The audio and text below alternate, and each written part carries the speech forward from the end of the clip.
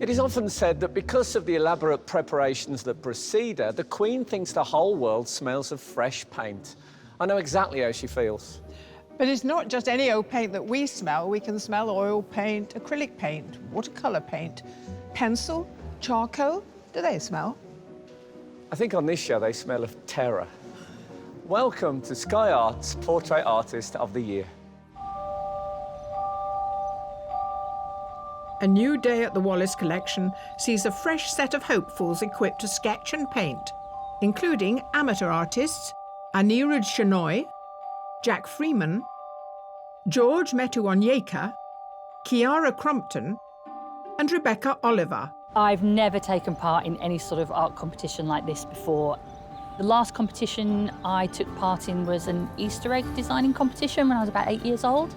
Joining them are 4 professional artists: Shanti Panchal, Catherine McDiarmid, Gosha Sabinska, and Breed Higgins ní Canada.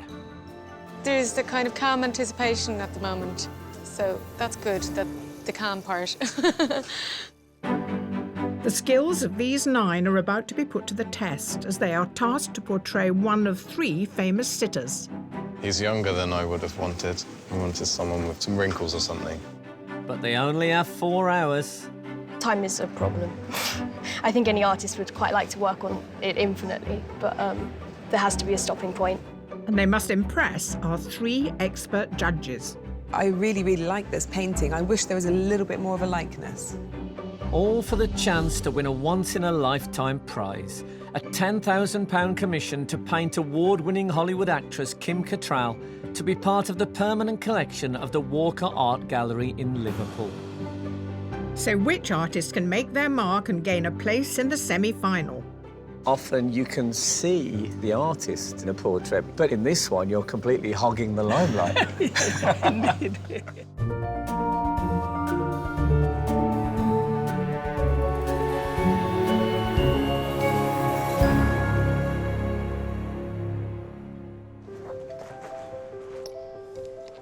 The artists are focused on preparing to paint a surprise sitter.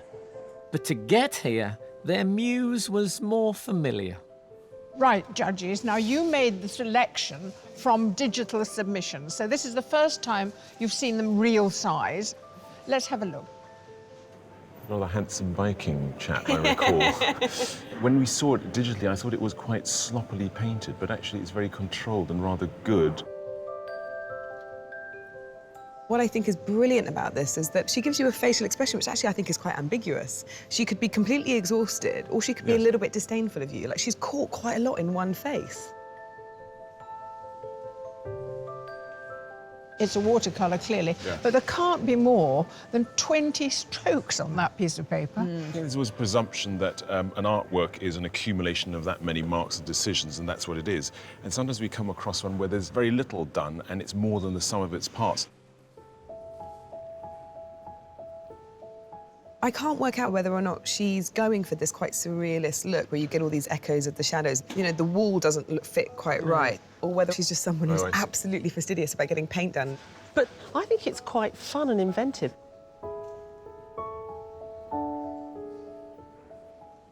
I definitely know this guy. He used to feature regularly in the Portrait Award at the National Portrait Gallery when I was there. He has an incredible consistency of style, and I'm a huge fan. Isn't it great that we've got him here today? He's using this very peculiar kind of mark making. It's thoroughly unique, isn't it? It's very inventive. I've never really seen anything quite like this. I like it even more in flesh. He shows incredible skill in all these different textures, which are all reinvented with graphite, with a very simple line. This is one of the sorts of portraits that a lot of people find very difficult. It looks like she's got chalk on her face and it doesn't look quite right. I think it's more about a mood that she's trying to create. It's a different way of communicating the spirit, which isn't just about simply painting a nose that looks exactly like the nose on our face. And I think she's got something there.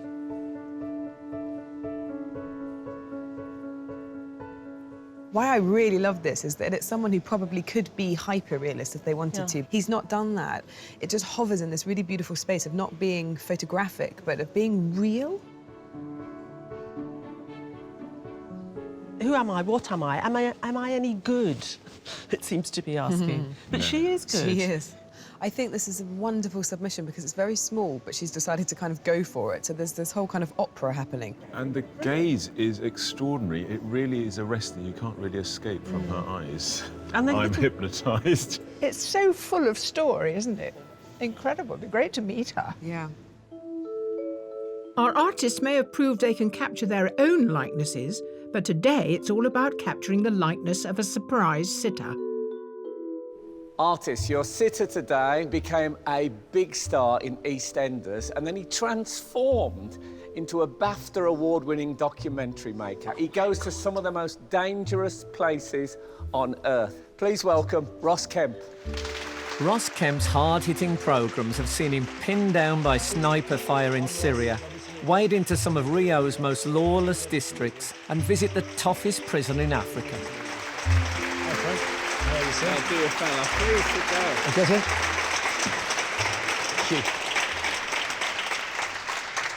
Oh. No, not really. Ross, it's great to have you on.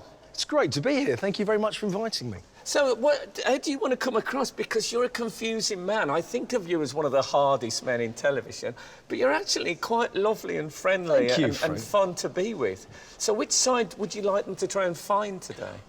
You know, why not find all those sides? As you know, I like having a bit of a laugh, but also some of the stuff that we do is quite serious. So, it is. So a bit of both, I think, if you can find it. Maybe if you could smile whilst tearing apart a telephone book. Yes. Artist, your sitter is the 4th generation of a very famous theatrical family with outstanding performances on stage and in film. Please welcome Freddie Fox. 8 years into his acting career, Freddie's credits include the bullish head of the pack in The Riot Club and the lead in Kenneth Branagh's Romeo and Juliet. You're very welcome. Please sit down. How nice to see you. Thanks. Now look here. How well are you served by your setting? I know, it's great. Fly fishing. It's beautiful. It's a really, really beautiful idea. Can you explain to our artists what it signifies? I've had a lifelong love of fishing. When I was a kid, we'd go trout fishing, and ever since then, catching fish has been a pleasure.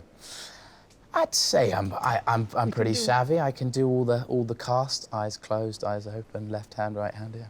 Oh, that's terrific. How accomplished is that? Artist, your sitter today rose to fame in the brilliant This Is England, the role for which she won a Best Actress BAFTA. Since then, she's done numerous roles. She is the brilliant Vicky McClure. Applauded for her role as DCI Fleming in Line of Duty, Vicky McClure swapped to the other side of the law when she played a murderous psychopath in The Replacement.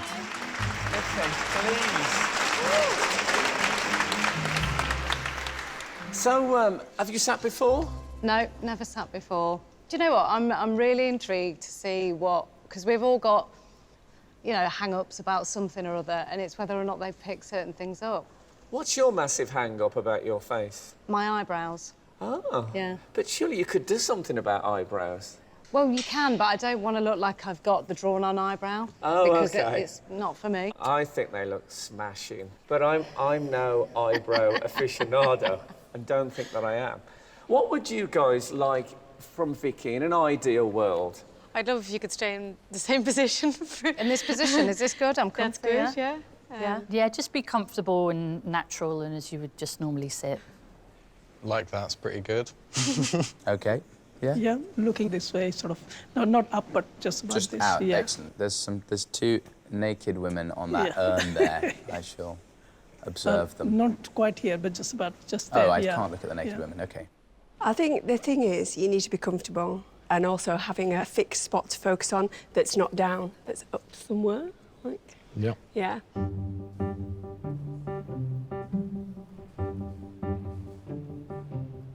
Artist, your challenge is about to begin. You have 4 hours to complete your portrait. Your time starts now.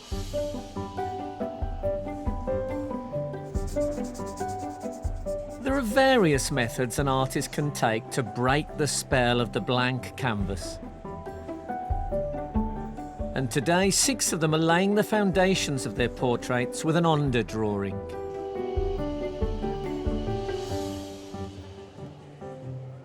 Always start with charcoal, always get messy until I feel I've got a confident sketch, and then start laying in some acrylic, maybe the background first, to tackle kind of the beast. Today's youngest artist, Kiara Crompton, spends time sketching in front of the television or painting in her bedroom. For her self-portrait, she chose to be brutally honest and confront her teenage insecurities by capturing the white spot cream she wears on her face. I know that you've never had a life model before. How does it feel? It's different, I think, because you get the intensity of having like a person right there, and it's kind of strange to objectify them. What's it like to paint someone so handsome? It's pretty good. It's great because to have such a good bone structure is kind of ideal for me. I find it easier with bold shapes and bold lines. So yeah, loving life right now.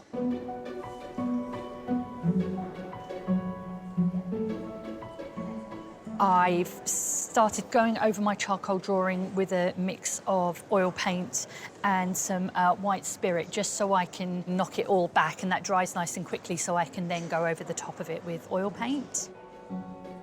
Amateur artist Rebecca Oliver from London is a retail manager for a large fashion outlet. She started art classes 3 years ago, and her submission is only the 2nd painting she's completed in oil. Hooray. I love it when people do the entire sitter. Yes, I don't know if this is an absolutely amazing idea or a suicide mission. It's an exciting challenge, but then at the same time, it means that you have a lot less work to do on the face. That was the reasoning behind it, so yeah, you've caught me out. Well, no, I won't tell anyone. Oh, right, OK, fair enough.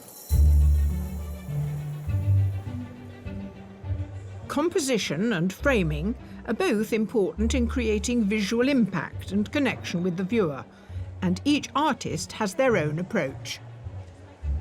I'm going to use the grid to help control the scale that I'm painting.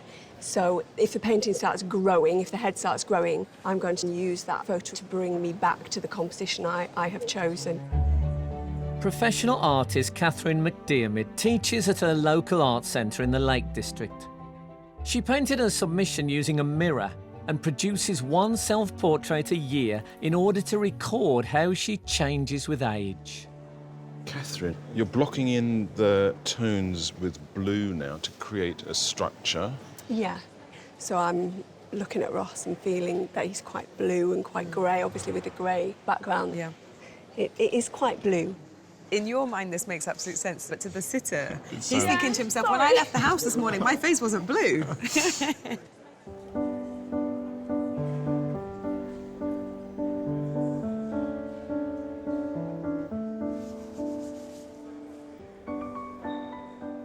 Capturing a famous sitter and painting in public is a daunting experience for many, but it can be a happy distraction. I have exams coming up, so to be honest, if this wasn't happening, I'd probably be revising or working on my essays and things like that. So it's quite nice to have this as an excuse to not be in the books. Medical student Annie Rood Shenoy only gets the opportunity to paint during his summer breaks from university. His self-portrait was the first time he painted himself and took a couple of weeks to complete. So how come you entered the competition? It was my mum who sent the application in the end. Without telling you?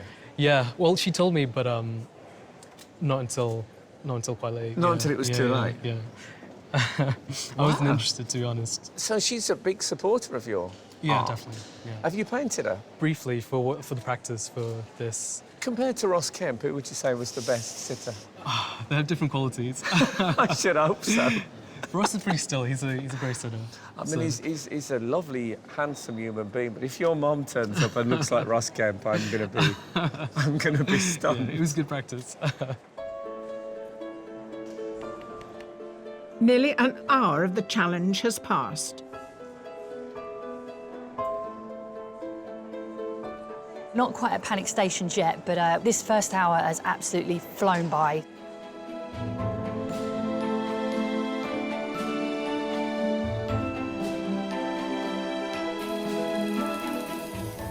accurate observation is the key to capturing a likeness. If you don't observe accurately, you will not get a likeness.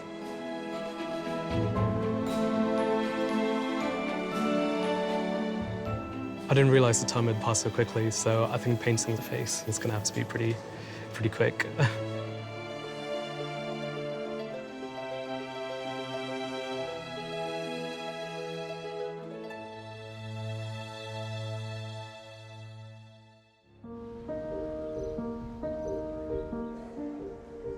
Our 9 heat artists have spent an hour trying to portray the faces of actors Freddie Fox, Ross Kemp and Vicky McClure. And the celebrities are being admired for more than just their faces. She's sitting really well, and I think she's engaged with the thing, so that's great. You couldn't ask for much more. After completing a degree in Russian and philosophy at Trinity College, Dublin, professional artist Breed Higgins-Niconada went on to train at an art academy in St. Petersburg. She painted her self-portrait 2 years ago and wanted to show off her tan from the Californian sun after a period of living in the States. You've got a fantastic likeness quite quickly. Thank you. An entire figure. What made you plump for the entire figure? I thought her relaxed pose was beautiful. I wanted to capture that, but also I thought because she was facing out that I might use a landscape format to give it more space and breadth. If you squint, the tones in her face are very similar to the background. Is that causing problems at all to make her stand out? But to be honest, when I first saw the background, I was a bit worried about that. But I think the blue really offsets it. I've made it a little bit bluer there for that reason. It's a question of balancing it, I suppose.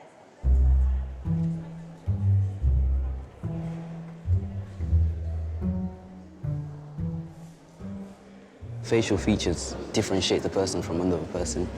Like in Vicky, her nose is kind of more pointy and her jawline is more prominent as well. So I kind of focus on what makes her the different features that she has that no one else has. 17-year-old George Metu Onyeka taught himself to draw growing up in Nigeria before coming to the UK 6 years ago. Based on a photograph he found while scrolling through his smartphone, his self-portrait took 2 weeks to complete using his own pencil technique. Your style's really unusual because you put in all these different patterns and marks. How did you come about that style? Before I started this, I used to use like a blending tool, and I was at my auntie's and I didn't have my blending tool. I was so eager to draw something. And I was just thinking of a way that I could shade without blending. And I don't know, I just came up with this.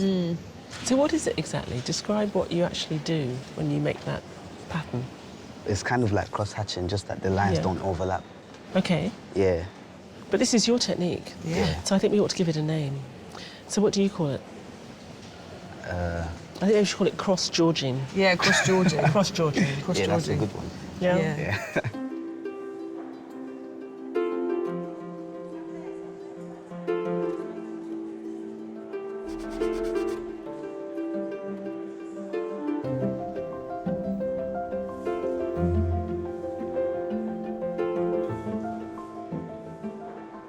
At this moment, I am sketching with paint. I want to find his character. After that, I will start to create the final portrait. Professional artist Gosia Sabinska studied at the Academy of Fine Arts in Poland and currently paints daily in her flat in Nottingham. Composition is very important to her, and she chose something very simple for her self-portrait to try to show her emotional side. We want to focus on his face and his personality. If I have enough time, maybe I create the background. All the artists are busy focusing on the characteristics that distinguish their sitters. But for those painting Ross, there's a particular attribute they must deal with. Are bald people easier? It depends what kind of artist you are. I mean, I think there are definitely artists that use the hair, and we've seen them in this competition, to help sort of tell a bit of the character. But then there are other artists that go for quite strong, direct, alert heads, and actually the absence of hair can really help enhance that, because often you're just then looking right into the eyes. There's nothing to distract you. I wouldn't want to be tested in terms of my ability in this kind of paint-off way. But they all seem to be dealing with it admirably.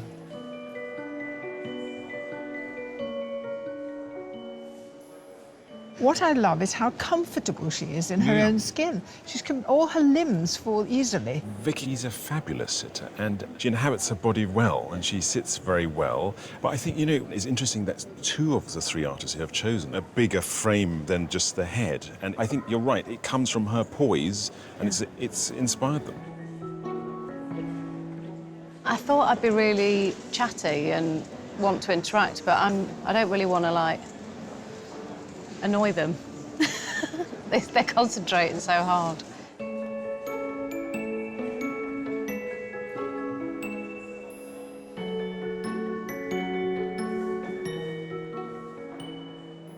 The fox is in his den, the fox is in his den, and it's green. Yeah, it's green. I think it's causing some of them some problems, actually. I mean, I don't really understand why the green is such a challenge. I think what it does is it plays around with the skin tone, so the light turns the soft pink tones a slightly sort of duller colour than you might have if you had a rich red behind that would complement the tones more. I don't really mind whether they paint my hair green or my clothes red, and as long as they change the backdrop, I don't really mind, just as long as the colours or the style is their own.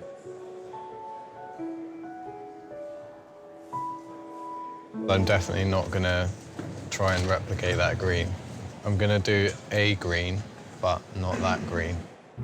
With a degree in fine art from Falmouth University, amateur artist Jack Freeman is hoping to pursue a career teaching art. He painted his submission on a wooden board and was restricted as to the size of the composition as he paints in his small bedroom. Look at this palette. Yeah. How spare is that? Tell me about it. Well, I thought today I'd use the Zorn palette, which is basically just 4 colours: white, cadmium, yellow ochre, and black. Why do you need to restrict yourself? Is it a challenge, another challenge? I think it helps because it stops you from doing things that you shouldn't be doing. Quite often I can get really mixed up with all my colours, and yeah, it just ends up being a bit of a disaster.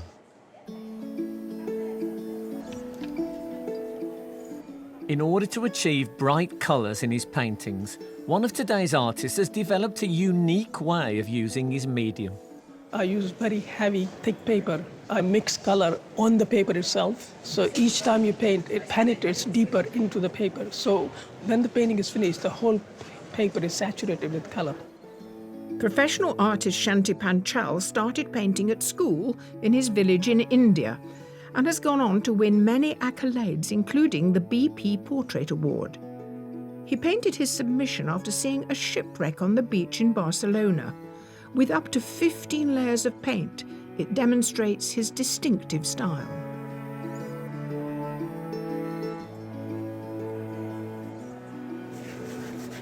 It's really interesting because the way that you use watercolour, you completely bend it to your will. Yeah. You make it very saturated, and all the things that could usually sort of go wrong with watercolour is what you're embracing. Yeah. Here you're engaging the surface of the paper as well as the color. It's almost injected color into paper. So will Freddy's face stay that colour? No. You use blotting paper and bring the face back, and therefore you can get this stained glass-like luminosity. Nearly 2 hours of the challenge has passed. I finished one of my sketches, and now I start the final portrait.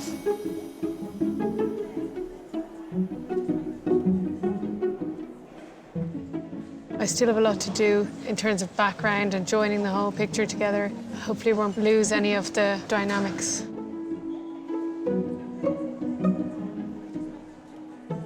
I'm a very competitive person. I want to make it perfect.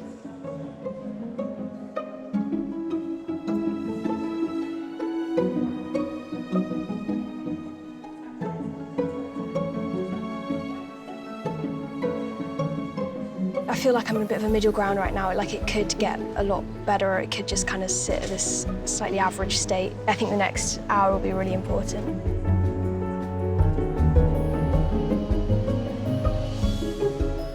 I don't know if going for the full body was the greatest idea, but I've still got time.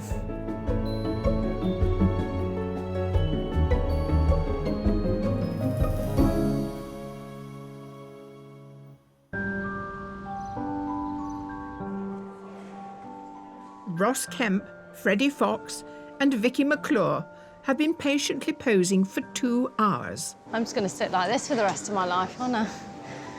Okay. And each of their images is becoming more distinct with every brushstroke and pencil mark. It's also time to get some insight. So, esteemed judges, we have reached the halfway stage. What do you guys feel is happening at this point? It's a good day. I mean, this was a really strong wall. That makes you a bit nervous, because then you spend all morning saying, oh, it's going to be a good day, and then you get a bit worried. Maybe it won't. Shall we start by talking about Vicky's section? I mean, breed. It's beautiful. She has got Absolutely something lovely. beautiful. It's romantic, elegant, but not chocolate boxy and sweet. Vicky's sitting very well. The way she inhabits her body is lovely, and Bree's got that perfectly. Yeah. And then in the middle we have Rebecca. Did she pop out this morning and go run some errands? She's not really done anything. She started with a fantastic charcoal drawing, but as she started to apply the paint, I think that her lack of experience in portrait painting is beginning to show. In George's case, the way he makes the marks out of the pencil is very rich. It is almost like painting and placing a brush mark, and he's filling these grids with this very dense matter. He's delivering today. For me, it will come alive when he starts to get a bit bigger. So when he comes away from the head and he can start doing the background. Yeah. OK, so then, Catherine. I'm really positive about it. I really like it. And I think that what we'll see over the rest of the competition is her starting to bring that colour in so that we lose that strange blueness. I love Jack's painting of Freddie.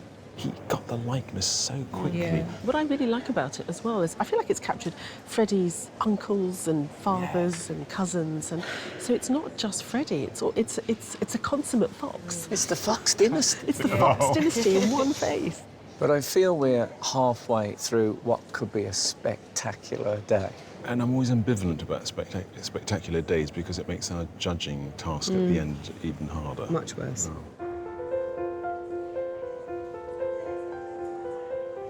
This is the longest I've actually sat still since I was a toddler. I mean, no, I wouldn't sat still when I was a toddler. When I was a baby, I guess. I've never sat still this long. I certainly couldn't do it when I was at school. I was a renowned fidget.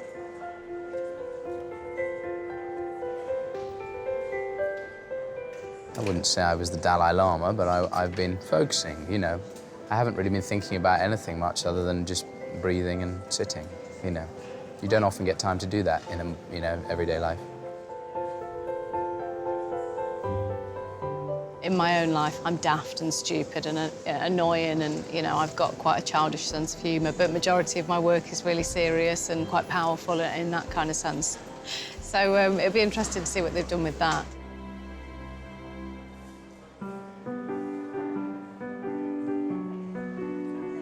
A portrait is based on an artist's interpretation of what is in front of them, and today there's more than a sprinkling of artistic licence in the room. It does look as though he spent a lifetime down the pit. It's very, very blue. I mean, I know it's all kind of grey, but I thought with him being kind of outdoors, I thought I'd reflect a mood, hopefully.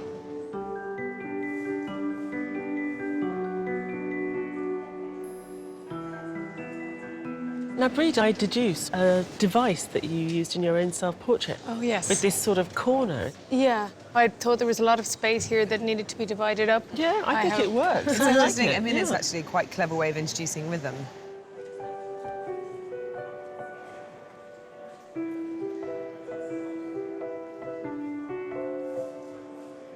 The elephant in the room for me. Freddie is he's blonde. Yeah. Does that trouble you at all? This painting is not about only Freddy, it's also about artist and the sitter. It's an engagement. OK. Yeah. I mean, often you can see the artist in a portrait, but in this one, you're completely hogging the limelight. Indeed.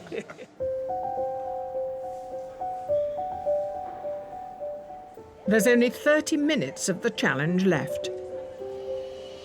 Very impressed. Very impressed indeed.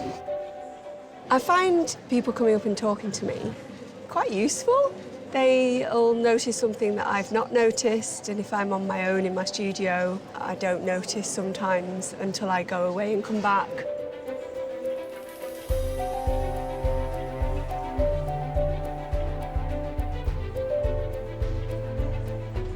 Time is always a problem. I think any artist would quite like to work on it infinitely, but there has to be a stopping point. I just hope it comes at the right time.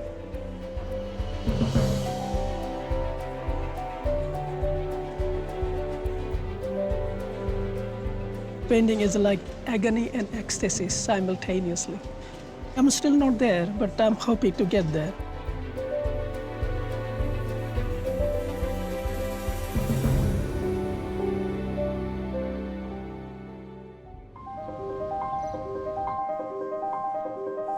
Today's 9 artists have only a few more minutes to complete the portraits of Vicky McClure, Freddie Fox, and Ross Kemp.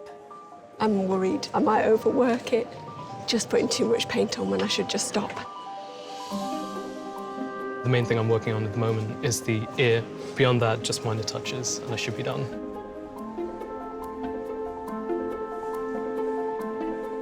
I'm just feeling like there's something wrong, but I don't see it yet. I'm scanning around the canvas right now, and I'm picking out little highlights that I can make ping out and shadows that I can make deeper. It brings the picture into higher contrast. Artists, there are 5 minutes to go. It's not going to get finished. I think I'm just going to make the best of what's here with the last few minutes I've got.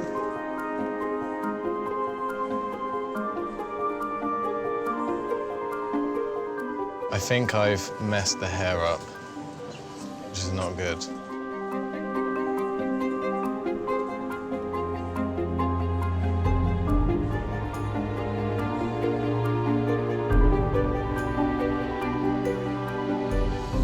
Artists, your time is up. Please put down your equipment and step away from your portraits.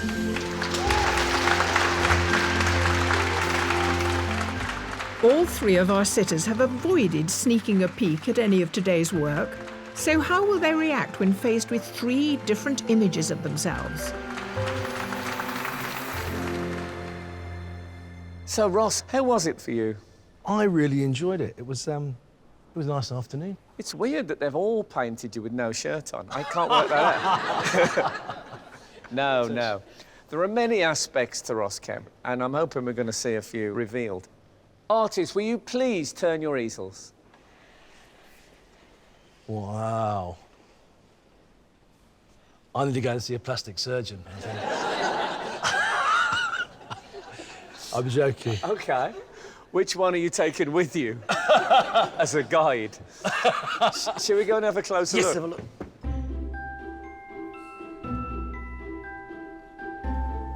It's interesting, isn't it? What do you think I'm like? Do you think I'm a nice person? I thought so, yeah. I'd say... Of course I think I am. Sure. That's what you want in a big bloke with a shaven head saying, you think I'm a nice person? Yeah. Doctor. I was going for serene. Yeah, I can see that. It's blue, isn't it? Yeah. I like it, though. I like it. There's a lot, yeah. You made me look better looking. I can see your inner world of pain and turmoil. You know that part of you. Of course. Yeah. Oh, so well. Genuinely, they're all very, very good. But I think it's going to have to be Catherine.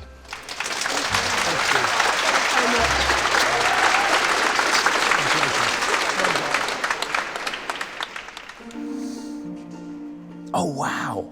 That's not what I expected to... Wow! It's great, guys.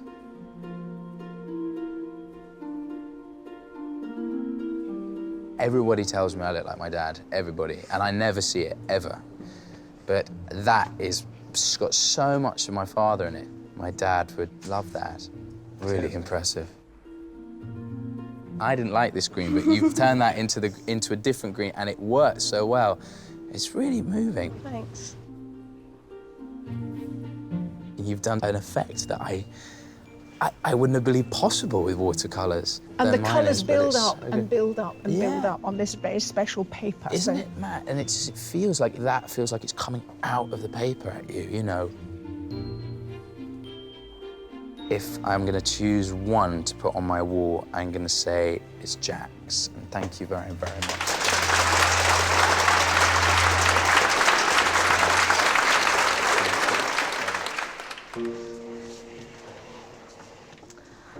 Oh my God. Wow. Wow.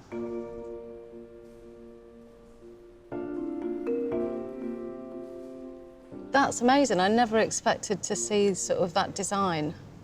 And yet from far away, you can't really see it. Yeah. That's really, really amazing. I love the unfinished nature of Yeah. it. Please tell me it was deliberate. Absolutely. Yeah. 100% deliberate. It's really unique. Amazing. Well done. Thank you. I love what you've done with the brushes, the way that's... all the colours are sort of very different but blended so well. Yeah, it's really stunning. My attention keeps going to that cross thing, whatever it is you've created. It's George. Well done, George.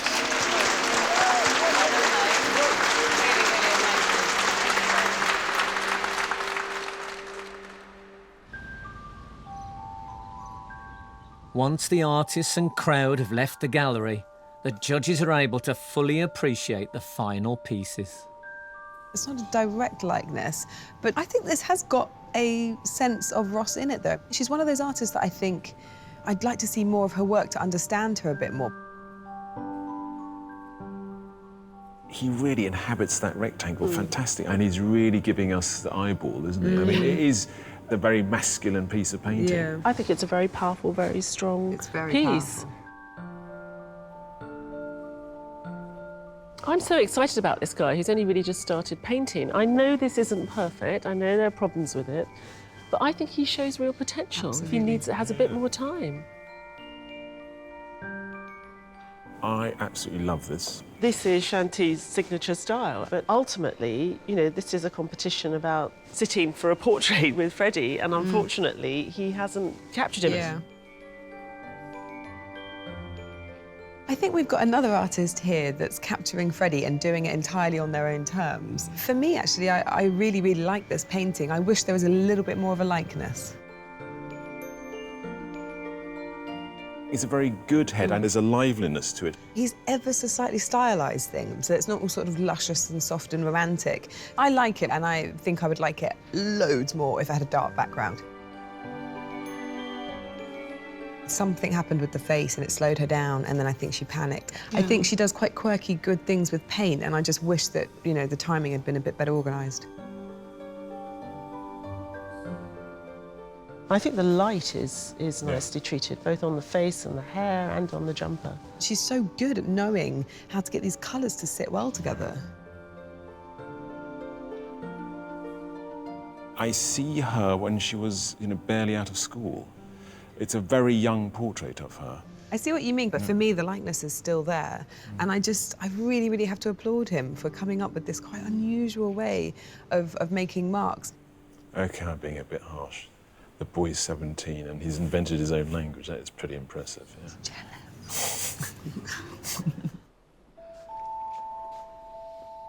Now they must whittle down the 9 artists to just 3. It's incredible how those two are they look like they're from a similar style of painting, but actually they're miles apart. I think that one can go. I think that one can go. I think we've seen other artists like that. Okay. They had a terrific day, though.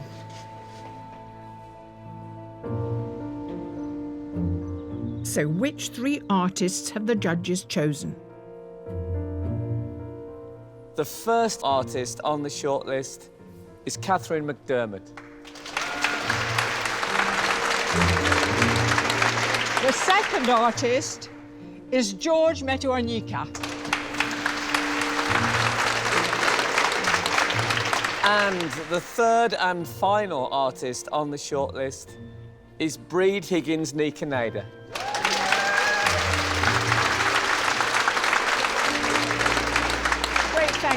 you whose work was also outstanding. Thank you very much. The artists that were picked are just on a whole nother level. I think you'd be a bit inhuman not to be disappointed, but I've enjoyed it too much to kind of come away with anything but just love for the experience, really. Now's the chance to view the shortlisted artists' completed portraits, together with their original self-portraits. As ever, very impressive when they're all lined up in a row. Shall we start by talking about Breed? I think what we feel that we've got in this artist in particular is you have a confidence in her understanding and her expertise in working with paint. There's also sort of consistency in the device and the construction and the composition.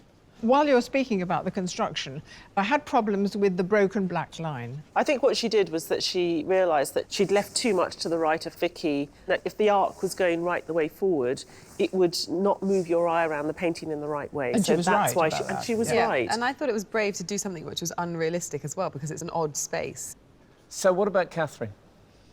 We were quite taken with her rather brutal self-portrait, and she's done the same with Ross.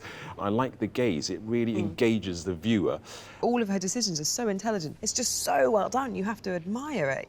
Well, let's then go on to George, who is really remarkable. I completely agree. I think he was absolutely tremendous. He brought his own style, George Hatching, and he created his own sort of sense of spirit through using that. So I think he was incredibly inventive.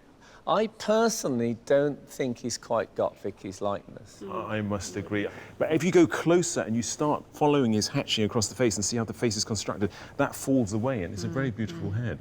It was a very rich day for you to choose. We feel the same. I mean, there are other artists that could be up in this lineup. It's easily, for me, one of the best days we've ever had. You've got a hard task. Yes, they're all really good.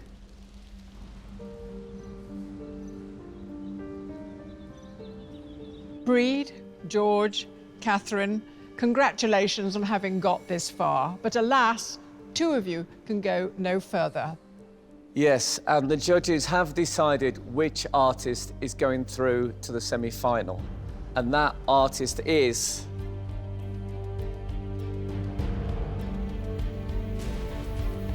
Breed Higgins Nikanate.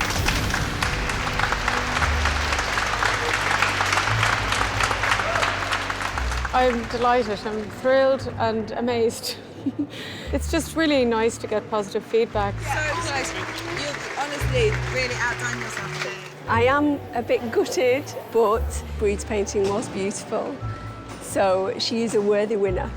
This invention is just extraordinary. Keep drawing. It's been an amazing experience for me today. It has helped me develop and understand more as an artist myself. Stunning painting. There's something about Breed, there's a maturity and a confidence in her work, very painterly. And here we've got an artist who I've got real confidence in going forward.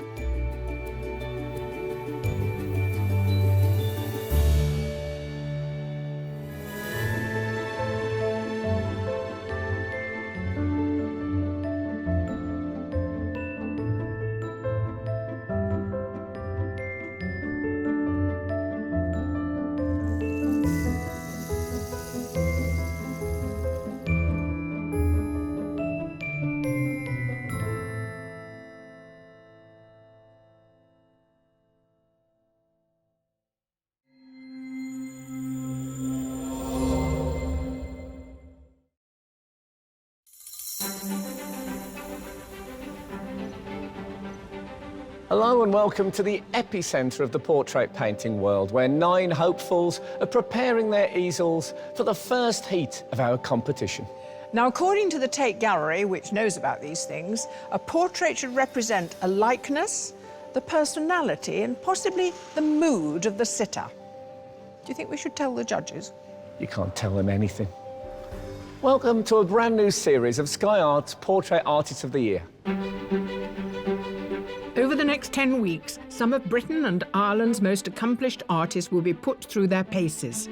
I'd love to get the texture of the leather in, the texture of the jacket. I love those brass buttons. They'll have just 4 hours to capture the good looks, grace and glamour of a stellar cast of sitters. I've got a gift of a face. I mean, it's ridiculous. You can look now. It looks like a younger Derek. I'm glad to say it does, yes. I just wish they'd turn one of them and it was Peter Capaldi. But beneath the artist's cool, calm exterior... Starting to shake a little bit. Oh, no, don't worry, don't worry. ...is a steadfast drive to claim a life-changing prize, a £10,000 commission to paint celebrated actress Kemp Cattrall for the Walker Art Gallery in Liverpool. Did you have, like, formal art training? I did a shoe design degree. Shoe design? Yeah. It got your foot in the door. It's... Painting in front of a crowd. I feel like I'm in a zoo. What counts is the view of our judges. Head of Collections at Soho House, Kate Bryan. Independent Curator and Chair of Liverpool Biennale 2018, Kathleen Soriano. And award-winning artist, Tai Shan Schierenberg. You can't write painting without pain. Yeah, that's exactly it. Suffering for their art and a place at the semi-final, who has the grit to endure their toughest test yet? I'm nervous about this because I just don't know what you're going to do. So... Well, I can't say I completely know either.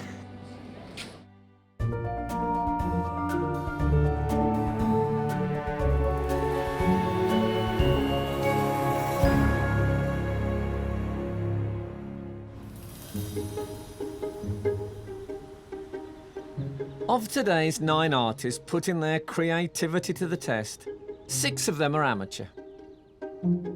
Hetty Lawler, Paul Berryman, Alan Speed, Beth Lee, Kelly Frank, and Charlie Parker. I am looking forward to it. I'm not as nervous as I thought I would be, so I'm quite excited, actually. And joining them are 3 professional artists.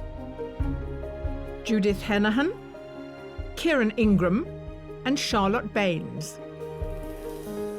I'm very curious to know who I'm going to be painting, and I'm feeling quite bright at the moment. I hope it will last for the day. As these artists prepare for a new portrait, the judges take a closer look at those they entered with. Well, here they are. These are the self-portraits that won their artists the way into the competition. So, your judgments on this? Well, this is a beautiful, little, precious self-portrait. It's also strangely old-fashioned. It's the colours and maybe possibly the haircut. That's what I'm sort of... The curtains are very sort of 60s. It's got a lovely feel to it. You can see why it appeals to me. Sort of hippie, 60. Here we are again. I think this is fantastic because it's got these great geometric shapes sitting there making their own statement. And the weird composition. Everything leads to the head, actually. There are these strange faces that women pull when we put our makeup on, and that is definitely one of them. Yes, that's one of them, isn't it? What I find quite interesting is he's using that device that a lot of the Renaissance artists and Caravaggio used of the light coming from one side. So he's translated that painting technique into drawing.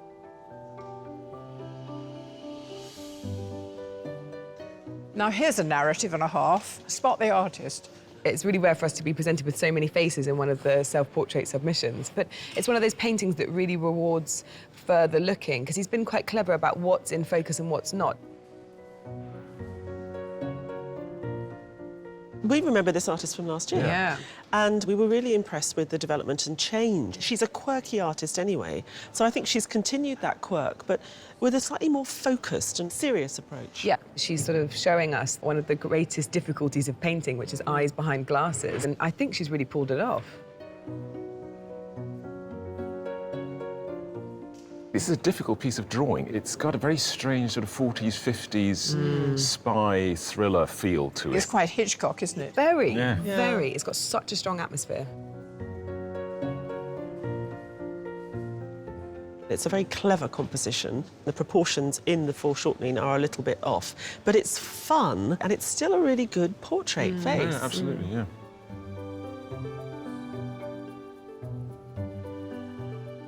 absolutely stunning. I mean, I think all three of us, when this came on the screen, were just lost for words. I'm surprised that it could be that effective in this scale because it's almost about the size of a photograph, but it does so much more than a photograph does. Are we going to meet a 16-year-old girl today? Is this what we have? I think we are. Yes, that's fantastic. Are you joking? Oh, it's lovely. Painting a stranger will mean getting familiar with an entirely new set of features. But some celebrities' faces can seem almost more familiar to us than our own. Artist, your sitter today is a truly brilliant actor, but odd from a man of my age. He's the first sitter on the show whose picture is on my bedroom wall. His acting roles range from Hamlet to Broadchurch. To me, he'll always be the 10th Doctor. He's the brilliant David Tennant. A prolific TV and theatre actor since leaving drama school. As if it wasn't exciting enough to star as Casanova, he then became a household name as the time-travelling Doctor Who. Welcome. Thanks very much. How would you like to be portrayed, do you think? I quite fancy being a bit of a Picasso, you know, one eye down on my chin. And you'll put it on your wall at home? Well, I'll wait and see what it looks like first. I'm not committing myself to anything ahead of time. Artists, your sitter today sold over 5 million albums worldwide and earned himself a Brit Award before the age of 21. Please welcome James Morrison.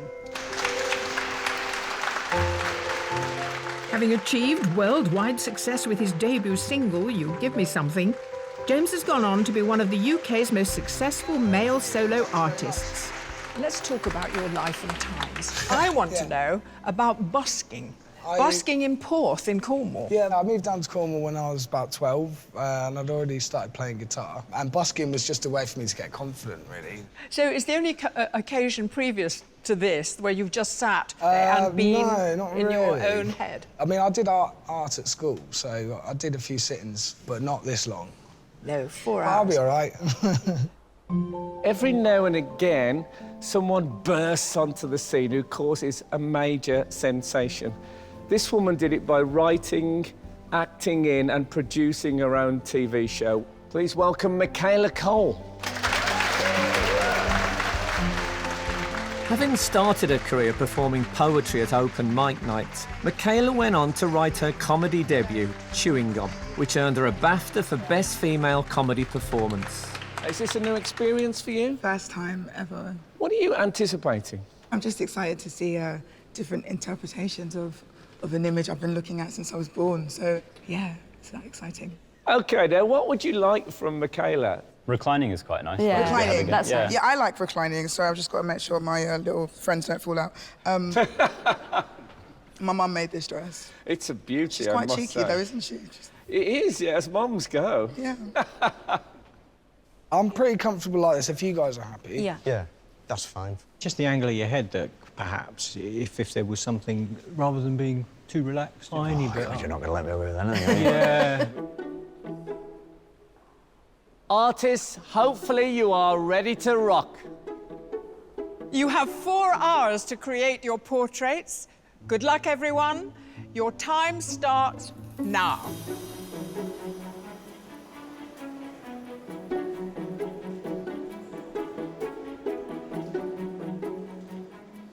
Whether it's sketching or straight on with paint, there's no right or wrong way to start a portrait. And when faced with a 4-hour time limit, technology can help speed up the process. At the moment, I'm just messing around with a possible composition, so I've taken some photos, and I've got 2 different formats of panel to paint on. Either this would be a tall or a wide panel, and then I've got a square one. So I basically have to make a decision, and then I'll start drawing. Professional artist Kieran Ingram took 4 hours to complete his self-portrait. Having had classical training in Florence, he's now developing his own style. I think it would be interesting trying to kind of transfer my approach to such a contemporary setting. I quite like painting yellow, actually, so I'm looking forward to that aspect of it. And I think the whole colour composition works really well with her dress, so it's a really nice choice.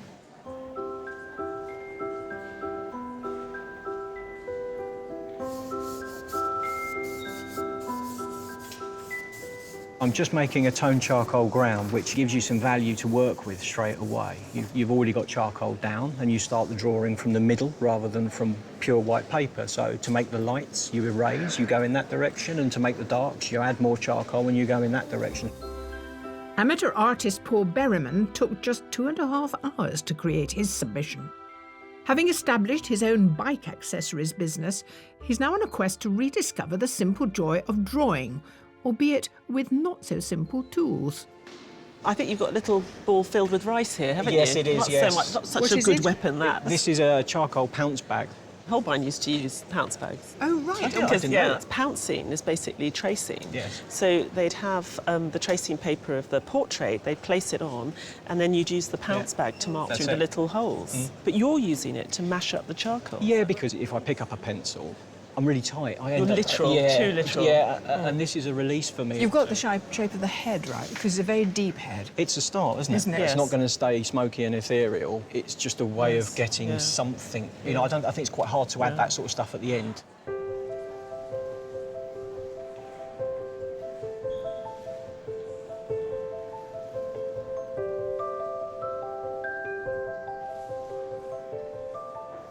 Hattie, you're right in the zone. There's little of David there, but you have got that penetrating stare.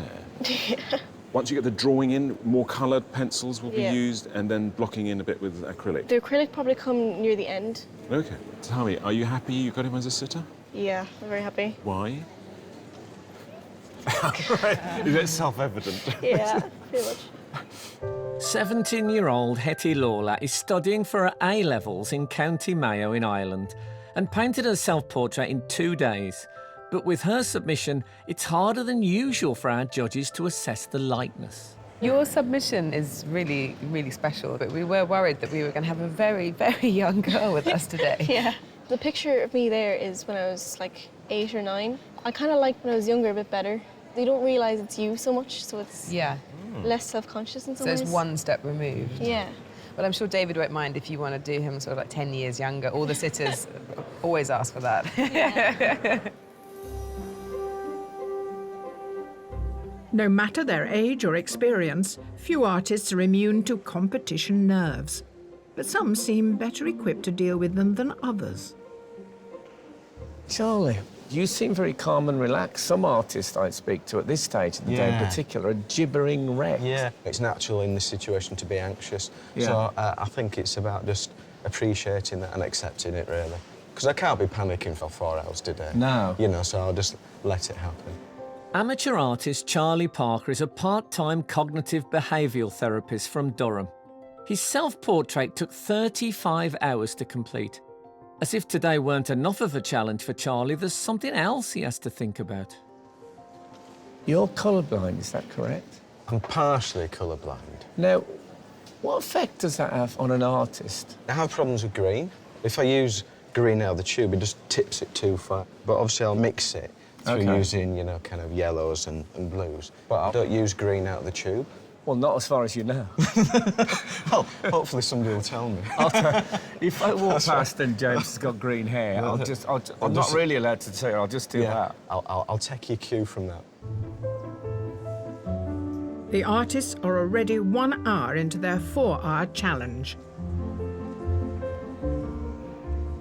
There's a lot more pressure. It's a lot more exposed than I'd usually be. I usually wouldn't have a lot of people like around me when I do this. So it's new, it's cool.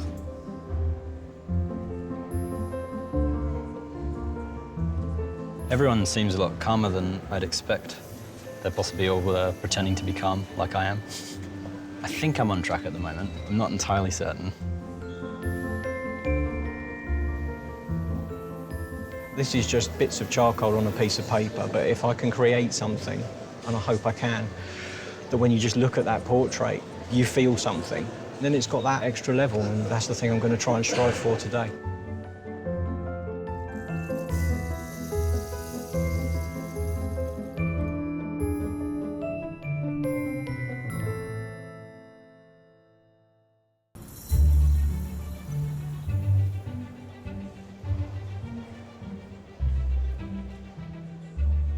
Our artists have been painting sitters David Tennant, Michaela Cole and James Morrison for just 1 hour.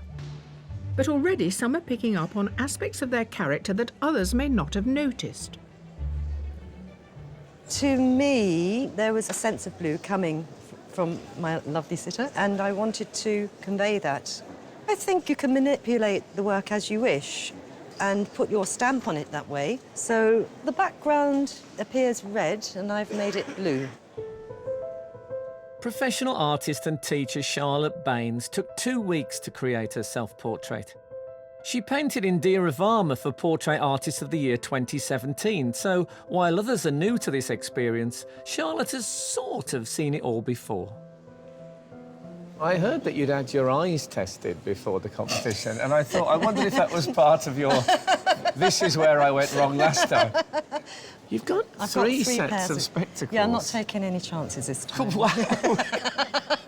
And I got these goggles. Oh, wow.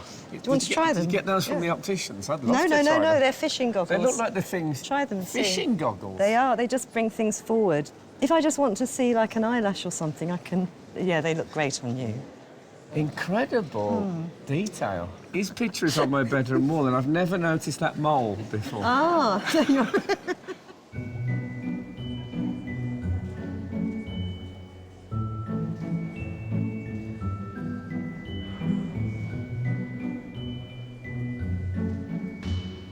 This is the first time I've painted from having a sitter in front of me. It's definitely harder because you can't see all the details, and that's why I decided to use both the sitter and the tablet as well. Amateur artist Beth Lee studies fine art and creative writing at Lancaster University and completed her self-portrait in 10 hours. Where many arrive with the trappings of an entire studio, she has a more resourceful approach. Beth, you don't have a palette, but you're using your very big canvas as a palette. Is that going to be incorporated later, or do you just scrape it over and Oh no, I keep it on. I think it's quite interesting to have proof of like my process and leave it a bit unfinished in a way. But we didn't see that in your submission, and your submission's much tighter on the head. I'm nervous about this because I feel really safe and secure with the self-portrait, and now I just don't know what you're going to do. So Well, I can't say I completely know either.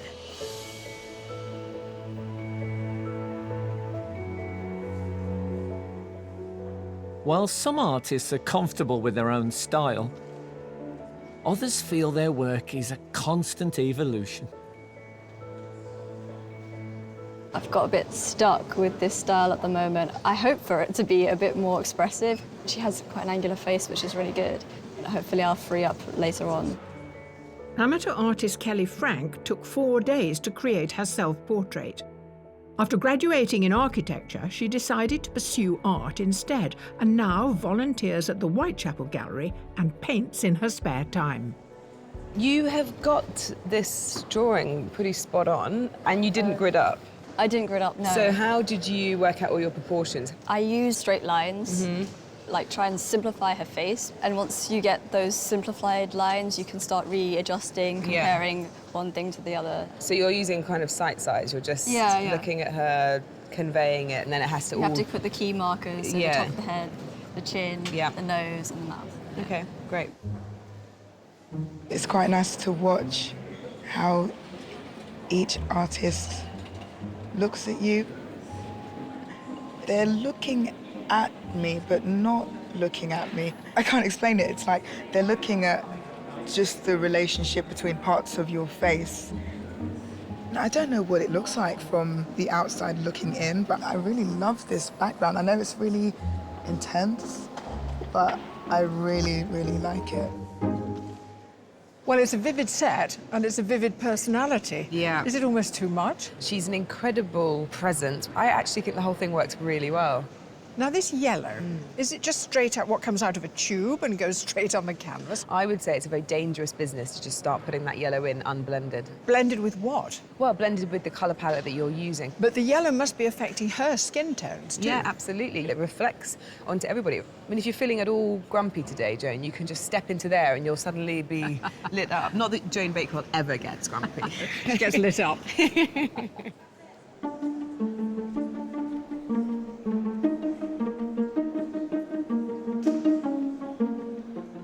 Toy, I always have fun trying to interpret the symbolism of these settings for the sitters. What I've arrived at today is that David Tennant is Lucifer's representative on Earth. That's exactly what we were looking for.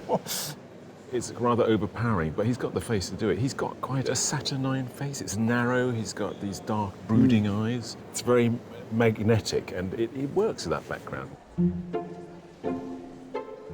I'm trying to be as still as possible. You don't want to impose anything. If 3 different people are painting you, and presumably they have very specific ways of working, I want it to be relatively neutral. I can be quite fidgety, so just trying to kind of keep calm. James is a very relaxed sitter. I think he's very relaxing for the artists. He might look relaxed, but actually I think he's taken quite a difficult position with one foot on top of the other, which he says is comfortable, but I'd be surprised after 4 hours that it's still comfortable. And because of all the staring, you can see the stress underneath his eyes of focusing intently, beginning to play. I'm just trying to keep my eyes alive so that I don't look just like, you know, staring into the distance. My nose is severely bent and my ears are like little elfin ears. So, yeah, I'm probably not going to look great, but hopefully they'll suss it out and make me look better. I find ears a challenge, and James has very nice ears, but I'm finding them a challenge at present. For some reason, it's the structure of the ear itself is kind of confusing. I'll work on it. Professional artist Judith Heenahan lives in County Kildare, and her self-portrait took just 1 hour to create. She never works from photographs and enjoys exploring how light hits the face, something she's trying to do today. I need to bring out the tonal thing properly. I need to make it work, and I'm wondering whether I'll be able to, with changing light and with a time constraint, and it's a little difficult. There's enough to contend with just painting the head, but opting to include more of the figure presents its own challenges. We were saying how delighted you were that somebody's decided to do the whole pose, but from where you're standing, it's quite a bit of foreshortening, isn't it, to get? Yeah. And I can see it's working. Did you have problems getting that right? Not really. Lovely. OK, next. What a loser that makes you sound. An amateur artist, Alan Speed is a technical coordinator in a London architecture firm. He took 20 hours to paint his self-portrait, which combines sketches of his daily commute, a scene that rarely features a bright yellow backdrop. Talk us through what you're thinking about. If you put too much yellow, it would just dominate the whole painting. And you've gone greeny yellow. Well, it's green in the shadows. You know what? Hold on a minute. No, he's right, you know. It's a bit green in the shadows. And there is reflected yellow in the treads. Yeah. So that's something to do. We talk about timing. Is your timing good? Well, it'll be what it is. Oh, OK. He's very relaxed, isn't he? He's incredibly relaxed. It's OK. You know, it's good. Look, I think it's a beautiful painting.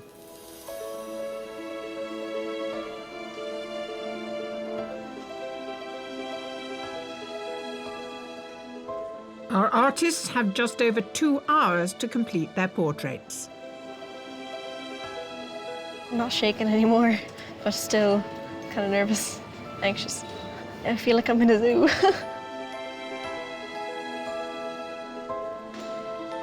What I've got to do is quite a lot. I've got to do the hair, I've got to do the background, I've got to do the tunic, and then tweak the face. I'm going to try and get it done in time, hopefully. Try and find things that I can kind of focus on to give a sense of dimension into the painting. I reckon just go for it and get stuck in.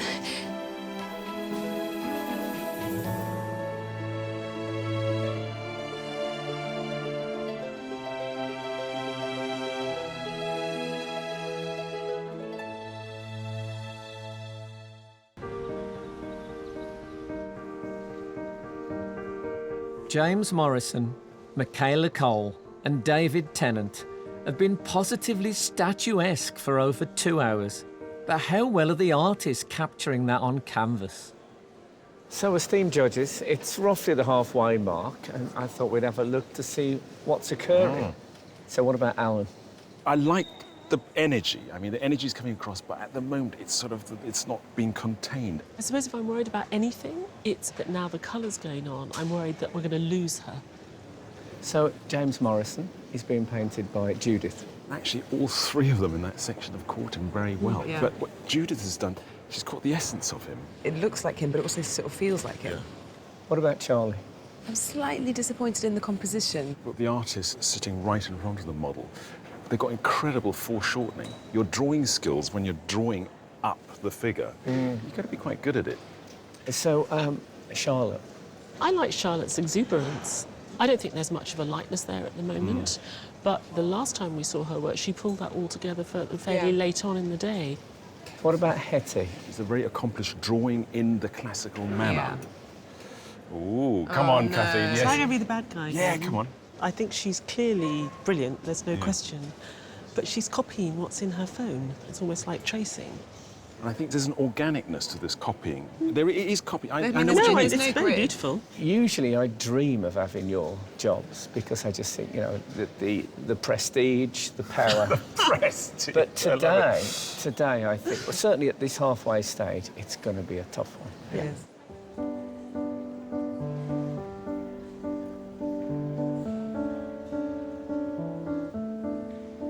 I don't quite know why I'm here, because the notion of being painted, it rankles with me. I feel like it's a sort of terrible indulgence.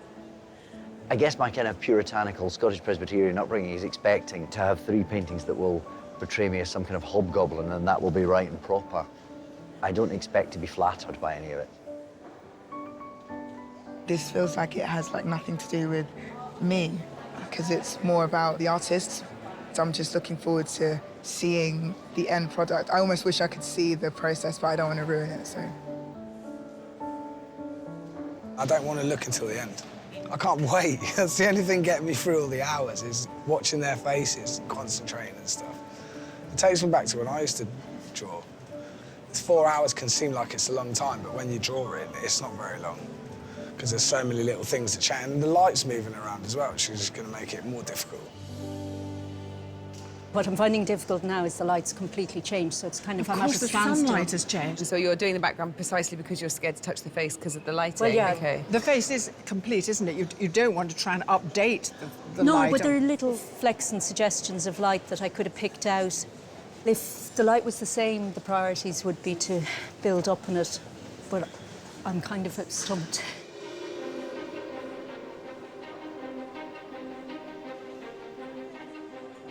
As well as an artist's instinctive flair, it's the conscious refinements that make these portraits their own.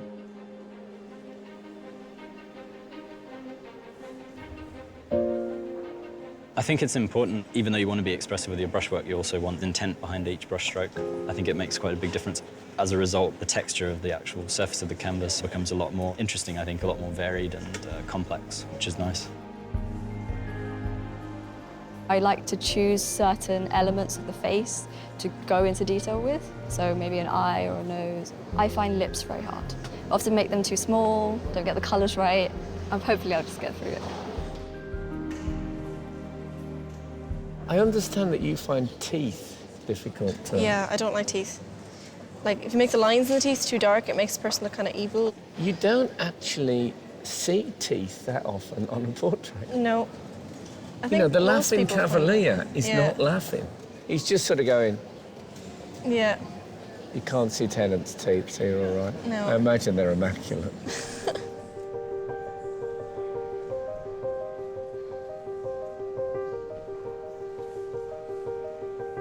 There are only 30 minutes remaining. There's a tendency to want to sort of really home in on the detail, but I'm trying to make it work as a whole as well within the time frame. We'll see. See if it works.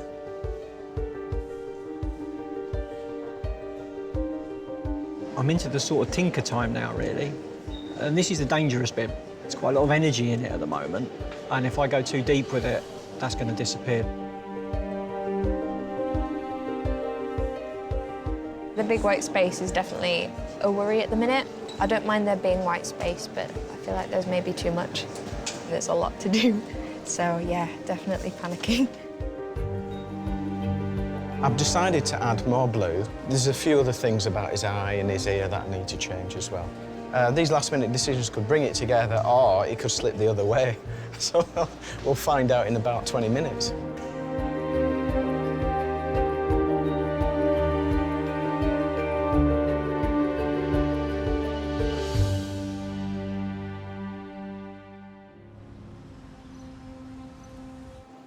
Michaela Cole, James Morrison and David Tennant have been silently holding court for nearly 4 hours. While there's pressure not to disappoint them, in the last moments the artists are doing all they can to live up to their own expectations. I want to do the best I can. I'll know when it's finished, when I've got to a certain stage, but I haven't got to that stage. Oh gosh, I need to add a bit more blue. Hang on.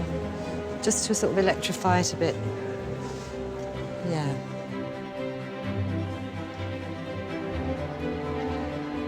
Because there's a lot of things that I want to tweak, but it's also good to know when to stop.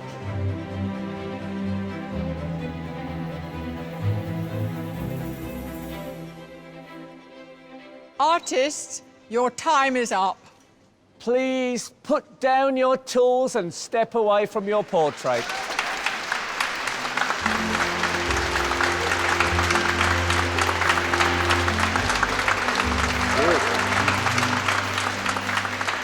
Eager to see how they shape up on canvas, after 4 hours our sitters are about to find out, and they get to choose their favourite portrait to keep. David, as we all know, time is relative. It is, yes. How were those 4 hours? It was a bit of a sort of time warp. You go to quite a zen place. But usually there is a hint of breathing, for example. No. No, I went very method. You did? Yeah. It's like you were thinking rigor mortis. Yes. Yes. Artists, will you please turn your easels? Wow. They are amazing. They're so different. I just wish they'd turn one of them and it was Peter Capaldi.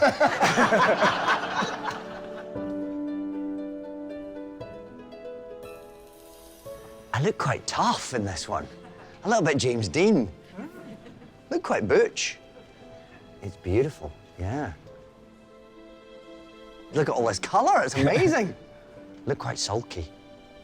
I've got very peachy lips, though. I like that. Wow, look at that. You're obviously allowed to decide what size it's going to be. Yeah, we have an upper limit. Yeah, obviously. Yeah, we can't go billboard. Right. They're all so beautiful and inspired. I'm going to go with this one. Beautiful. Amazing. Amazing.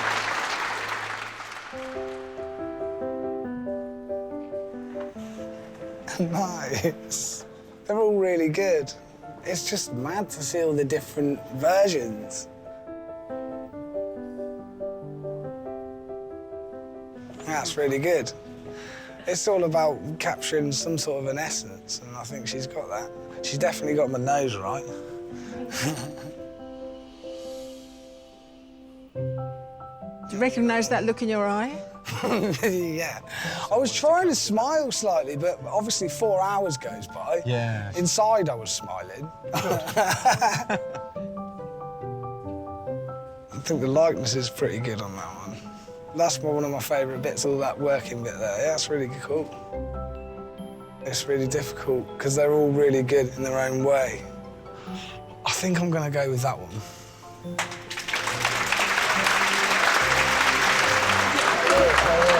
Really good.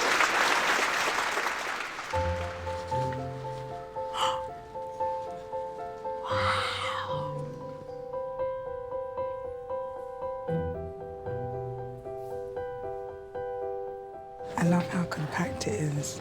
It's so, like, it's quite intense. Yeah. In a nice way. It's incredible. I love this. I love that the boots. Yeah, me too. Star. Yeah. It's got great attitude as well, hasn't it? The energy of it. Yes, I can see it all. Oh, I I love the lines. Yeah, it's very geometric, isn't it? Yeah. It's beautiful. What would you like to take home? My instinct says this one.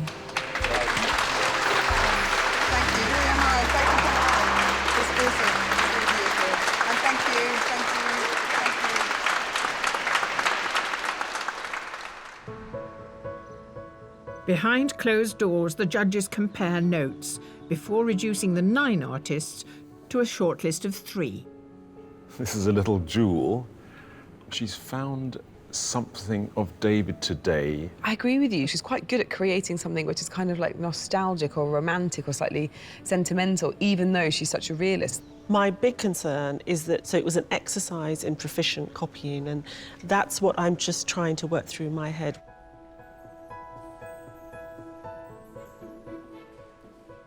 I think this head is rather lovely in a contemporary, painterly way.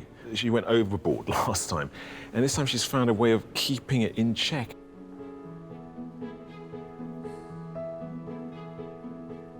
I think for me there isn't enough tension there. There's something good about it, but I wanted it to be more dramatic.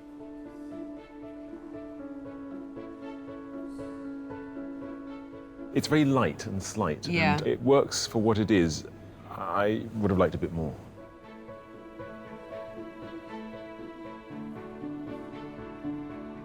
I think he looks a bit like a 1950s footballer from Lazio or something or other, carrying a leather football under his arm. I'm thinking 500 years earlier, Italy.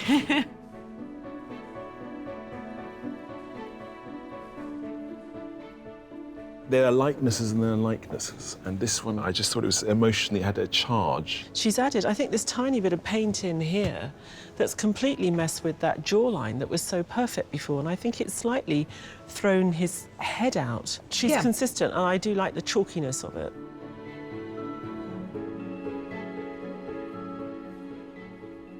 She was brilliant to watch at work, Kelly, but I just think she didn't think carefully enough about her choices. There's a realism and a reality to the head and the face, and then this neck comes from nowhere.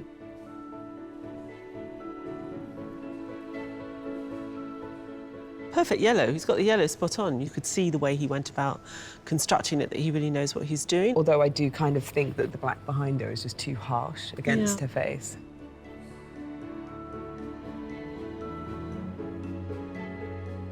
He's really presented us with this absolutely fabulous tank girl. The attitude and the character and the story of her as a sitter is there. I've got a real problem with this painting, that I can't read it. I don't know what's in front, behind, what's solid, what's arm, what's dress. But all credit to him, you know, we've got a full length. Yeah. Rearranging the portraits helps the judges narrow down their favourites to a short list of 3. I really like that one. I really like that one. I really don't like that. Don't you? For me, it's between those 2. I thought we were going to have a problem today because the standard was really high. But regardless of the standard, they have chosen their final 3. The first of those artists is Charlotte Baines.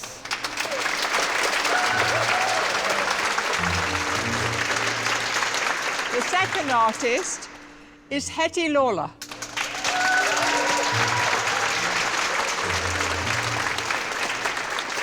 And the third and final artist on the shortlist is Judith Enahan.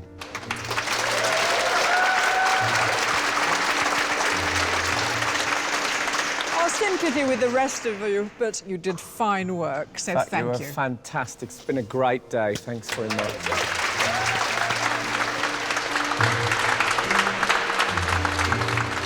I'm feeling a little bit disappointed that, you know, I didn't progress further, but that's fine, because I think the main thing that I wanted to do was just produce something that I was happy with, and I think that was the case. Before the judges decide who will claim the first place in the semi-final, they take into account the work created today and the self-portraits. Well, judges, here's a surprise. Not one single painting of Michaela.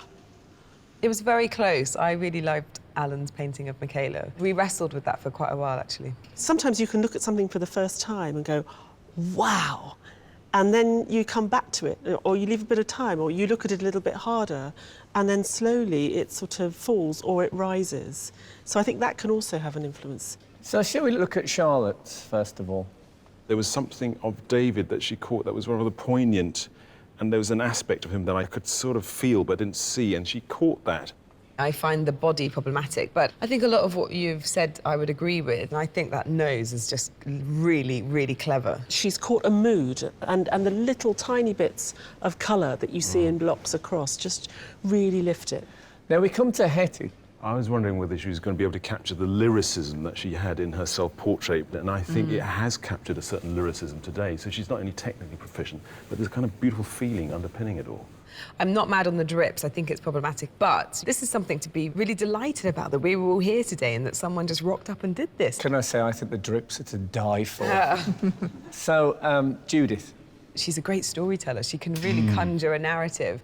The submission is so dark and brooding, and today so luminous, and it's so exciting to know that she can do such different things with light. But also, the direction of the gaze gives it a marvellously pensive quality. There's something very gentle and romantic about it that appeals to me. Well, I mean, they are 6 beautiful paintings. You've got a hard task.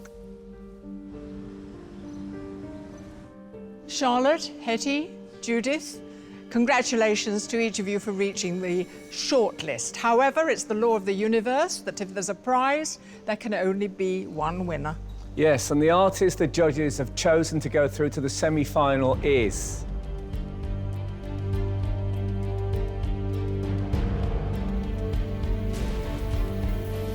Hetty Lawler.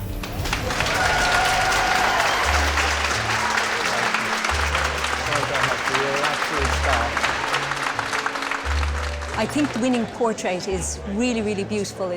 She did a fantastic job. She's a very good artist, so well done. I think she's a very worthy winner. She's got fantastic promise, and today she did some excellent work. I loved her portrait, and absolutely thrilled for her.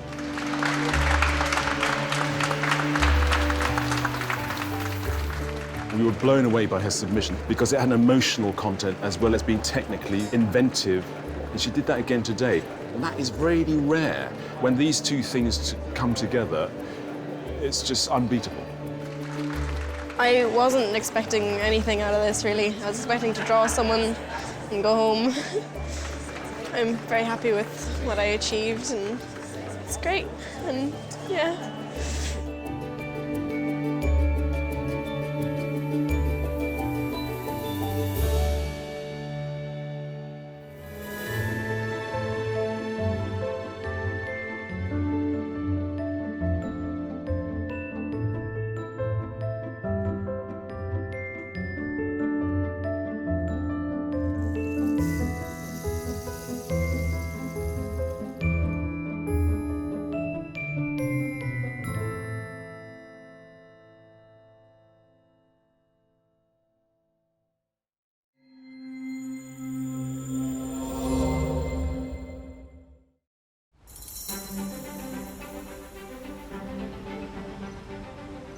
Hello and welcome back to the show where you can sit, relax and watch some marvellous artists paint some famous faces.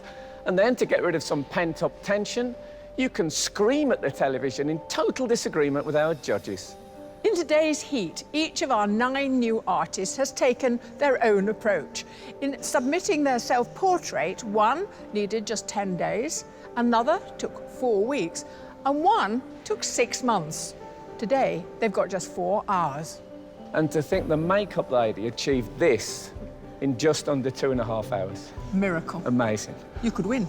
Welcome to Sky Art's Portrait Artist of the Year 2018. Today we have a completely new group of artists going brush to brush, and 5 of them are professional.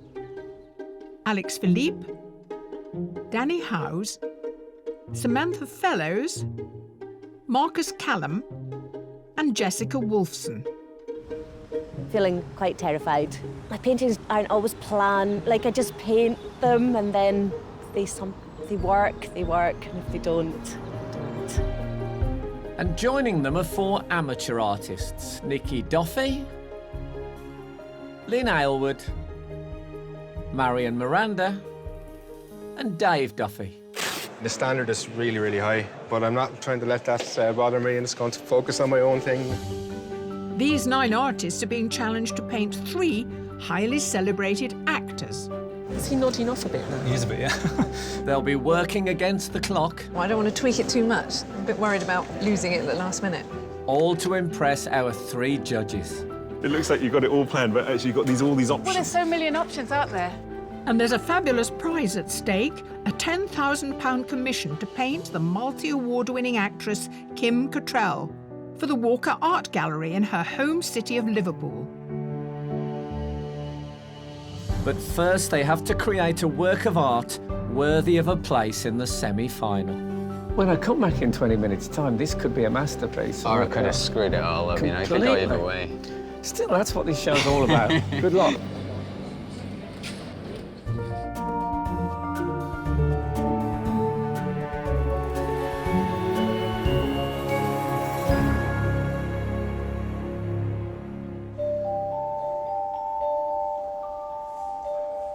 As the artists settle into their surroundings, the judges have a chance to evaluate their submissions. A lot of people send in a lot of self-portraits, and you, our 3 esteemed judges, pick the pick of the crop. Yep. Shall we examine them more closely? Let's do it. I liked this because a portrait can be just about trying to look for something, and it's a kind of record of that search. So it's a different sort of painting, but I think it's very touching in its way. This guy is really a master of his technique. He's looking hard at himself, isn't he? That's what we're seeing. It looks like Antigone, who painted the Queen. Yeah. Beautiful. And he's given us a 3/4 length, which is good. I love the loose wash of the face. When you look at the hair, for example, it's quite accomplished. This is one that conjured a really specific moment. We get so many heads and shoulders. To see somebody try something a bit more elaborate is great. This is very different from what we've seen up to now on the wall. It's got that sort of background behind her so that she pops forward in that way. I think it's quite clever. We do talk a lot about good, honest painting, and it's quite interesting how well observed it is. There's 2 highlights on the clock, and they're different colours because the metal is slightly different. It really works very well.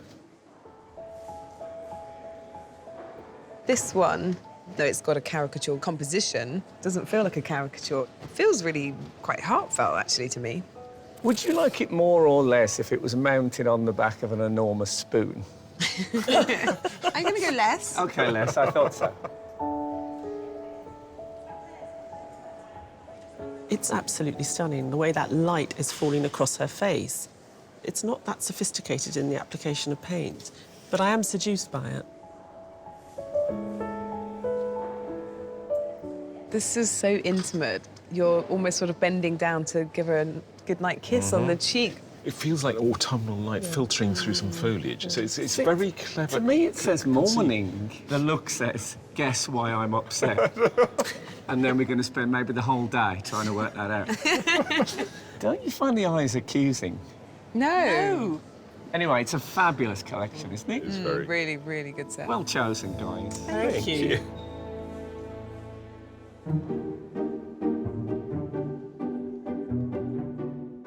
Painting your own portrait is one thing, but painting a celebrity sitter, well, it all depends who it is. Artist, your sitter today was a poor beleaguered mother in Outnumbered. She's a surgeon in the TV drama Critical, and she was a loving daughter in the theatre production The Father. She is the fabulous Claire Skinner.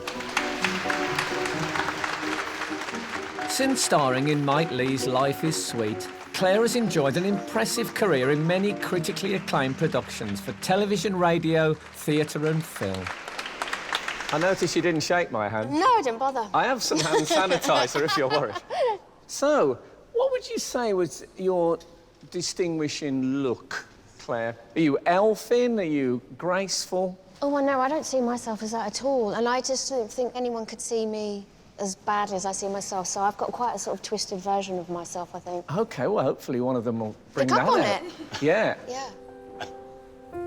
Artist, your sitter is one of the country's most distinguished stage, screen and television actors.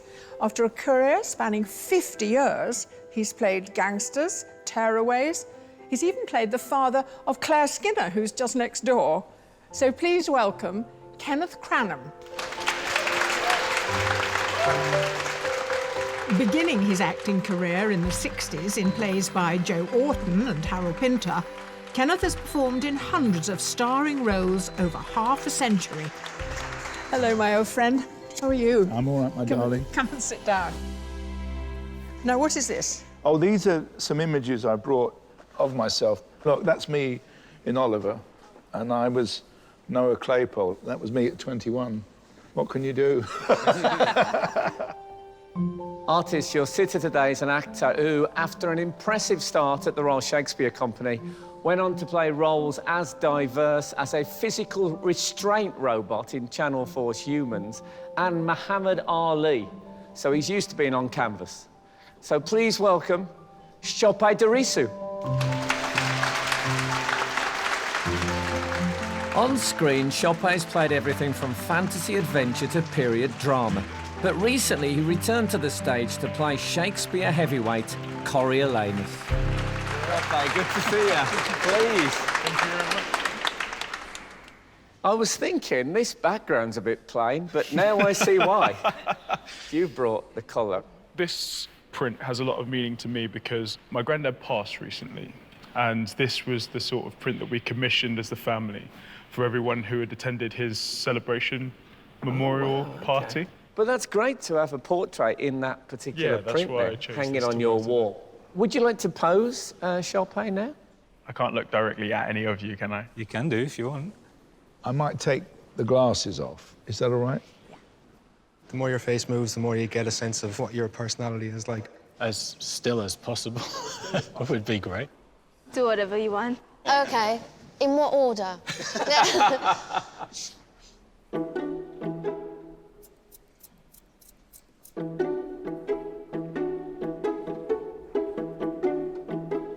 Artist, I can tell by the smell of oil paint and pencil sharpenings that you're ready for your challenge.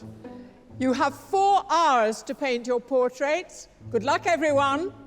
Your time starts now.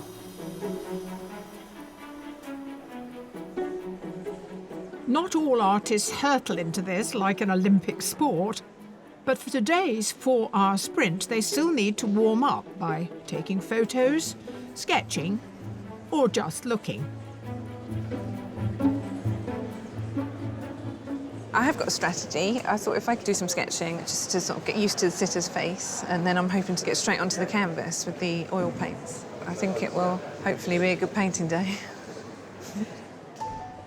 A part-time secretary, Lynn Aylward paints in her spare time and took 4 weeks to complete her self-portrait. She was keen to present a side of her character others don't always get to see, dressed up for a night out. And she chose a special type of canvas to enhance her vintage look. This is a linen canvas, and I've only just started using them, so it's a bit of an experiment. I'm not sure about putting a background in at all because my canvas is so similar to the background. I'm going to have to make that decision in the next sort of hour or so, though, I think.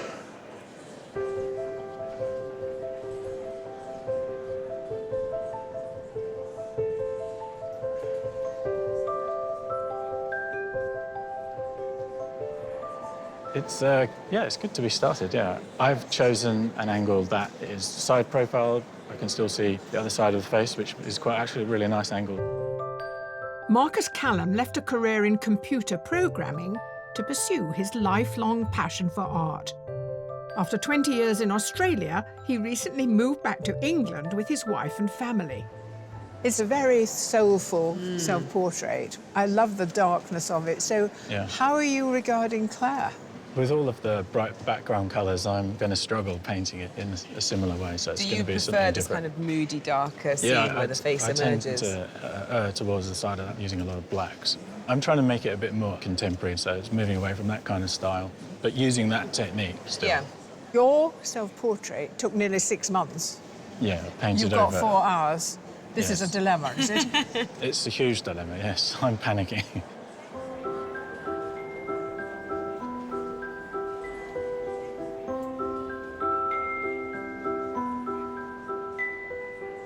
How are you entertaining yourself while you sat over there? I'm doing a police show tomorrow. I'm running through the lines. Oh, yeah. It's really cool to have somebody who's worked in a creative and artistic industry for so long and has all this experience behind him. So, yeah, it's exciting for me.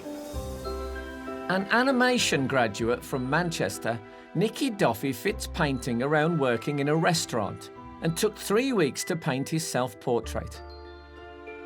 Even though he normally paints from photographs, today he's keen to make the most of having a sitter. You've got an interesting conversation going. Do you think that informs the painting a bit? Well, it reduces tension for a start. Oh, okay. Okay, so it's that, yeah. So it makes it easier, and it's nicer to get a sense of the person. I didn't know whether to do a full figure or crop it, but there's quite a bit of foreshortening, so it's going to be a bit hard to... And then also, I think the head would be very small if you got the whole... But he's got quite a strong shape to him. If I had a choice of sitter, I think this would be the top. You're saying the right things. I know. Okay, get on with it. Thank See you. ya. Cheers.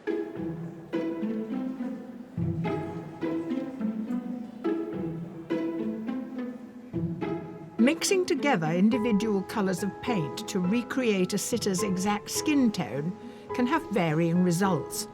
But there are alternative methods that can help achieve consistency. Dave, coloured pencils. It's not the coolest of the mediums, is it? It's the only one I know. I used to mix paints and I'd lose track of how I made a certain colour. But then when I came across coloured pencils and saw all the colours are pre-mixed, it's like, yeah, that's the colour there. It's always the same colour every time you pick it up. Amateur artist Dave Duffy is a session musician and teacher from Wexford in Ireland and took up drawing portraits 4 years ago. He wanted to reflect his insomniac state in his self-portrait, which he created in a single 30-hour stretch. I think of coloured pencils as something that makes you get very small and precise. Yeah. So at least you have some flamboyant sharpening to sort of take the edge It's off. performance art as well. Yeah, exactly. And it's great. I mean, these could be formed into something beautiful after. I make little packets of potpourri at home. I like the smell of pencils, so... I like You to don't, say... I like you to don't, say, do you, I Dave? like You're to winding me up. No. You honestly make potpourri out of your pencil shavings. and the whole house smells of pencils. I love recycling at its most ornate. Brilliant.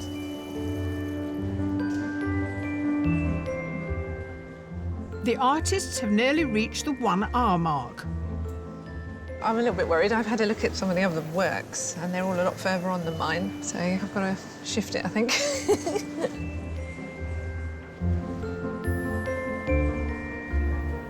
What I'm enjoying most about being here is just the atmosphere, the buzz. This is great. I could get used to this. I'm pretty happy. All the foundations are in place, then I'm going to go in with colour, and that's when it gets really scary.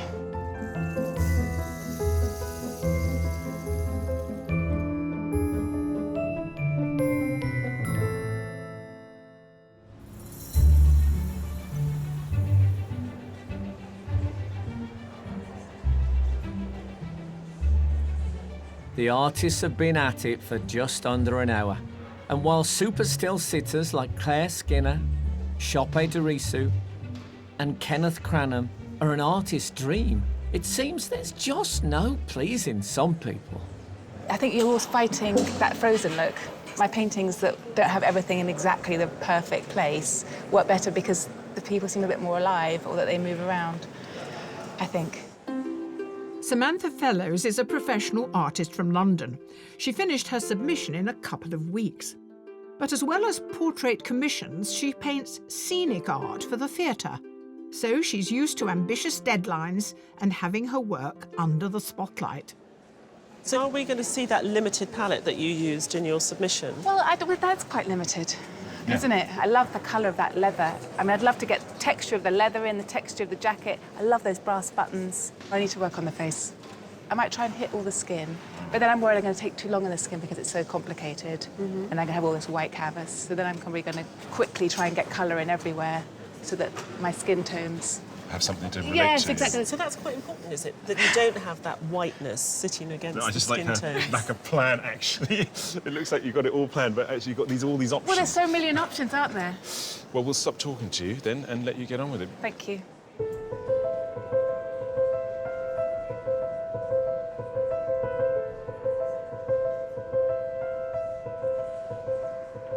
I love to try and capture skin tones, you know, all kinds of different things going on. Skin reflects light, absorbs light, all at the same time. Finding those colours that pop out and make the painting come alive is the most interesting bit for me, I think. Former graphic designer Danny Howes is a professional artist. His self-portrait, which took 6 hours to complete, features a clock alluding to working light and a nod to inspirational artist Van Gogh, showing that he values narrative as well as colour. The composition, has that come about because you're out on the wing in this lineup? You're wide of him? I wanted to get as close in as possible to the face, but without losing the shirt. The shirt's important, you know. He's the star of the show, but so is the shirt. So the shirt needs to be big and proud at the same time. I think it's a great idea. Have you been doing this a very long time? I've been doing it since I was 10. Like back in the 70s, there was no health and safety. My gran bought me a full set of oil paints, turpentined a lot. So you're either going to be an artist or one of those blokes you see on waste ground drinking turp. Or die of lead poisoning, Yeah. Well, I think you made the right choice. Yeah, thank you very much. All the artists painting Chopin seem keen to reference the significance of his shirt. But for one artist, it's not as simple as whether to include it or not. It's important, but it can take too much space also. It's still a portrait, and I want to focus on his face to make the viewer concentrate more on his character. Belgian artist Alix Philippe left a career in law to become a professional artist in London and took 10 days to create her self-portrait. Inspired by narrative art, she tries to conjure atmosphere in her work through her use of colour and composition. You've got a very strong sitter, Yeah. and the background contrasts very nicely with his skin tone, and Yeah. yet you've chosen to make it grey. It's not the right colour for the moment. I like to put a layer quite dark and then maybe make it brighter. So this, which is quite dark now, is Yeah. going to get much paler as the day goes on. I hope I will have time to do it. Yes. Yeah. Now you're using acrylic, which Yeah. dries very quickly. So quickly. So while we've been talking to you, all that paint has become rock hard. Exactly. All my mix are finished. Go on. I can use It's it good, we anymore. keep you on your toes.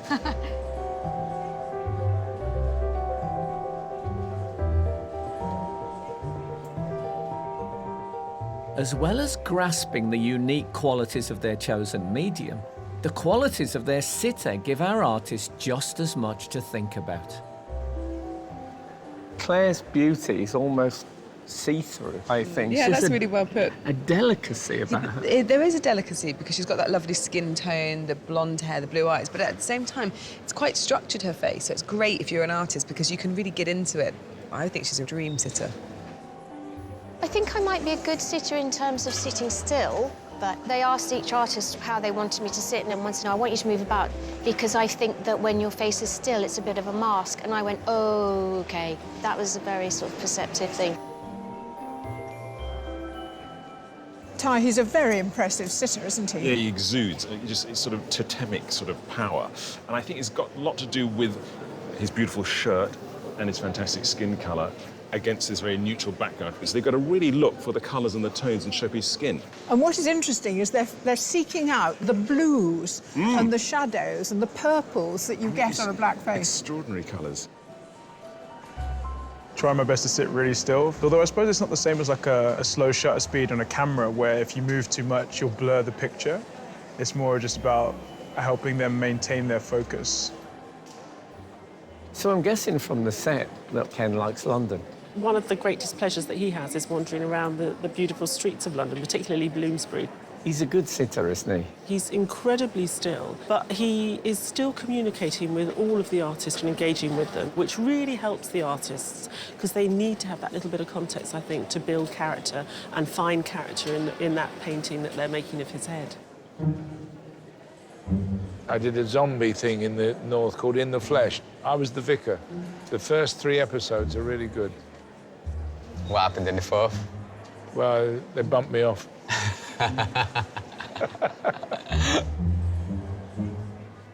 Even if they're not chatting, the artists can connect with their sitters in their own individual ways. But that's not the only thing they're connecting with.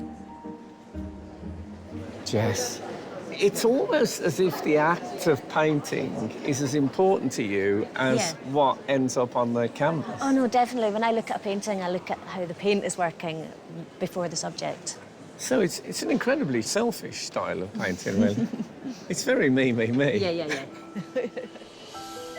Jessica Wolfson is a professional artist from Glasgow. She finds the lightness through building layer upon layer of paint, a process which can take months, 5 months in the case of her self-portrait. How do you know when you have completed your I don't. painting? I just have to stop. It's just like, go, OK, What exhaustion. enough. Of course, now I'm a little bit anxious that you'll keep me pecking too. away. Just seen a bit. I need to just sort that bit. Oh, God, yeah. you've always just seen I know, a bit, so though, once Jess. I need to see it. But I'm just going to work about here for a bit, I think. Yeah, So that's I'm it. getting- Can't do any harm down there. Yeah.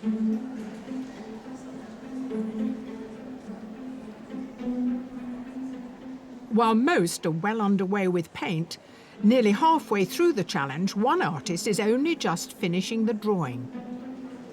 What I try to do is look carefully at the sitter and write back at the board as well. So it's kind of just imagining what colours might come out later on. That's the part I'm nervous about, though. A student from Singapore, Marion Miranda is studying fine art at Glasgow University and took 12 hours to complete her watercolour self-portrait. As this type of painting can't be layered, she must get the drawing right first. So it's still not clear if the colours in her submission will feature today.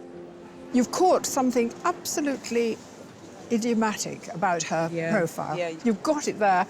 Still quite flat. And what I've tried to do is draw it in quite a sculptural way and to shade it quite carefully. You've really done that. Like, the sculptural is the word. You've almost made the face into different planes. Have you been practicing? Yeah, yes, I have. What I did was I put an ad online to give out free portraits. No. Did you? Yeah. Oh my goodness, that's so sweet. And what happened? You went online and you said... Artists giving away free portraits, needing to practice. So they were total strangers? Yes. They took up your offer, and that's how you practiced? Yes. That's really bold. That's terrific. What a wonderful story.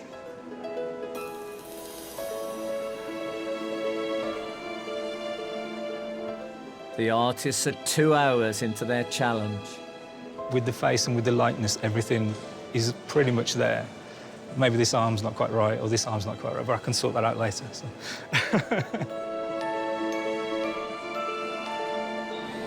This is an electric eraser. Basically put some white details into the hair. So I'll go in later on and highlight each hair individually, if I have time.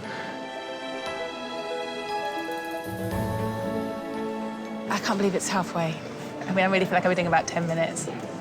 I think block in at least some colour on there, and then I'm going to concentrate on the skin for a while. He's a bit soulless at the moment, so I need to bring him alive, I think. It's probably the hardest thing I've ever done.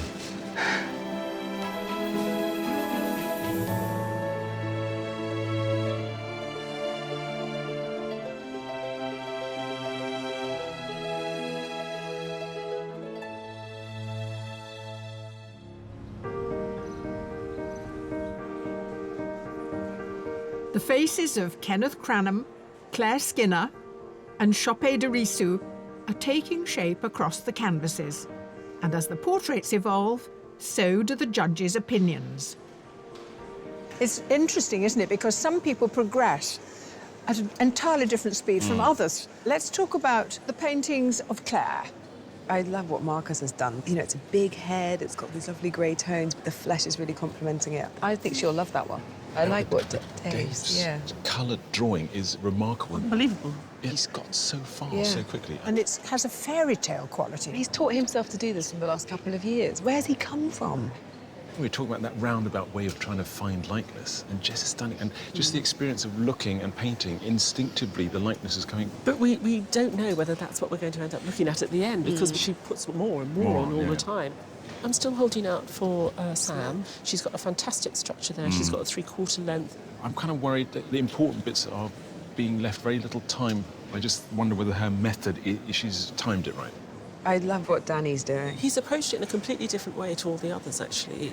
He started right in the centre at the eyes, and it's slowly emerging as he's placing one little band of colour after another. Which makes it even more magical. I find it a bit sort of unspontaneous, but what is coming out is remarkable.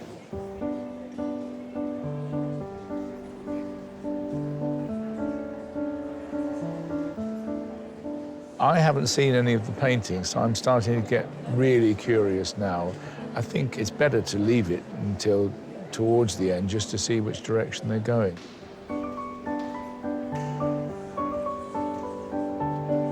I'm finding it a little bit difficult not to do anything, to perform in some kind of way. As an actor, I'm used to people looking at all of me and listening to me and responding to me emotionally, but it's quite nice just to try and let all that go. I'm sat here trying to keep myself entertained, like, in my head, but not moving too much. I don't know if I have fallen asleep yet, but I feel myself going in that little roll where you go, oh, yeah, I'm back in the room. But I really hope you haven't caught me sleeping on camera, because that would be really awkward.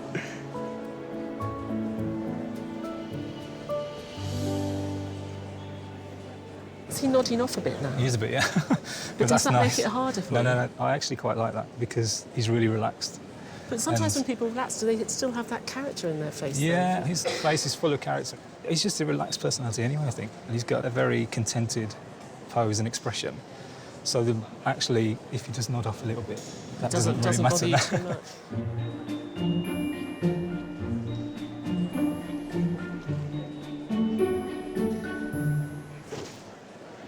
While it's a relaxing day for some, there's no rest for our artists, who are undoubtedly their own harshest critics. Well, usually. Can I be totally honest with you? I walked past about an hour ago and I thought, this guy's got no chance. That's awful. And now, what a fool I was. I'm glad you like it now. Yeah. So how do you feel it's going? Well, I think I'm pretty much just going to have time to fill in his body. Might be able to get away with a bit more background, but I want to kind of make him stand out. When I come back in 20 minutes' time, this could be a masterpiece. Or I could have screwed it all up, you know, it could go either way. Still, that's what this show's all about. Good luck. Thanks, Frank.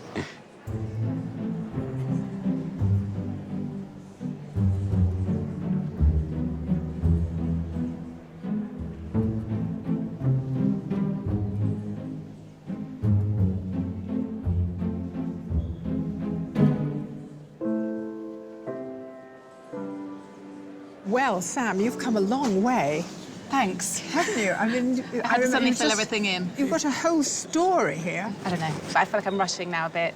But I think it's still working. I just hope I have time at the end to tie it all in.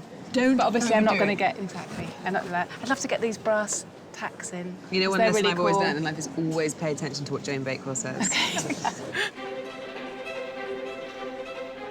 There are just 30 minutes left to try and secure a place at the semi-final.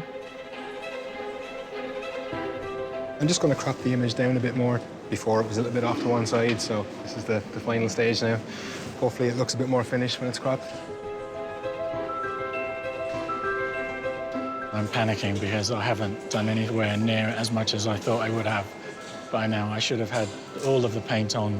It's got to work fast.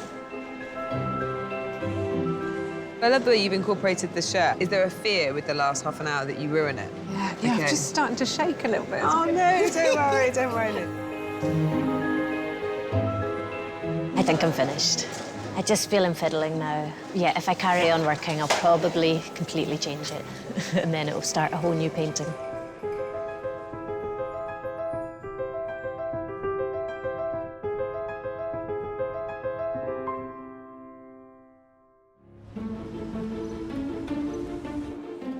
Shope de Risu, Claire Skinner, and Kenneth Cranham are coming to the end of their 4-hour sit-down. And our artists are coming to the end of their 4-hour artistic marathon. It's not how I planned on doing it at all. I was thinking I'd be using darker tones. I don't know, I might try a bit of blue.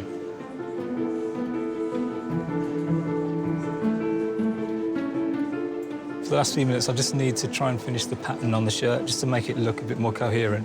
Time's just crept up on me and just caught up with me, so...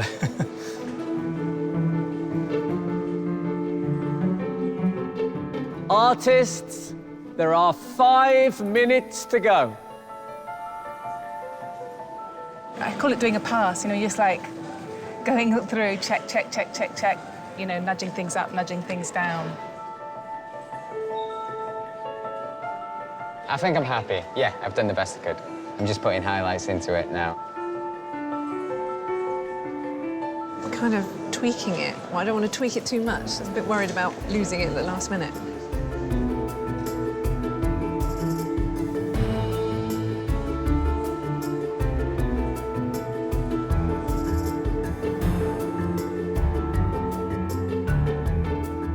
Artists, your time is up. Put down your equipment and step back from your easels.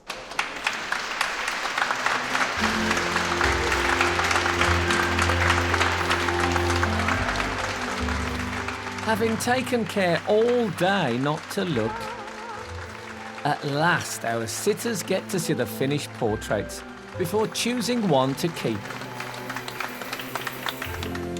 Shope, you have been like a beautiful sailing boat going across the surface of a serene ocean. Are you excited about this I'm bit? terrified, but it'll be okay. Can you please turn your easels? I can't even look. Oh, man. This is incredible, man. The texture of the face and the different brushstrokes, beautiful.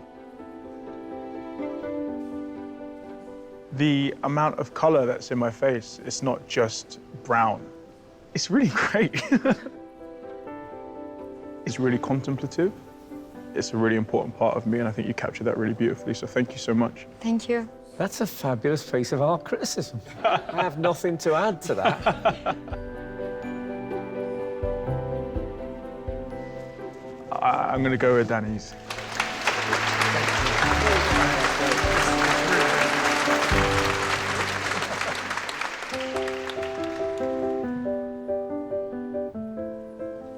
Wow. I look very grim, don't I? I look like somebody in a science fiction film.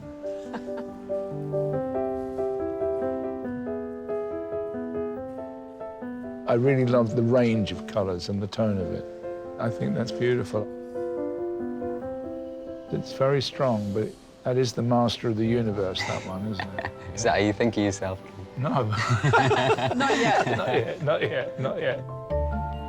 The face is perhaps the face that most looks like me, and I quite like seeing this around it, the map. This is really hard. I think I'm going to go for this one. Oh, thank you so much. You're wonderful. Gosh. Oh, wow.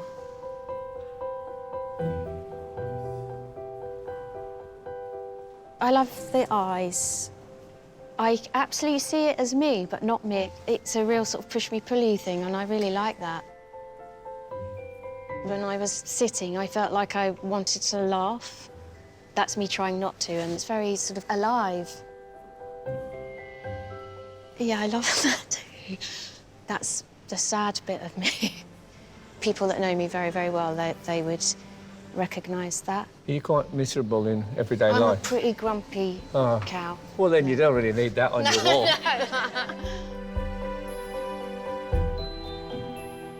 I'd go for this one.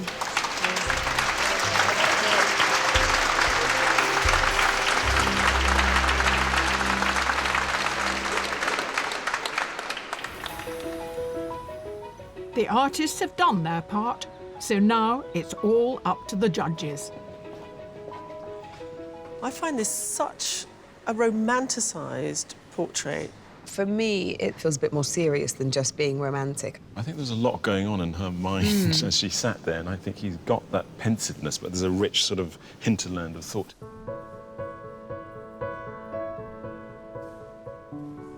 This is just so brilliantly quirky, isn't it? One of the things that I found wrong was this eye. From the place she was sitting, you wouldn't have been able to see that eye.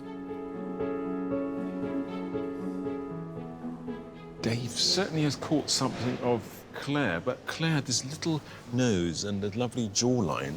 There were moments when he really seemed to have Claire, but then it slightly tips into caricature for me. I think that's where it goes a little bit wrong. Yeah.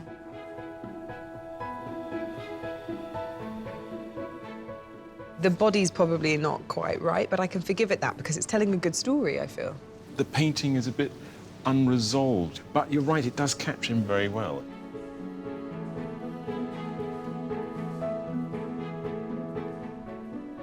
It was quite interesting seeing the likeness come and go, but I do think it was a bit better early on in the day.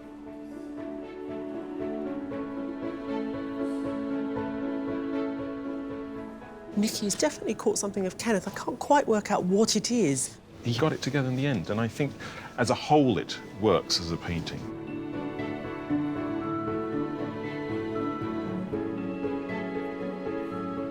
Alex, he put that grey background in, but there is a great sense of looking through a window into a scene, and it works very well.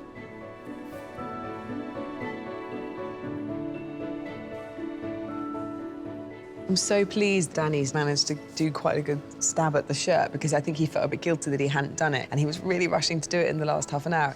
He's got this fantastic shadow sitting over the right. He's great. It's just fabulous. It just pushes him forward.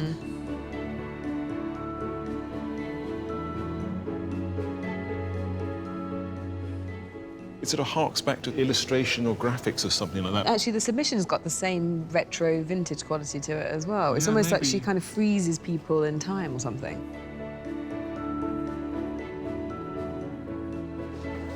To help the judges narrow it down, they first select a short list of 3.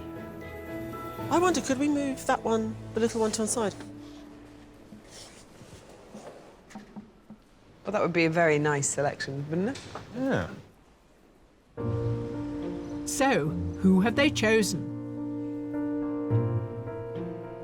The first artist on the shortlist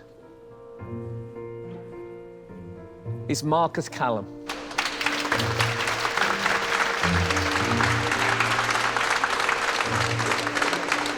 And the second is Sam Fellows.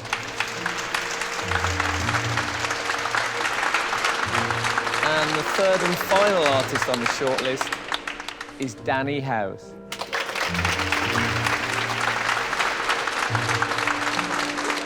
Our commiserations to all the rest, but that doesn't mean that the work you did wasn't exceptional and enjoyed by us all, so thank you very much indeed. Absolutely.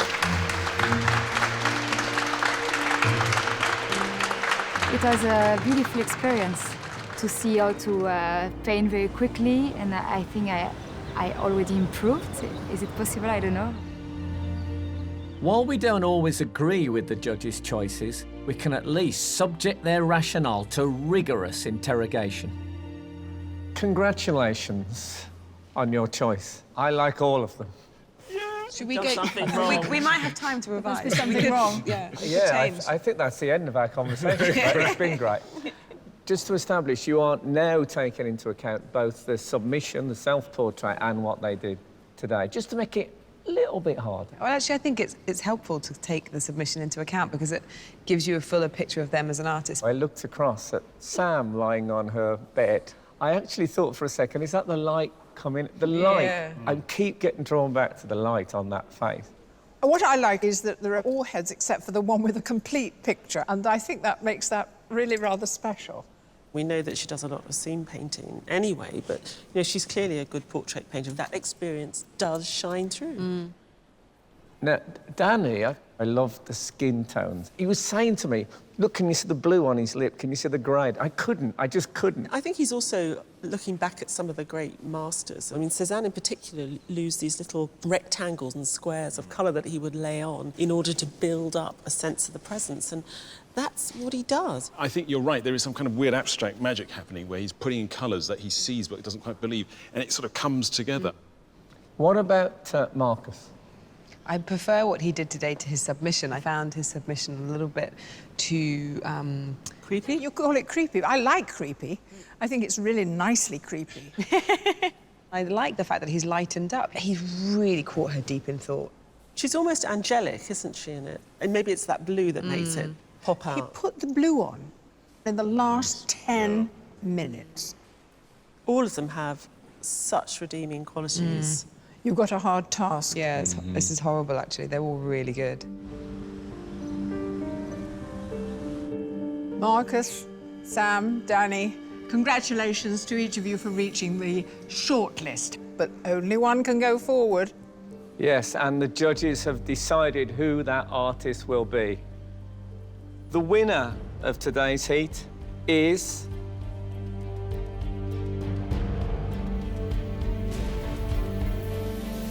Danny House. Congratulations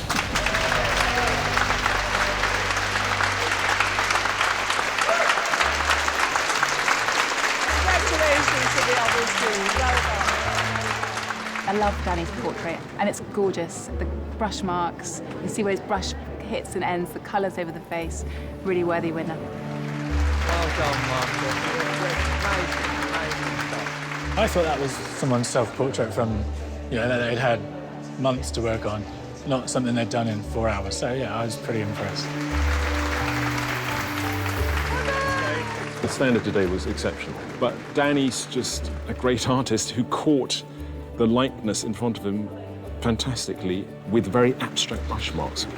It was a beautiful piece of painting. Obviously, he's a master of what he does, and now our job really is to push him into the next level.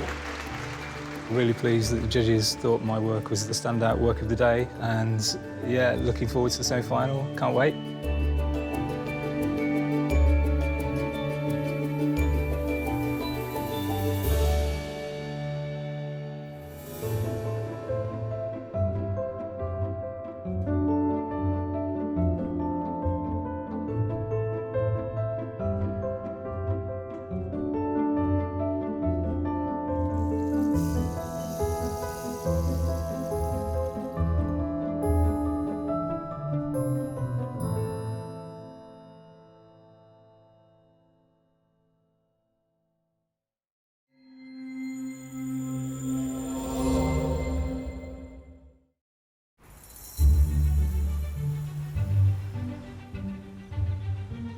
Hello and welcome to your favourite art competition. Do you know there are no less than 8 definitions of the word art in the Oxford English Dictionary? After today's heat, they might have to come up with a few more. Well, it's certainly true today's artists are a very talented bunch. But tell me, do you think they're getting younger? You're getting younger. Hello and welcome to Sky Art's Portrait Artist of the Year. You are, though. You really are. We're at the Wallace Collection, where 9 more artists have travelled from across Britain and Ireland to impress our judges. Today, 6 are amateur artists. Olivia Crossman, Anna Kennelly, Erek Tchaikovsky, Lisa Paloffa, Roy Goodman and Sam Smith. I'm about, I think, 98% terrified, 2% excited, but a day painting with other people is a nice day for me. They're joined by 3 professional artists: Jamie Green, Ethar Gurab and Jackie Edwards. Couldn't have imagined being here to paint a portrait. It's beyond words for me, really. Just thrilled and delighted. To reach the semi-final, our artists will compete to paint the portraits of 3 new celebrity sitters. Is there something a bit intimidating about having someone whom you're a fan? I'm trying really hard not to think about that. And in the 4-hour time limit, make an impression on our 3 discerning judges. You speak very knowledgeably. You know, I went through 6 years of art education. I didn't know any of this. Should have got on YouTube. It didn't exist. All for the chance to win a £10,000 commission to paint the portrait of Hollywood star Kim Cattrall for the Walker Art Gallery in her home city of Liverpool. But which of our artists will make it through to the semi-final? What are you listening to today? Eye of the Tiger. Wow, I love the idea of you sitting here painting to Eye of the Tiger.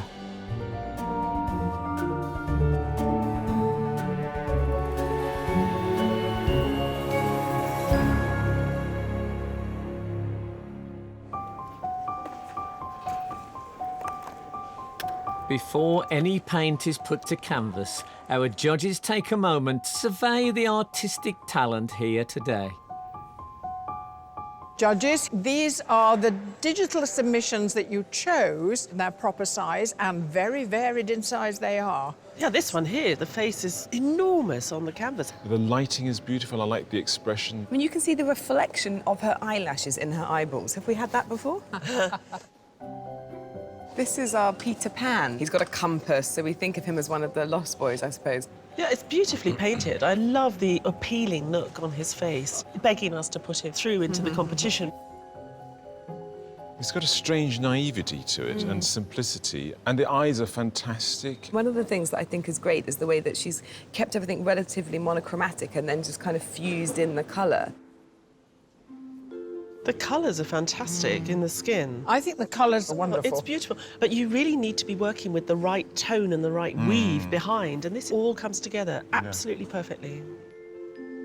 This is not a self-portrait, obviously. It's Bennett Oakrey, and it was in a previous series. And this painter has been voted back into the exhibition by the Sky Arts viewers. I thought it was a very beautiful piece, and I'm glad he's back. How inventive he is with different materials is always exciting to watch. Now, how endearing is the tilt of that head? I love the way that the brushstrokes almost go along with it. And I really think the treatment of the glasses is just gorgeous, the way that they kind of come in and out. You feel something quite tender toward her instantly. The way in which she's put herself deep into the garden, and there are beautiful passages, like the hair that goes across the upper eye and the shadow that falls across her face. She can't possibly use a canvas this large today? Well, why not? Possibly. Yeah. If you know, the paint looks like great big brush strokes, she might be getting in there. The way she's looking at us says, I'm not a mug. So she's got a confidence about her. She's an extraordinary realist. Look at the skin on the neck, the cuff with the paint marks on it. You know, she's grubby from the act of painting this. Wow, look at the light on this, particularly here where it catches the beard. The colour in the beard is incredible. It's totally unreal, yet it's one of the things that makes the picture exciting.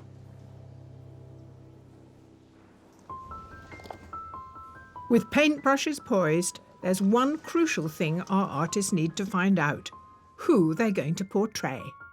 Artist you'll see today is nowadays a popular TV presenter, but in a former life strutted along catwalks all over the world. It's not every day you get to paint an international supermodel. Today you do. Please welcome Rachel Hunter. In her career in fashion, Rachel graced the covers of Italian Vogue, Harper's Bazaar and Elle, before turning to presenting TV shows such as New Zealand's Got Talent and Rachel's Tour of Beauty. I'm on this plinth here. I'm amazed that you can keep this up for 4 hours. Well, no, I'm just sitting in cross-leg pose. Like, it's when you say just, to me, I would have to be carried out of here in that pose like some terrible pretzel. The legs probably will fall asleep, but I'll stretch them out if you guys don't mind. Have you been painted before? No, I haven't. And the vulnerability scares me a little bit, to be honest. Please don't back out at the last No, minute. I won't. You'll ruin the whole thing. OK, well, I hope you have fun. Thank you. Artists, your sitter is a breakout actress who delighted audiences with her performance in the period drama, Dr. Thorne, before going on to investigate murder in the gritty London drama Prime Suspect 1973. Please welcome the splendid actress Stephanie Martini. 26-year-old Stephanie originally set out to study art, but instead won a place at RADA, which led to her fast-rising television career on British and American screens in the fantasy series Emerald City. Stephanie, you're very welcome here. Now, I mentioned period drama, and 1973 must seem like period drama to you? Kind of was, yeah. Do you feel that it was different to be a woman in that time? Yeah, hugely. I mean, it's in the script. The attitudes of her interactions with the people that she works with is very different. Her kind of relationship with her family is very different. I mean, it did feel like a period drama, but not as much as Victorian, because I wasn't in a corset. No corsets today, I noticed. The backless fashion is in. Artist, your sitter today is an absolutely brilliant actor. He's maybe best known for being Varys in Game of Thrones. More importantly, he used to be my lodger and he's the godfather of my child. Please welcome Conleth Hill. Spanning a career in TV, film and stage for almost 30 years, Conleth Hill is equally at home with the musical comedy of The Producers or the dark bitterness of the West End play Who's Afraid of Virginia Woolf. When I said Varys, I know they were all expecting a bald head. Well, yeah, no, it grows back, thankfully. What are you hoping for from these portraits? I have no expectations at all. I'm not very self-aware visually, and I kind of still get shocked if I pass a reflection and go, my God, that's not me, is it? But you're a boyish 70-year-old. I've always thought that. I've had a good life. So, artist, how can Conleth help you out with this 4-hour task? Just be relaxed, rest your face. Be a great way of telling people to shut up. Just rest your face, will you? Most important, you need to be comfortable, so don't cross legs. Don't cross my legs. Don't lean on arms. Don't lean on arms. Yeah, so... Yeah. I think it is like a collaboration, so I think we'll have a little chat about posing and stuff and make sure we're all happy. Are you the team captain now? Well, I've just sort of... I've been here before. Of course.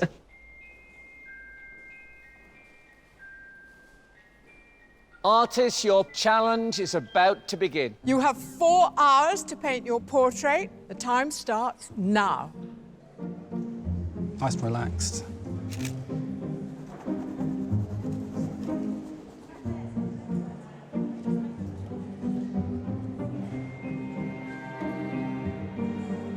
Today, 8 of our 9 artists are starting their portraits in pencil. The 9th uses paint to get the bare bones. I am delighted to see that you draw with a colour that isn't that far away from the colour in your hair. It's my one of my favourite colours. It's a nice colour to work against. Yeah, it's in the background, her skirt, so I'm probably going to use it, and hopefully it will come through. Amateur artist Lisa Pulliver is a former nurse who's currently studying portraiture at the Heatherley Art School in London. Her self-portrait took 8 hours to paint and was intended to reflect her expression when she's painting, thoughtful and sensitive. You've got quite a gentle character. In your self-portrait, your head is tilted in such a way that sort of compounds that. When you're looking at a sitter, do you make those sorts of decisions about her character just from the way she's holding her head? I do try and get a feeling of something from them, whether it's thoughtful or happy. It's quite good to have an element of that in the portrait.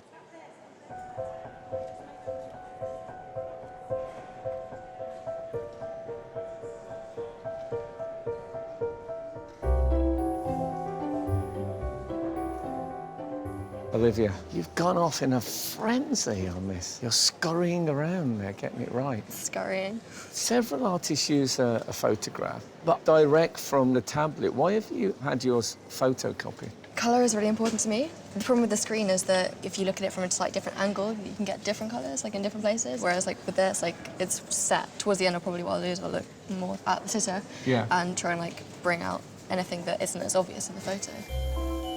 19-year-old Olivia Crossman is an amateur artist and the youngest in today's heat. Having just completed a foundation art year at Camberwell, she's going on to study biology at Imperial College. Her submission took 20 hours to complete and is her first ever self-portrait. One of your main loves is science, isn't it? Yeah, I've always studied like art and science together. And you're going to go on to part of study it. biology, is that right? Yeah, I am. That overlap between them is like an area that also really interests me. So like, But what's in that overlap? so many different artists use science as their inspiration for their creation. So like Leonardo da Vinci was like, yeah, at the forefront of that, and I guess like Renaissance men weren't just men of art, but they were multi-talented, and the way that they were able to understand facial form was through like dissection. I like the idea of you being a Renaissance woman who is, has biology and art at your fingertips. Seems complete and also, let's face it, quite cool. Thank you.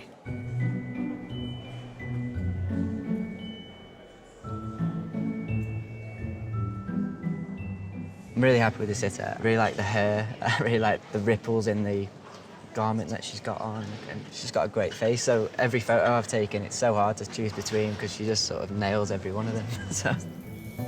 A professional artist originally from Liverpool, Jamie Green was shortlisted in last year's competition with his portrait of Ben Oakley.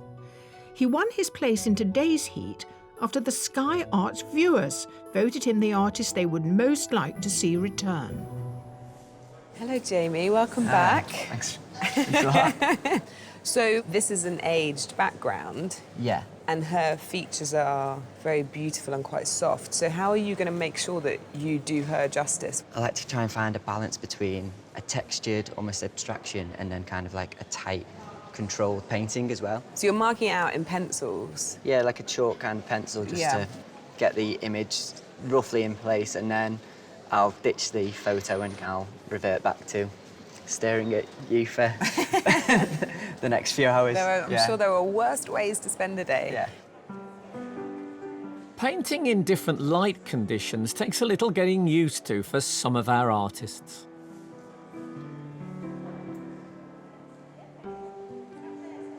You've acquired a cap. I have. Why?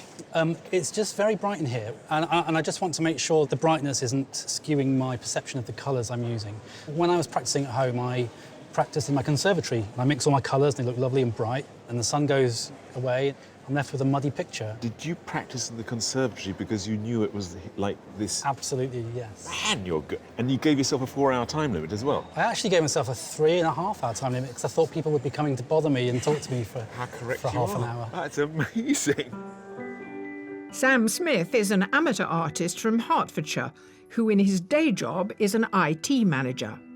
Sam took up art later in life. He's painted only 7 portraits, including his submission, which uses oil on a linen board, part of which is left exposed.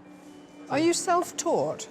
100%. I did go to a life drawing class for a few years, but it was more of a tea-drinking club with a small break for drawing. Conleth is against a white background with a quite a detailed, Yes. technical... how are you going to work with the background today? I'm not going to wait too long before I put some background in, because I think, like I was saying earlier about the brightness and the white maybe skewing your perception of the colours, I think I'm going to get some white into here soon. You speak very knowledgeably. Really? For a self... You know, I went through 6 years of art education. I didn't know any of this, I had to find it... You should have got on YouTube. It didn't exist. The artists have nearly reached the 1 hour mark. I've actually never really drawn a man before, like an elderly man. He's not elderly, middle-aged. There's different things that I need to consider around the eyes, and getting that right is something that's going to make or break the painting.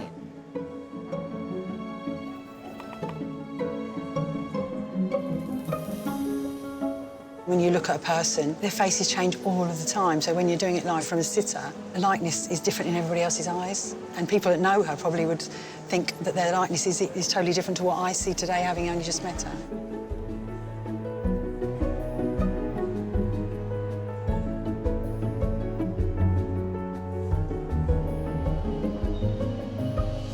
I do chuck a lot of stuff out or overpaint a lot. Not really sure which this one is at the moment, but hopefully it's a keeper.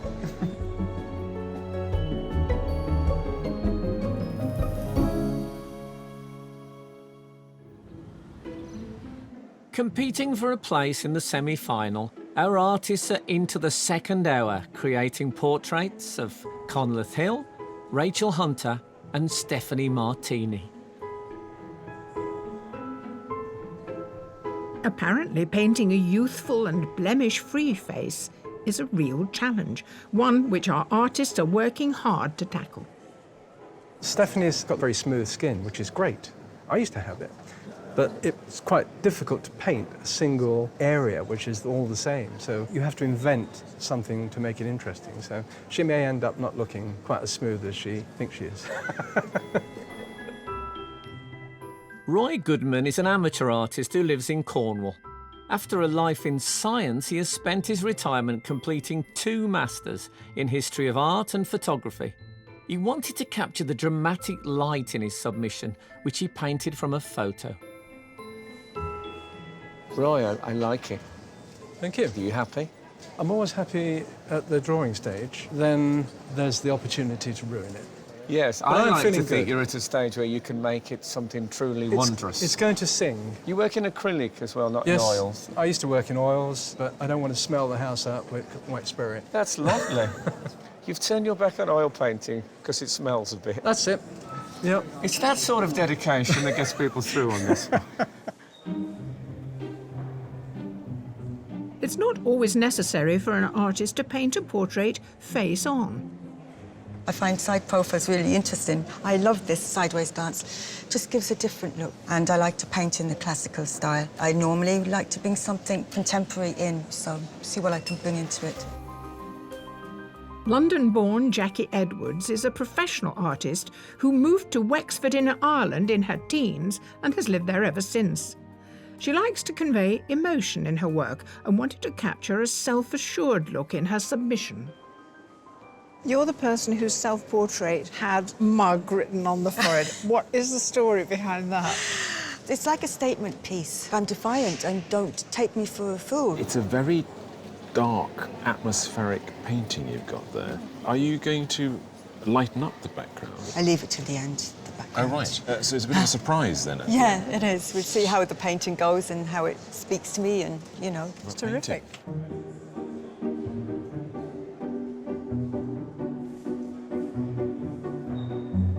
I see here you're using not only a grid like this, but a diagonal grid. Yeah. So it's an Uber grid.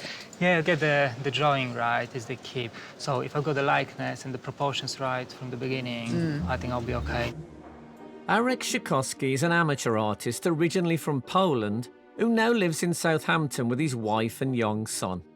His self-portrait explores childhood games and was inspired by the way his 4-year-old looks up at him. We loved your submission because of the great narrative. How can you tell a story today? I'm hoping I'm going to show a bit the yoga side of Rachel, Okay. the spiritual side. When we talk about something having a spiritual quality to it, we often think about lighting. Is the lighting quite key for you? Yeah, in the background. Yeah, it's quite bold. Will you stay with that or will you create your own? I haven't decided yet. So it could go anywhere. Could go anywhere, hopefully the right way. Yeah, very good.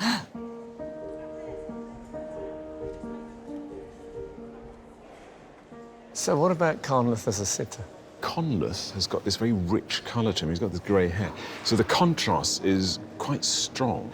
He's sitting as though he's carved from stone. I think he's got a very classical beauty to him, though. His features are very even. I would think his likeness is quite difficult to capture because it's very subtle. I've been surprised by how many people have told me how good looking he is today. I've never really noticed, but I looked at someone's photo of him and I thought, you know what? He looks fantastic.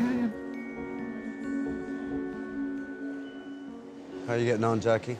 I've got you quite dark and tanned looking, but I hope I've got a good image of you.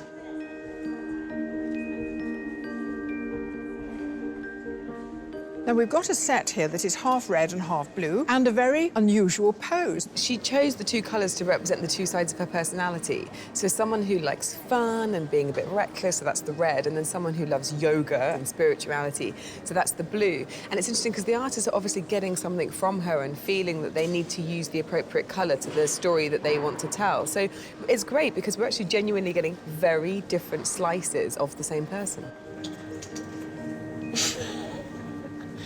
Wait, let me try. Can I try? Okay. You've done it.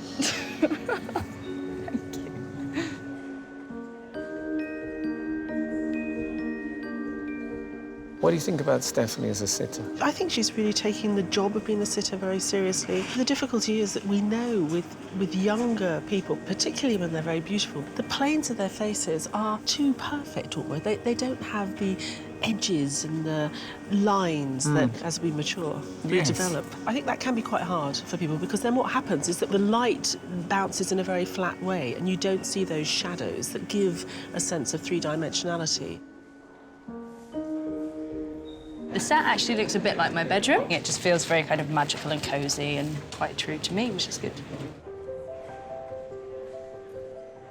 It's not every day artists work with the distractions of a live audience, so they're using their own methods to stay focused.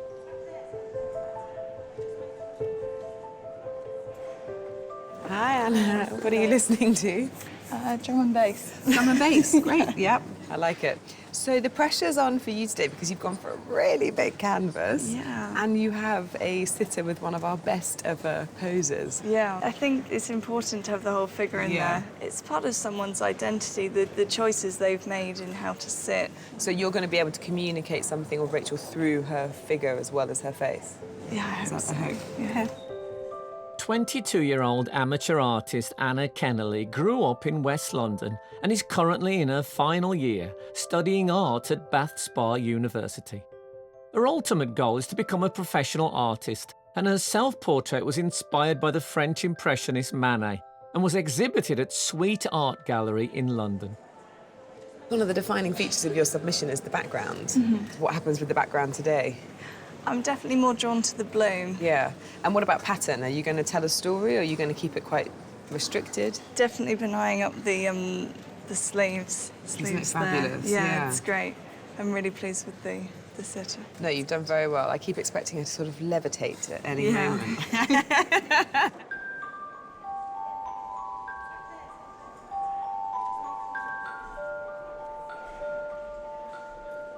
Aoife, we just realised that Stephanie's looking directly at you. Is that from the picture From a you photograph, took? yes. But at the moment, you're looking at her, so is it a combination? I just asked her to look towards me for the photograph, so I think it's more engaging when the eyes are looking to the viewer. And you're happy to play with that position between the phone and between the real sitter? Yeah, it's fun. It's fine. Great, cool. We won't worry then. That's really, really good. Originally from Egypt, Aoife Gurub studied fine art and worked as a professional artist in Cairo before marrying and moving to London 10 years ago. She enjoys surrealist art and took 28 hours to complete her self-portrait. Your eyes are very good in your self-portrait. Thank Are you. eyes important in a portrait? Absolutely. I love painting eyes. I think they're the most engaging part of the whole face, and they just show the character and the essence of someone's soul, really. So I have to really focus on them. Well, I love the way you've positioned her centrally, that regal use of the shoulders. It's beautiful. She's beautiful. I just want to capture that. Our 9 heat artists are approaching the halfway mark.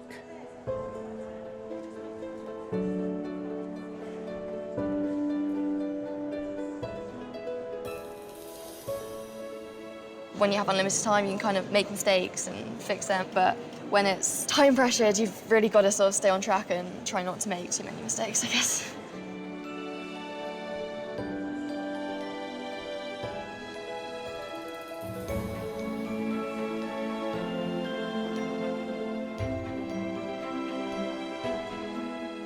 I'm very happy with the form of the head, and I don't want to spoil anything, so it starts to get a little bit more thoughtful now, making every mark count, trying not to make too many mistakes.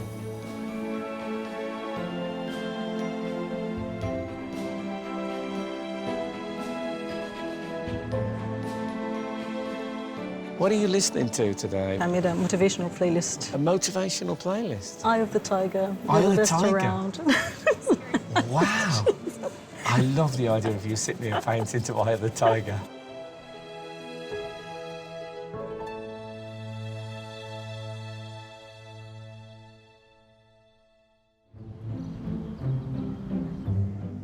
It's halfway through the day's painting competition, and Rachel Hunter, Conmeth Hill and Stephanie Martini have been sitting still for 2 hours. And the judges have gathered their thoughts on the progress of today's artists. I'd like to start with the artists who are painting Rachel. Anna, she's doing the whole thing. She's also got the biggest canvas we've ever had on the competition. And think of me at the end. I go up to the sitter. They've sat in this pose. They unfold their legs like this.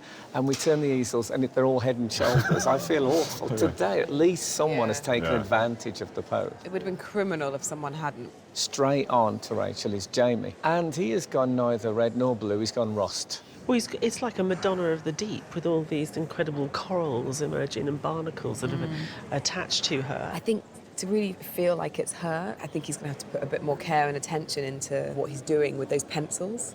So, Conleth Hill. Let's start with Jackie. There's something rather dark and menacing about it. It's such a commitment to profile. I mean, it is so ultimately side-on. It looks like a large Roman coin to me at the moment. So, Olivia. Giant, sort of bold, scratchy strokes going on all over the place, a lot of energy. I was a bit shocked by the colours she laid down, but now this kind of light web is starting to appear, and there's some beautiful details. OK, so then we move to the artist painting Stephanie. What about Lisa? There's a nice likeness there, but she's not a slave to it. She can play around with it. There's lovely textures. Got something about a young, lively, pretty sitter that's just lovely, really. There's a lot of them that are big unanswered questions. Yeah, I feel like there are a lot of people on the edge of going, oh, it's going to get really, really good, or it's going to fall away. Yeah. Sitting still is just lovely because I can kind of get lost in my thoughts or listen sneakily to what's going on. Like earlier, there was a little boy who was drawing a little picture and I kind of noticed him out of the side of my gaze. Then he gave me the picture, so I got an extra portrait too. So there's little things like that going on. I find people interesting. I am enjoying today, yeah. It's nice to sit still. You have to hold your gut in, obviously, but I don't even know how tight they are, so maybe that's all in vain.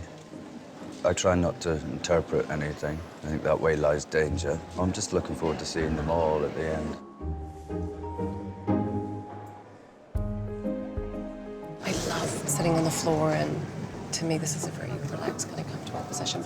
I'm usually kind of a little bit nosy, but I can't bring myself to look at any of the paintings right now, so I'm really intrigued. I just don't know what to expect.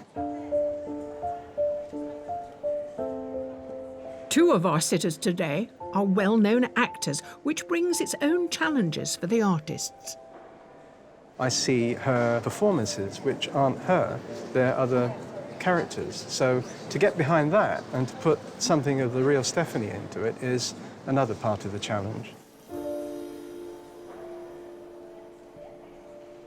It's quite strange because like I already know his face like quite well. You know, I've seen it on TV a lot. I have to say he does look quite different in reality. Is there something a bit intimidating about having someone whom you're a fan sitting so close and doing their portrait? I'm really trying really hard not to think about that. Like I'm just like trying. There are only 30 minutes remaining.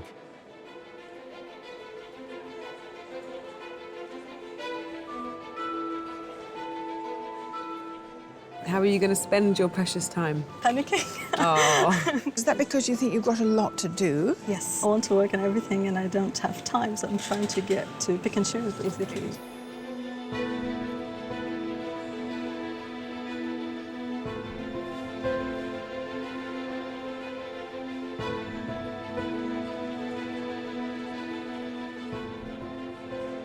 It's like a wrestling match. You're pushing and pulling all day and the lightness goes, hopefully it comes back and that it all works as a painting at the end of the day.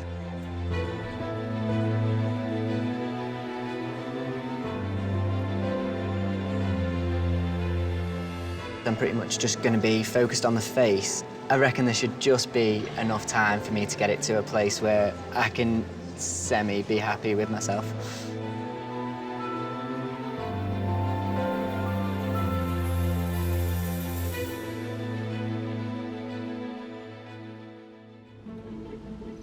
Our 9 heat artists are nearing the end of their challenge, painting Rachel Hunter, Stephanie Martini and Conleth Hill.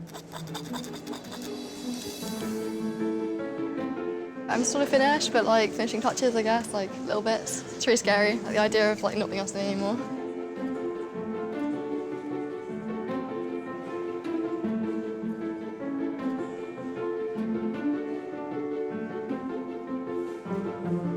I tend to finish on the eyes, and that's where I'm at now. So anything extra will be sort of spare at the moment, it changes.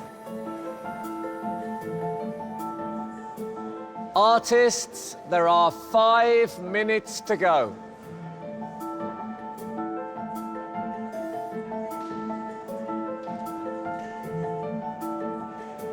I'm trying to bring a bit of brightness into his face, but I'm not going to start doing details within the last 5 minutes.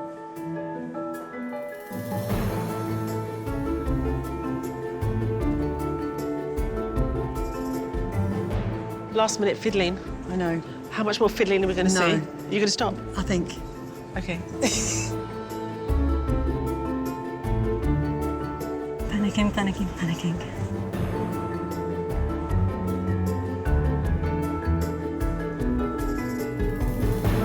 Artists, your time is up. Please put down your equipment and stand away from your portraits.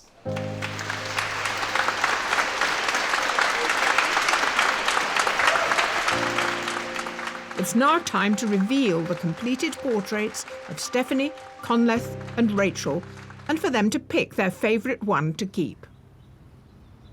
Conleth, a few people have said to me today, what a handsome man they think you are. Yeah, I don't think you all needed to laugh just as quickly as that. That was very kind of them. Have you had a look at all? Nope, not even a glimpse. OK. Artists, will you please turn your easels? Oh, God, you tell me when they're all turned. Open your eyes. Wow. Wow. They're all amazing. You don't often see yourself in profile, obviously doing your... No, well, now I know I could be a monarch. You could lick the back of my head and post me. Yes. Good to know. Make a lovely stamp. Make a lovely stamp, yes. I love your technique. And what is it, just pastels? Yeah, all pastels. And definitely got me eyes. It reminds me of you when you were a bit younger. Well, that's always a plus. Oh, that's lovely, too. Do you like the butterfly on the shoulder? It's great, man. So I'd like you to imagine one of these portraits hanging in one of your homes. Well, I'm gonna go for this one. Olivia. Oh, well done, Olivia. Great.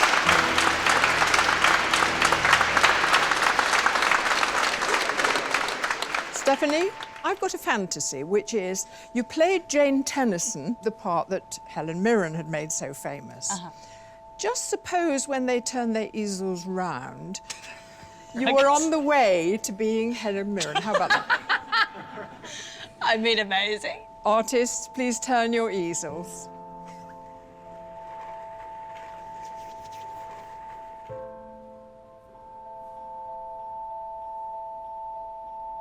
I love what you've done with all the blocks of the colours and how that all fits together. It's so interesting. Now, this is face on, isn't it? I feel like you've got my mouth. I love the colours and the drips as well. It's so soft. And I've got such big eyes. It's awesome. This is the moment of choice. I think I'm going to take this one. Thank you so much.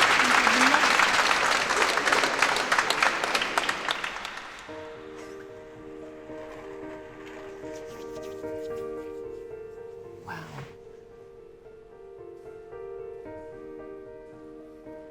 I love how you've got everything, and it's a very private moment, I would say, that you captured in the eyes. I love the textures and the colours. It's almost like cloud passing. And also the turquoise dripping down into the red, it's gorgeous. The colours are just stunning, and the texture of the hair, I think, as well. It does have a soft focus. Very, very Gentleness soft, about yeah. it. Very, very soft. So, Rachel. Oh, God, I hate making decisions. I'm really bad at making decisions. Okay, Jamie. I have to choose that. Thank you. It's really beautiful.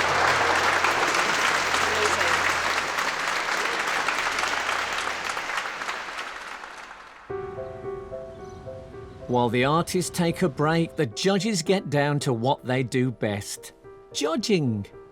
It's very Disney, isn't it? It's got a very sweet, soft approach with these big eyes. And I think we picked our submission on the strength of the storytelling, and there isn't much storytelling here.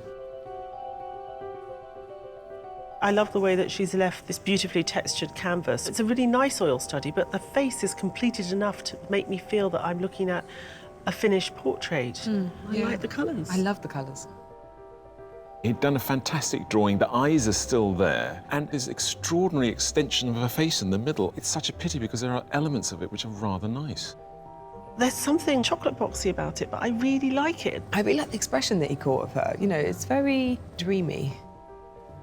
He found a very clever way of shifting the composition that her hair did go where the metal is corroded. I think I preferred her more when she was the Madonna of the Deep and there were bits of coral coming off the side of her head when she was actually, I could have imagined that she was a mermaid.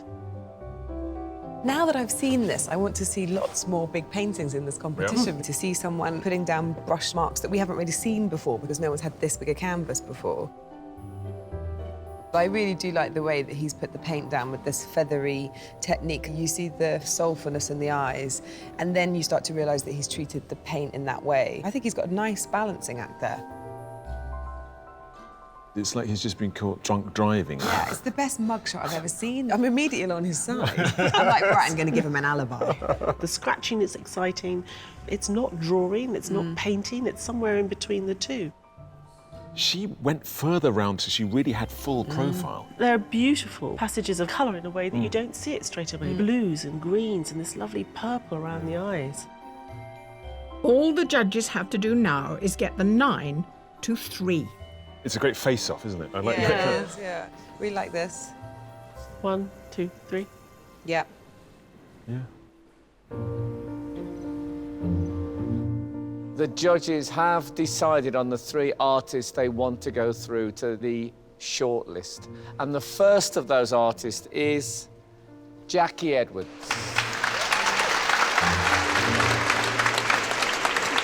And the second artist is Olivia Crossman.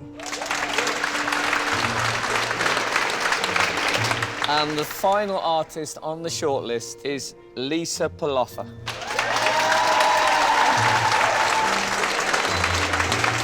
Our commiserations to the rest of you. It doesn't mean your work wasn't fine, that we've enjoyed it very much. Thank you for being with us. Well done, guys. I'm absolutely gutted. It just wasn't my day, I don't think. Just couldn't get it right.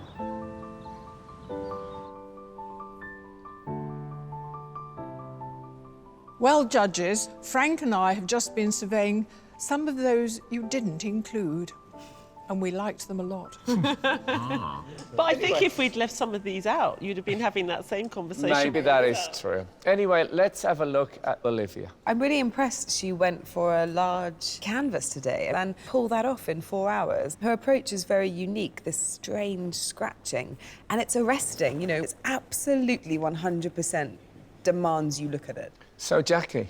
She's readjusted her very fine photorealistic style of her submission, and she's produced this beautiful medallion-like Renaissance Medici, and it's a strong piece of portraiture. Given that she had to adjust her style in order to work within the time frame, we're still looking at something which is accomplished. I like what she did today more than the self-portrait, actually. I like the fact that she did take such a direct, perfect profile. We don't see that very often, but I think she's got a great colour palette, and that's what helps her. So what about Lisa? What I like about Lisa is she's taken the colours that were in the fairy lights behind her to create the weave or the mesh that sits in her face and her skin tones. And I'm really impressed to see that she wanted to respond to the sitter and respond to the set, and it is about today. So what we're seeing is an artist who can do that when she's got all the time in the world, and who can do something equally as interesting and good, but in a very different context. Is this going to be one of those days when you go into a little corner for about 10 seconds and then come out and say, we have it, or might it be a bit of a hard slog? I don't think it's an arm wrestle day. OK.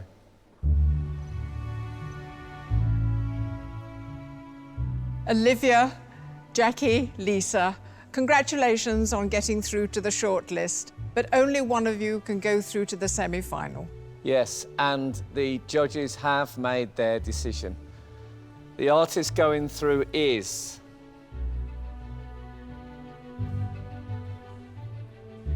Lisa Paloffa.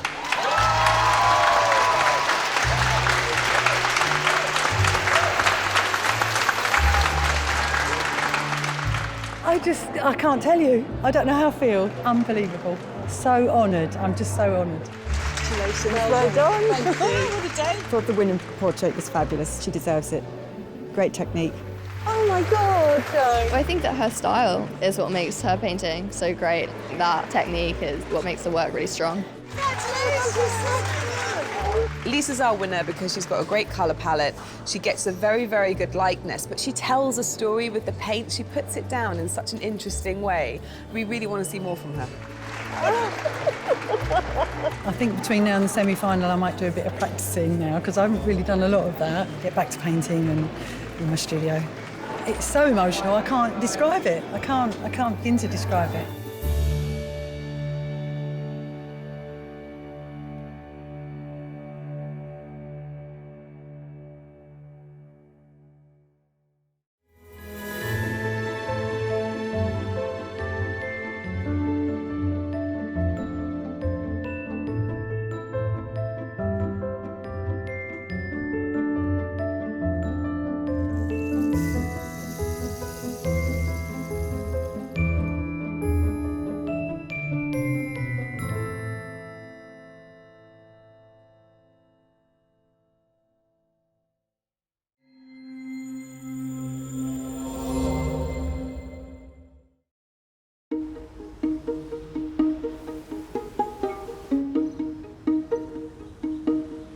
Joan, did you know that Rembrandt painted over 90 self-portraits in his lifetime? Well, you know, that's very good for Rembrandt, but one of today's artists has painted over 900 self-portraits, and in the nude. Do you think he still uses the mirror, or has he got it down to memory now? I think he probably knows what he looks like, and probably so do the people who live with him. I didn't imagine his family around on the sofa. Anyway, welcome to Sky Arts Portrait Artist of the Year. A fresh heat brings with it 9 new artists ready to put brush to canvas. And today, 4 of them are amateurs. Stephen Johnson, Amy Eccleston, Samira Addo, and Kate Webb. I do research into robotics. But today I'm going to be able to spend the whole day painting, which is actually a luxury for me. And joining them are 5 professionals. Leanne Pierce, Linton Palmer Hemsley, Radovan Bowlcar, Lauren Carter Bridges, and Phil Tyler. They've used my painting for one of the posters outside the gallery. So I've got a very miserable looking self-portrait staring at everybody, frightening them to death as they walk into the Wallace Collection. Working in the very public setting, our artists have to capture a likeness of one of 3 well-known sitters.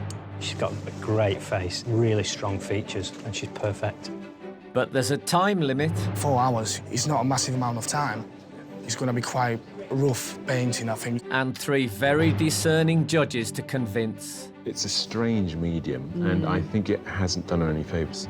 At stake is a once-in-a-lifetime prize, a £10,000 commission to paint award-winning Hollywood actress Kim Cattrall for the permanent collection of the Walker Art Gallery in her home city of Liverpool. So, which artist has the talent to earn a place in the semi-final? I love preliminary sketches, but yours are the absolute bare bones of practicality. I'm quite a lazy artist, what can I say?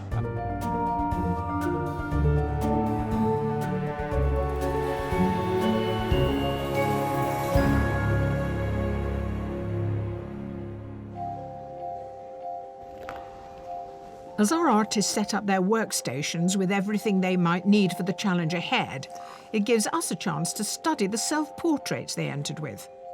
But can the judges unravel the stories behind them? I love this. I like the fact that it's such a slight painting, but the gaze is so stern. Actually, she's not looking at us, she's obviously looking at herself. And I think I like that concentration. I want to know the narrative here. Oh, I thought you didn't like narrative. Well, I've learned. I've learned here. Who did you learn from, Jo? I wonder. It looks like after bath time at home, but underlying it, the rough handling, it makes it something much more. It's terribly romantic, It isn't is. it? It's nice to be a little bit of Jesus. Funny enough, I think I've spotted the artist and he shaved his beard off and he doesn't look quite as Jesus-like. Oh, smartened up a bit. Yeah. Now, I was surprised how large this painting is. It's a really substantial piece of work. That different treatment on the shirt as opposed to the face, I love that. The tones and the colours here are like an old pack of Spangled sweets. You know, they're really delicious. He's a man alone at night trying to sort of work out who he is. So it's got all that sort of existential angst, I think, coming off it.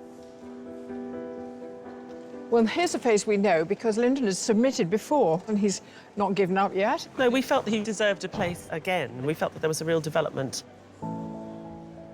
The mastery of the pencil, you really get the feeling of the surface.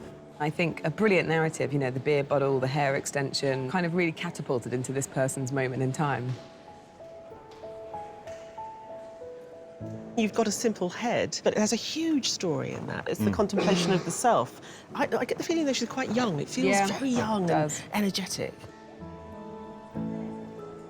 Someone wearing his running shoes, so he clearly enjoys being a runner as well as a painter. I think that use of blue is fantastic as a colour that's coming from underneath. Now we're going to meet them, see if they live up to what we've deduced from their portraits.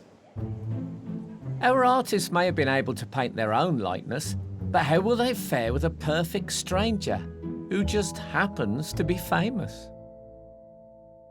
Artist, your sitter today has been in music and broadcasting for about 32 years. He's a brilliant actor, a brilliant singer. He once made me cry in Sweeney Todd. He's the fabulous Michael Ball. Celebrated for his glorious singing voice, Michael is also a double Olivier Award winner and has been honoured with an OBE for his services to musical theatre. Please. Oh, nice chair. How are you? So it's fabulous to have you on. I'm thrilled. I love this programme. Oh, thank you. I really do. I'm imagining the walls of your home are covered with portraits of you. Is that fair? No. Something's gone wrong. I've never sat for a portrait, so I'm hoping I can sit still for the time. I've only got one request of the whole thing. 20 years younger and 2 stone lighter. Sorry, it's not going to happen. I'm thinking of this more as an airbrush rather than a portrait. Look, if you're going to look 20 years younger, we'll have to get rid of the chair and get a buggy. Yeah, love you. I love you. Artist, let me introduce you to the person you'll be studying for the next 4 hours. He's an actor who's been in some of the most popular television series recently. Please welcome the enormously talented Robert Bathurst. He became a household name in the much-loved television series Cold Feet, but Robert secured global recognition by playing Sir Anthony Strallan in the award-winning drama Downton Abbey. Robert, welcome. Thank you very much. Well, we've put you in a rather dramatic setting here, rather theatrical, ruched. Splendid, yeah, and I'm really, really interested to see what happens. Sometimes when actors have got lines to learn, they sit and throughout the day they're running through the lines. Have you got any lines you need to practice? I've got 2 hours of poetry, which I'm learning. One's very serious and one's very funny, so maybe you can tell which one I'm working on at any one time. Artist, your sitter today is an extremely versatile broadcaster. You could see her with her wellies on Country File. You could see her in her heels on Strictly Come Dancing. She can do it all. She is Anita Rani. Anita's broadcasting career started at the age of just 14, and she has gone on to become an established presenter on The One Show, Watchdog, and This Morning. Hello, Frank. How are you? I'm good, I'm nervous. It's an interesting combo Yes. that you've got there. And I really like weird, it isn't it? because It's really confusing. there is something extremely elegant about the... What would you call that as a It's god? called a dupatta. Indian women wear them draped over their shoulders. You know, I had to have something a little bit ethnic. And Yes. pink is the Indian navy blue, so basically I'm quite dull in terms of Indian attire. But I thought, you know, something a bit bright. I think it looks gorgeous. OK, what would you sort of like... Ideally, what would you like from Anita? Anita's got a great smile, so it would be... Depends what she can hold a nice, for- smiley portrait would be Can good. you smile for 4 hours? We'll find out. Yeah, I think that might be a bit much to ask. What would you like to do with your hands? I think they look great against your black So against that, trousers. So, yeah, gnarled old perfect. hands. And if I'm thinking about my poetry, if I'm looking into the middle distance here... I think, yeah, find a Pick a spot, spot. and keep working. Could I just move your leg over there? No, I'm joking. Something natural, you mean? What you were doing anyway was really exciting. OK.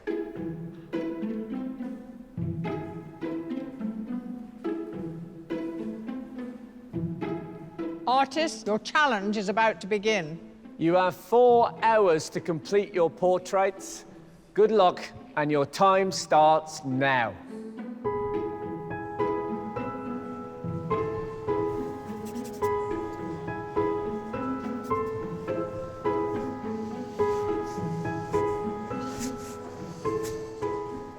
Today, the preliminary work of the portraits is starting in a variety of ways. 4 artists are taking photographs. If I could just get like a slight smile so I can see dimples. 4 are sketching. But 1 doesn't start with an image at all. Please, would you share something with me? What music would you be listening to now, if you could?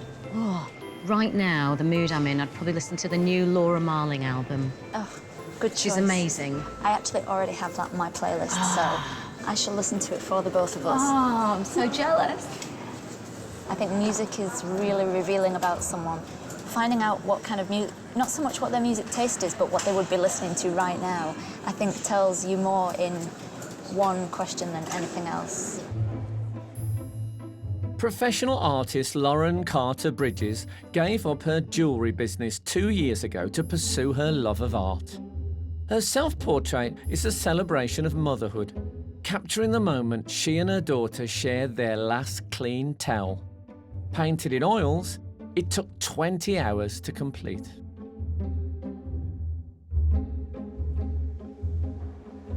I love preliminary sketches, but yours are the absolute bare bones of practicality.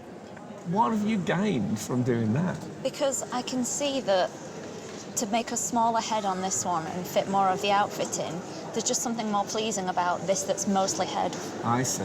You know, I don't need more than that. I'm quite a lazy artist, what can I say? I'm maybe, of the 4 hours we're sat here, I might spend 1 with actual brush to canvas.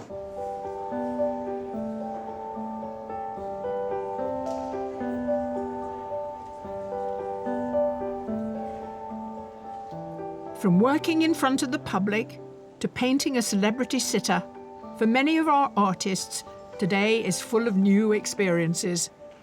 This is the first time I'll be painting someone from life. Normally, I tend to paint my grandma or family members and friends from photos. My grandma's my biggest influence. She buys me paints, paint brushes, everything. She's always encouraged me. Self-taught amateur artist Samira Addo trained as a civil engineer. While at university, she took up painting and now spends most days at her Bermondsey studio in London. Using acrylic for her self-portrait, she challenged herself to use a similar palette across the painting. She only recently taught herself to use oil paints by watching YouTube videos. This is pretty good for someone who's picked it up on YouTube. You've obviously practiced a lot. Well, yes. For the past year or so, I've been working with oils. I did acrylics beforehand for like 5, 6 years. And you prefer oils? It's what I've been painting with recently, so it's what I feel most comfortable with at the moment. What is it about them in particular that you like? I like the fact that I can kind of mix the colours on the canvas. And Because it mess around stays with wet? Yeah, so And I you can mess around with the texture a bit more so. I'm excited to see where you take this.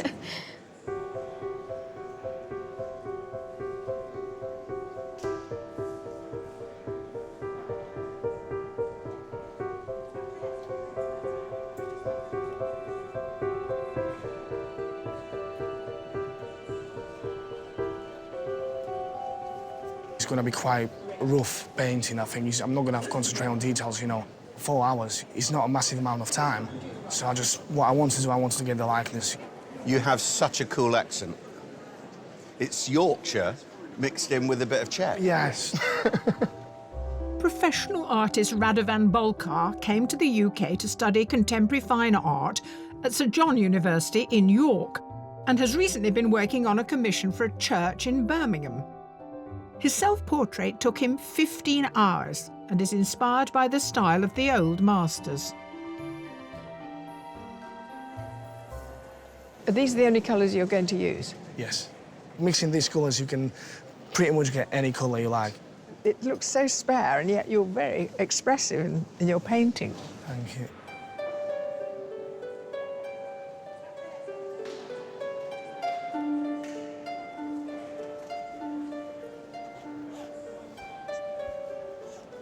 I've been playing around with which colours are going to get me to the mix as quick as possible. I'm going to try and maybe stick to the absolute minimum colours, makes things less complicated.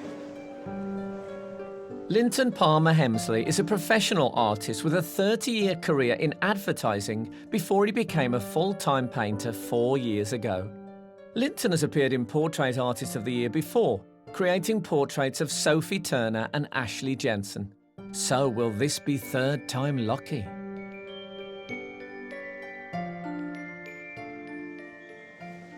You're not sick of us yet? Are you sick of me? No, we're not sick of you. Delighted to see you. And this is looking really different to what we've seen before. Is this thicker than usual? You don't start. Do you usually start this thick? No, I do, yeah. I kind of start all my paintings quite sculptural and just work and work and work at them. I mean, it thins out as I go along. I'm hopeful that I'm going to have some fun when the pressure's off. OK, yeah, this Is will the be... pressure ever off? No. Do you know, I kind of don't enjoy painting. I never understand people who paint for pleasure. It's heartache, isn't it? One of my students says you can't write painting without pain. Yeah, that's exactly it. Our artists are approaching the 1 hour mark.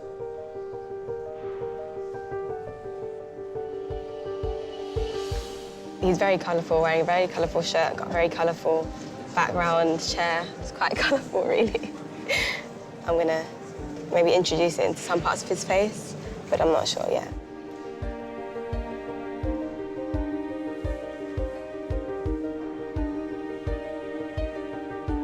I'm starting with big shapes and working in, chiselling away at it. Lots of paint so I can move it around with my hands a little bit later on.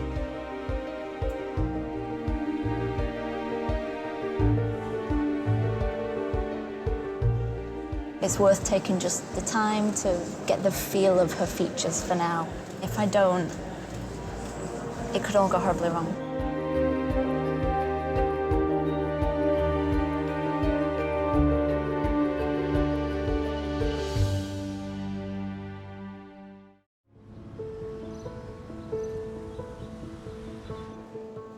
During the last hour, each of today's 9 heat artists have used various methods to capture on canvas Michael Ball, Robert Bathurst and Anita Rani. Try and get my drape right.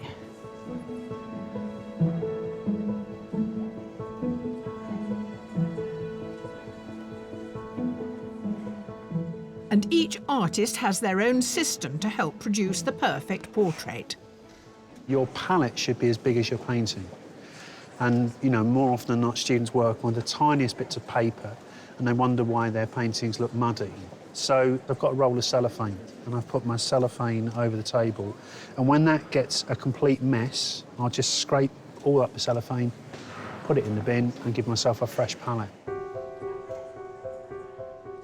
Brighton University lecturer Phil Tyler has been teaching art and painting for over 30 years. His submission was painted from a series of photographs he took in a darkly lit toilet at work. Over the years, he has managed to produce more than 900 naked self-portraits. Is it really over 900? Yeah, probably.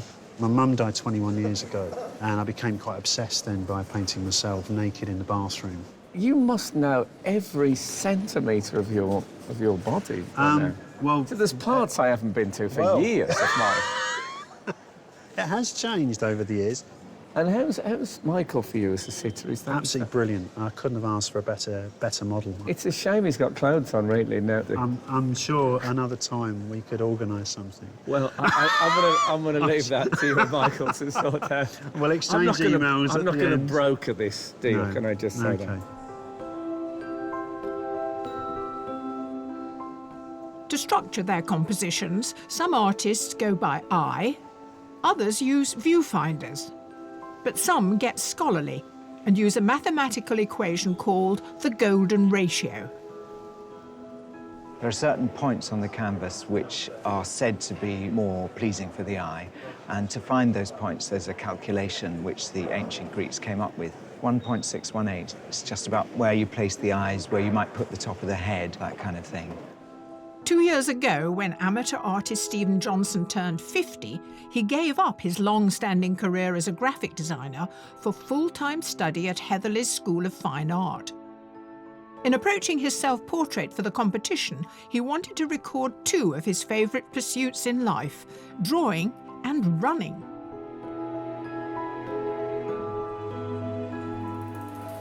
I can't but notice that on the table here, the book is opened at a Vermeer painting. He is a great master. What are you learning from Vermeer? Vermeer, I think, is about metaphor, particularly the one that I have. There's lots of suggestion about the sitter's character. So you're looking for clues? Yeah. Which will inform the painting? Something beyond the likeness, so something that says something about the sitter, which is not the face or the immediate recognition of another human.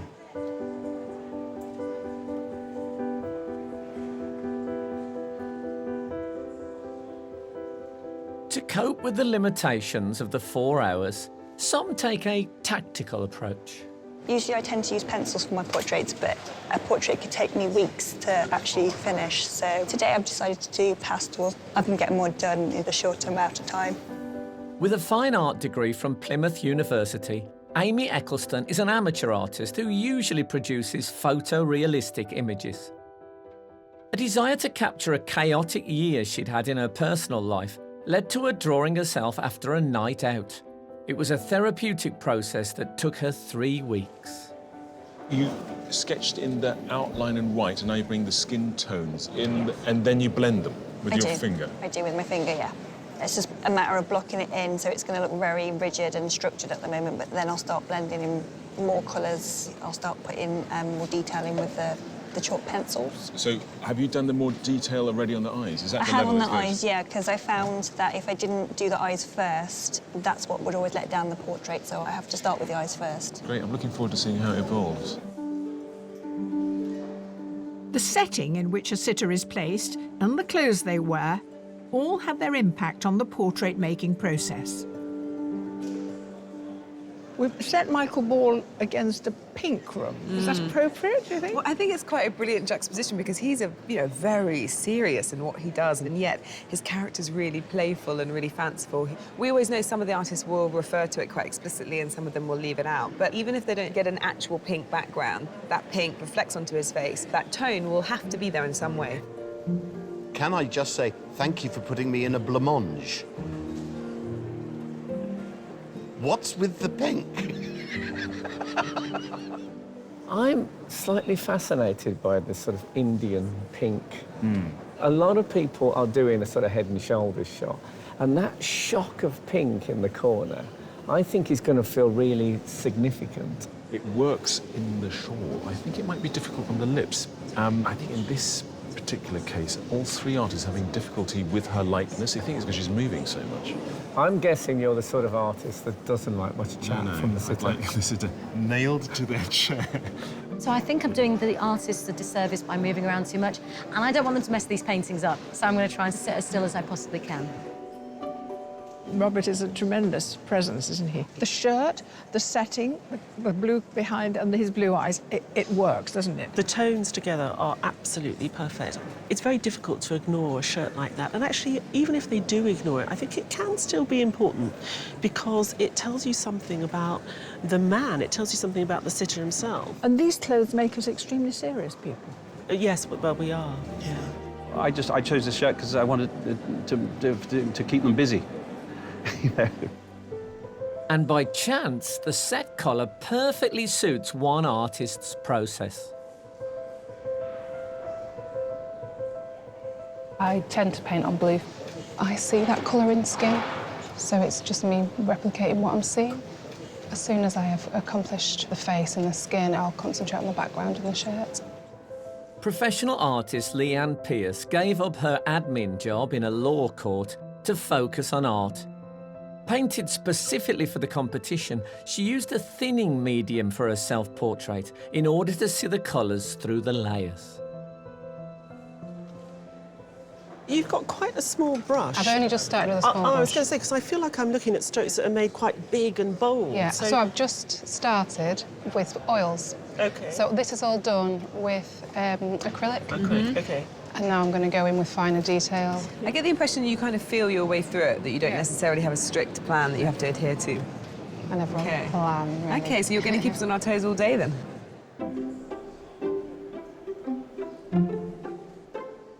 Settling on the right composition and medium can take several tries, and it can be even more challenging with a restless sitter.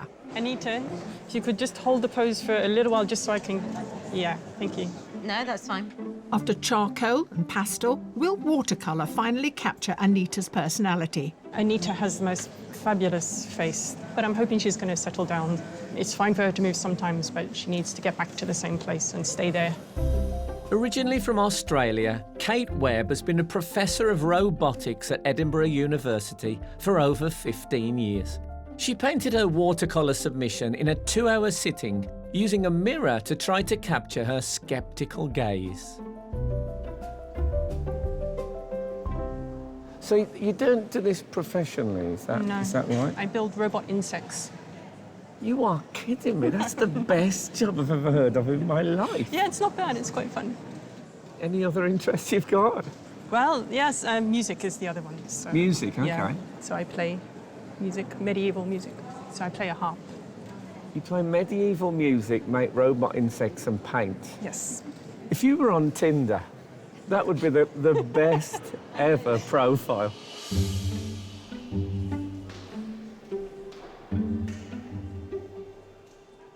Near the halfway point, some artists are trying to get a fresh perspective. I've turned my painting upside down, and it's not because I've gone mad. Your eyes get tired by turning the painting upside down. It forces me just to see in the shapes correctly, and hopefully then paint it more accurately. But we'll know when I turn it back round.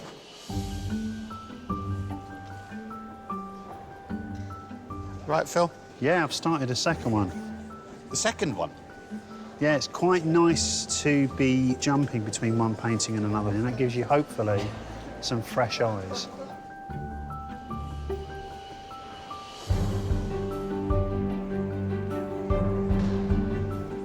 Time is going so quickly. I'm just curious to see how it's going to turn out, to be honest. I think I've got the features roughly correct. The time seems to be running away with me.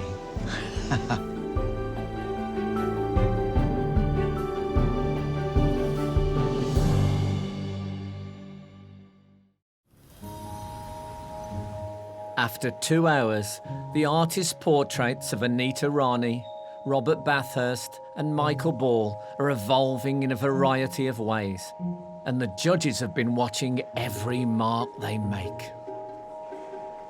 This is probably my favourite part of the day. Will they, won't they? It's like spinning plates, isn't it? Some will fall and shatter, but some will continue to revolve. I want to say, Robert is sitting there like an Easter Island head, and I think his section, and especially Samira, have caught him very quickly. I like what she's doing. I'm sort of waiting for the next stage because I want the colour and the vibrancy and the kind of emotional content of the submission. I want to see a little bit of that. Leanne has got this fantastic, huge head. She started blocking in with acrylics, and now she's starting to get the subtleties in with oil paint. I think she's going great guns. What about the paintings of Anita? For a long time, the three of them were struggling with trying to get the likeness. I mean, Linton, he's painted a very beautiful head.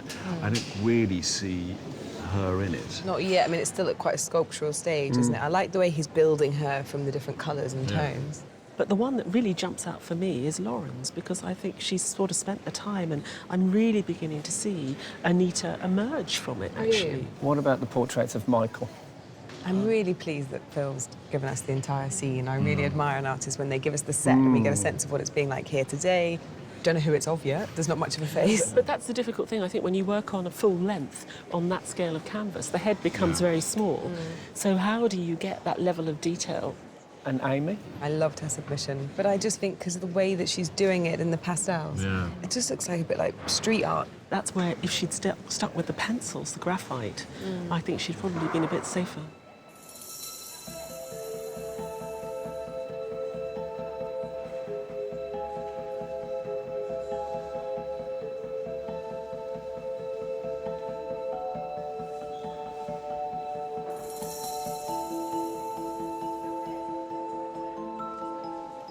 It's fascinating, actually, how they're coping with people milling around and people talking to them. I'm choosing not to look at what anyone's doing, but it's fascinating watching people's reactions when they're looking at the canvases and sort of gauging what their response is.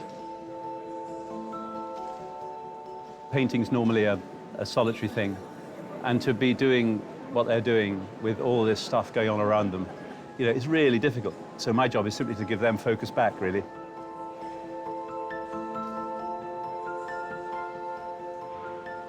Everybody has a hang-up about their face. Come on, the hooter, massive, Indian. Nothing I can do about that, genetic, it's fine. It's the imperfections that make us who we are.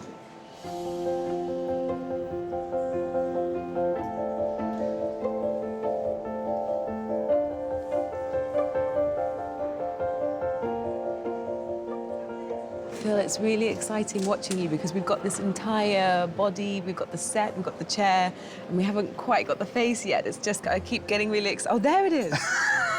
There he is, wow, okay. And which one would you rather go with, the landscape or the portrait? Well, I think compositionally I quite like that. Right. You know, this one, it might surprise me. I'm going to work on that for a little while. You're reckless, I like it. Now, this is really interesting. This is your watercolour, but over your shoulder is a drawing in pastel, which you've done. That's right. I might go back to it in a moment. It's annoying me that it still seems to look more like her somehow. Yeah. Do you want to vote on which one I should submit? Let's see. Just 30 minutes of the challenge remain. The thing that's worrying me the most are the eyes, you know. You have to get it right, I think, to make you look like a person, you know.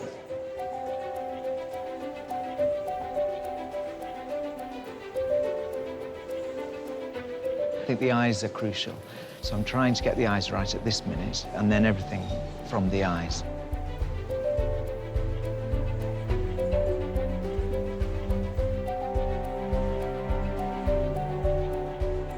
I'm worried about the eyes because they're missing at the moment. I've left the eyes until last because it's a different colour. That's the bit I'm most scared about, I think.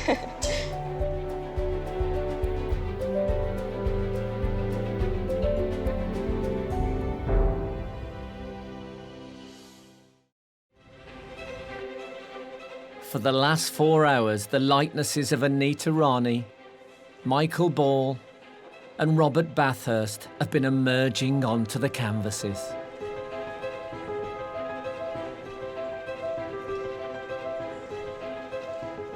The eyes turned out okay in the end.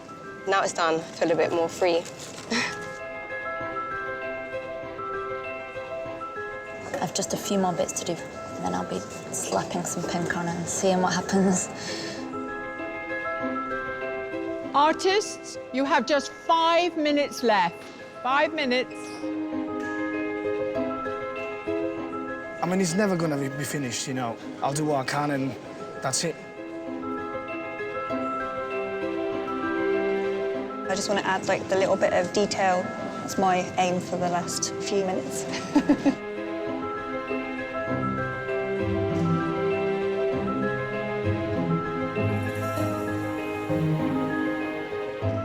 There's a lot more I could do to it, but I feel that it's quite solid painting, but it's much more impressionistic than I would normally do. Artists, your time is up. Put down your equipment and stand back from your portraits.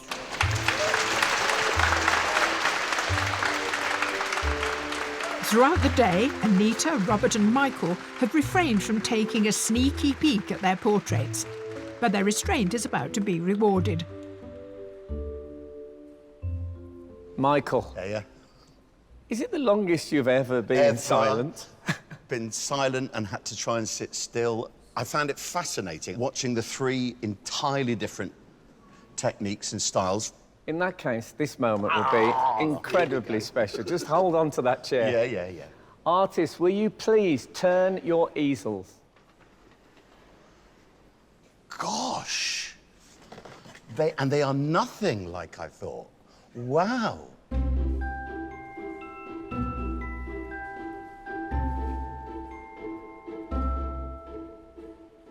That's fabulous. I love the boldness of the strokes that are going on there. Oh, sweet. Well done, kids. Thank you. Wow. The first thing that hits you are the eyes. Oh, this is going to be a nightmare. Oh, that's beautiful. Extraordinary. But again, those eyes of yours. Those eyes, those beautiful eyes. I got a tingle, I hope you did too. They're so different and they're all so good in their own ways. I am going to go for...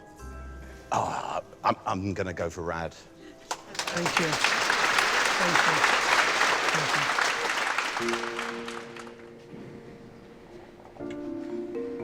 Wow. Very, very interesting. Thank you all.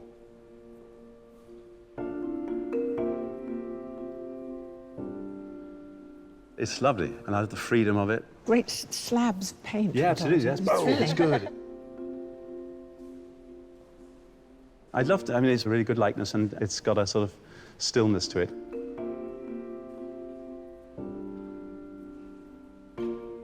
Love the skin tones. I think they're really adventurous and interesting and sculptural. No, well done. Lovely. Really good. Well, yes. This is the moment of truth. I will take home with me Leanne's.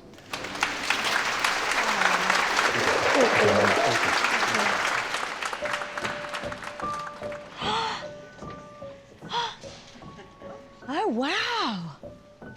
Oh, my goodness me.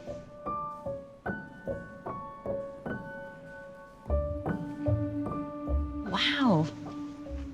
And that's not your watercolour? That's the first one I did. What made you pick this one, then? I just felt it was more you. It's definitely me. It's amazing. It's amazing. It's one of those that draws you in and you just want to keep looking at it. I absolutely love it, Lauren. Thank you. That is incredible. I think it's beautiful. But as so often with this show, all very different as well. 3 of them are completely different.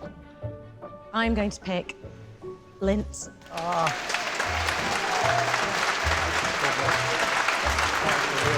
Thank you.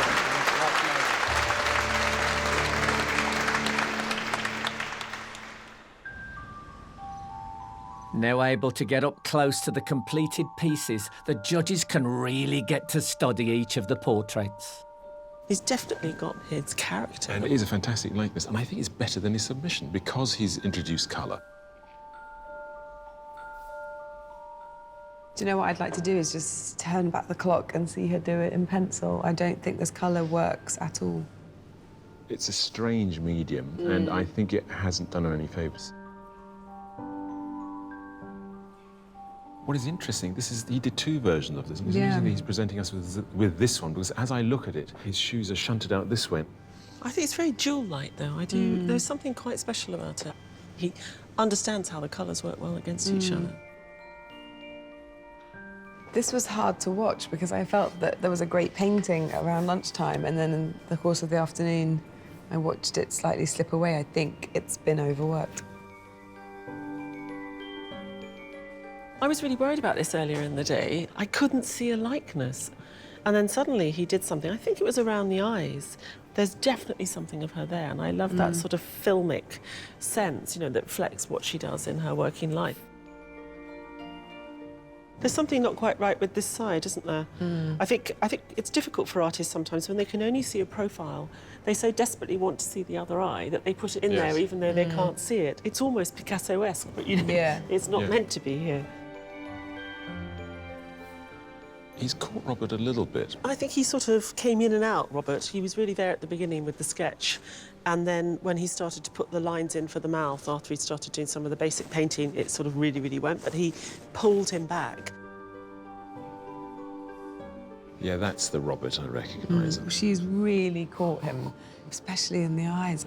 The thing that concerns me is it's very worked, and so you don't get any breathing space. I think as a consequence, it feels a bit forced. Samira had this in the bag quite early on. I love it. And I think it's quite remarkable to get such a good sense of likeness when it's all fighting each other. All the elements do fight, and it gives it the energy, then, it's sort of kinetic energy.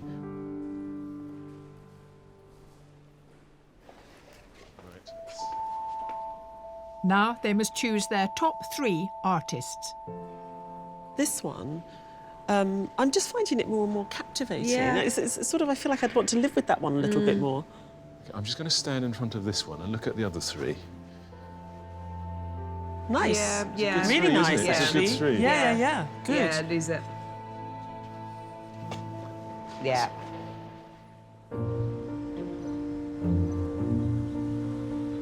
So which 3 have they chosen to be shortlisted? The first artist is Phil Tyler.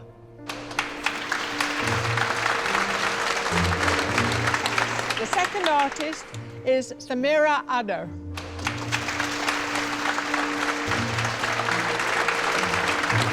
And the third and final artist to be shortlisted is Linton Palmer-Hemsley.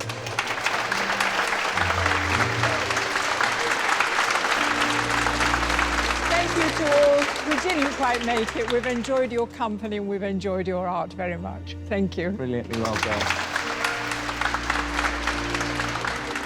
I mean, I'm sad, of course, but I'm really pleased for those 3.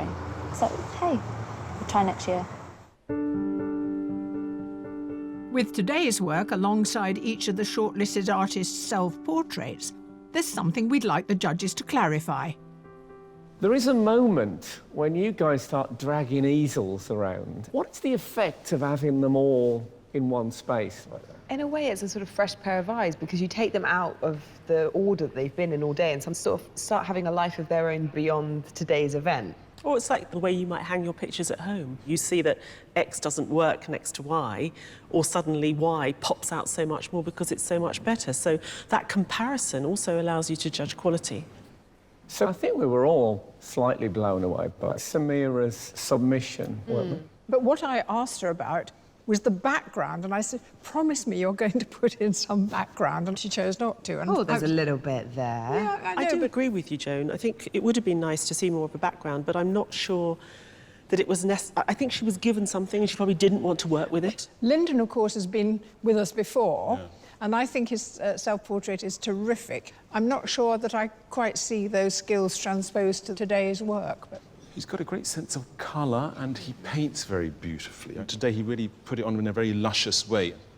I think he caught her gaze really beautifully, and I think, you know, that brilliant cinematic pillar box. I think there's some really lovely parts to that painting. I think in Phil's case here, he says he does do a lot of these kind of studies. Now, you put him in a completely different situation surrounded by pink, and he's decided to sort of focus, go out and observe very well. And he does make that pink grubby and a little bit aggressive, which is not that easy to pull off. And I really applaud him for being able to give us both those things.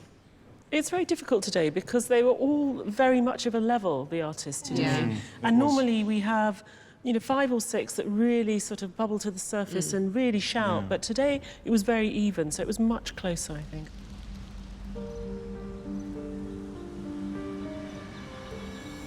Phil, Samira, Linton, congratulations on having got so far, but there can only be one winner. And that winner has been chosen, and it is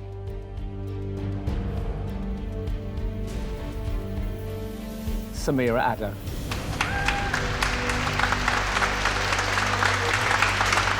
Well done.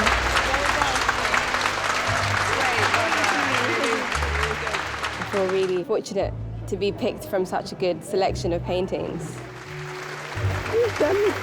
Thank you, Nana. I used to draw with Samira when she was little. She's done brilliantly, and I'm really proud of her. Been absolutely brilliant. You know, really well-deserving winner. Samira's portrait today is stunning. There's no disappointment, really. Samira absolutely deserved that. Really pleased for her. And I'm just dead chuffed to got through to the final three. It was a close day today, but the reason Samira went through is because there was just something so interesting about the way that she tackled taking a likeness. For her, it was about the act of painting. It was a constant negotiation. That process is a bit reckless, but it was so rewarding.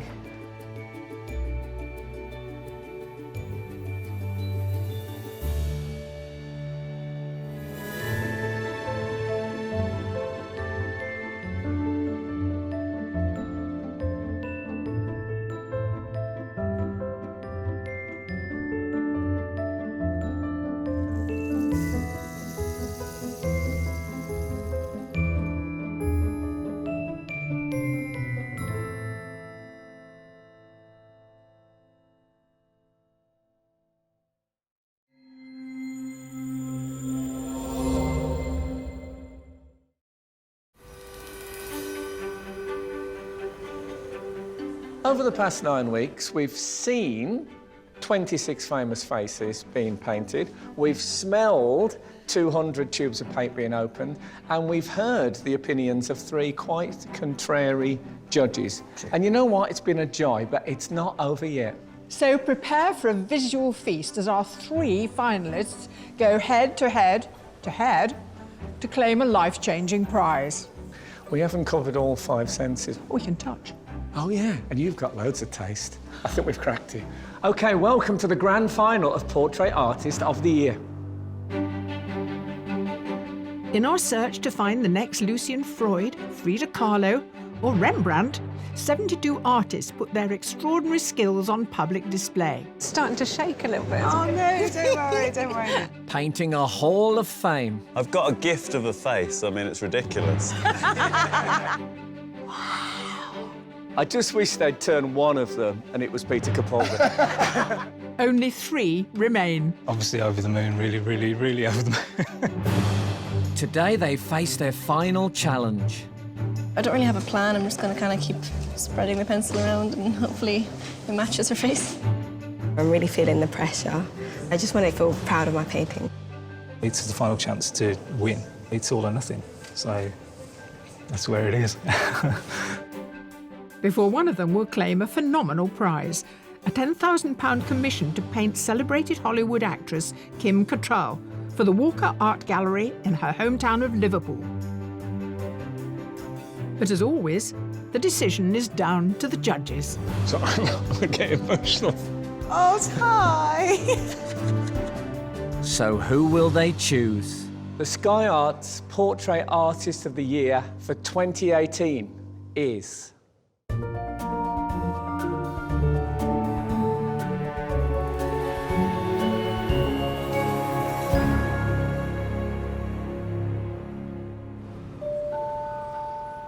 Of today's 3 finalists, one is a professional artist, Danny Howes. Now I'm here at the final. I'm trying to keep a cool head, but at the same time, I really want to win. And joining Danny are 2 amateur artists, Samira Addo and Hetty Lawler, who at 17 is our youngest ever finalist. I'm really excited to be here. You know, it's the National Portrait Gallery and it's the final. It's really mad, actually. I never expected any of this to happen, really. Winning this £10,000 commission would be absolutely amazing, and yet it could potentially be the catalyst to my art career, really. Surrounded by hundreds of years of art history, painting in the world-famous National Portrait Gallery is only adding to the pressure. That smell makes me feel better. Genuinely, the smell of the white spirit, suddenly that relaxes me. The intensity of the experience with just 3 of them in that small space, I think we'll feel that pressure and see it in the quality of the work they make. I suppose I'm trying to prove to the judges that maybe age isn't as defining a factor in art, and also I suppose that pencil maybe is a bit overlooked in some ways. What we want to see is not only ability to capture likeness, but to make art, to make something that tells us what it's like to be alive today. I just want to prove that I can produce something that is kind of a development of what I've done before, something a bit more colourful, a bit more creative. We're giving someone almost like a free pass into the art world. So we need to know that they're an artist that's going to continue to grow and to evolve and make us proud out there in the real world. But to prove they deserve the title of Portrait Artist of the Year, there's a small matter of a final surprise sitter. Danny, Hetty and Samira, congratulations on making it to the final stage of the competition. Your final sitter is a singer, musician, songwriter, a major talent. She wrote her first song when she was 11. She has won several Brit Awards, several Mobos, and a couple of Ivor Novellos. Please welcome Emily Sande. Acclaimed for her powerful voice and soulful songs, Emily Sande's debut album broke a chart record previously held by the Beatles. And to add to her accolades, she was awarded an MBE for her services to music. Hi. You're very welcome. Well, it's a great joy to have you on. Thank you. Have you ever sit for a portrait before? No, this is all very new. I'm going to try my best not to fidget and, Do you think you have any technique for concentrating? You can sing a few songs in your head? I think You could so. write a song. That's what I was thinking. Usually I'm at the piano, but I'll try my best. That's your challenge Yeah, for today. okay. You've got 4 hours. Then the judges will decide what they think about it. Okay. Not really. Would you like to step into your throne? Yes. Can I ask our 3 finalists, is there anything that Emily can do to help you guys out? Would it be okay if Emily moves slightly to, turn to your left slightly? Yeah, that'd be great for me, because I'd really like to capture your profile. Is that okay for you? Yeah. You okay with that, Hetty? Don't be bullied by these 2. They're very demanding, the finalists. Are we all happy now? Yeah. Good. Then please enjoy painting Emily Sande. You have 4 hours to complete your final portrait. Good luck, everyone, and your time starts now.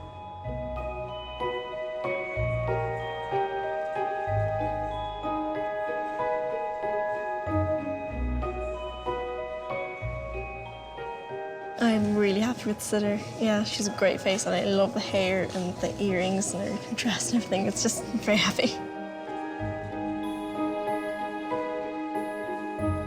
She's absolutely beautiful. She has really good cheekbones, so I'm hoping to capture elements of that.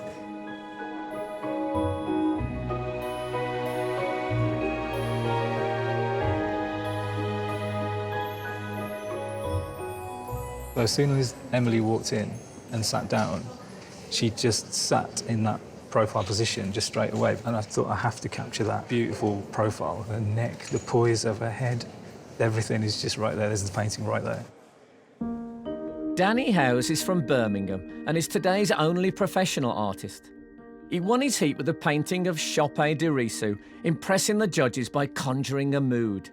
With an orderly way of putting down paint, it was his ability to capture the lightness and the relationship between Simon Callow and Lily Cole in the semi-final that cemented his place in today's final. You've upped the size. I hope that's to impress us judges. Yeah. You've gridded up and done the initial drawing. Yeah, from the phone, And yeah. then you do the painting from life. Yeah. Just quickly about the composition, tell me what your thought processes are. What are you trying to find out? I've got the bright yellow chair just anchoring down this bottom corner. But her face, I've decided to put that up in the top right corner. So it gives the painting a nice balance, but also a diagonal composition. You usually pull these things out of the bag quite late on, and I'm looking forward to it. We'll see. All right, I'll let you get on with it. Thanks very much. With such a career-defining prize at stake, sticking to a tried and tested method may be the key to winning. But Samira has other ideas. Do you normally grid? Not usually, but I just wanted to get this satisfactory before I start painting. You see, what I've always loved about watching you paint is the face sort of emerges through blocks of colour. There doesn't seem to be any mathematics involved. But I turn my back for 5 minutes, you've got the ruler out. I hope this is not going to cramp your style, so to speak. Well, I hope so too. Samira Addo is a former quantity surveyor from London. A self-taught amateur artist, her heat painting of Robert Bathurst impressed the judges with its energetic style. And they were persuaded to give her a place in the final because her painting of Lily Cole and Simon Callow showed an ability to reduce the number of brush marks and still find a lightness. I think every time we speak, I ask you about your day job and whether your continuing success on this show is making you think, oh, maybe I could be a professional artist. Are you still thinking about that? Yeah, I actually left that job. We'll see how today goes, but yeah, it's definitely on the cards. Are you currently unemployed? So I'm currently an artist. Oh, you're an artist, okay. So yeah, it's quite important. Yeah, well, it is quite important. Yeah. I think it wouldn't be going too far to say it's potentially life-changing. Yeah, I reckon so.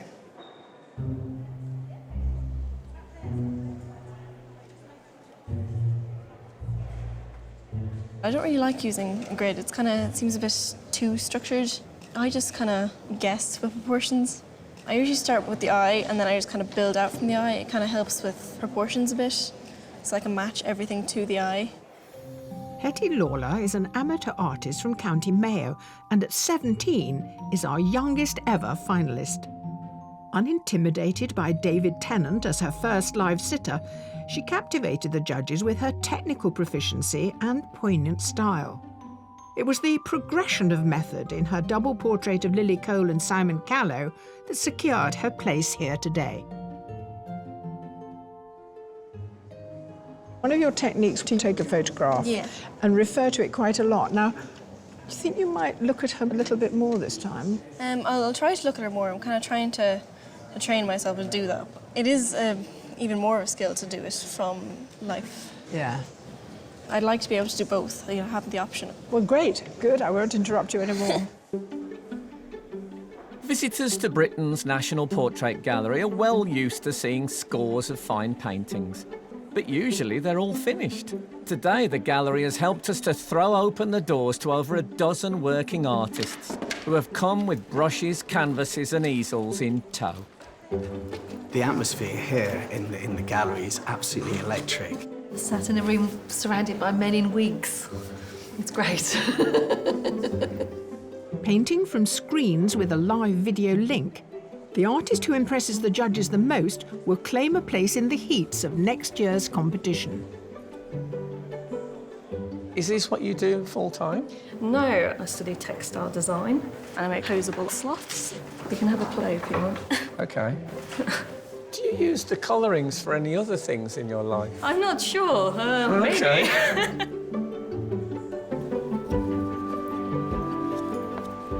I see you've got a whole array of palettes. These are like my comfort blanket of palette knives. I'll probably use about 3.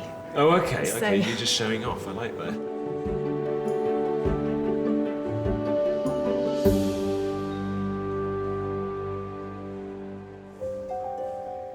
Our finalists, Danny, Samira and Hetty, have been painting their final portraits for nearly an hour. I don't really have a plan. I'm just going to kind of keep spreading the pencil around and hopefully it matches her face.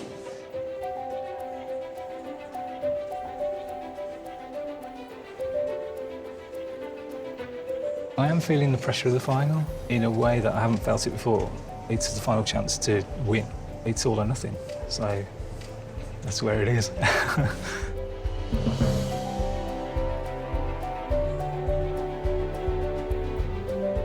To be honest, I'm worried about the timing. I was hoping the grading system would actually speed up the process, but I'm not sure how much of a success that has been so far. I feel like a lot of time has passed.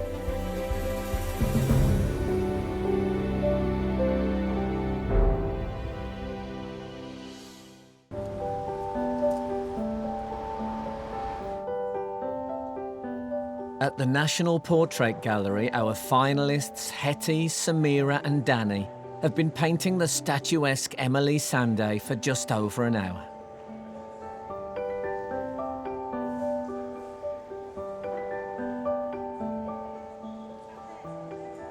Now, I recognise your technique, these wonderful patches of colour which you put in. Are you getting bolder, do you think, with that technique? How have you changed it? Sure.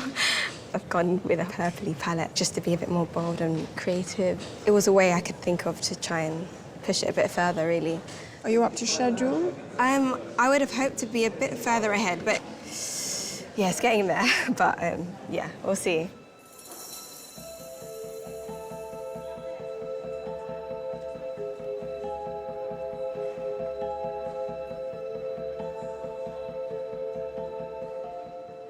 I'm curious as to what you feel's changed in the process of going through the competition. I think I have changed a bit. My style has been a lot more like refined. I've experimented quite a bit and I've gone a lot bigger. I've never really done this big. Yeah, it kind of made me a bit more confident doing this. We really appreciate the artists who come along and really take risks and let us go on the journey of them trying new things.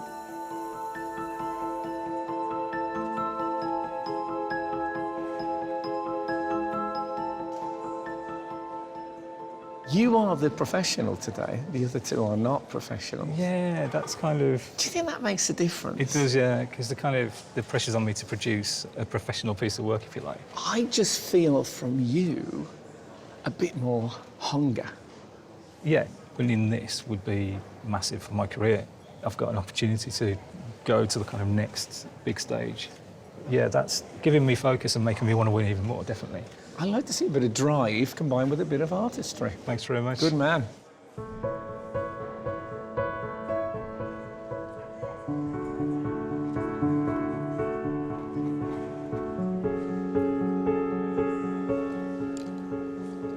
Over the past few weeks, the set, the sitter's outfit and their pose have helped inform the artist's portraits, and Emily is proving the perfect final sitter. I think their faces lit up as she came into the room, and when she sat down, they immediately started saying, oh, I can do something with this. She's delivered by sitting absolutely still. I mean, she hasn't moved at all, which is fantastic. No, she's incredibly still, rather scarily still, actually. Likeness is also how one holds oneself. And she's got a sort of the aura of a high priestess or sort of prophetess, you know, the way she's holding her head. It's rather magnificent. And I think they've all responded. The hair is the most extraordinary. It's very, very beautiful, and it's been coloured so that it's like an aura or a halo. Yeah. It's related in a strange way to the gold hooped earrings, the golden flowers through her dress and the yellow. So it's all of a harmony, but a very unusual harmony, and I think it's a beautiful thing to paint. I just love this dress. I love the colours. I feel like it reflects a side of my personality that people don't often get to see. I'm very serious about music, but at home I like to be quite colourful in what I'm doing. So I really wanted to show, you know, my true self here. So it'll be great to have a portrait of me natural. Our finalist depictions of Emily won't be the only portraits the judges will be taking into account when they make their decision. Before today, they were given another challenge. Each finalist was given their own surprise commission for a renowned British institution. OK, let's find out who it is. Dear Danny, your commission is for the Design Museum. Wow. They have requested a portrait of the pioneering industrial engineer, Sir Kenneth Grange, who has been designing elements of our everyday lives for over 50 years. Oh, my God. Wow. Your commission is for the Fashion and Textile Museum. They have requested a portrait of renowned fashion designer Sande Rhodes. Amazing, bright, eccentric character. I'm immediately thinking I could do something quite fun and colourful with this. Your commission is for the British Music Experience. They have requested a portrait of iconic pop star Jerry Horner. That's a great opportunity. It's incredible to do one of the Spice Girls. Yeah, she's ginger as well, so orange paint. First, each artist met with the commissioners to clarify what they wanted from the portraits. Hetty went to the British Music Experience in Liverpool to meet its curator, Kevin McManus. The Spice Girls is the biggest thing that happened in the UK since the Beatles, and out of that, Jerry is the most iconic. Is there any particular style you do or don't want? Well, Jerry's always come across as being, you know, confident, a really powerful woman. I think that's the sort of thing that I'd expect to see it. At the Design Museum in Kensington, Danny met up with its director, Diane Sujic. Kenneth has been changing the way Britain looks for at least 50 years. He made the high-speed train, he did lamps in people's homes, the anklepoise, he worked on the taxi, and yet retained a sense of modesty. And I think we want to capture that spirit to show another generation of designers what design can be. In London, Samira met the head of the Textile and Fashion Museum, Celia Joycey. Sandra's one of the few fashion designers who is synonymous with her own work. So the clothes she wears have been designed by her, and she will have very strong elements to her look, especially her pink hair. Yeah, bright colour is very important, I'm assuming, then. I think something that's bright and colourful, that reflects her skill and intelligence will be wonderful if we can see that in the work. With the brief fresh in her mind, Samira went to visit Sandra. How exciting to meet you, and I'm so thrilled. For a 1-hour sitting to help decide shapes, form and colour for the portrait. Did you start off with fashion design? Or? No, I trained as a textile designer. Okay. And I couldn't sell my work. I decided I wanted my fabrics to be seen how I imagined them. So I started making dresses to show how the fabrics could look. I see. I've been looking to make my work bolder and more colourful. I think I can draw quite a lot of colour inspiration from you to do that's so. wonderful. Oh, exactly. Good. Well, I think if it's bright, no one will be too surprised. Danny was able to meet Sir Kenneth in his old studio. Good afternoon, Sir Kenneth. Very nice. Lovely to meet you. Where most of his iconic designs were formulated. Very interested to know what you're looking at now. Well, I can see you've got a bit of a quirky sense of humour. No, I think laughing's very important. Yeah, I think if you can't laugh, you're dead. Yeah, but at the moment, you don't look happy. I need to correct that. Hetty got to spend an hour with Jerry to take photos and do a preliminary sketch. So you the only red in your family? Yeah. They say you're closer to God when you've got red hair. Some people say it's more to the devil. When you look back on your Spice Girls career, what kind of memories come back? I feel a huge amount of love towards the other girls, and they're like family members. Yeah. But I still see them. Yeah. So, yeah. They're coming over in a few days. Oh, that's A nice. few of them are, yeah.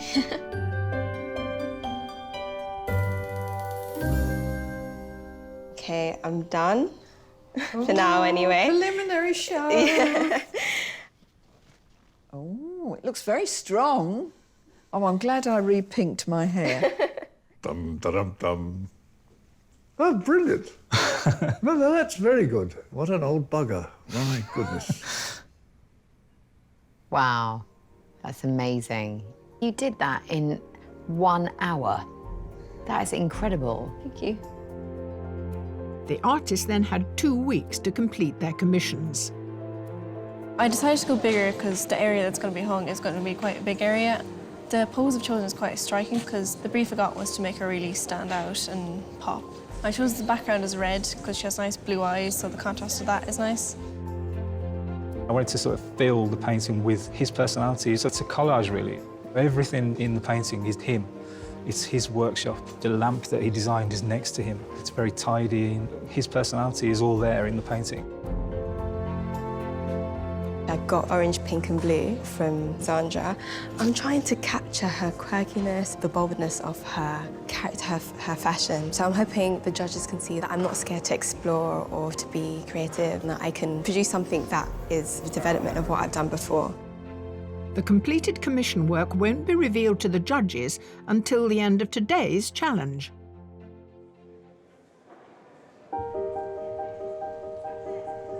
Samira, Hetty and Danny have just over 2 hours to finish today's portraits of Emily before one of them will be crowned Portrait Artist of the Year. I'm starting to feel the pressure now. It's like halfway through. I'm just getting the skin tones right and I have a bit to catch up on.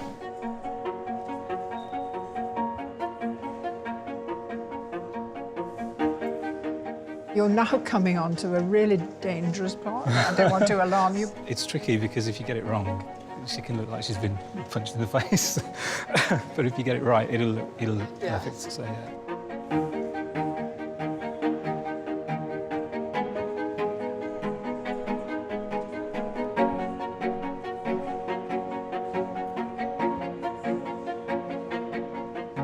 I'm worrying about the colour scheme of my painting. It's hard to tell how it's going to turn out and how I'm going to make it seem seamless.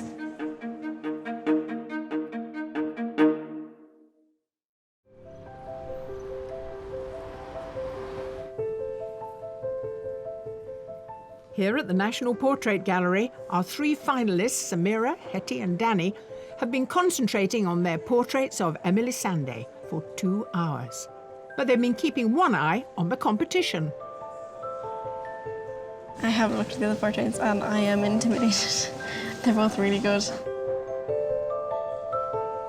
What about your rivals? Have you been to see the work? Well, yeah, I mean, they're both amazing. Samira's skin tone's coming through around the sort of ear and the eye. With Hetty, it just looks amazing straight away. So you kind of know you're up against it.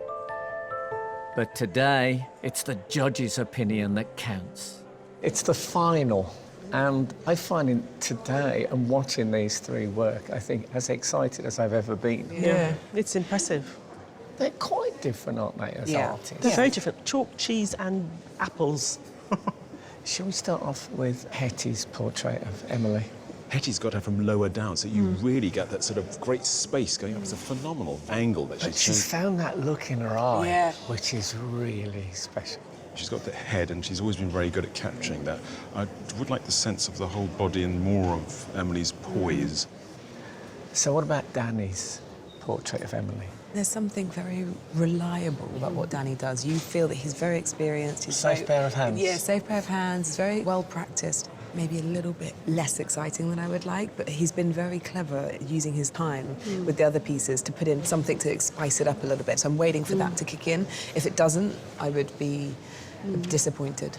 So what about Samira? She is the one that I think is the greatest risk out of the 3 of them. Her style lends itself probably more to a few accidents, doesn't it? It's halfway through the day, so you can't quite work out where it's going. We've always had that with her. They kind of look a bit messy and a bit clumsy. It's not messy enough. I've got a feeling that because it's the final, she decided to be a bit more controlled. She used a grid today for the first time. I find the colours a bit odd. I totally disagree. Oh, you think it's good? No, I really like the colour. I find it works really well with Emily. There's still that looseness of touch that I really like in her brush stroke. Was it too for you? Is that what you don't like? Technically speaking. That's do you want me to translate that? It's a very technical historical term. It's got a long history. We'll talk about it later. Well, I think you have a sort of a dual task today because there's also the 3 commissions. And we don't see them till the end of the day, and everything can change. Here, they're kind of full throttle competing, and the commissions have a very different feeling to them. Although I feel nervous about them, but no. But all the good things in life bring excitement and nerves. Yeah.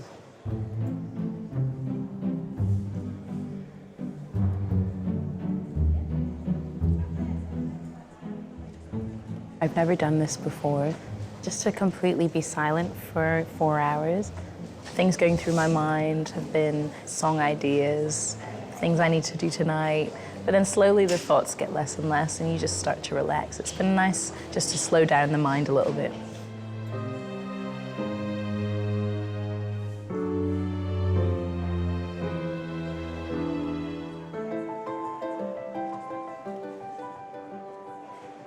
Samira, I saw you building a really good head in that sort of purpley grey, and now through the hair you've introduced colour.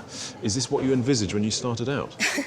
My paintings never turn out to what I envisaged, but that was kind of the plan. I just wanted to introduce another colour. I didn't necessarily know it was going to be or how. Now, you're still using quite a wide mark here. Usually people start kind of wide and get more and more detailed, whereas you work, is it all at the same time? It kind of goes wide, then a bit narrow, and then I do big marks again to refine where ones I wanted were.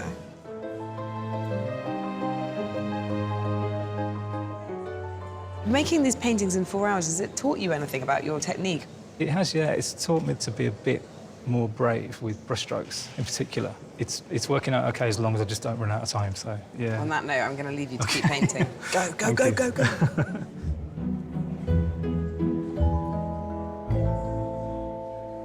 So, as a 17-year-old, because you're still at school, when you did the commission, did you have to have time off? Yeah, I took the 2 weeks off. So your friends, what do they think you're up to when you disappear for a... They think I'm sick. Oh, do they? Yeah. I couldn't really think of any better excuse. If you go back as the winner, then that's going to be a fabulous surprise. Not only will they be proud that you've won, but also glad that you're not really ill. Yeah. It's not just our 3 finalists who are focused on Emily. Our wildcards are having their own battle of the brushes to try and claim a place in next year's competition. I really, really like this. I think it's great. Thank you. Is this what you do for a living? No, I'm an army helicopter pilot. Are you really? So you love a blade, Well, generally? yeah, absolutely. There's a lot of paint there. How long will that take to dry, do you think? 4 weeks. 4 weeks, wow. But who are the judges going to give a place to? It's hard, you know, they've been working today without the sitter here. You know, I think there's one I really like in the first room, and there's one just here in this room that I would be happy with. And nothing in this room here. I like the quirky things. But is quirky good enough, you know? Yeah, but... No, hang on. We've got to think they go into next year's heats. don't Yeah. they? Oh, it's all so grown up and serious, isn't it?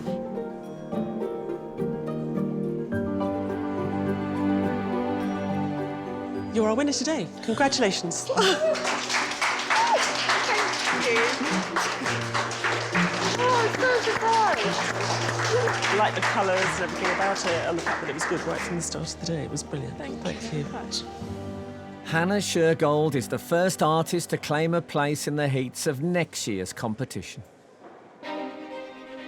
There are just 30 minutes left before either Danny, Hetty or Samira will become Portrait Artist of the Year 2018. I'm really feeling the pressure. I just want to get it down to a good standard. I want to feel proud of my painting.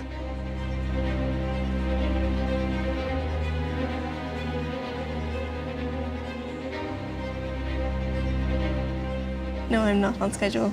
There's no one point that I need to particularly work on. Yeah, I just need to finish all of it.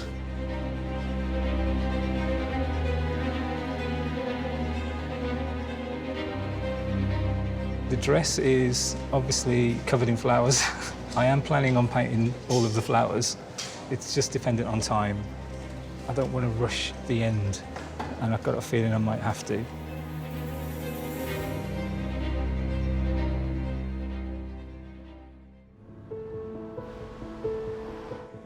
Samira, Danny and Hetty are in the final moments of their final challenge. It's then up to the judges to decide who will become Portrait Artist of the Year. The stars. It's when you do that thing with a toothbrush. Yeah. I knew I'd seen that somewhere before. It's on my bathroom mirror. Artists, you have just 5 minutes left.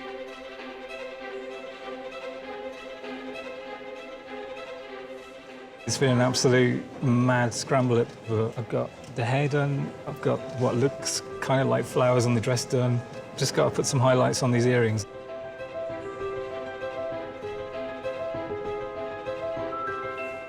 I don't know whether it fits together well, like the background and the pencil. I don't know whether they fit together.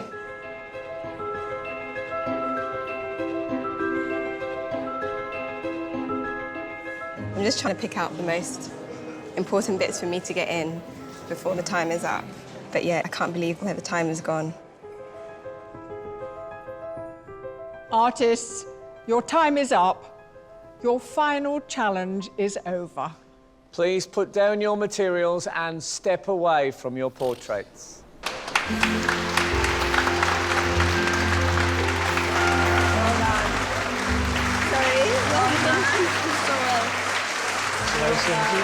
I know, I'm so sorry. Emily's perfectly still pose for the past 4 hours has not been in vain, as she now gets to choose her favourite to keep. Emily, I think of all the sitters we've had, you are certainly in the top 3. Thank you. You were amazing, absolutely still, with a sort of posture that I felt I should possibly kneel. Really, you were so regal. In my experience, the better the sitter, the better the portrait. So I think you're in with a good chance. Awesome. Shall we have a look? Yeah. OK. Artists, will you please turn your easels? Oh, wow. Wow, amazing. Would you like to come and have a closer look? Yes.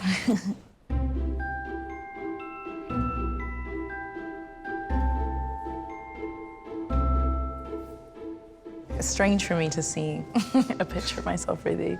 Yeah, I love that. There's something about that look. Yeah, and it's really it's strong. got some emotion about it. Brilliant, thank you. Thank you. That's awesome. How did you choose the colours? Kind of took some inspiration from your top-ish. I like the look in my eye in this one. Very serious. I like it. Yeah, really unique. Wicked. Yeah, it was a big thing for me having my hair natural. That's natural. You're blonde. Oh, well, the texture. You've really captured the texture. Yeah. Now, you get to keep one of these. Amazing. To share the rest of your life with. All you've got to do is tell us which one you like best. It's so difficult because they're so uniquely different. I think this one's my favourite. Yeah, thank you.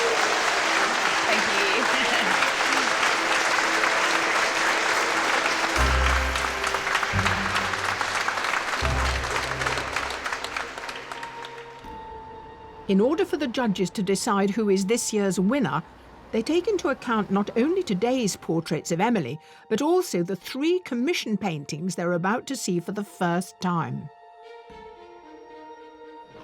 Oh my God. Wow. Oh, my. Oh, my. It's amazing. And all of a really top quality. There's no duffers in here. It's so strong, all 3. That's just fantastic, isn't it?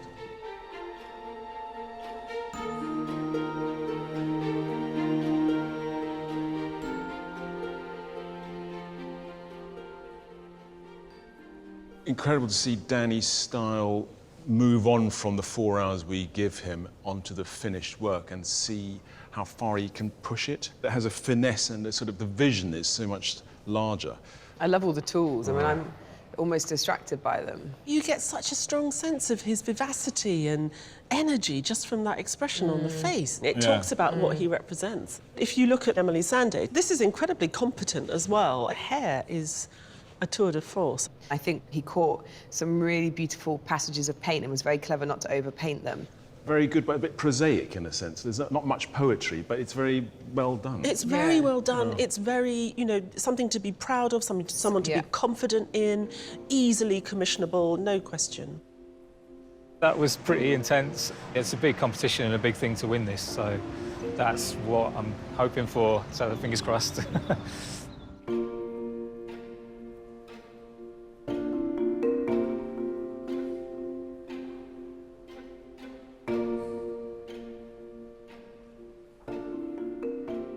This is just one of those paintings you think, how on earth did they come up with that? The idea of that tilted face, and her mouth is open.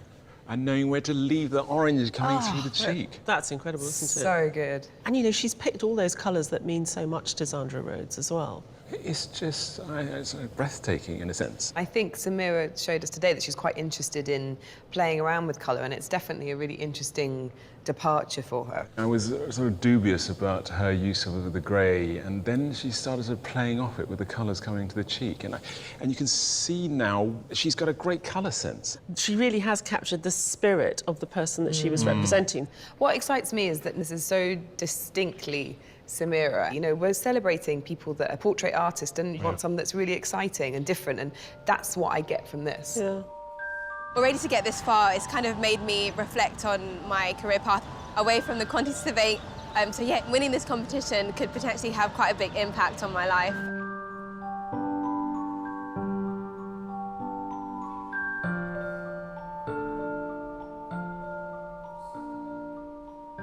I love what Hetty did today. She's trying to look a lot more. It's not just about looking at the tablet, and really impressive. I think it might be my favourite from today because of what she caught of Emily. This sort of direct, lifted gaze, funky attitude, you know, and she didn't get it from a photograph. You have to get that from looking, and she did look. Hetty got the best likeness, and I think she's consistently got a very good likeness. And looking at the painting of Jerry here, there's a great sense of the person there. So that is something she's very good at. To deal with an artist, a brand even, like Jerry, and feel that sense of responsibility as a young woman painting her, it's a tough ask. And I think she's got Jerry really well, actually, as Jerry really is. That was pretty stressful. Yeah, I'm glad it's over now. I think I've done myself justice in the competition. I've advanced enough to be proud of, so I'm happy with that. Right, we have to make a decision. One of these have got to win. Okay. It's time. Not easy. Come on.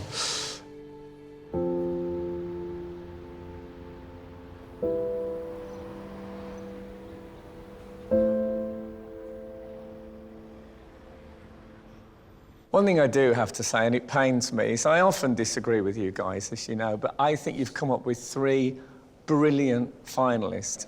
Those 6 portraits are pretty special. Yeah, really high calibre. You said earlier today that you thought it may well be that the commissioned portrait would be the clincher. Has it proved so? Yeah. Absolutely. Seeing what they can do under the 4-hour time constraint and then with as much time as possible, you get a feeling of where the magic comes in, whether there is any magic, or whether they're very good craftsmen and produce great portraits, but doesn't have that unnameable extra magical quality. It's just exciting to see 3 artists who each of them know who they are. All We're 3 really of them happy. are easily commissionable for an institution. Exactly. Yeah, they are. They're They all are. really good at what they do. We've never had this before, I'll say that. We've never had such a strong sweep. I think it might be your toughest ever decision. Yep, without a doubt.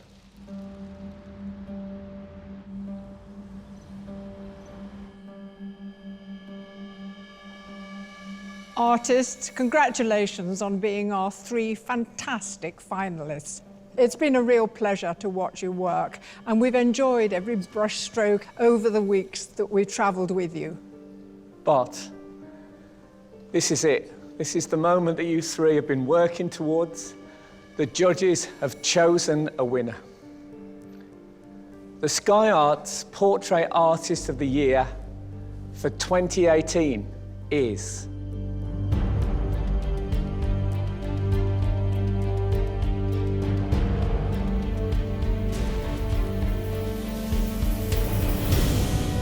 Samira Addo.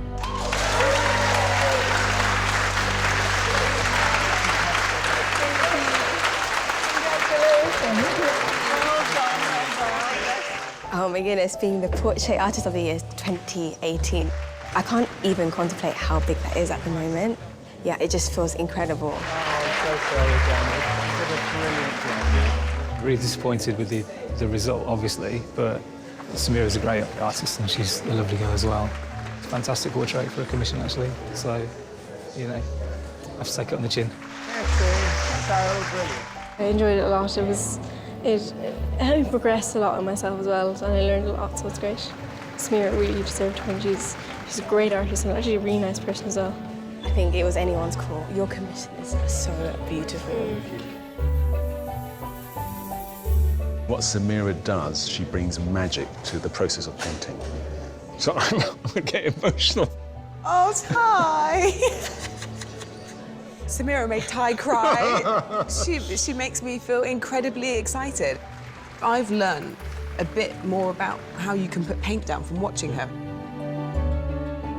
I feel that going forward, we're going to see things that are made in a new and fresh way, and some of those marks, they're unusual, they're not in the books, but it works. And I just think that commission is just spectacular. Yeah, she just pulled it out of the bag, and I don't know how she does it. That's what's exciting. I have a lot of thinking to do when I get home, but yeah, it's definitely now leaning towards taking art as my full-time career. Yeah, it's amazing, amazing feeling.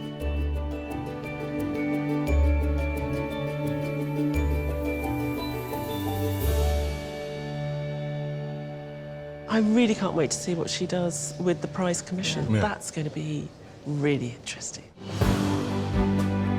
Next, our winner, Samira, paints celebrated actress Kim Cattrall So I've just put random bits of blue on your face. Am I blue? as she begins her £10,000 commission for Liverpool's Walker Art Gallery.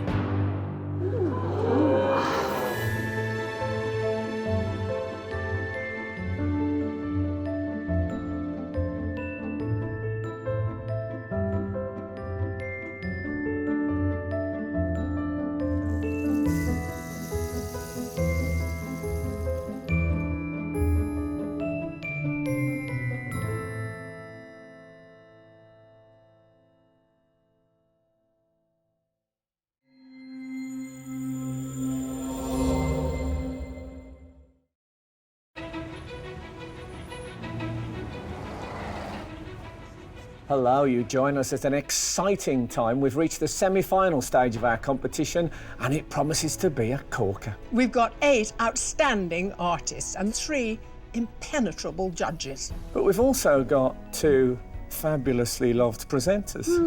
Award-winning. Perhaps. Have you won a few awards? 1 or 2. I think I'm the only presenter on Sky Arts who's a former Rear of the Year. Anyway, welcome to Sky Arts Portrait Artist of the Year.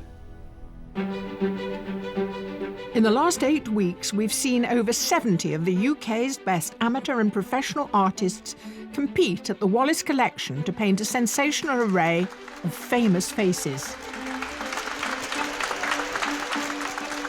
I've got a gift of a face. I mean, it's ridiculous. Just 8 artists were selected to go through to the next stage. I can't tell you. I don't know how I feel. And now they're tantalisingly close to the final and a £10,000 prize to paint celebrated actress Kim Cattrall for the Walker Art Gallery in Liverpool. But there's a semi-final challenge with a twist they have to deal with first. I'm in a panic now and I'm thinking, why didn't I just panic actually a lot earlier? Prowling the easels in search of something exceptional are our judges. I'm quite intrigued to watch you do this, so go on. I'll pretend I'm not here. But with only 3 places available, I am not good under pressure. The artists will need all the skill and stamina they can muster to reach the final of Portrait Artist of the Year. It's sort of very unusual Mount Rushmore.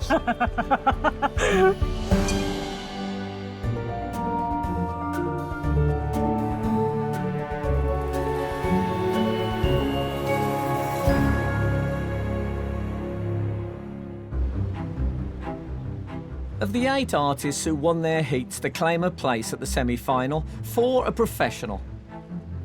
Leanne Mullen, Breed Higgins ní Cinnéide, Jonathan Luxon and Danny Howes. Feeling a bit nervous, but quietly confident. Obviously, there's a bit more at stake now, so just trying to stay calm. and the other 4 are amateur artists. Samira Addo, Lisa Pulhofer, Corinne Pierre, and Hetty Lawler. It's kind of unexpected to be in the semi-final. I wasn't really expecting this, but it feels great.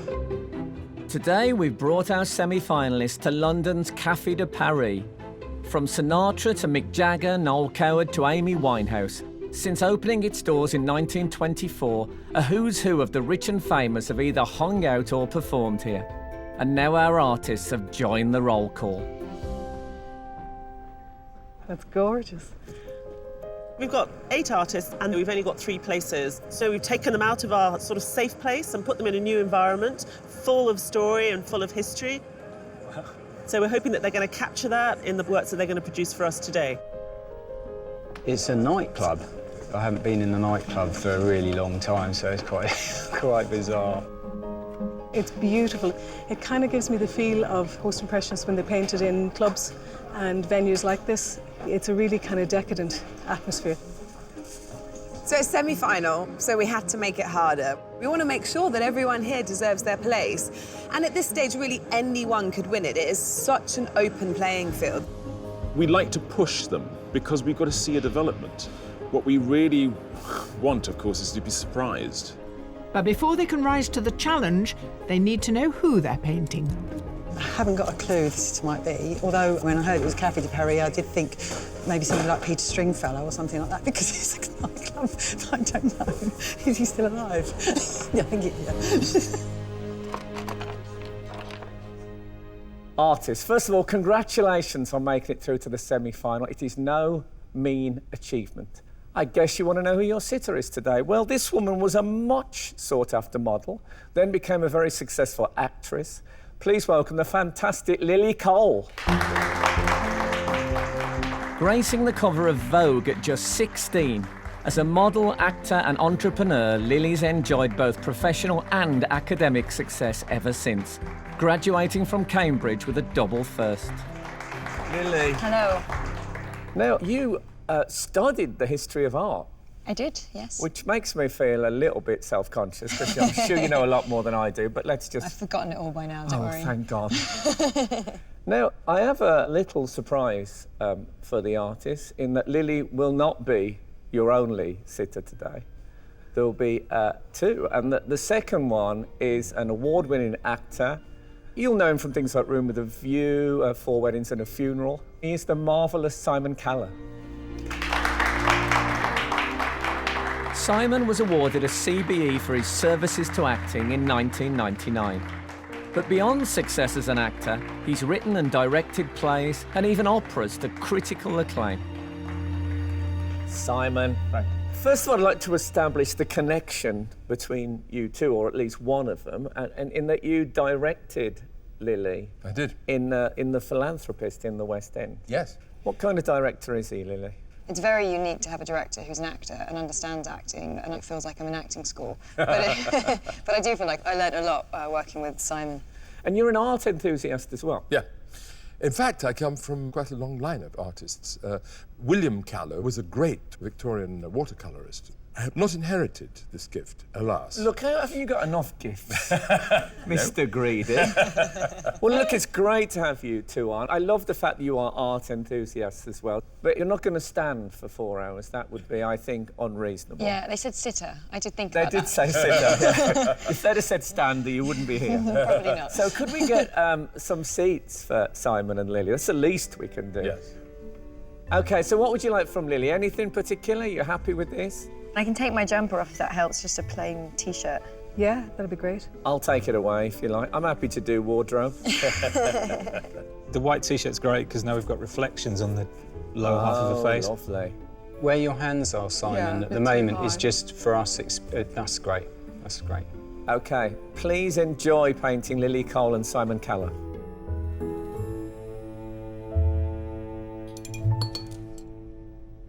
Artists, you've made it through the heat, so we know how good you are. Your work here demonstrates that. So for this semi-final, things have to be tougher.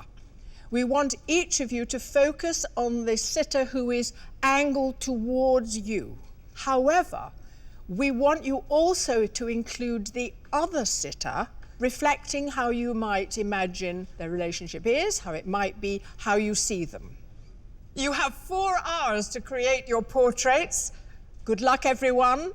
And the challenge starts now.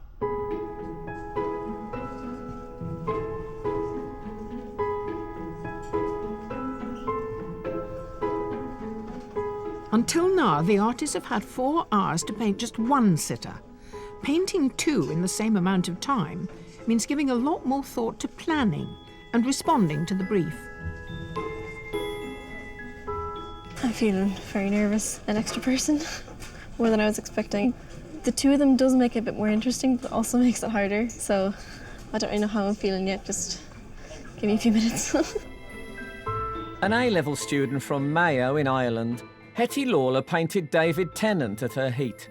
The judges were enthralled by the way she used a photorealist technique to create something with an intense emotional charge. I've got 2 sitters. What is their relationship to you? Is it a spatial one, is it a formal one, or is it about the people? There is a work relationship there, but I want to try get a bit more of their friendship kind of in it to make them look a bit less stern. but they both do look stern. Yeah. Even Lily's got quite a strong frown line. Yeah. You're obviously focusing on Lily, and I see an outline for Simon there. Is he going to appear? Eventually, yeah. Would you say that she'll be more detailed than he is? Yeah, he'd be a bit more faded. She's like, get out of my spotlight. Yeah. Now, you're very good at detail. Are you good at slightly sort of less focused? No, I've never actually tried it, so I'm hoping that something good happens. I'm kind of just winging it, to be honest. Great. Makes it very exciting for us. If this is you winging it, then you're doing a marvellous job. Thanks.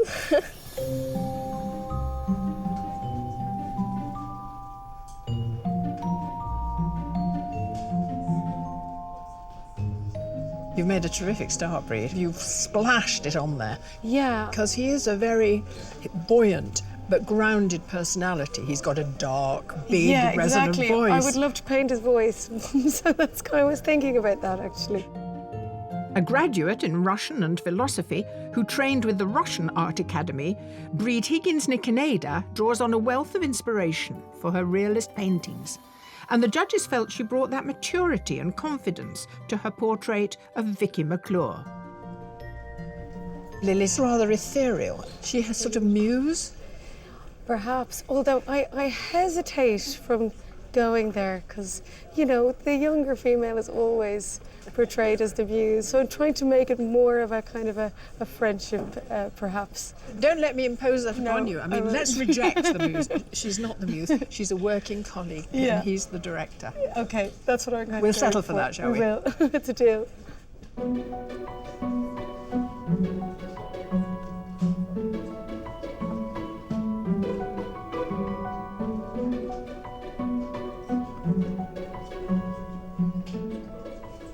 It's a real challenge for me because I haven't painted many men before. Generally, women feminise men and men make women look more masculine because we're always painting ourselves.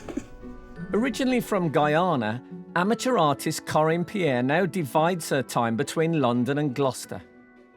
In her heat, the judges loved how she caught a likeness of Elizabeth McGovern through her energetic use of paint. I see you've got Lily's head turning slightly away to the right, more than it is at the moment. Did you just happen to capture it at that moment, or have you sort of played with that a bit? No, I'm playing with it because also, if you notice from here, her head is much, much smaller than his. Yes. But I've made it larger. Oh, you have? To imply a relationship of some sort. Yeah. So I'm giving her importance. I know that you're very self-critical and suffer from what most good women suffer from, a bit of imposter syndrome. I hear that you didn't think you should have won the last heat. No, I didn't. You've got to get over that. I'm going to tell you. I know, I have to get over it. I Yeah, have to get over believe that you should be here, because this clearly says that you should be.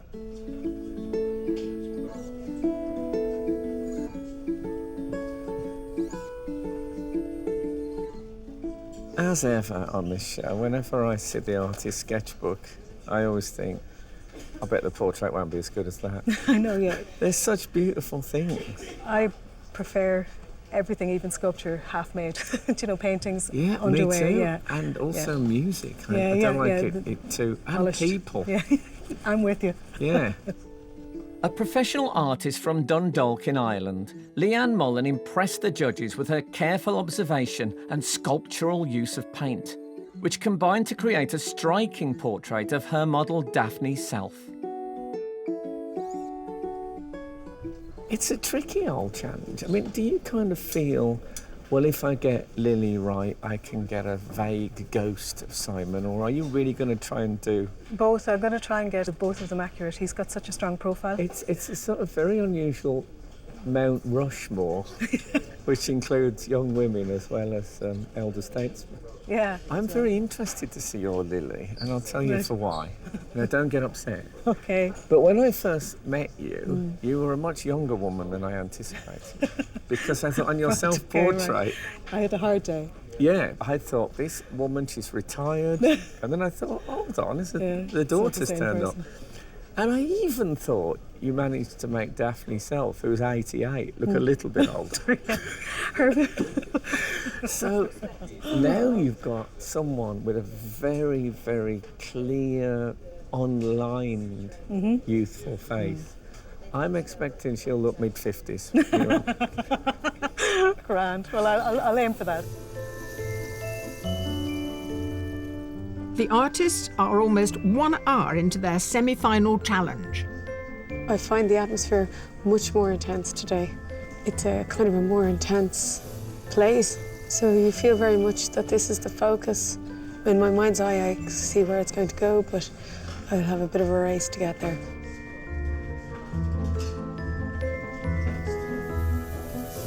I'm not feeling that competitive. I'm not really a competitive person. It's weird because a lot of these people, this would be their career, whereas for me, this is the start of what I want to do.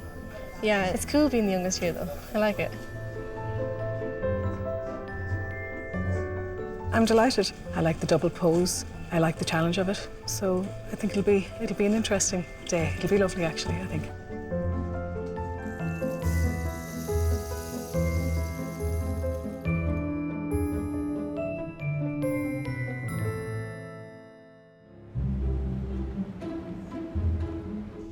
Here at London's Café de Paris, our semi-finalists are 1 hour into a painting of a double portrait of Lily Cole and Simon Callow. The judges have asked for a suggestion of their relationship, which luckily they can't seem to help but reveal. I've got a review to write for The Guardian. About a review of what? A review of a book. Do you think it makes you a more sympathetic critic because you know what it is to be critiqued? But maybe it is.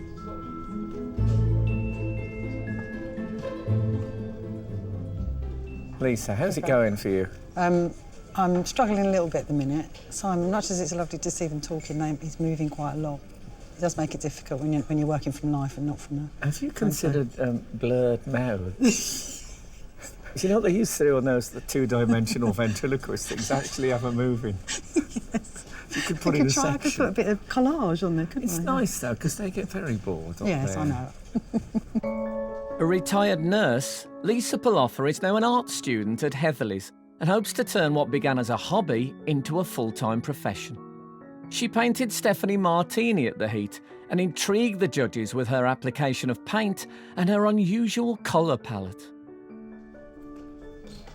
No, I spoke to you in the Heat, and you were talking about, you being a nurse and you retired. Yeah.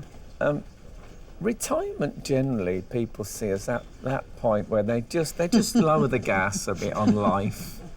So you've decided to go in for a highly stressful, televised art competition. Well, you've moved from nursing to this sort of artistic version of A&E. Because who knows? Who knows what's going to be wielded here at any moment?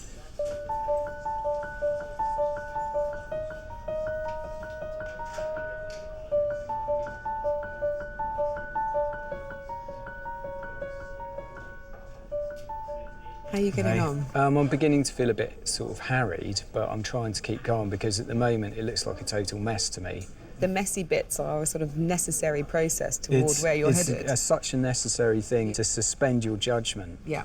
But it's very difficult to do, you're constantly saying, well, that can't be right, that can't be right. Which is why I think you've got to stand back a lot. Yeah. Former music teacher Jonathan Luxon is now a professional artist living in Scotland. Beyond catching Mira Sayal's likeness, the judges were impressed by the way his choice of colour is informed by keen observation. I see that you've worked on their skin tone at the same time. Is that because it helps, like the contrast and the comparison between the two? Yeah, I need to keep judging them off each other or you can get really off track.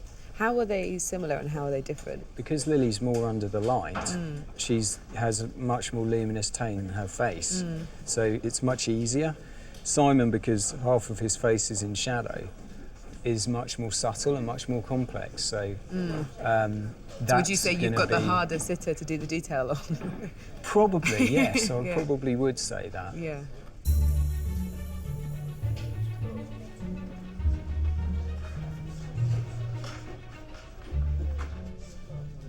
So we've slightly pulled a fast one today, haven't we? Everyone thought they were going to come here and paint one person. We've sprung a double act on them.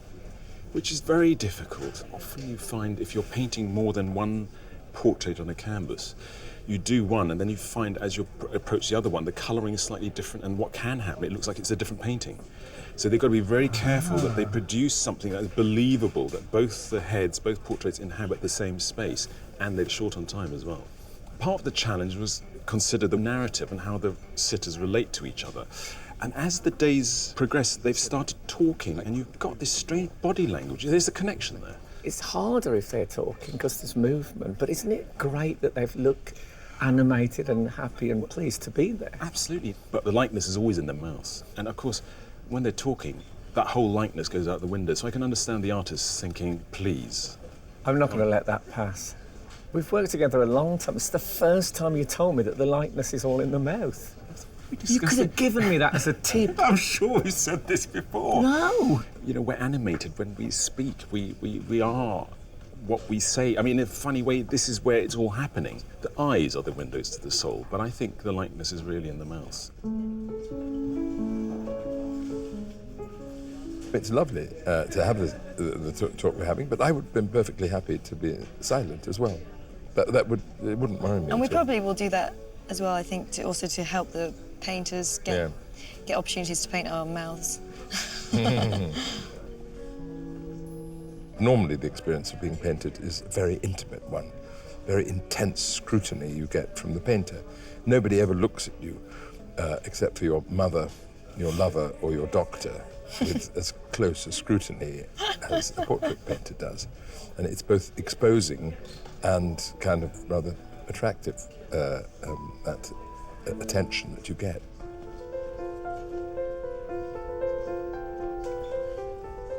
Choosing to work over a ground or base colour helps artists to judge tonal values, as painting onto white can make colours appear darker. But it also impacts on how you illustrate the background.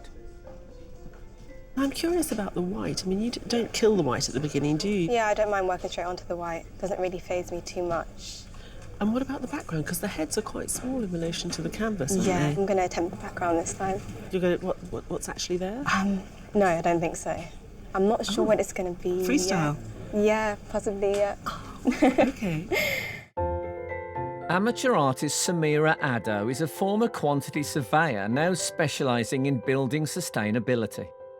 The judges were struck by the kinetic energy of both her self-portrait and her heat painting of Robert Bathurst, something she's instinctively recreating today.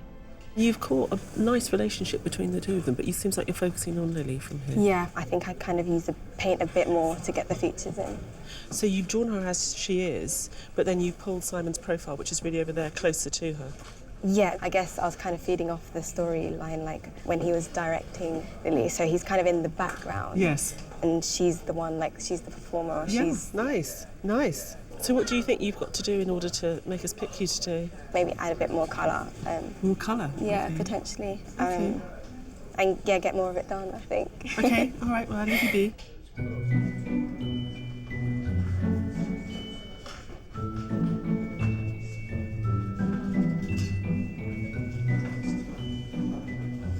It looks to me as though these people could not be on speaking terms. Maybe. They have been on speaking terms all the way through. Have they been talking? Yeah. Yes, they're Strangely. comfortable in each other's company. I think you've got Yeah. that, haven't you? When she's resting, she's got a slight scowl on her face, which I really like. And I wanted to pick up on that. Danny Howes is a professional artist from Birmingham. With both his self-portrait and his heat painting of Shoppe de Risu, the judges were dazzled by his knack of conjuring a mood, despite his methodical application of paint. What you've done is you've given them a sort of theatre setting. The curtains are blue and ruched. Is that really important? It's an amazing space, so why let it go to waste? But also, because they're both wearing white and they've both got lighter coloured hair, it throws them forward away from the blue. Yeah.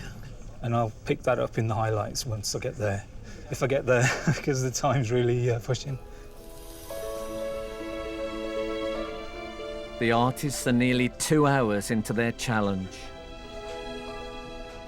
It's shaping up, but I think I spent probably a little bit too long drawing this morning, so I'm trying to catch up at the moment. I'm just going to keep ploughing on, see how it goes.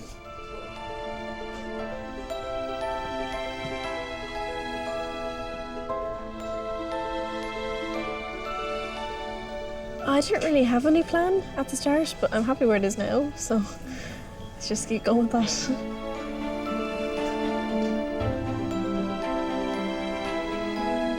There's no natural light in here, so that can change how colours appear to you when you put it on the palette, so that might be a bit challenging.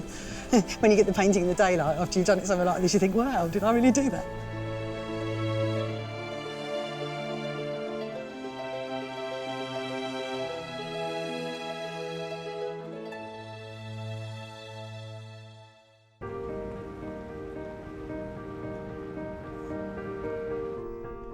2 hours into painting actors Lily Cole and Simon Callow in London's Café de Paris, our semi-finalists know that every brushstroke could take them closer to the final.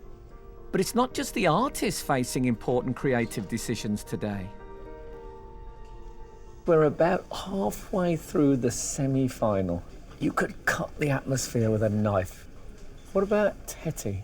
She's gone a bit looser. She's decided that she needs to have a quicker approach to be able to do 2 heads.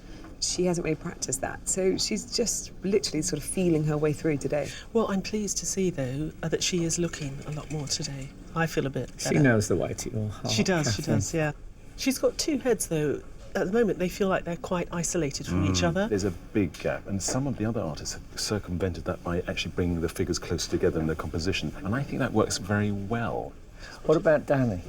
I want to see that he can create a bit more of a narrative. At the moment, it's all about paint. There's just like a lot of paint, and it's all sitting there. And that's great. Good. Sounds good. We like the paint. But, you know, it is a double portrait. He put a greyness to Lily's face, which actually, if you look at the light conditions, it's a different sort of light cast, and he's really observed that. Danny started a bit sort of in a blocky way for me, which makes it look sort of clumsy at the beginning, but I've just looked at it now and it's really coming together rather nicely.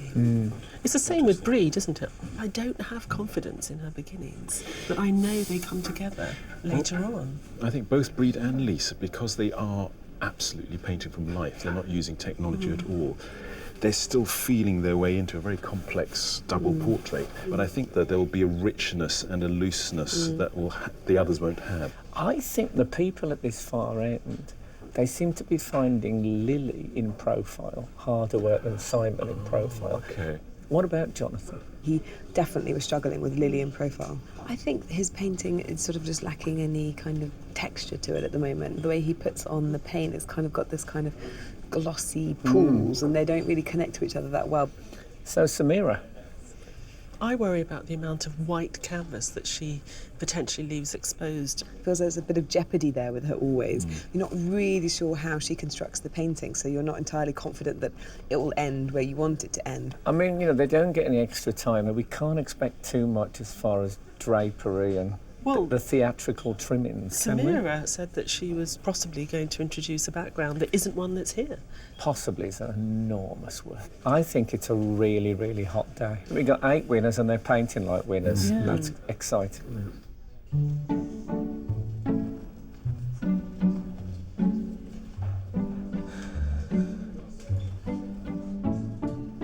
I love the way you use thick paint. Oh, it's thanks. lovely. It's hard. Sometimes I lose control of it, though. I end up with mud if I try and do what you do. It's so beautiful. Oh, thanks. I think it's a good colour to start on. Nobody seems to agree with me. They're all saying, we were wondering about your salmon pink thing.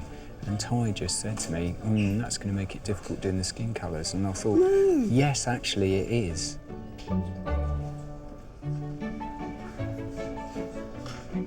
I never, ever look. I don't think they generally like one to look. It's like taking a cake out of the oven before it's cooked, you know. I think it's kinder to the artist to wait. If I was working on something, I wouldn't want someone to look at it and judge it halfway through. Yeah, exactly. To address today's brief of reflecting Simon and Lily's relationship, most artists have given a thought to the composition. But to conjure a narrative, it's not just where they sit on the canvas that needs attention, but how. It's interesting because it feels like you feel some of the portrait is in the body. I'm just trying to concentrate on their body language, the way that Lily's got her arms folded and Simon's kind of sat with his shoulder out. There's a definite body language there that conveys that sense of something going on between the two. I mean, you set yourself quite a challenge. Yeah, This I is have, a yeah, big yeah. picture. You've got both of them half length. I want to put a bit of detail in the chairs as well because I like the reflections on the chairs. Should we leave you to do that? Yeah, please. Okay.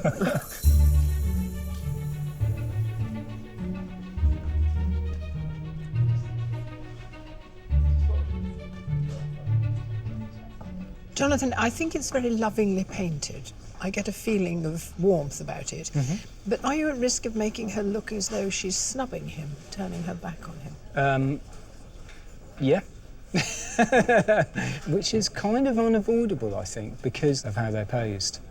No, I think that comes across very well. Togetherness but apartness at the same time. What is wonderful is watching you paint. You start with rather large, flat areas of colour. Are you now just going in with smaller brushes and sort of carving out more and more detail? That's right, yeah. It's just getting to the interesting bit now, I think. The part where you can really start to shape that face. You've got two good faces as well, haven't you? Yeah, fantastic, yeah.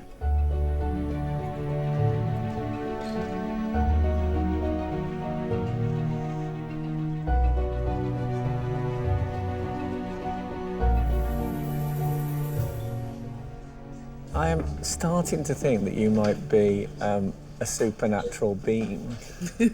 Because if we just take that drawing of Lily, I watched it happen. I didn't see a plan. I didn't see you doing any rough draft. It looked like it was under there all the time and you just scratched the surface off and she emerged. I mean, I don't understand how you do it. It's unbelievable. It's not just me, is it? I'm remaining. Oh, of course, you're the judge. You can't say. Yeah. Yeah, don't listen to her. It's big, fantastic. Yeah. But if you can absolutely finish it in time, that would be even better. Yeah, I'd be happy with that too. Our 8 artists have just 30 minutes left before 3 of them will be picked for the final. I love your brush strokes. Thank you. Look at that. How much more have you got to do you think? Probably 50% through. Okay. But, 50%, but you've not got 50% yeah, of time. exactly. So I've got quite a lot to do, I reckon.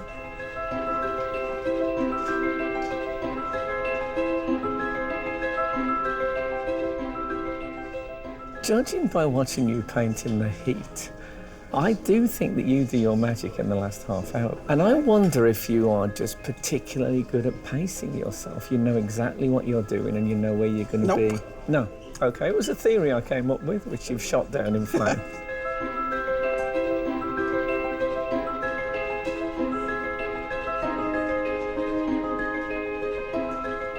I've just made a bit of a bold decision. I was thinking how I could push her back and make her less important as him in the painting. So I grade her off completely. It may go really wrong, but you make decisions and sometimes they work, sometimes they don't. So I'm happy enough with how it's going. Sometimes there's a temptation to overwork certain parts and I'm just trying to get it all to come together.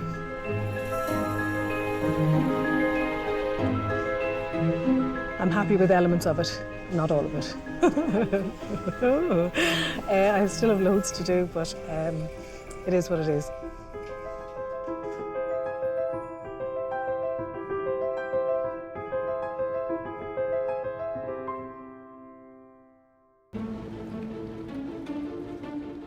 Award-winning stars of the stage and screen, Lily Cole and Simon Callow, have been posing for nearly 4 hours. And our artists have just 10 minutes to finish their double portraits. Samira, what are you doing in these last moments? I'm trying to bring out the highlights, but in like a bright colour. And I'm quite intrigued to watch you do this, so go on. I'll pretend I'm not here. All right.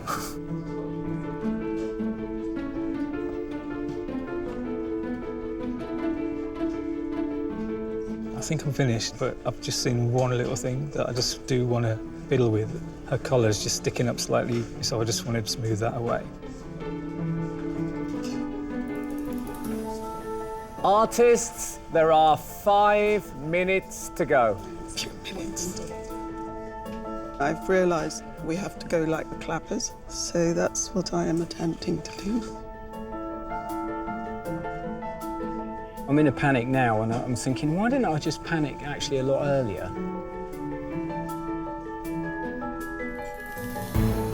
I am not good under pressure. I start shaking and get sweaty and red, and it doesn't work well.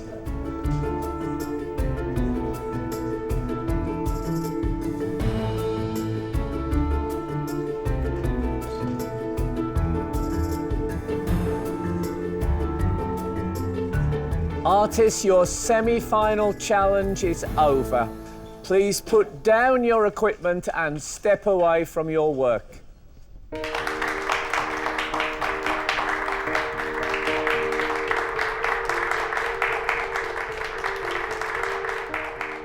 After observing our industrious artists for 4 hours, at last it's time for our sitters to see what's been keeping them so busy. Lily, Simon, the 4 hours is up. You are relieved of your duties. How does it feel? Sometimes it felt like one of those 1960s movies with Rock Hudson and Doris Day. We were back to back like that, as in pillow talk. It was rather nice. Right, well, artists, this is the great moment. So will you please turn round your easels? Oh, it's fascinating. God. Yeah, amazing. We look as if we're in the last throes of a very bad relationship. I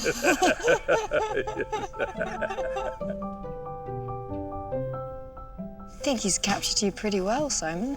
I recognise myself absolutely in that, as if I was reflecting darkly on things. I love the geometrical sense of the way the face is divided up. I'm like a ghost. You look sadder in this one. Yes, there is sadness, isn't there? But a real sense of flesh and blood about it, which I love. I like the depth here. Yeah. But all of this is so kind of full of energy. You once again look really brooding. I know. Captured us very well.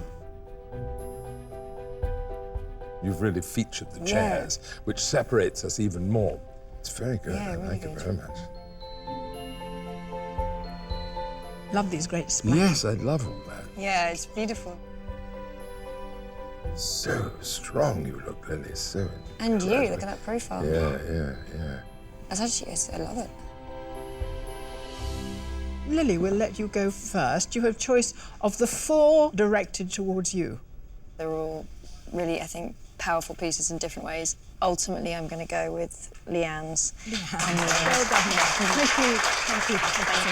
And Simon, your 4 are the 4 that face you Same here. problems, all such different idioms and styles and suggesting different things. But I think I'm going to go for Jonathan's.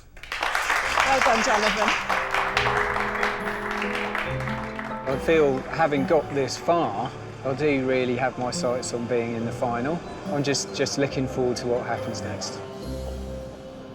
Yeah, Lily chose my portrait. I'm gobsmacked. I can't believe it. With such an array of talent but a limited number of places at the final, the judges have some serious thinking to do. We have here our 8 semi-final paintings. They look beautiful together. You're going to have to get these down to 3. Could we start with Leanne? Yeah, I think she's got something very distinctive. Maybe the likeness isn't quite there with Lily, but it certainly is of Simon. I find her muscular painting technique, I think it lacks a bit of finesse for me, but I think structurally it's very strong. Now, this is Samira's, and this is extraordinary because the relationship between the two is only just there. And I like that. I think that's very daring. She handled it in an unusual way, and I think she's been successful. It's an exercise in how you can reduce everything down and still give a really good sense of a person. I'm slightly concerned with the lack of Simon, but at the same time, I quite like it. Overall, it's persuasive. Now, what about Danny? There's less magic if we compare it to Samira's, but there's a real sense of organic being there. There's not much sense of a relationship, is there? Well, I think in the fact that there isn't much of a suggestion, there is a suggestion, you know, that you see something by the absence that's there. What about Hetty? I was really encouraged to see how much she looked today. He did slump like that, and Lily was very intensive in the way that she looked. We do create situations where the artists step up with each new challenge, and she really did. So to Breed. I really love Breed's style of painting, but I must admit I'm a tiny bit disappointed. I think she's got something of Simon, but it's just not quite there. And Lily, I think she's really struggled with. So what about Lisa? Lisa, unfortunately, it looks like there's a grey sort of mask sitting on Simon's shoulder. But the skin tones on Simon's face are beautiful. Yeah, she puts down paint in a really lovely way on his face. So, Corinne. I think she's the kind of artist who's brilliant because she takes risks. But I just think at the end of the day, it wasn't her day today. The problem here, I think, is that Simon doesn't look like Simon. So finally we come to Jonathan. I really like the way he paints. I love the oiliness of the paint as well. It's a certain type of traditional painting. I don't think that should be held against it because it's very good. I think that shininess can make you go down the, oh, it's a bit traditional and a bit straight. I have no problem with the oiliness. I like to see paint as paint. You know, I think it's a rather beautiful substance. Well, we've got 8 pairs of people, and each one seen by an individual eye, and you've got to make a choice of 3. So it's good luck with the judging. We'll need it, thank you.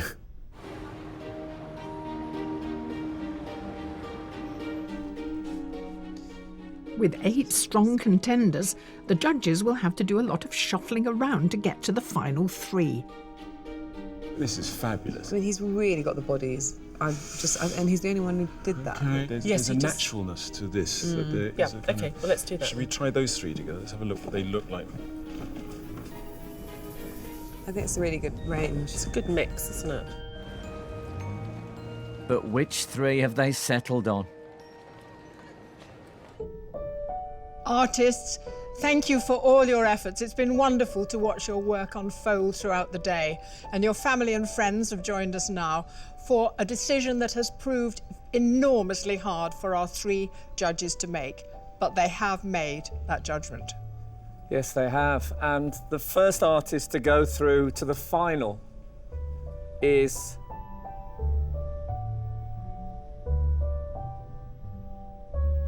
Danny House.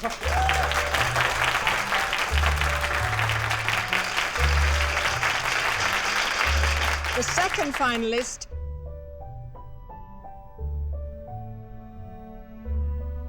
is Samira Adder.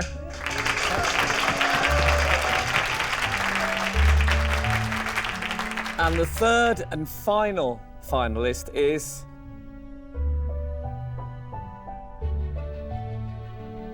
Hetty Lawler.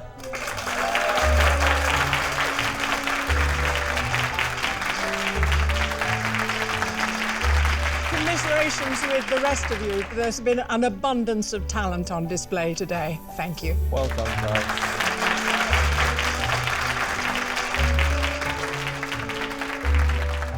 I'm feeling so ecstatic getting through to the final. I'm still a bit shocked, surprised, and I'm exhausted, but yeah, it's amazing.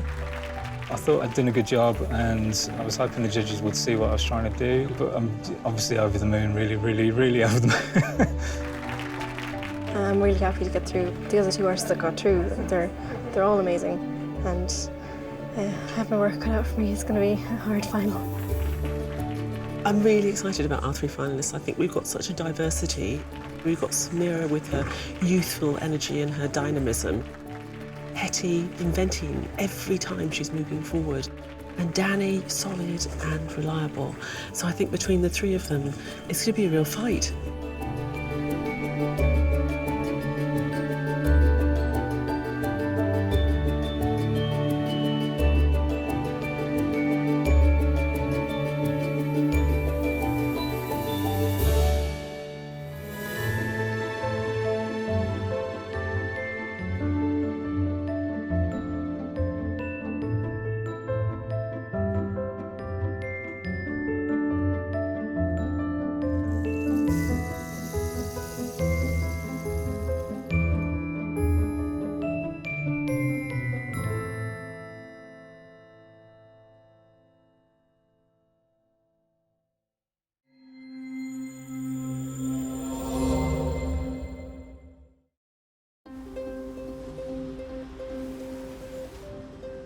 Hello and welcome to the art competition that's a heady mix of paint, canvas, famous faces and heated debates about whether a portrait should actually look like the sitter.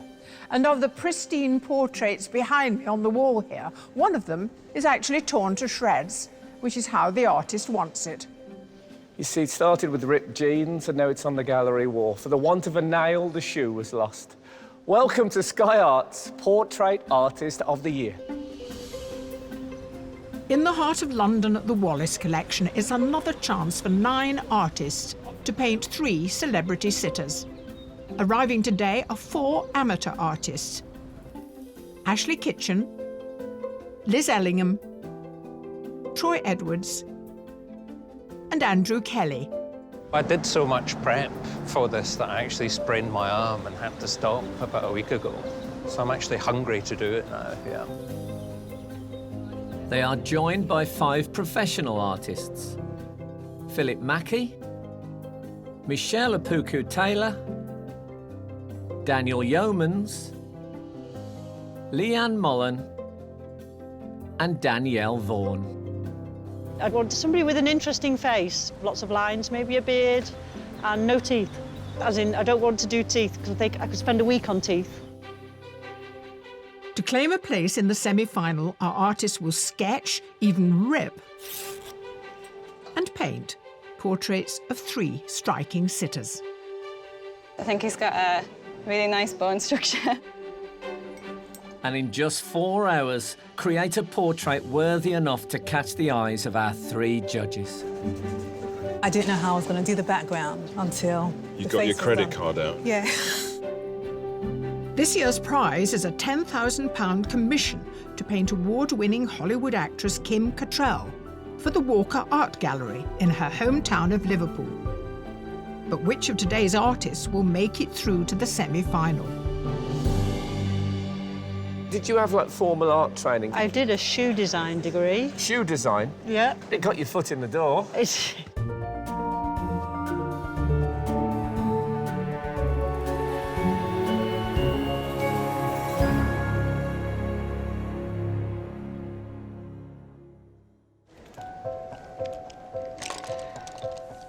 Before the challenge begins, the judges dissect in detail the self-portraits that secured our artists their places here today.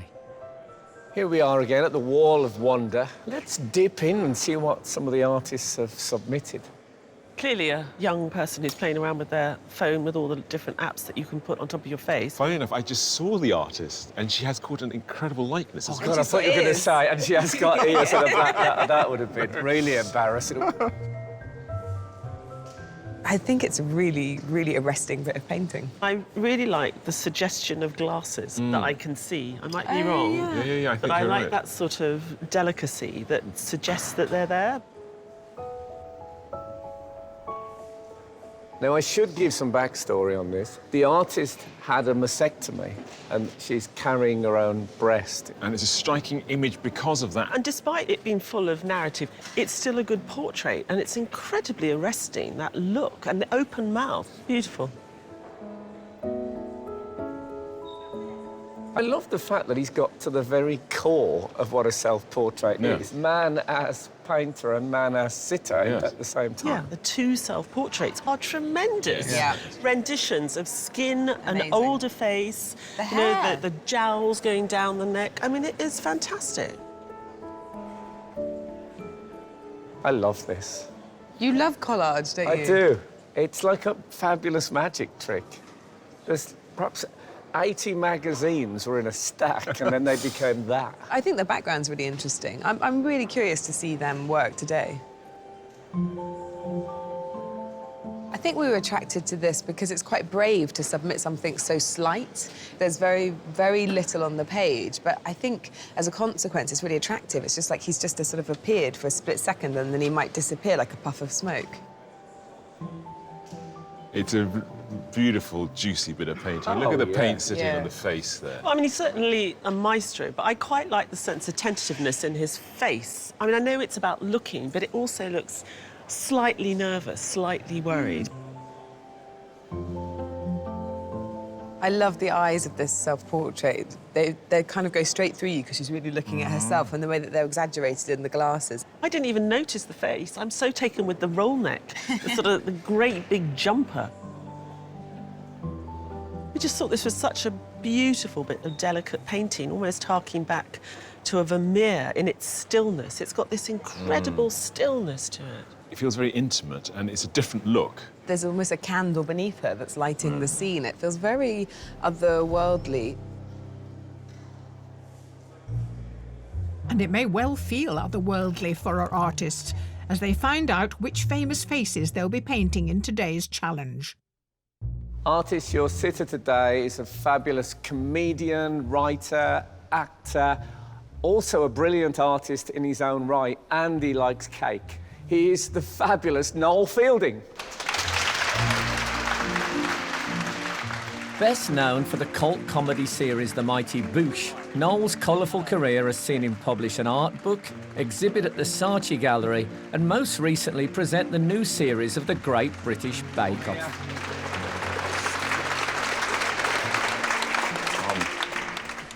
How lovely to see you. Well, this is fun. I'm excited. I've got a gift of a face. I mean, it's ridiculous. There's a lot of shapes in my face. So you've painted a lot of portraits? I have, yeah. I like painting faces. I painted Brian Ferry once, and he looked a bit like my dad as well, and it was really freaking me out. So I was sort of trying to draw him, but not make him look like my dad, but still make him look good-looking. And I got in a bit of a tiz. How did it turn out? I ended up doing nearly a whole exhibition just on Brian Ferry, and I think he was a bit freaked out. I would have gone to that. It was a bit like a stalker's exhibition. Just him in lots of different... With stalkers. they don't produce enough public art. They always think that. Exactly. I hope it'll be an artistic experience from the other side of the easel for a change. I think there's probably an art to sitting, isn't there? But I don't want to give you a vacant stare, so I will concentrate. We first knew him as an exuberant presenter of children's television programmes, but since then, he's created an award-winning career as a maker of gritty television documentaries. Please welcome the enormously talented Reggie Yates. As an actor, Reggie first made his mark at the age of 8 in the sitcom Desmonds, and has gone on to become a DJ and a presenter of hard-hitting documentaries on everything from teen gangs to prison life. Reggie, very welcome indeed for yet another string in your bow, which is sitting still for 4 hours. I'm not entirely sure if I will be able to sit still for 4 hours, so sorry in advance. So what's your expectation of the day? Well, first of all, I've got a very strange large set of ears, so hopefully you won't make that a feature in the painting. But beyond the size of my flappers, I'm interested to see how you see me. Artist, your sitter today is a very, very successful model. She's modelled for Dolce & Gabbana, for Ralph Lauren, for Vogue, in a career that has spanned some 70 years. So please welcome the amazing Daphne Self. The world's oldest working professional model, Daphne has modelled for photography greats such as Mario Testino, David Bailey and Rankin, and has appeared as an extra in over 400 films, including Sliding Doors and the James Bond movies. You must have seen a million images of yourself. Do you sort of look at yourself now objectively as if it's almost another person? Yes, it's, oh, who's that? Especially when they turn up unexpectedly. Yes, does that happen a lot? Oh, yes. I saw a picture of myself in America the other day under a completely different name, and I said, well, that's me. I hope you've notified your legal representatives. Well, I shall. What would you like from Daphne if you could have anything in the way of a pose or whatever? I'm flexible, just stillness is the key. Hands are always good in a painting. Yeah, well, I've got long, spindly fingers. Don't say nude, please. I think you've got the toughest job, because I think I've got quite easy profile. You've a good bone structure. I've got a strange nose. It's okay.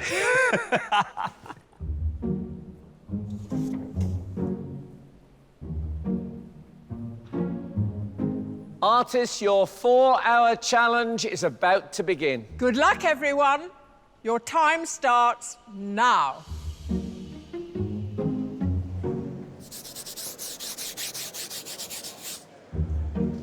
You don't mind if I get in quite close? Yeah, no, go for it, go for it. Brilliant. I'm going to just take a shot of your eyes, yeah? Okay, cool.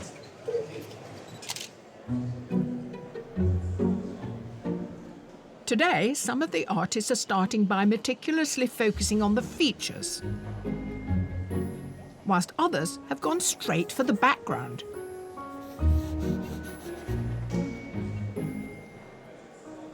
Ashley, this is some green colour, isn't it? Yeah. And you've slapped that on immediately. You're Yes. using the green. Yes, not scared of the green. Does the green reflect on his features? On the left side of his face, I can see it creeping in. That's something to worry about a bit further down the line. 25-year-old Ashley Kitchen is an amateur artist and the youngest in today's heat. After studying painting and printmaking at Glasgow School of Art, she now paints whenever she can, but also works part-time in a cocktail bar. Your self-portrait is really cheeky. It's rather like your personality. Why did you do that with the ears and the nose and so? What were you saying? It's a little bit ironic. I'm a bit of a sucker for the culture these days, the filters and the Snapchats. You're quite an unusual painter, aren't you? I work a lot with oil paints, and I like being a little bit cheeky and mixing it up with contemporary things. OK, good luck. Thank you.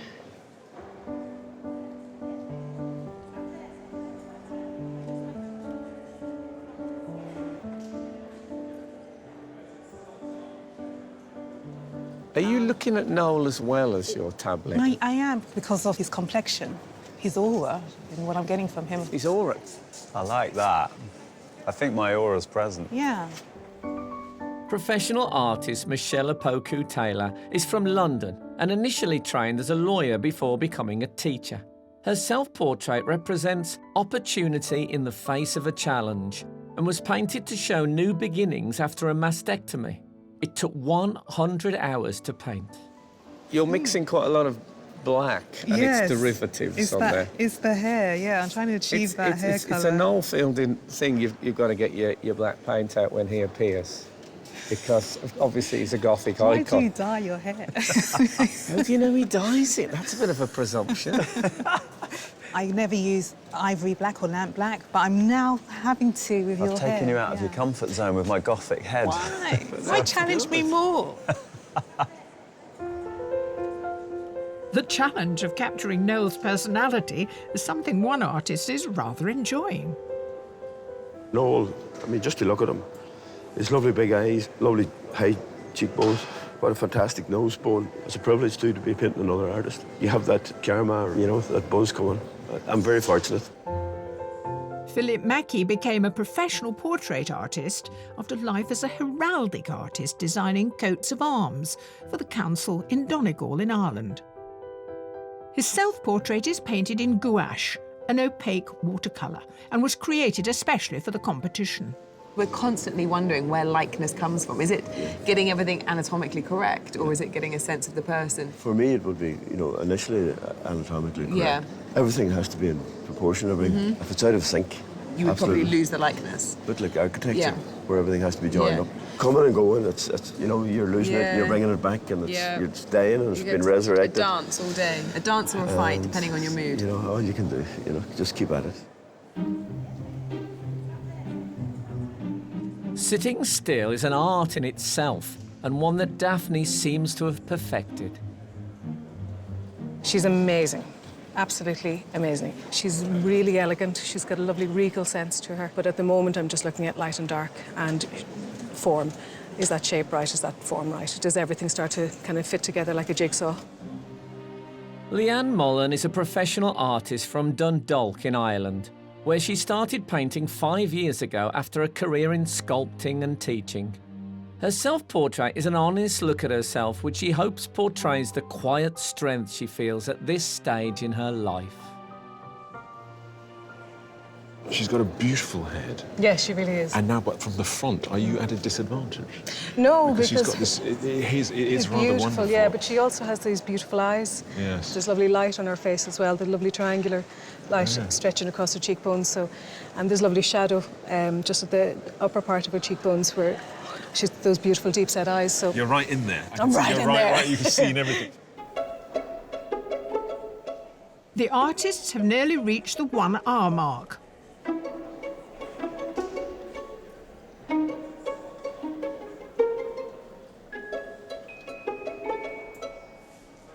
I'm not used to painting that much stubble. Fingers crossed it will look like him within the time.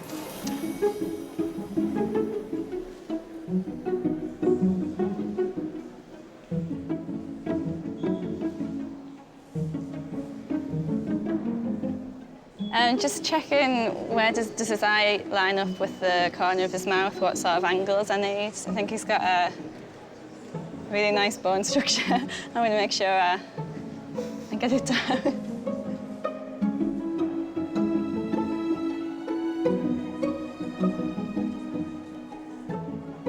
It's a critical stage at the moment because I'm trying to map out the basic tones now, so light and dark and mid-tones.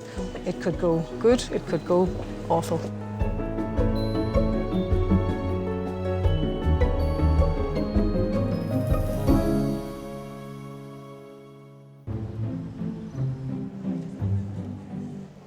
Competing for a place in the semi-final, our 9 artists are in their second hour of painting Noel Fielding, Reggie Yates and Daphne Self. Most of the artists are using either paint or pencil. But for one, the essential component is glue.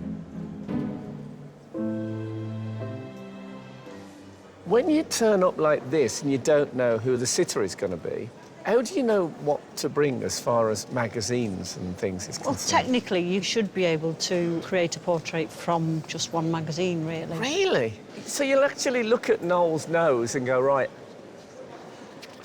until you find the right bit, really? Danielle Vaughan became a professional artist 2 years ago after spending 17 years homeschooling her 4 children in Leicester. She works in mixed media and created her self-portrait in her home studio from magazines such as Elle and Vogue. If I wanted to be a mixed media stroke collagist, did you have like formal art training? I did a shoe design degree. Shoe design? Yeah. I hadn't really thought of that as the way in, but it got your foot in the door.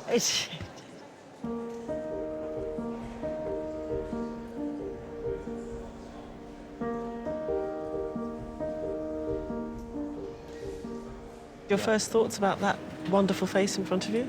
A lot of character, a lot of definition, the structure on the cheekbones specifically, you get a lot of shadow and light, and that's what I'm looking for. You can really build something around that.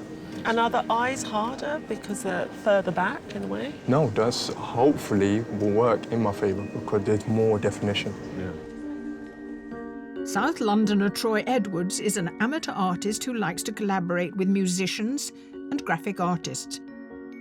He spent just 4 hours on his submission, which he drew especially for the competition from an old photograph a friend took of him. You were sort of taking readings, as it were, and you're sort of starting with dots, and they were in your submission as well. Tell me what they are.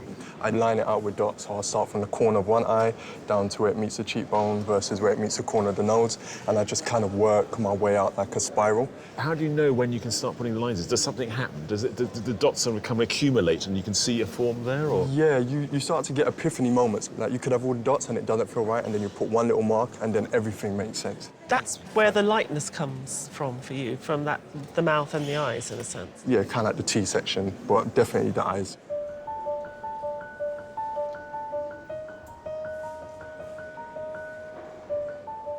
For the visitors at the Wallace Collection today, it's not just the artwork that is proving of interest.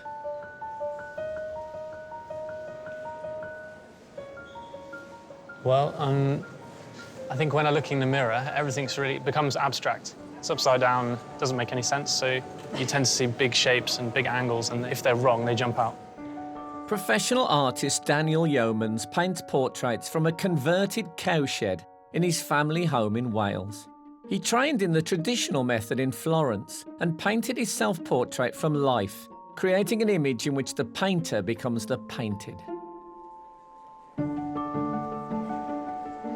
So Daniel, you're actually doing the 3/4 length. What made you decide to go for that? As well as a face, we're also a body and how we sit, and that tells you quite a lot about the sitter, and it gives you a mood within the painting.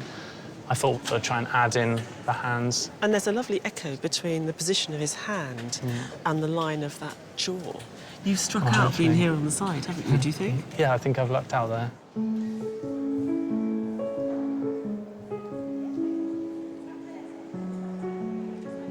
What do you think of Noel as a sitter, generally? I think he is what you might call fidgety. But can I suggest to you that the back view of 3 tablets is probably licensed to fidget? No, I think when you don't necessarily see the artist staring at you the entire time, you think, well, maybe I can kind of get away with moving a bit. Particularly with all of them, the way that they're working as well is they're quite in their own worlds, conjuring their own magic. And I think we're not always looking for people to be sort of slavishly, like the traditional standing backwards, standing forward, sort of jousting in an old master way. If they all did that, it would be kind of ludicrously repetitive. I can't believe they resist the urge to just play to the crowd. Is that Zip giving you grief? Zip grief.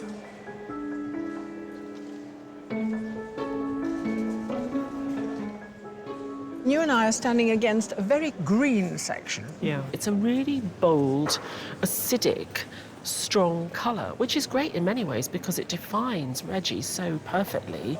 But in other ways, I think it's a bit of a shock. Is it required of the artist that they include the particular colour that's put on this set, or could they avoid it? The trouble with inventing a background is you have to imagine what the effect is on the skin tone because it's not the reality that's actually in front of you. What will be interesting, though, is to see where his vanity sits, or if he has any vanity when he comes to look at the final. He certainly deserves to have some vanity as far as I'm concerned. In colour theory, green is quite a positive colour. It's a positive colour. I can live with it for those reasons. Would you have this shade in your house? Definitely not.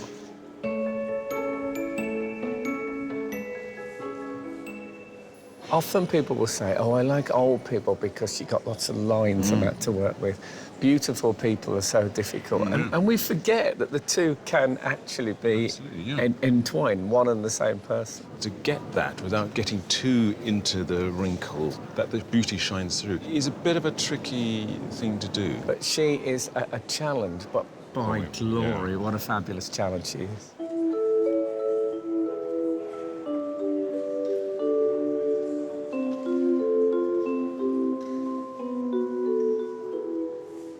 Now, this is very interesting because you have the profile shot of Daphne. A profile. I've got a wee bit of her eye there. Yes, it's nice, isn't it? The photograph here, she's slightly smiling. What's she like as a model? Fantastic. She hasn't moved an inch. Liz Ellingham is an amateur artist from Glasgow. After retiring from a career as a graphic design teacher, she rediscovered her love of portraiture and decided to paint her submission from an old photograph of herself. Now, Liz, your self-portrait, yes, it doesn't look like you look today. No, Explain to me. It was a photograph taken in around about 1972, something like that. Really? That's it there. It's a terrific picture, and of course, it's a very good one from which to do a self-portrait. Was it a colour photograph? No. No. So you took a black and white photograph and did that lovely self-portrait. Yeah.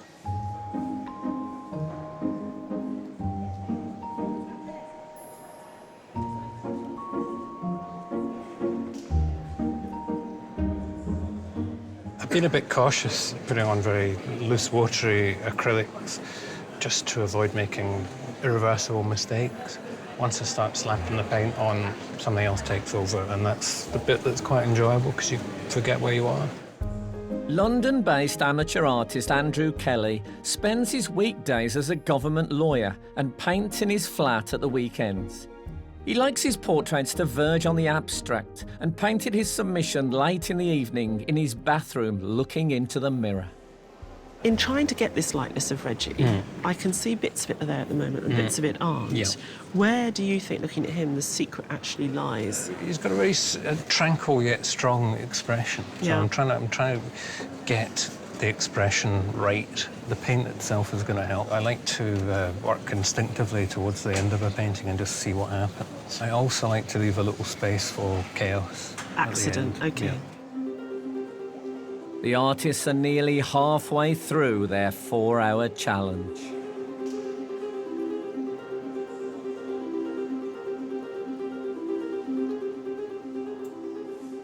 You've done a brilliant job of the earrings. They're brilliant vestibules for light. Yeah, You've got the colour of the dress in them, you've got the colour of the set in them, so you're not going to work them too much more. No, I'm going to leave that kind of loose.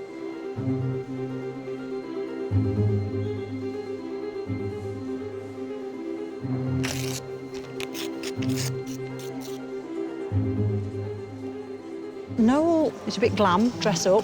So I'm saving that to go there somewhere. I'm not sure whether he'd go with this sort of thing, but I'm running that one past myself. It's a completely organic process. So it's just as I come across pieces that I think, we'll go with that.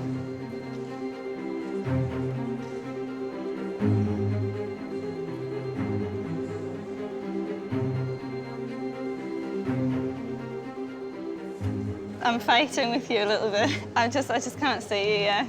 Yeah, I'm wondering whether it's time to patch it and start over, but I'm not sure if I've got the balls to do it at this point.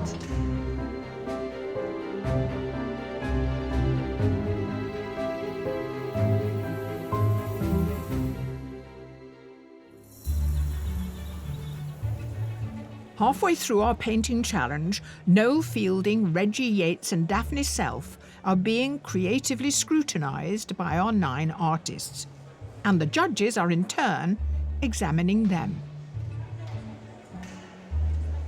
What about the paintings of Reggie? I think most of them are doing really well. I think, you know, Daniel's got a fine likeness. Ashley said she was struggling earlier on with the green, but I think she's doing a really good job. You know, her work looks incredibly simple, almost naive, but it's much more sophisticated. What about the paintings of Noel? Michelle, she just put the paint in, she drew it very well, and now she's trying to put the features in. It's almost there. Well, Danielle's really captured that gothicness, I think, with that dark black mass of hair. Now, the portraits of Daphne. I think Leanne's done a fantastic job. I mean, it's such a great composition. She's tackled the face in this frontal way, and none of it has escaped her. She's got all of it. Troy on the other side, we were hoping he'd stay as reduced as his submission, and he's got everything right, but he's got us incredible lightness. It's just wonderful, but I'm scared because there's still a lot of time, and both Leanne and Troy could have too much time, I think. We all have this moment, don't we, in the late afternoon in which we feel that they're going to do too much. Yeah.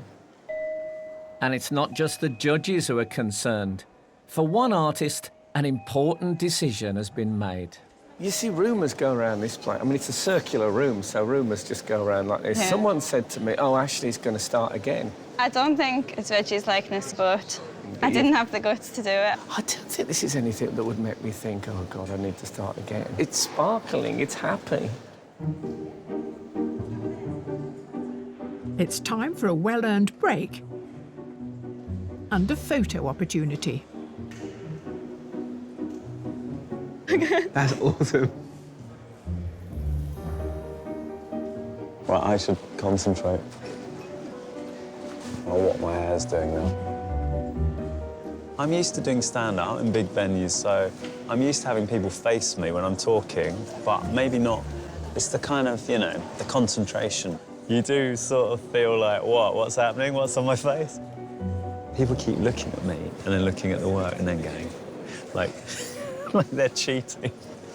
It's okay, you look okay. I'm just doing what I was taught to do, which is to sit still. I mean, if I'm painting somebody, I don't want them moving about all the time. Unless you're doing quick sketches of different movements, you know, that's different. I've been on both ends of the pencil, as you might say, so I know what's what, really.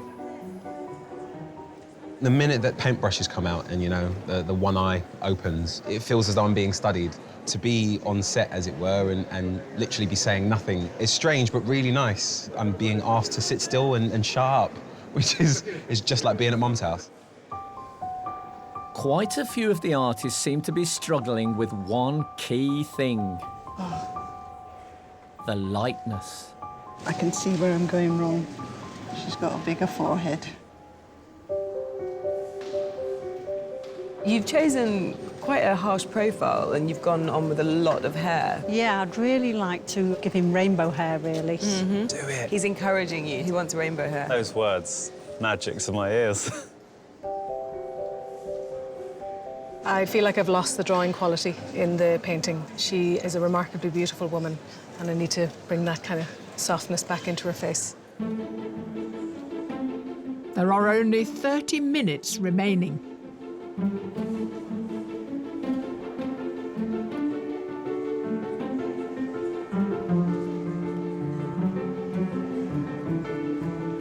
When you started, you had a real plan, and now there's a bit of panic. Is this part of your plan as well? Well, it was the plan to do the background, but I didn't know how I was going to do it until You got your credit card out. And... Yeah.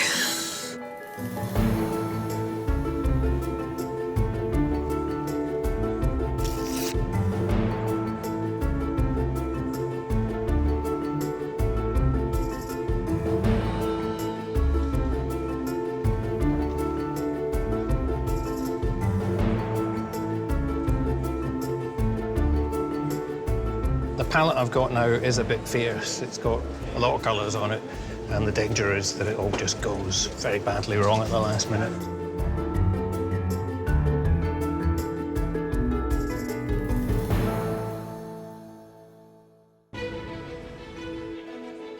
We're into the final stages of our artist's 4-hour challenge, painting Noel Fielding, Reggie Yates and Daphne Self.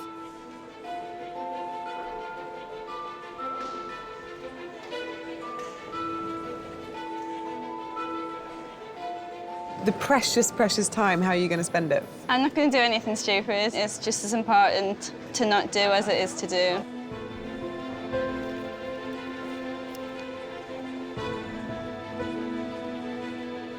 The clock is ticking. I'm just sort of looking for the final bits that I think will shout out at me that need to be added.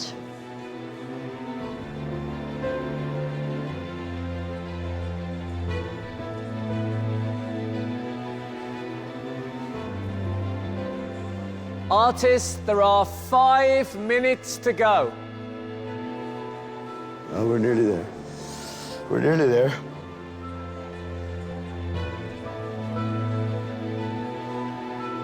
Well, I'd like another at least 2 weeks on it.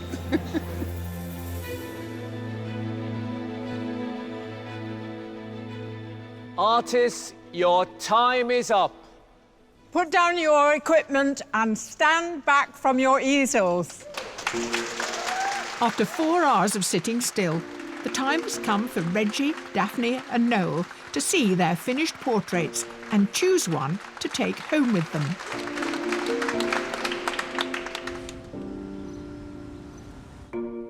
Noel. I'm very excited. I just love the way you all work so differently. You were a little bit agitated towards the end. At one point, you had paper in your mouth, like a goat eating grass, and then you were quite childlike painting. You kept peeping round. I don't think we've ever had a complete summary of the artist. That was lovely. Artists, will you please turn your easels? Wow. Wow. God, they're amazing.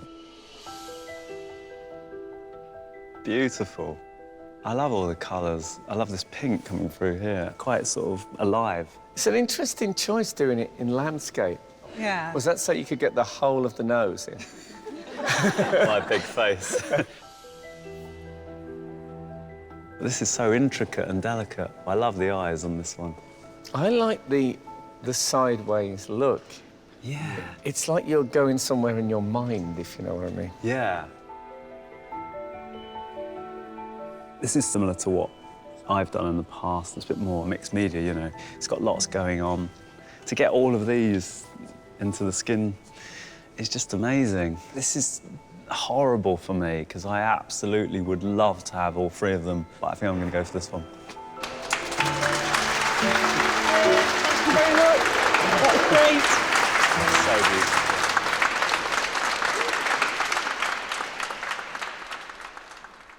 Artists, will you turn round your easels, please?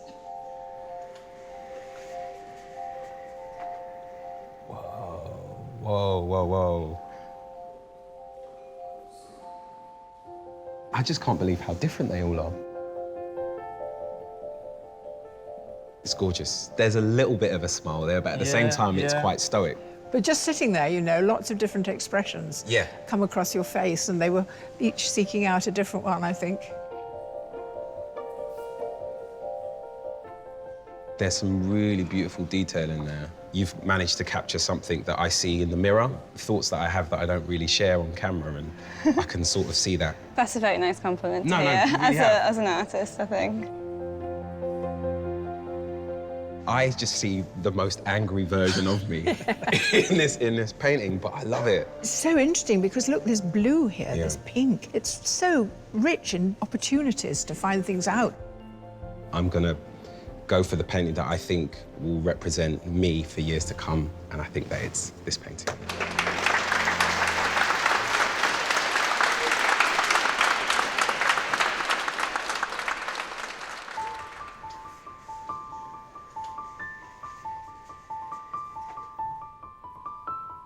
Very interesting. I like that. I think it's me. Oh. I don't seem to have any wrinkles in that one. You could be onto a winner here, Liz. That's lovely work. She's got my earrings. The earrings are fabulous. It has your regal air, which... Yes, yes, yes, I agree. Don't fight it. That's a lovely pencil drawing. Got a great hairdo there, better than I have in normal life. Well, you want a little bit of improvement here and there. Oh, yes, it's all for that, all for that. I want all of them. Well, I like this one, actually, because it's got my earrings. Thank you. Thank you very much. You're a pleasure, and thank you very much.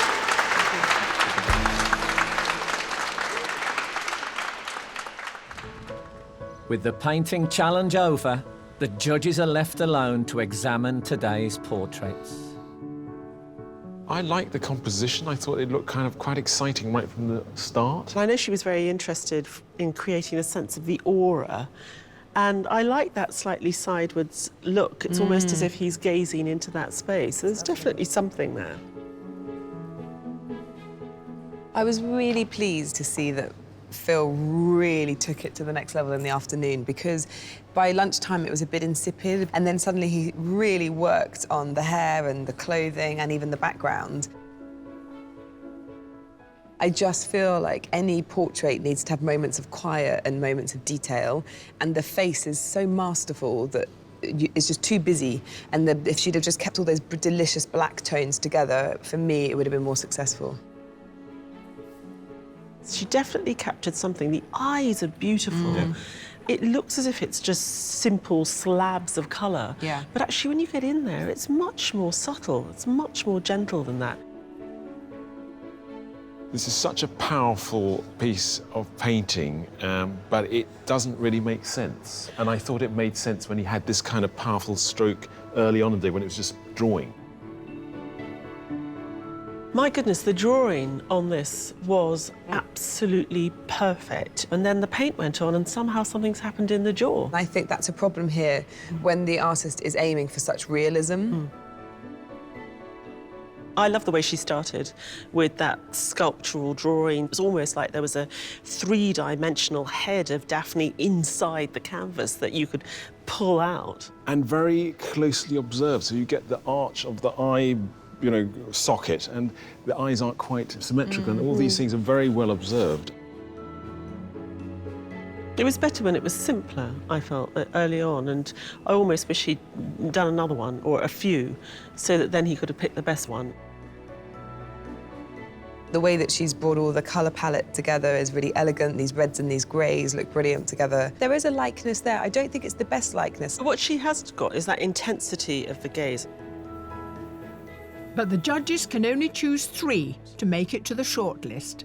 This one is just singing more and more at me. I like the atmosphere. It's something romantic and filmic going on. My preference would be these 3, personally. The judges have decided, and the first of those artists is Michelle Apoku-Taylor.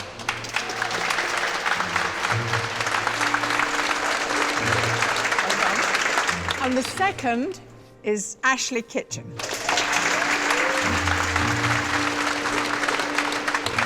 And the third and final artist to be shortlisted is Leanne Mullen.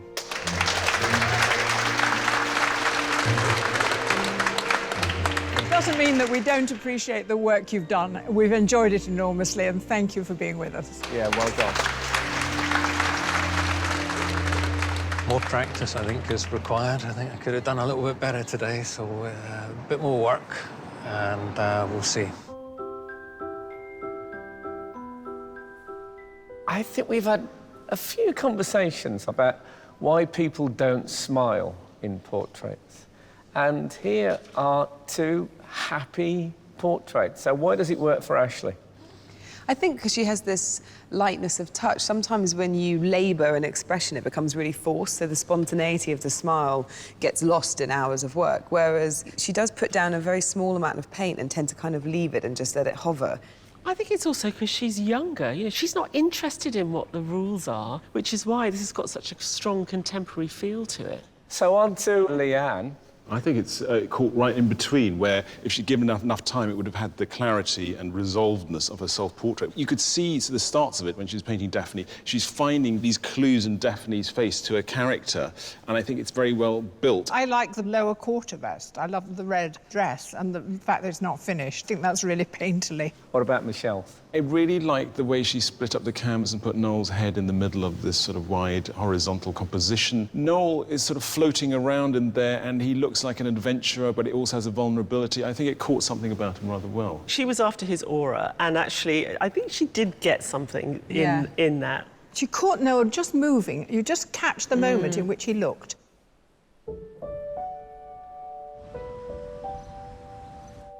Ashley, Leanne, Michelle, congratulations to all of you for making this short list, but two of you can't go any further. There's only one winner.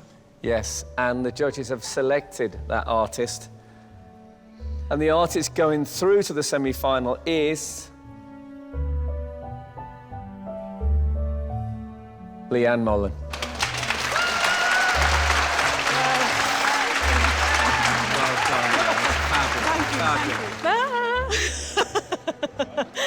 I can't believe it. I'm really in shock and thrilled, delighted, and what a great day.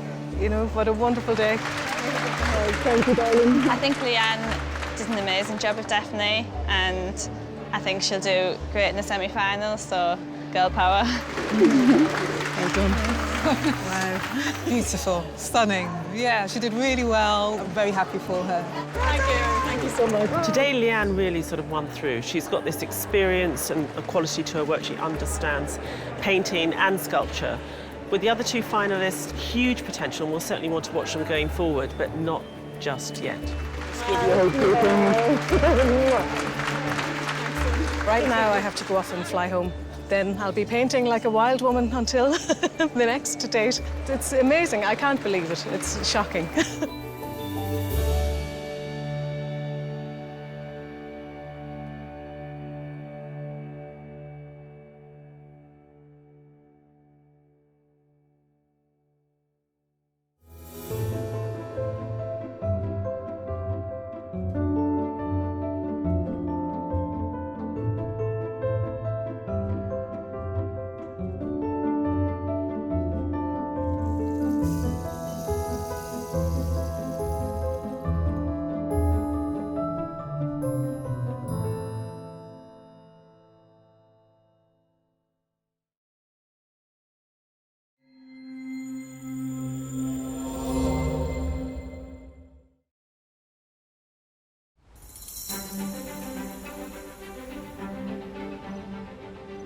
Hello and welcome to the worst job in television, where poor old Joan and me have to slog around watching these amazing artists paint these fantastic portraits of really interesting, famous people. Oh, I don't know how we get through it. Let me tell you a fact.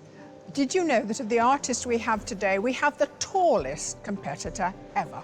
I look forward to seeing an easel stretched to its fullest extent. Welcome to Sky Arts Portrait Artist of the Year.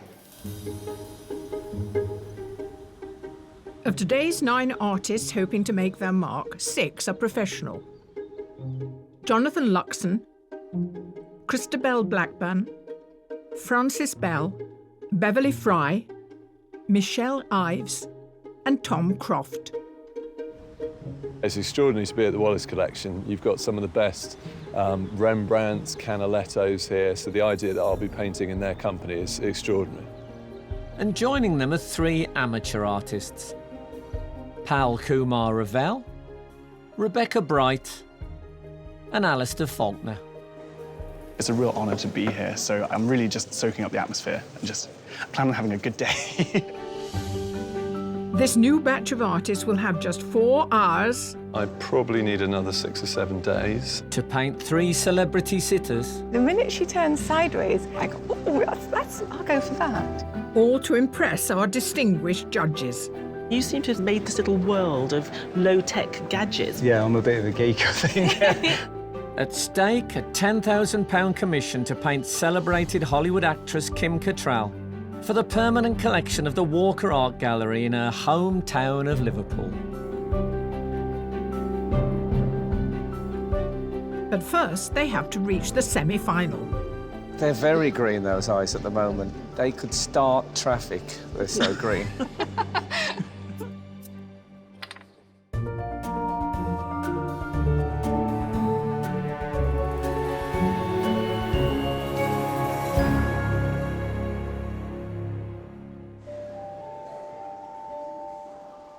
Today's artists are about to focus their attention on a total stranger, but to secure their place in the heat, their task was more self-centred.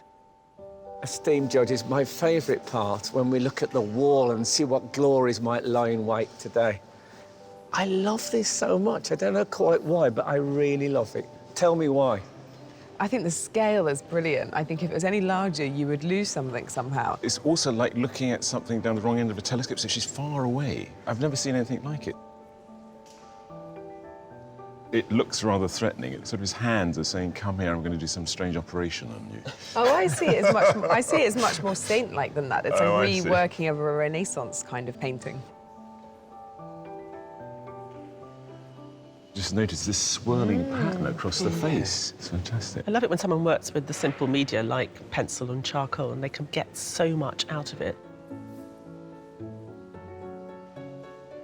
She's given us something unusual. She's given us a full length, effectively.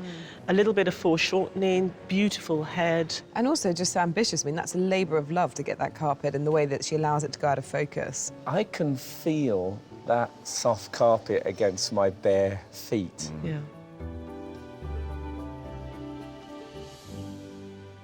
We like the composition of this.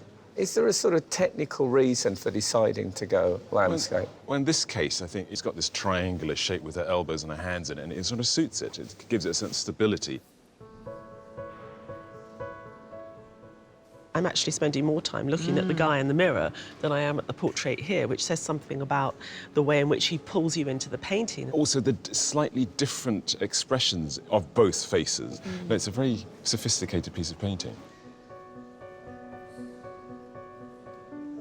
I find these colours fascinating because you've got this sort of acid yellow and acid green, and they're really sort of unflattering colours to be going into your skin tone, but really does sort of conjure quite a strong mood, doesn't it? I'm going to ask her if she's ever done ballet when we meet her, because there's just something so ballet about that. You don't think it's just the pink and the bun on the head?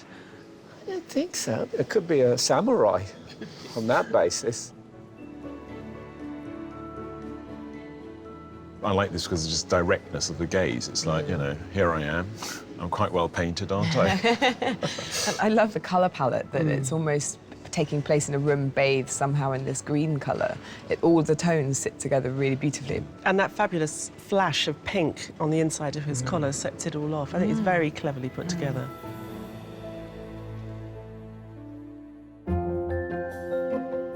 No matter how accomplished today's artists are, there's a difference between painting a face you know well and a face that's well known.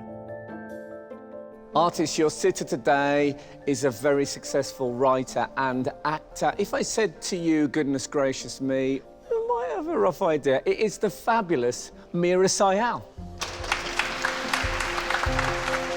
Meera has won awards and accolades as an actor, novelist, playwright and producer. And some of her writing has even become set text for English literature exams.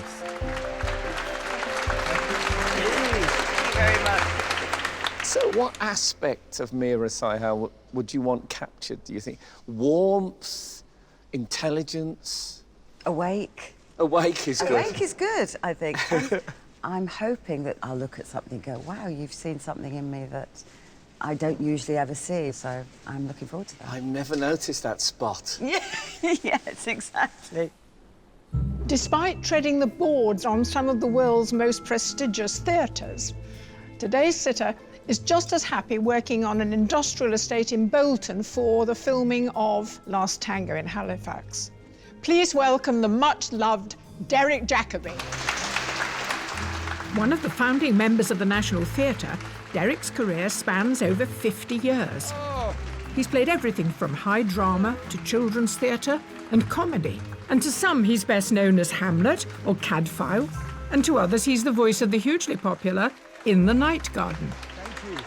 I think I should explain that we're not putting you in prison by putting you in this setting. No, thank you. But I think the idea is to diffuse any suggestion of you being a theatrical knight. Because that isn't quite your background, is it? No, I'm an East End kid. But I always knew I wanted to be an actor, you know. Tell me how you're going to cope with sitting posing all day long. Well, I've sat in many a throne in the course of my career, so I'm quite used to all this. Artist, your sitter today is a fabulous interviewer and presenter. She has interrogated people as diverse as Margaret Thatcher and Madonna. She's the marvellous Kirsty Walk.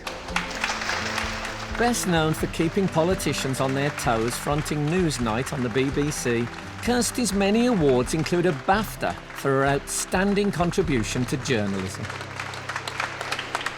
Don't take this the wrong way, but I think of you as someone who speaks a lot. Yeah, You're a it's very true. vibrant and chatty person. Yeah. So how's silence going to be for you? It's going to be incredibly difficult because I'm going to be wanting to ask everybody how they're doing. I love the idea of you really giving them hard-hitting questions. OK, I'll think of a few. Now, what do you want from Kirsty today? I'd actually like to hear you describe your personality a little bit. Well, I think I'm possibly a more relaxed and lighter-hearted person than I might be as an interrogator on Newsnight. Perhaps I should summarise it. She's not as scary as you think she is. It's a relief. Would you like to cross a leg or...? Can I do that? Yes, absolutely. That's more comfy. You must be comfy, otherwise it'll Oh, show right. in your face. Yes. No, we don't want that. Oh, no. What's your best side? Probably this one. Artist, your challenge is about to begin. You have 4 hours to complete your portraits, and your time starts now.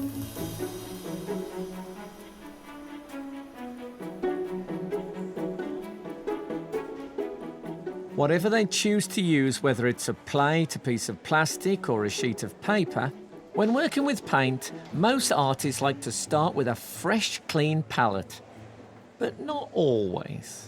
How strange is this? So this is a completely normal palette. There must be 3 years' worth of paint here that's slowly built up into this kind of abstract landscape. It is like something at the bottom of the ocean, isn't it? It's very beautiful and slightly menacing. So some colours you don't use so much. The turrets are slightly lower. Absolutely. Have you thought of entering it for the Turner Prize? I might now. Tom Croft is a professional artist from Oxford.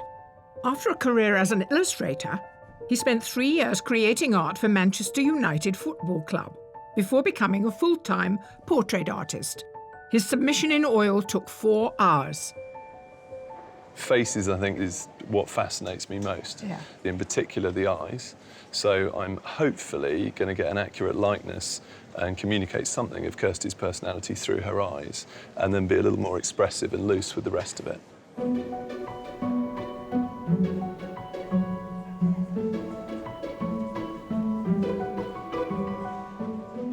You're being quite kind of rough with your blocking out. For you, Yeah. is this equivalent to a sketch? Yeah, this is a sketch. I'm just sort of feeling my way into getting the likeness and doing that in acrylics.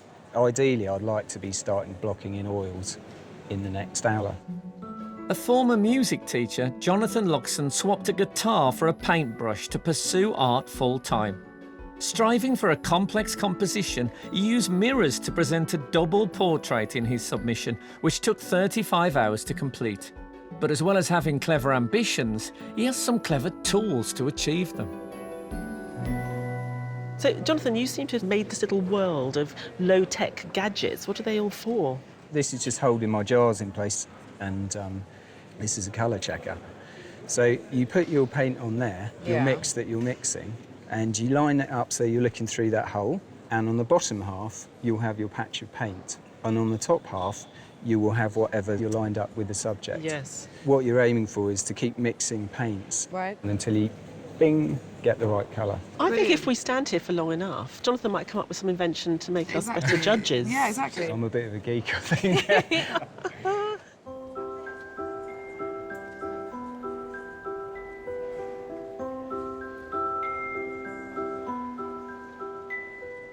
Francis, I think I've been sent in to slow you down. You've raced off fabulously. Well, it'll probably all go in the end under other layers, so... But there's no pencil, no charcoal. It's nice to get paint on early, isn't it? That's why you're here, let's face it. I do like very large amounts of paint. From Northumberland, professional artist Frances Bell took 20 hours to paint her self-portrait. She trained at Charles H. Cecil, one of the oldest art schools in Italy that follows the Florence Atelier tradition, where established artists teach students the practice of working from life. I get very excited when I discover that people went to Florence and learned how to paint, because if I was going to be an artist, that's what I'd want to do. I'd want to go and find a classical, timeless method. Well, it is wonderful. Is it like a musician learning scales? You have to do the basics over and over and over? There is a scales element to it, and yes, so you draw for a year. You're not allowed paint for a year, so none of this. You draw until you get it right, and then you're allowed a paintbrush. God, you must be hungry for paint after You're the first year. desperate for paint, yeah.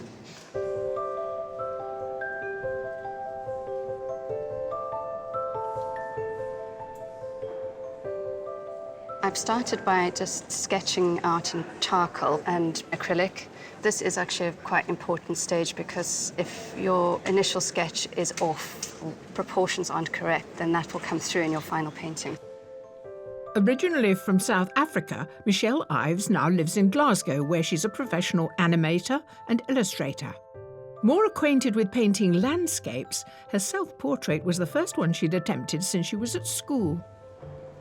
It's not every day on Portrait Artist of the Year that someone just completely covers the canvas with green paint after the portrait is there. What's going on? What's your process? I prefer sketching on a pale surface. Okay. So I do a kind of an underpainting where I put in shadows and I then paint over it. I find green works really well. There's a general tone underneath everything. Because you use green in your submission as well, and I see you here wearing 2 different shades of green as well. So obviously green is very much your visual language. Yeah. How much do you think you'll subdue this green when you start adding in flesh tones and hair, etc.? I think the green will probably just show through in areas, but I won't be doing her like in alien colours. She will be in flesh tones. Not Wizard of Oz green, yeah.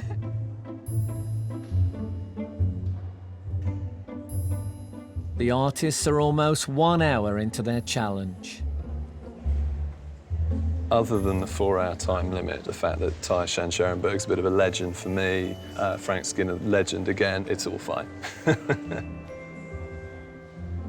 I didn't think I'd ever be painting Derek Jacobi. You just hope that you get a bit of that personality. It's such a famous personality, and it's fantastic. Very, very lucky. It's amazingly like I'm just at home in my studio, but I do feel an inner sense of urgency about it, which I normally don't have. But it's good, it's intense.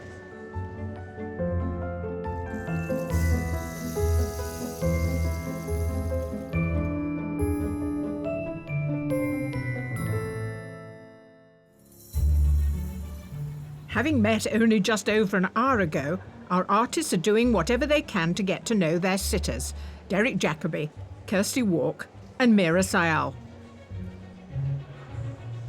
Do you ever do any meditating or anything like that? Yeah. I also swim a lot, and that's like meditation, actually. Mira is very calm, very zen. She's obviously in her zone, and I'd like that stillness to come through in the portrait. Christabel Blackburn is a professional artist who resides in London.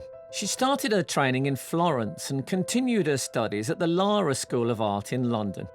Her portrait in oil took 4 hours to paint and is just 20 centimetres square. This is sort of positively colossus compared to your submission. I know. You decided to go a bit bigger. I'm not great on very, very tiny.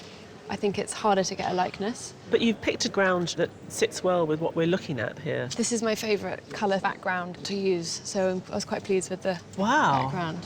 What a stroke of luck. It's interesting because there's a mixture here between quite traditional, you know, painstaking, lovely drawing, and then things which are kind of slightly more unusual, different colour palettes. So you've got a nice hybrid, really, between something which is quite classical and something which is contemporary. Think that's probably yeah. right.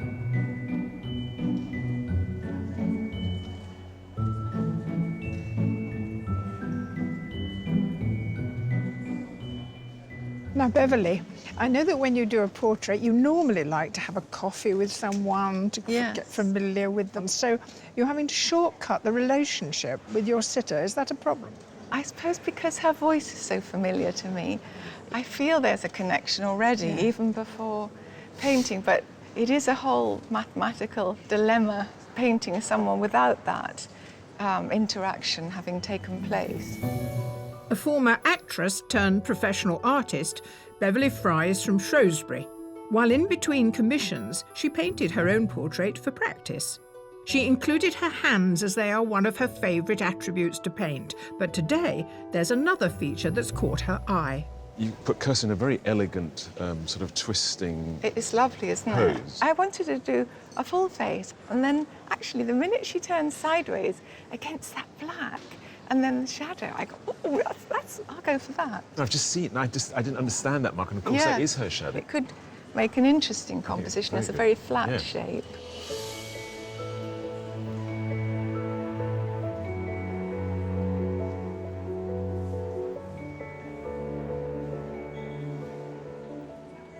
Rebecca, I was just strolling past and I noticed your list. Yeah. Can I have a look? Yeah, of course, yeah. Look, it's ridiculous, draw, isn't it? colour, eyes, mouth. You forgot nose. I know. Oh. It's not on there. That's it. I like it because it's an old-fashioned to-do list. Rather than to go and get a haircut and buy some curtains, it's to create a work of art. Well, work of art is a strong word. Well, but... it will be a work of art. You'll have worked some on it sort. and it's art. A Cambridge graduate in medieval and modern languages, Rebecca Bright is now an account director in advertising. She takes on illustration commissions in her spare time but is hoping to become a professional artist. Her submission painting was the first time she'd ever attempted a self-portrait. As soon as I saw your self-portrait, I imagined that the full thing would have shown you as a ballerina. Oh, I like that. Have you ever done ballet? When I was little, yeah. I sensed it in you. There was something about the tilt of the head. You looked like a Degas ballerina. Were you wearing a tutu when you painted it? That's normally what I tend to wear when Yeah, I'm painting, it's good, isn't it? I mean, I find they get a bit splashed. OK, well, I'm glad I can now go back to the judges and say, yes, she did do ballet. Thank you, I was right. I love it. Thanks, Frank.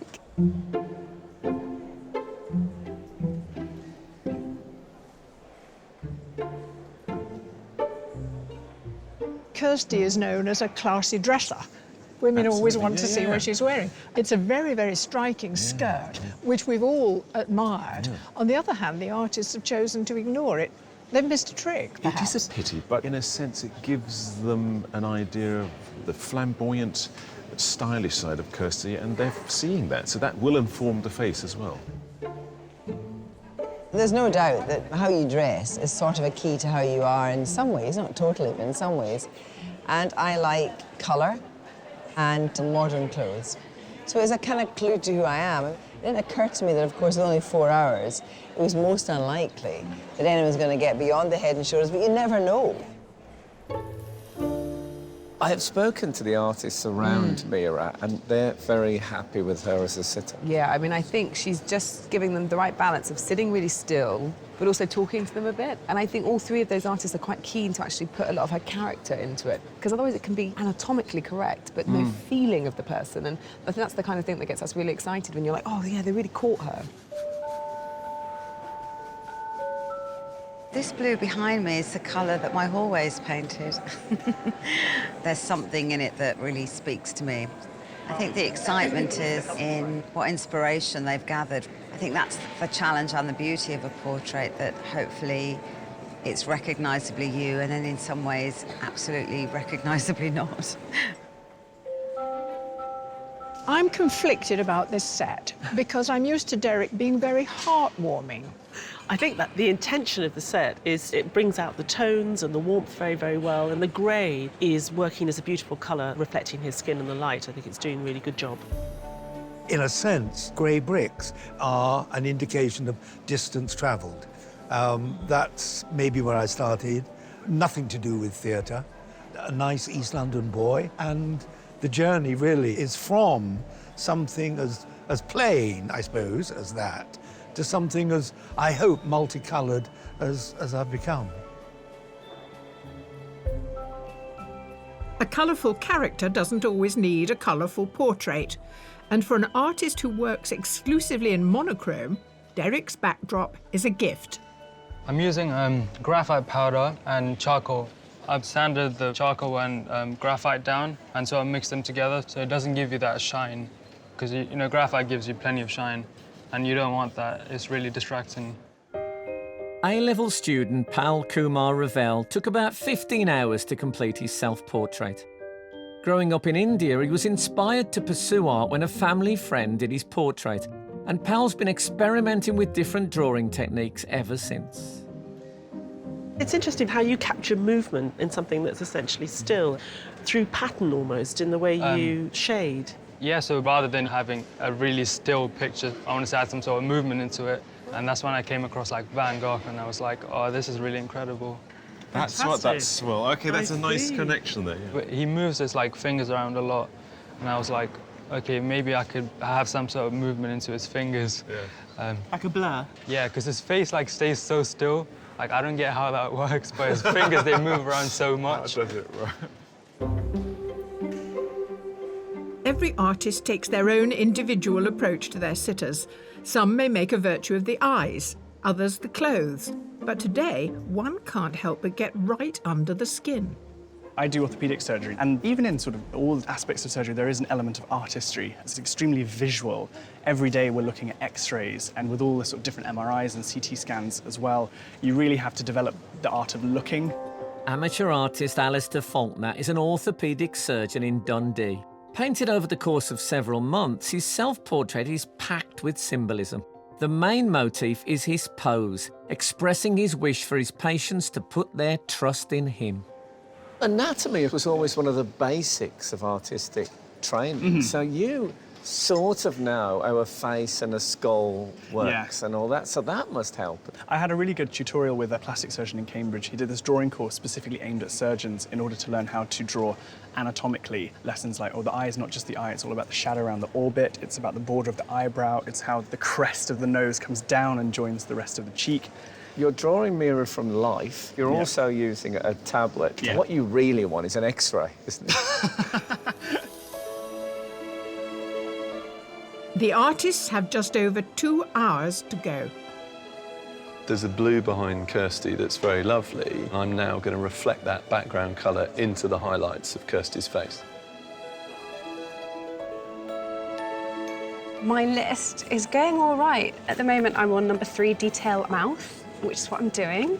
So it's worked out all right so far, yeah. I find it easier to get a likeness if I'm working bigger. I think I've gone slightly too small, but I think it might work within the composition if I can get that likeness. There's a lot of challenging things to do. She's got such great colours in the skin tones, great colours that are reflecting off the scarf, so yeah, I'm a bit worried it's going to go horribly, horribly wrong.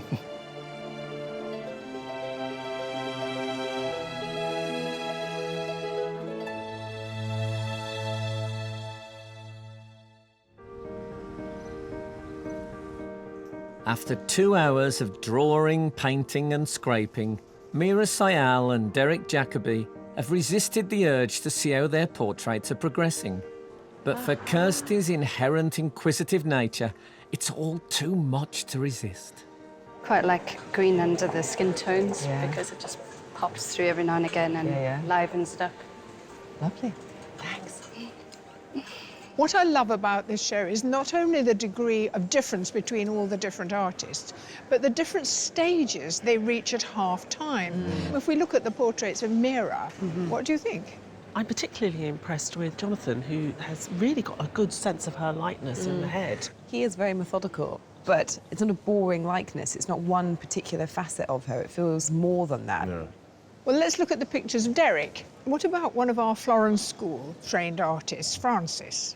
What we recognise as that style, of course, is the colour palette. It's reduced and it's naturalistic. She's got a silvery light to it, and I think that's unusual.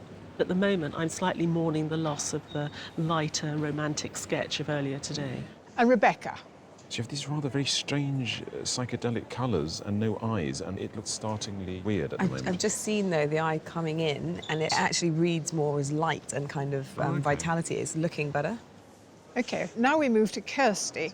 Two of them are doing incredibly well, and Tom has the potential to do very well. The colours don't feel quite right, and there's a crudeness to it, but I think he's one of those people that will come together at the end. There's something kind of predictable about it. I can almost visualise the end product.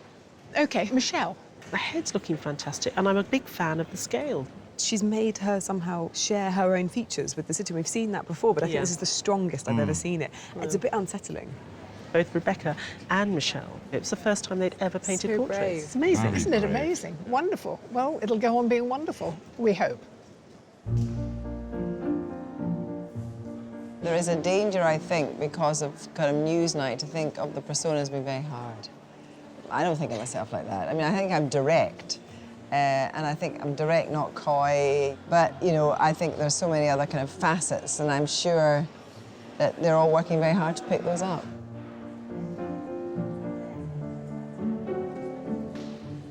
I was once asked to draw a picture for a charity auction, and it was so bad nobody bought it. That's how bad I am. So to be surrounded by three really talented people, just seeing them mix the paint is some kind of wonderful alchemy, really. I genuinely am in awe. It's a great talent to be able to do this. I have had my portrait painted once before, many, many years ago. One Sunday afternoon, it was quite a well-known painter whose name, of course, I've forgotten. I ended up looking like a cross between the Queen Mother and Noel Edmonds. Not my favourite.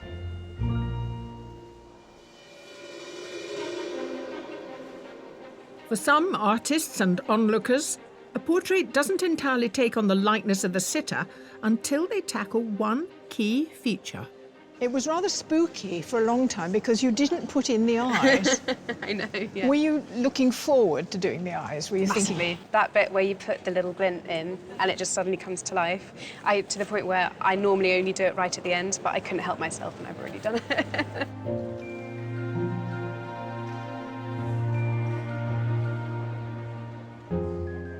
It looks strangely a bit like your submission, I have to say. I'm beginning to see that whole adage about every artist painting themselves. Is there Yeah, a bit do of you that think going it's on? going to end up looking like me?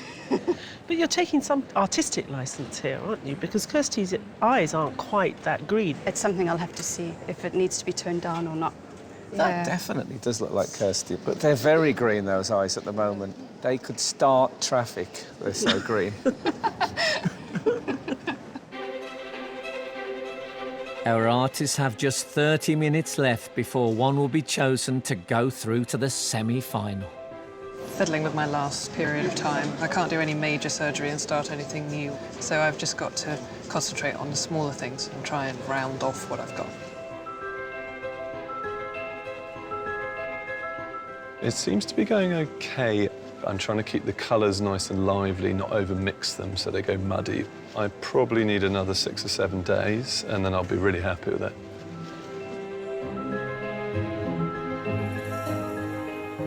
I did have a plan to be at a certain point at this stage, and I'm probably about an hour behind. So I'm just sort of soldiering on and hoping it comes together quickly in the last stages.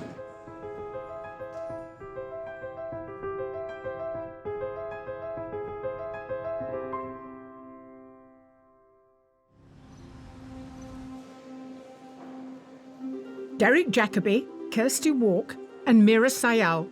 have been a picture of poise for nearly 4 hours. But even in the last few minutes, our artists still need their sitters to maintain their concentration. If I had 1 more hour, I would tweak one of the eyebrows, which is less ideal than it could be. But given that I don't have that time, I'm happy to leave it as it is. I really like the idea of having a bit of the background colour in, so I don't want it to be too dominating, but I thought just a hint of it could be quite interesting. See how it looks.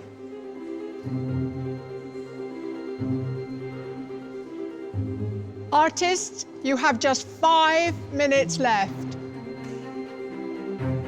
I'd really like to do a little bit more detail on the eyes, but I don't know if I'm going to have time for that. I feel a bit hysterical.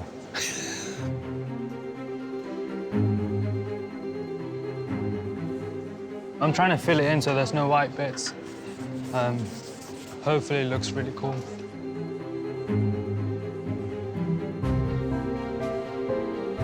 I don't really know what else to do. I need to sit down and have a cup of tea very soon.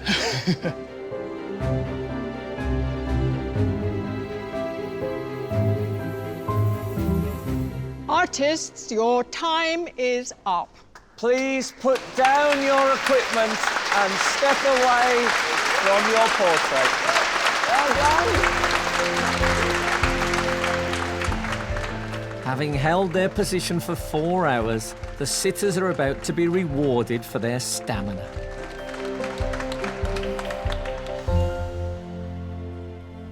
So, would you like to share with me that very special moment when 3 Kirstys appear simultaneously? That'd be very scary, I have to say. So, artists, will you please turn your easels? Wow. Quite different.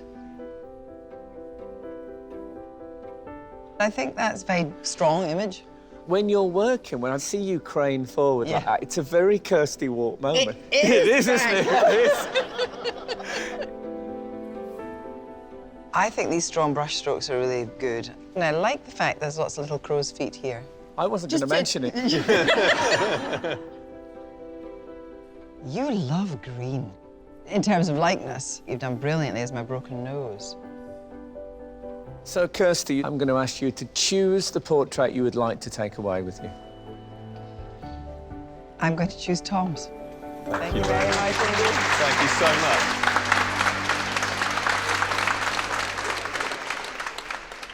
Artists, please turn your easels. You can look now. Golly. They're the same man, but they're all totally different because you've all seen something different in me. This one, the head is noble almost. It looks like a younger Derek. I'm glad to say it does. Yes. What jumps out for me are the eyes. And the face, absolutely highlit. There's a spotlight on the face. Now, you haven't spared anything. That is what I look like. It's lovely. It's me. It's me. Oh, God. Forgive me, forgive me, forgive me. I don't choose you. That is me. That is how I think I would rather like to be. That intrigues me. I think it's Pal.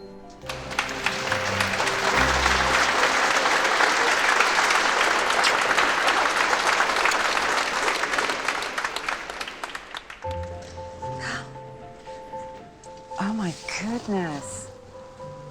Oh, they are amazing. I love those layers of blue on blue on blue. And I look quite intelligent. Well done. Oh, well, I'm extremely pleased you think so. Wow, that's so delicate. Really works. Wow, Boudica, figurehead on a ship. I think it's got warmth as well. You're smiling on the inside, if you know what I mean. It's really very difficult. I love all of them. What about the one that you can get in your car? All right, I'm going to go completely instinctively, and I'm going to say Christopher. Well done, Christopher. Thank you so much.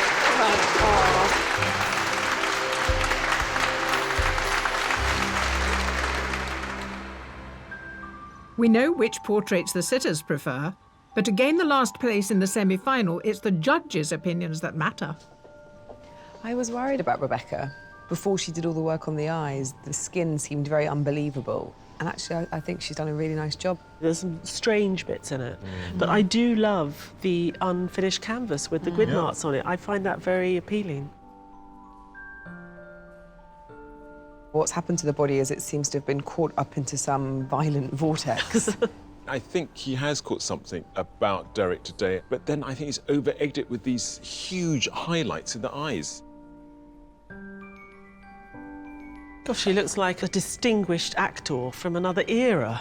It's not quite him. No. She had a likeness. It was there in the morning, and I think she painted it out somehow. It's not terribly fashionable painting, but it is lovely to look at, isn't it? It feels like a really creative, organic painting, but actually when you talk to him, he's incredibly methodical, and I think that salmon pink underpainting is brilliant. He did talk about if he'd filled in all the blue, it would have been oppressive. I mean, the set was oppressively blue, but yeah, I kind of agree with you. I like the salmon. I totally get why Mira picked it. There's a sort of a dreamlike look in her eye, and it's positioned so beautifully on the canvas. I think it's tricky because Alistair's style's so different in this to his submission, and I think he's still learning. I think the composition is fantastic. I like the way this diagonal leads you into a head. I was so excited by Beverly in the early part of the day when she was working mainly in black and white, and then as more and more of the colour went on, she sort of lost her. But I thought she got Kirsty's The Grand Inquisitor rather well. There's a crudeness to it, but it's undeniable. Tom has caught that alertness that was clearly there in Kirsty. And there was something rather sort of crushingly, I don't know, sort of... formulaic. Yeah, formulaic about it. Having said that, it's a good likeness. I really like this one. The colour around the outside. I knew she was taking artistic liberties, but, you know, if an artist can't, then who can? Actually, the colour palette doesn't bother me so much as the use of these grey marks around her face. It just looks like she's been down the coal mine a bit. But it has got Kirsty's Yeah. awakeness. Yeah, definitely. But the judges have to settle on a short list of just 3. I do have a problem with where the eyes are here. That's an intriguing, It is weird little intriguing. number, and that's fantastically accomplished. But there is something wrong with this one as well. That one's great. I think I agree with you. Yeah. So which 3 have they selected? The judges have made their decision, and the first of those artists is Jonathan Luxon.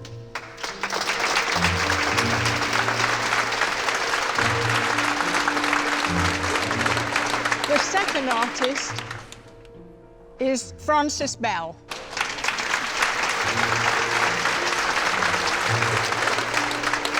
And the third and final artist on the shortlist is Tom Croft.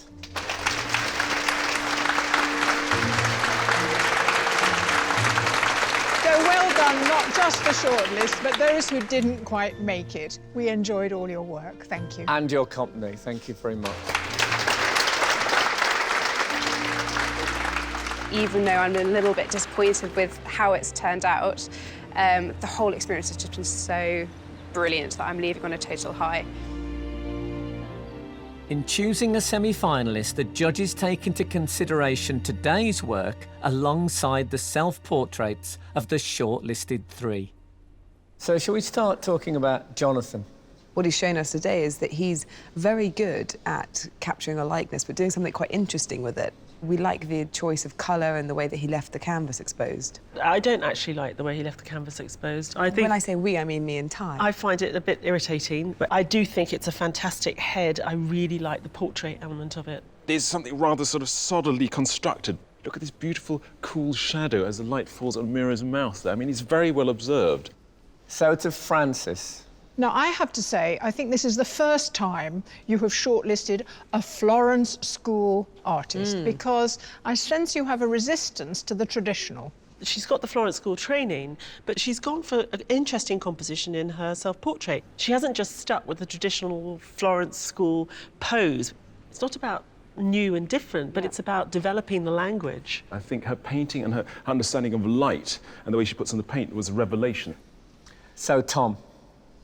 I have a problem with the utter predictability of his work, but there is a great facility there and a great sense of the person. I think he's great. I love the direct approach that he takes, and they feel very vivid and real to me as two heads sitting there. And he didn't begin the mouth and chin until within the last half hour. Scary. Yeah.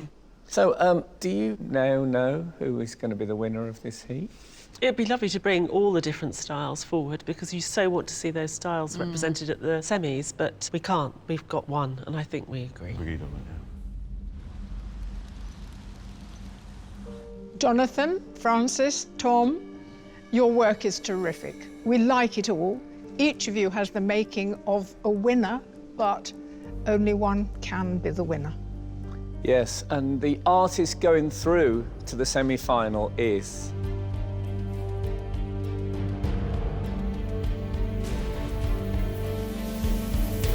Jonathan Luxon.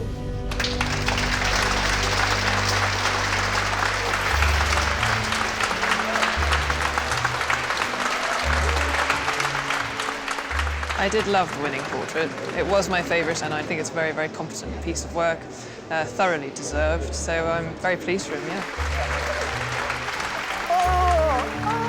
I thought physically he'd captured her, and there's a little bit of her spirit there too, so I think he's done an amazing job.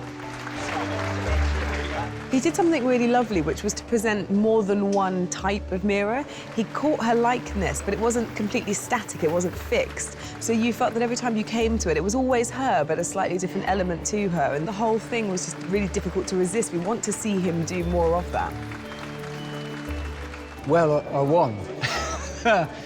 I'm very surprised. I'm feeling really, really happy, and I'm feeling a bit like I'm dreaming.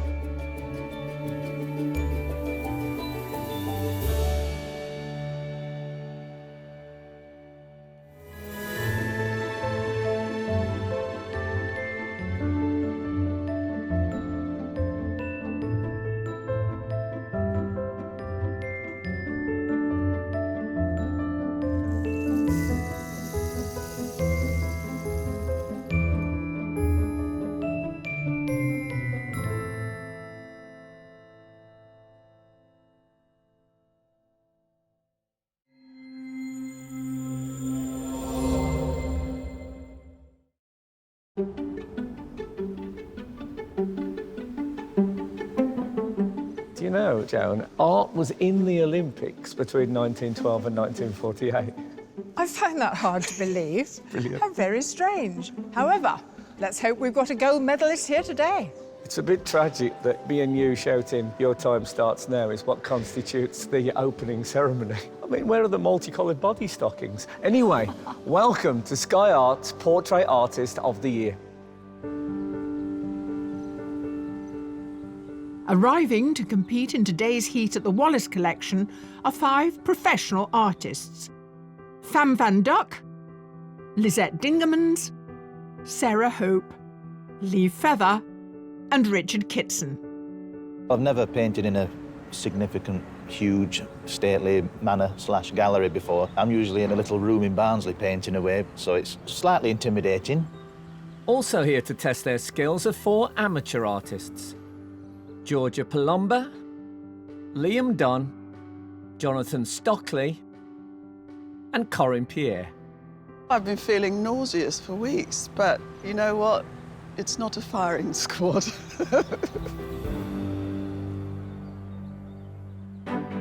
For a chance to gain a place in the semi-final, these 9 gifted artists have just 4 hours to complete a portrait of a celebrity sitter. I don't know how this is going to be. Well, we didn't invite you here just to coast. I know. We like to set you Yeah, challenges. it's definitely a and challenge, yeah. But it's our 3 opinionated judges that they'll need to win over. We do want a bit of colour, don't we? I'm not sure. I really like that painting as it is. All to be in the running for a phenomenal prize, a £10,000 commission to paint award-winning Hollywood actress Kim Cattrall, which will be part of the permanent collection of the Walker Art Gallery in Liverpool. So who can rise above the rest to win a place in the semi-final? This is what you do, you don't have another job. Yeah, it's just art. It's really fun. What a life you lead. Well, you know, I'm sure your life's very exciting. It is so. actually, my life's fabulous. I forgot that. Yeah.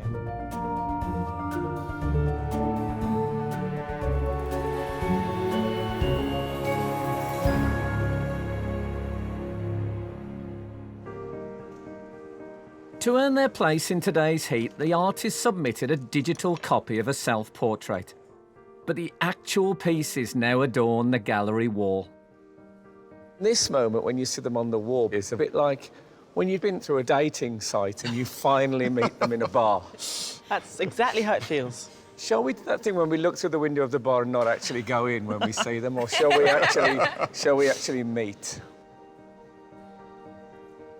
I'd definitely meet this one. I think the quality of the painting's fantastic. It feels very much like a real glimpse of someone, but you feel like you really know them, so it's a great first date. I love the hooded fur, which really sort of buries her in the painting, but also acts as a way to kind of frame her beautifully. I think it's a really clever device. Is this in pencil? I'm just wondering myself. The red here is the paper and it's the ground, and you see it coming through the whole picture. It's very sophisticated in a really clever way. It's clever to see the profile. You get that tension in the neck. You don't sense the sort of focus from the eyes. You're sensing it from that tension in the turn of the head. This vortex caught our attention. I thought it was an interesting device. Maybe it makes the head look that much better. I do like the head as well, but they're never going to be able to do something quite like this on the day, so we need to make sure that that head is as good as we think it is without all the other noise, because otherwise we're going to be a bit let down. We thought this was a beautiful, reflective self-portrait that draws you in its simplicity of the stare, but actually it's a very sophisticated layering on of paint with these beautiful highlights. We love this. It's brilliantly painted. It's a story first, and that's what can be really exciting about portraiture. I think we've all agreed she's a spy. Is it Second World War? Yeah, French resistance. Oh, right, but obviously having a dangerous liaison with a German officer. The fag's just out of sight. Yes. For me, the caption should be, what happens on tour stays on tour. Oh, no, don't muddy the waters of our French resistance, woman. It's phenomenally observed, and that reduced palette, that cool light is absolutely believable. It's a very beautiful piece of drawing. The face is quite nice. The eyes are rather good. Lovely eyes. I've got a real sense of him. And We'll I'm have no really problem recognising him today. No, I'm looking forward to meeting him.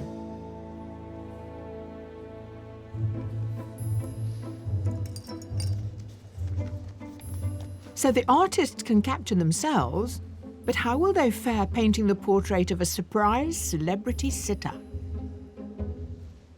Artist, your sitter today is an actor who started in Hollywood working with people like Dudley Moore, Robert De Niro.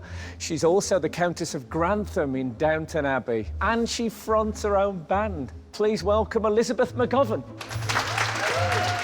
Recognised worldwide as the Edwardian matriarch Lady Cora, Elizabeth McGovern founded blues folk band Sande and the Hotheads 10 years ago. Elizabeth, welcome, please. I'm glad it's a soft chair. That's good news, isn't it? Yeah. Have you ever done this before? I have done it before, but I wasn't very good at it. I'm so sorry to say. My butt cheeks are famously impatient. Well, that's the one thing I hadn't read in your biography. Yeah, no, not many people know that, but now everyone knows. Not many female actors can claim to have played some of the meatier Shakespearean roles, including one of the opposite sex. But today's sitter can. She's mastered everything from the lead in Shakespeare's Richard II to Harry Potter's auntie. Please welcome Fiona Shaw. With 2 Olivia Awards to her name, Fiona Shaw is celebrated as one of the greatest theatre actors of her generation. When she's not on stage or screen, she's busy directing operas. Very welcome here. Thank you. Well, here we are. Now, how are you going to occupy your thoughts? I think I'm going to enjoy the rest and I'm going to enjoy watching the intention of the people doing it. So I'm going to enjoy that. And of course, the public comes to enjoy it. So you're a people watcher? Yes, I will enjoy that. That's going to be entertaining, isn't it? I can just watch the people. Watching me, watching them, watching me. That'd be great. Artist, your sitter today won 2 gold medals at the Rio Paralympics. The amazing thing is they were in 2 different events. Today she's having a rest from the track and the velodrome to come here for you. Please welcome Kadina Cox. Just 2 years after being diagnosed with multiple sclerosis, Kadina Cox became a gold medal winner at the Rio 2016 Paralympics, before winning another gold at the World Para-Athletics Championships. So this is the very opposite of your life, sitting still for 4 hours. This is actually quite exciting. I don't think I've ever been able to have this much time to sit down because I'm normally trading or I'm running from different locations, so it's going to be quite calm and peaceful.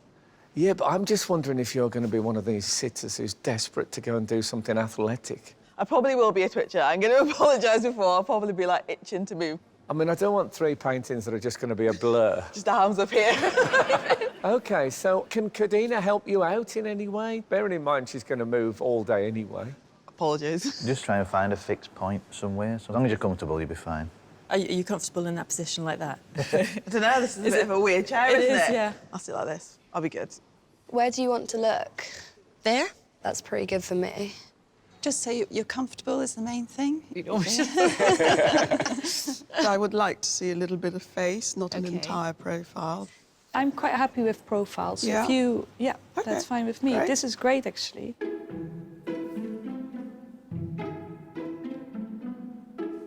I have a sense that the tension's rising, so let's get on with the challenge. You have 4 hours to create your portraits. Good luck. And your time starts now. Beautiful. You look a bit like proud. Wonderful.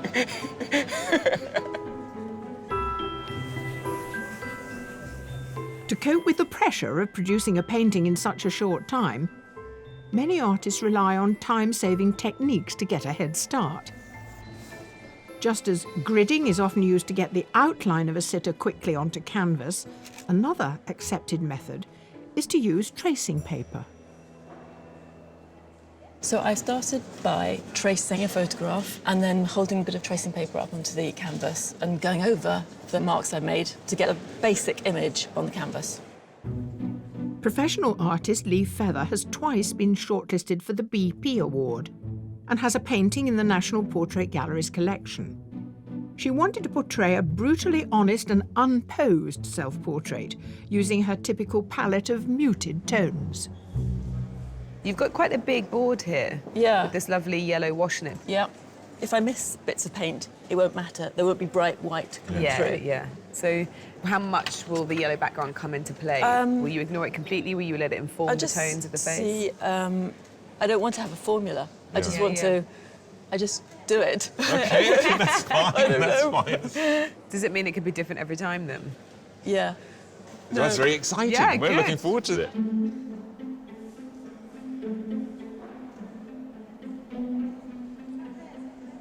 This is a fundamental stage. If you feel you've got a nice sketch, that gives you confidence. And then the rest is, well, good luck. A former art teacher, Corinne Pierre taught herself to paint with oils when she was 9 years old. Since retiring 4 years ago, she paints for pleasure and created her submission in 2 hours.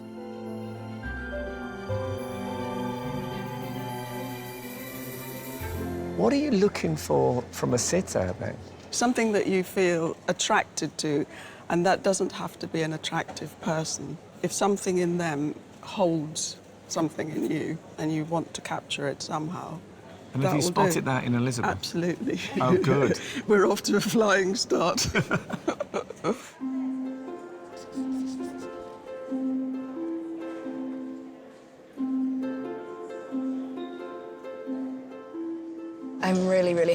sitter. I know her, and her skin tone and her hair just suits perfectly. Hopefully I can get a quick sketch and then it will all flow.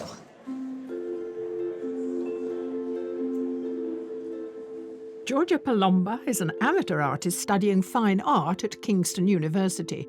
When she's not painting, her hobbies include boxing and performing aerial acrobatics. Her submission is only her second self-portrait and was completed the night before the competition closed.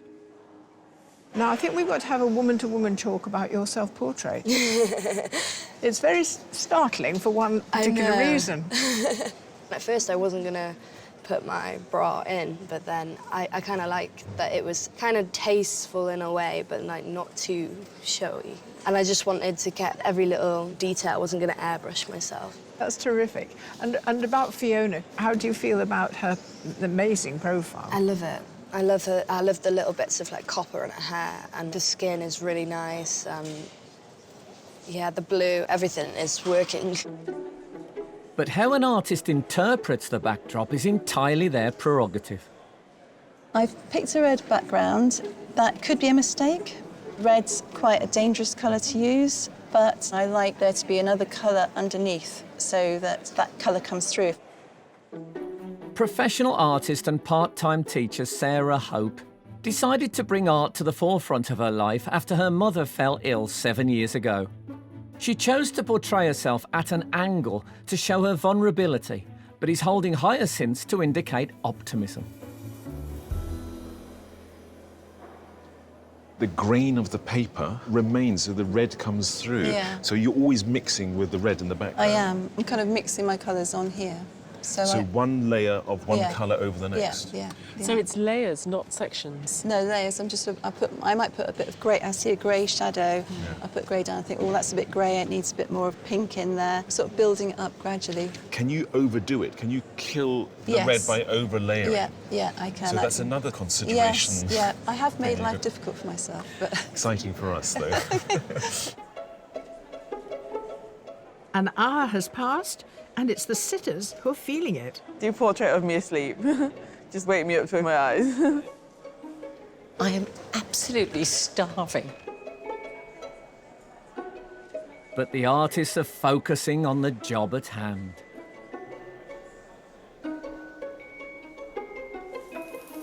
And telling myself, do not put down a piece of paint until you know it will improve it.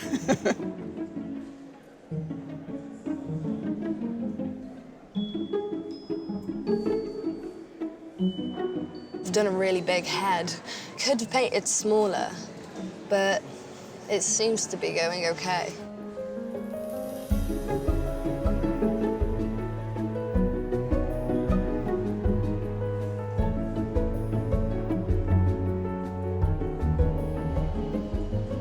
I'm just trying to get detail into the face. Everything could go wrong at this stage. It could be crap.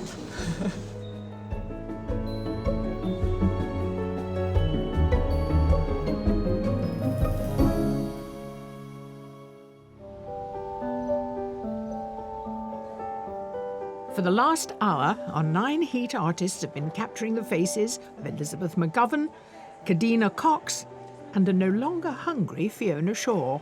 I had 2 croissants, which are now floating around my teeth. Maybe just put a bit of croissant on the face. crumb in A crumb. Crumb in the corner of your A mouth. crumb, yeah, a crumb in the corner of my mouth. So attractive.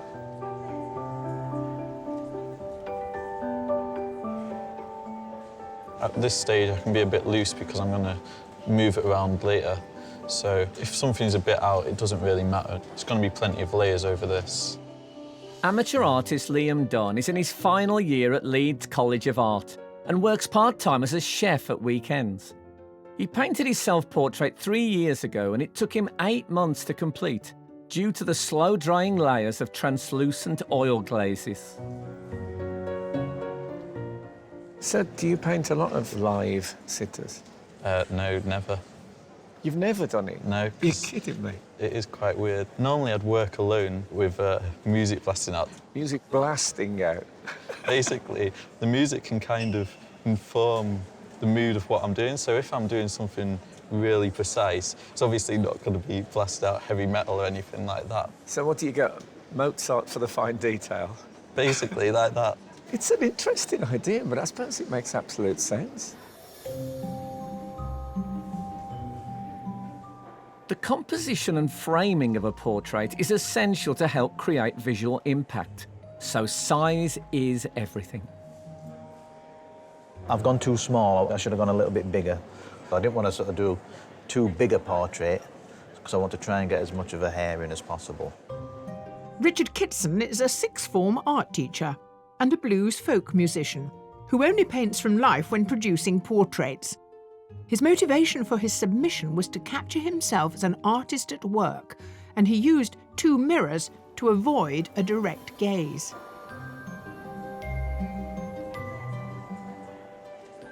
How important is it for you to have a relationship with your sitter? Are you a kind of sit still, stay quiet, or would you like to know a bit about them? Within 4 hours, I've got to try and get to know Kadina as much as possible. No, it's interesting. Kadina, you just said talk to me. You like talking, but you Yeah, if they talk to me, they can get my personality, and then that can come across in the painting. Good, so we could have a little gossip corner. As long as you keep still, though, you've got to talk. Yeah. This, yeah. Talk that way. Yeah, talk that way. We'll have a good chat. As if you can tell what I'm saying, you know, from Barnsley, so we'll have to...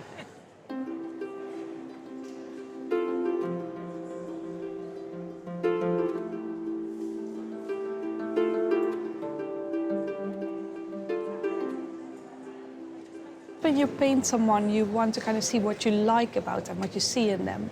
So every time they make a little movement and it enhances their personality, you can put it in. Originally from Holland, Lisette Dingemans is a professional artist and teacher who works from her studio in South London. For her self-portrait, she decided on a direct gaze in order to reflect her straightforward personality.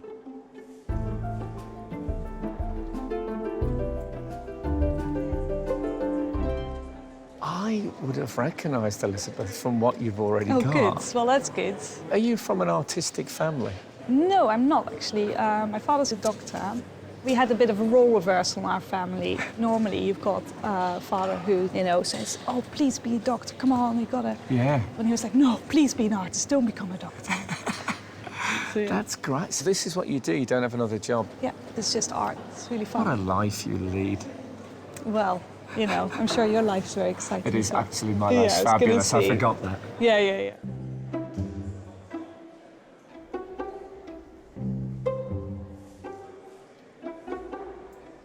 Kate, I've got a feeling that the neon on this set behind us is not going to figure in the paintings. I think you're right, Joan. The neon is the same pink that her band's logo is in, but, you know, it doesn't necessarily lend itself that easily to detailed, tender portraits. What is interesting is whether they're painting this very distinguished actress, or are they painting someone who has a band? I think she wants them to paint both, because she is both. And I really like the dual personality. She's got the refined nature of Downton and then the cool rock. This is definitely her as Elizabeth that we're seeing today. I love being in this atmosphere of creation and hearing them talk about the process and watching the process. The artists are so serene and so passionate about what they do.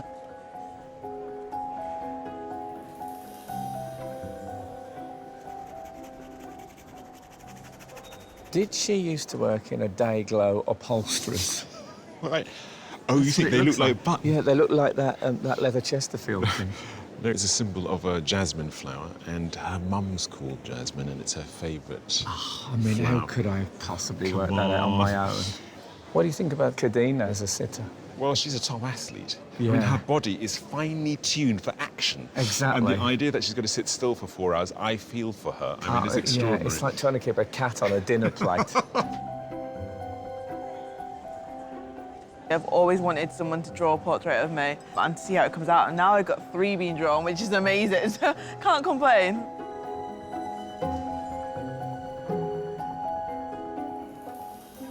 I think what's so important about this particular set is how it's simplified everything down so that Fiona's enormous resources are available. But I think with her, it's something about the entire body. She's an actor. And when you have such a strong physicality and presence, you don't need anything else. You know, when you're acting, you're organising your mind to make the audience's mind follow your mind. It's quite different to being looked at. You don't feel you're being looked at in the theatre.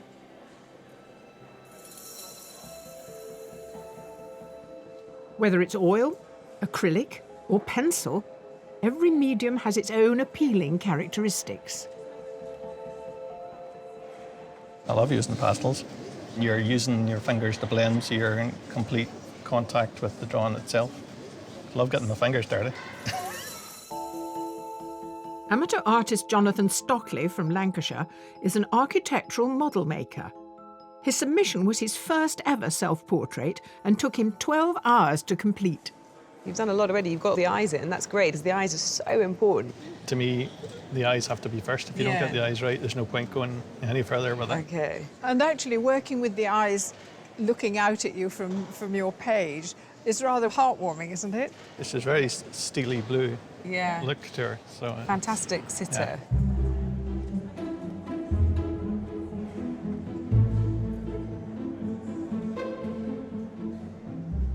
Duck, when you saw Fiona, did you decide that you were going to work with this canvas in 3/4 length, or had you already decided this morning? It only when she came here.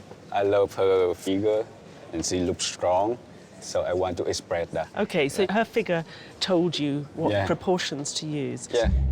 Originally from Ho Chi Minh City in Vietnam, professional artist Pham Van Duck has been living in Dublin for the last 7 years.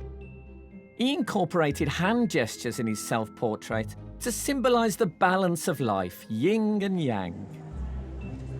One of the things that we really loved about your self-portrait was all the dynamism and the movement that was in it. Are we going to see that in your painting? I hope I have enough time to do that. Really? So how are you going to do that? Legs flying. I can feel that he wants to make I can sense from him. She not very still at all, so like it kind of like fit into the style. So, it's perfect for you. Yeah. So but she's a bad sitter. It's really good.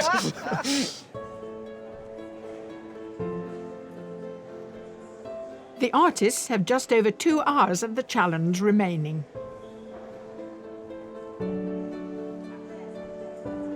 I'm a little bit stuck. I don't really know what exactly it is I'm trying to do at this stage of the painting.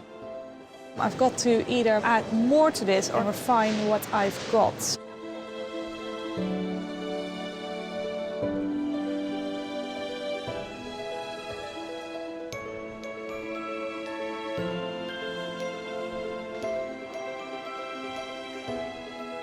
I'm having a battle here. I'm not panicking yet, but I will certainly start panicking if I don't feel I'm getting a physical likeness.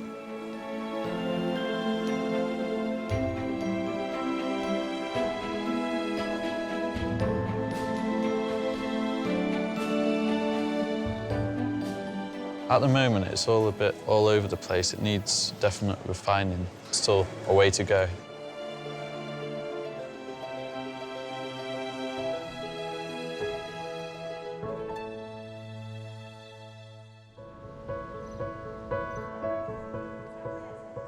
Elizabeth McGovern, Kadina Cox and Fiona Shaw have been sitting for 2 hours. Wrong leg? Doesn't matter. No matter. Our 9 heat artists are all vying for one place in the semi-final. And at the halfway point, there's a mix of detailed images and loosely painted canvases. One of the things that strikes me today is at how many different stages many of them are. Yeah, we're used to having people doing sketches that look fantastic in the middle of the day and then tip. Today I feel it's more the other way round, that people are putting together rather messy starts, but actually slowly they're coming together. Lisette here in Elizabeth's section put down this base coat, and Elizabeth is there in monochrome, but we do want a bit of colour, don't we? I'm not sure I really like that painting as it is. Well, what about Corinne? Because she is loud and clear, isn't she? Corinne's one of the artists, I think, who did start in a rather messy way, and it didn't look like her. There were loads of colours loaded on, but I feel it's slowly tightening up in a good way. It started very dark, and she's gone very light, and Elizabeth is very pale. Very. There's very little leeway to get it right, so it could look chalky if she's not careful enough. Sarah is conspicuously red. Will it be different at the end? In Sarah's way of working, it's just about time and getting it done. It's a layering process that takes much longer. I think she has practice to be able to deliver something within 4 hours, but it's one of those things, like, if one little thing goes wrong, we'll lose quite a lot. Now, what about Kadina? Great section. I think they're all doing fantastically well. They've all got a great likeness. I'm very happy with Liam's. I like the sparseness of the paint that's on there at the moment. It's very much her and a very soft her. I think it's a very beautiful likeness. Right, we've still some time to go, but do you have favourites, either of you? I don't allow myself any favourites at this stage. Oh, no. you don't? No. You're It not just watching. changes so much, and I've been caught out a few times.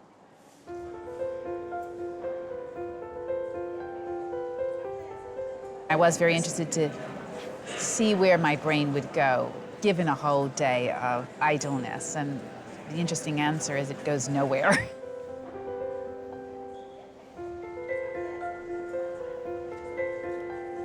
I wonder what they've captured. Do you come over more intelligent or less intelligent than you are? I'd be interested to judge what their view of that is, or whether the features of my face carry that information.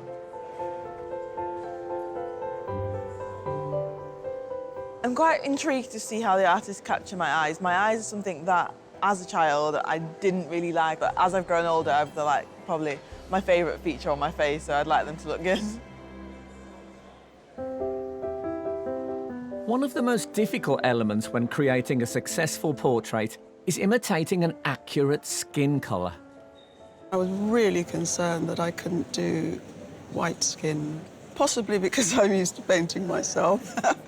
I'm fairly happy with it. Basically, what I've learned is that I can do a black face and then lighten it up.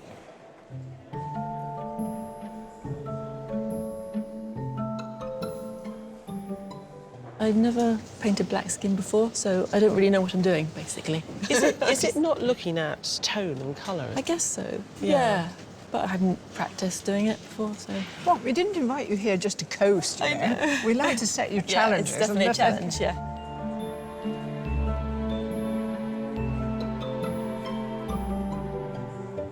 When the artists discovered who they were painting today, they all said, we've never painted a black person before, so we've got to now completely change the palette we had. They will have experienced painting portraits of Europeans, that there are blues and greens in the skin. Now, Kadina's Jamaican roots give her this fantastic skin tones. There are blues and greens in that as well. Yeah. It's just happening on a different tonal level, so they might not have done it before, but they have the tools if they're not sort of scared of to trust in what their eye is seeing. Only 30 minutes of the challenge remain. I'm starting to get her skin tone. I need to, like, bring it all together now and add some shadows, because I've only got one.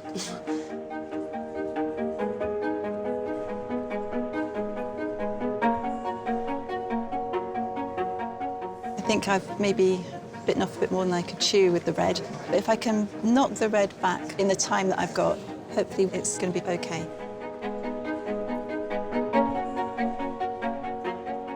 It's a little bit flat at the moment, so I'd like it to somehow feel more 3D.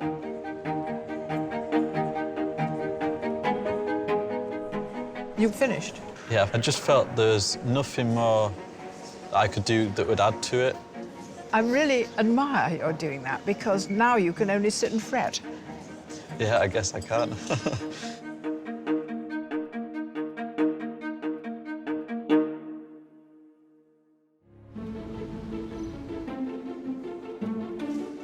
There's only a few minutes left for our 9 artists to complete their portraits of Kadina Cox, Elizabeth McGovern and Fiona Shaw. And at this stage, it's not always the face in the portrait that needs work. This red background is a bit overpowering. If I cut down this border, then the red hopefully won't be quite so strong.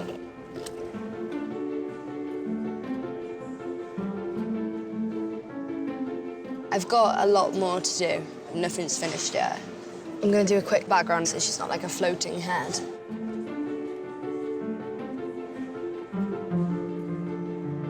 I'm not planning to do the background. Hope that's okay. Artists, you have just 5 minutes left.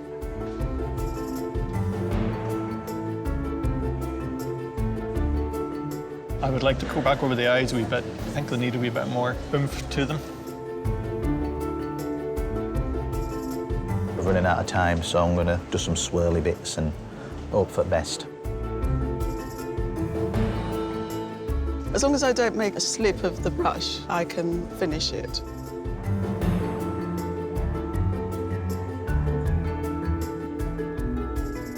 Artists, your time is up.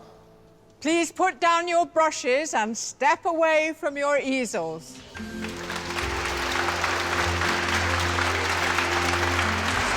Well done. We got really far.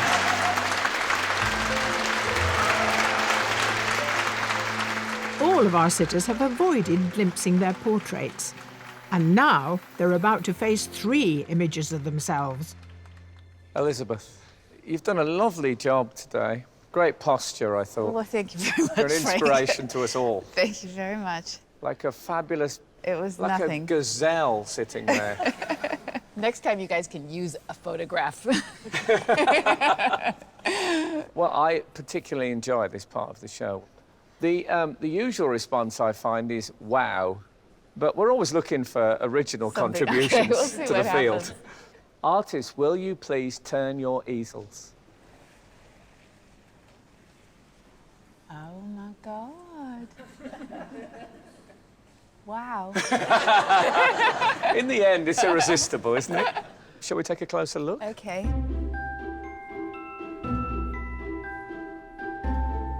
This is a beautiful painting. I really love the controlled use of colour. She's got your cheekbones, which is Yeah. everything. I mean, Yeah, well, of course, I was sucking them in.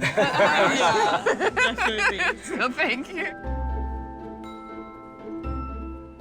I love the black and white, that contrast.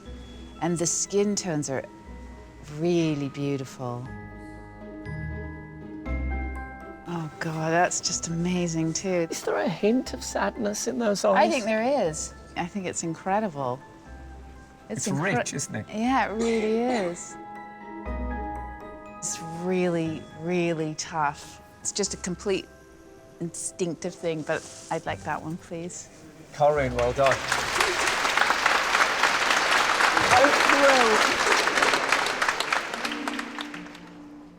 Oh, my goodness. Oh, my goodness. They're absolutely fantastic.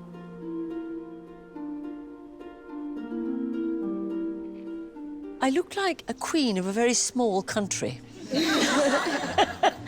Brilliant hair, brilliant likeness. It's very heroic, isn't it? It's rather grand. Well done.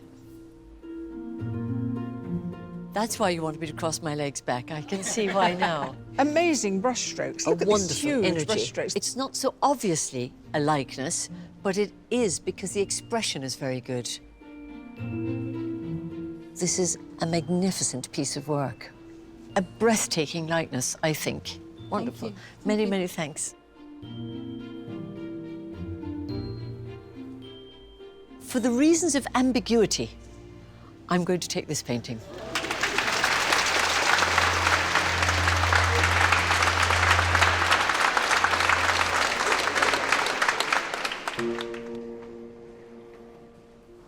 Ooh, she's amazing. Good. Shall we have a closer look? Yeah.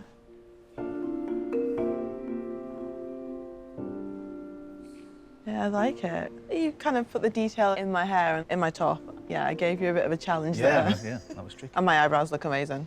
Good. You look really at home with yourself. I feel like I look quite calm, which isn't very So often well done. seen. Well done for catching that 10 minutes of calmness. You have captured Cadena, Machina.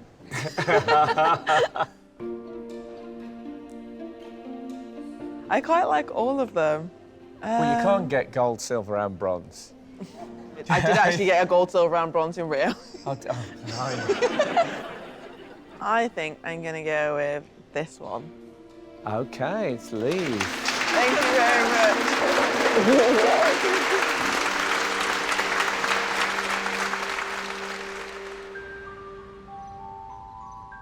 Left alone in the gallery, the judges have the opportunity to get up close and really scrutinise the finished portraits.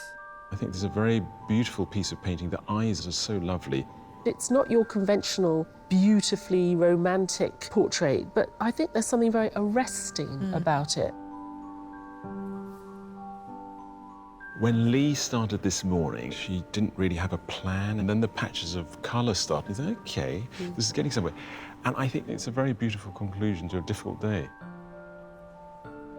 I think she looks really sweet here. She's really relaxed, she's maybe a little bit sad. And I think what he's done, which is great, is treat the set well. She's very naturalistic, but he hasn't made that jarring with this yellow background. She managed to catch a really nice expression on Fiona's face, and I really like the red and the way in which she creates form with these lovely shapes. This is one of those artworks that if you just shrunk everything down by, say, 30%, I think it would be a better painting. The drawing that she started with was very good in capturing Fiona's likeness, and as she painted, things started going wrong, and the likeness sort of seems to slip away. He's given us a very lively, vibrant painting. The likeness isn't good enough, and I don't know whether or not he'll ever get great likenesses, because I just don't think he really worries about it too much. It started in a sort of a mess. I just thought she's never going to find it. But it did the opposite of what pictures normally do. It did get better and better and better throughout the afternoon. It's got sort of grit, and I love that. It's just fantastic. I wish it was a little bit more of a likeness, because I'm really happy for sort of Downton Abbey to go really dark. But zombie. Yeah, zombie Downton Abbey is brilliant. The problem here is the eyes. He's brought the tone up so light, it just looks very strange.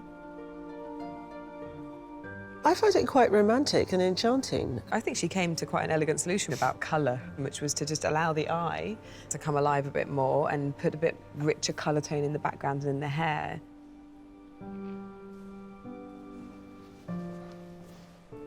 Now they must decide their top 3 artists. I'm seeing a very nice selection here. I'm seeing a nice selection with this one in front of that one. It's got more energy and vivacity to it. Oh, this is a tricky one. After some deliberation, the judges have come to an agreement on their shortlisted 3. And the first of those artists is Lisette Dingemont. The second is Liam Dunn.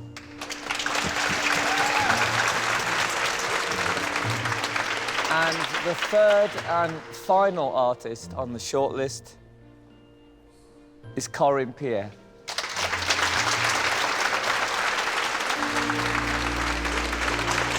Our sympathies to those who didn't make it. You're all extremely good. Thank you. Some brilliant stuff. Well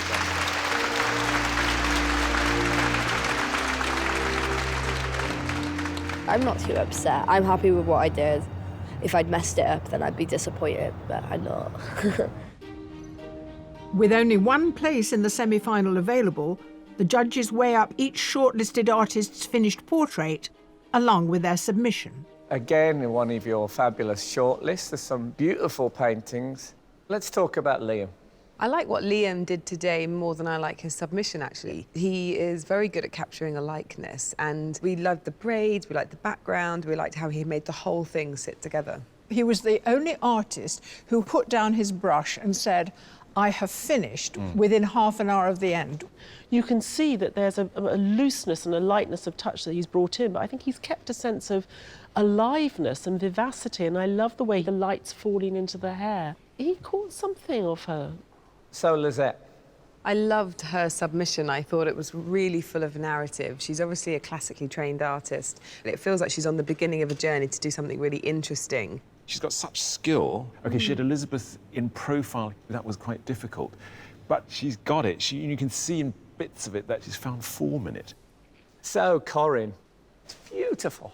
As soon as they use the word beauty, I don't think it is beautiful, and that's why I like it. The paint is put on quite clumsily, and yet there's something about Elizabeth and her enigmatic look. I think it's a fantastic combination. It was not working at the beginning, and to see her just slowly pull it all together to construct a study at the same time as being finished, I think there's a lot of good about it. Is it going to be one of these days when you feel you know the winner? Yes. It is? Yeah. OK. In that case, I should be home for the one show.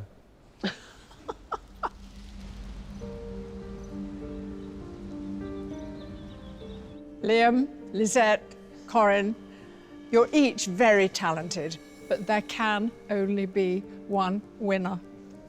The decision has been made. Yes, the artist the judges would like to go through to the semi-final is...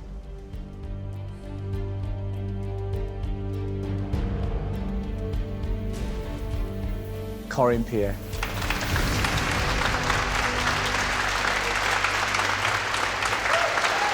Congratulations, Corinne. I'm a bit dizzy. Beautiful, beautiful painting. I'm feeling stunned, numb. How wonderful! I can't tell you what this means to me. Obviously, I'm a bit disappointed, but I did the best I could do, and it's been a fantastic day, fantastic experience. I think Corinne's work is really good, and she's also such a sweet lady, so I really am happy it was her in the end. I feel weird. That's the idea, you're supposed to feel weird. Corinne's piece today had great energy. The 4 hours she spent working were a revelation in how one can make art. And she found a lightness within that swirling mass of her paint. And that's what made it so exciting to watch. I don't think I even took my work seriously. And what it makes me feel is that you should start taking it seriously. You can't put a value on that.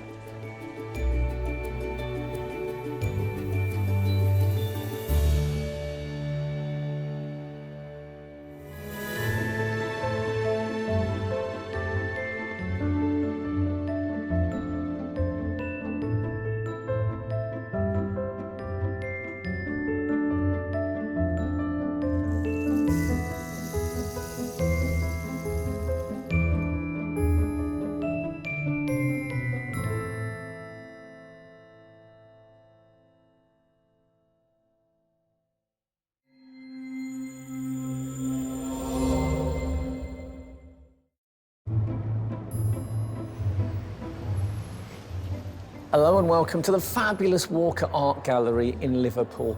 The final chapter in an art show that has taught me so much over the last few weeks. I've learnt what saturnine means. I've found out that lightness is mainly about the mouth, and also that you can describe a painting as naive without meaning it's a bit rubbish. Having said all that, I now feel almost worthy to stand at the elbow of Joan and present this special show. Lean on me, Frank. Samira Addo, the Sky Arts Portrait Artist of the Year 2018, was commissioned to paint the portrait of Liverpool-born actress Kim Cattrall. And that portrait is about to be unveiled any moment now. The air is thick with excited anticipation. Over the last 10 weeks, artists have travelled all over Britain and Ireland to compete for the chance to win this £10,000 commission. Amateur artist Samira Addo first impressed at the Wallace Collection in London with her energetic portrait of actor Robert Bathurst. She then competed against 7 other artists in the semi-final with this double portrait of Lily Cole and Simon Callow. And after a tense final at the National Portrait Gallery, Samira's painting of singer Emily Sande and her commission portrait of fashion designer Zandra Rhodes secured her place as winner of this year's competition. Congratulations. What Samira does, she brings magic to the process of painting. So I get emotional. Oh, Ty! Samira made Ty cry. Now we follow Samira to the city of Liverpool, where she will sketch, photograph and paint Kim Cattrall in some of her favourite spots, making friends along the way. And he says, Liverpool, Liverpool, Liverpool.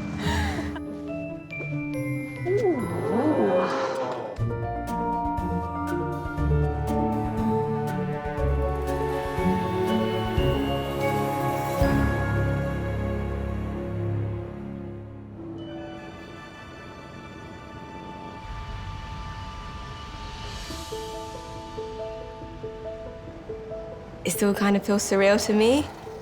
I literally have to convince myself that I actually did win. The Sky Arts Portrait Artist of the Year for 2018 is Samira Addo.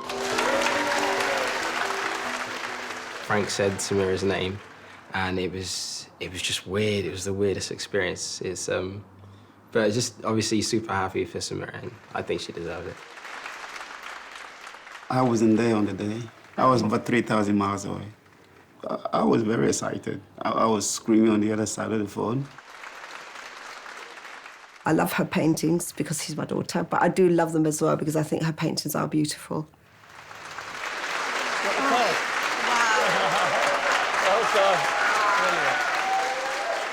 At 25 years old, Samira Addo is the youngest ever winner of this competition. She's also the first amateur and the first female portrait artist to win the prestigious prize.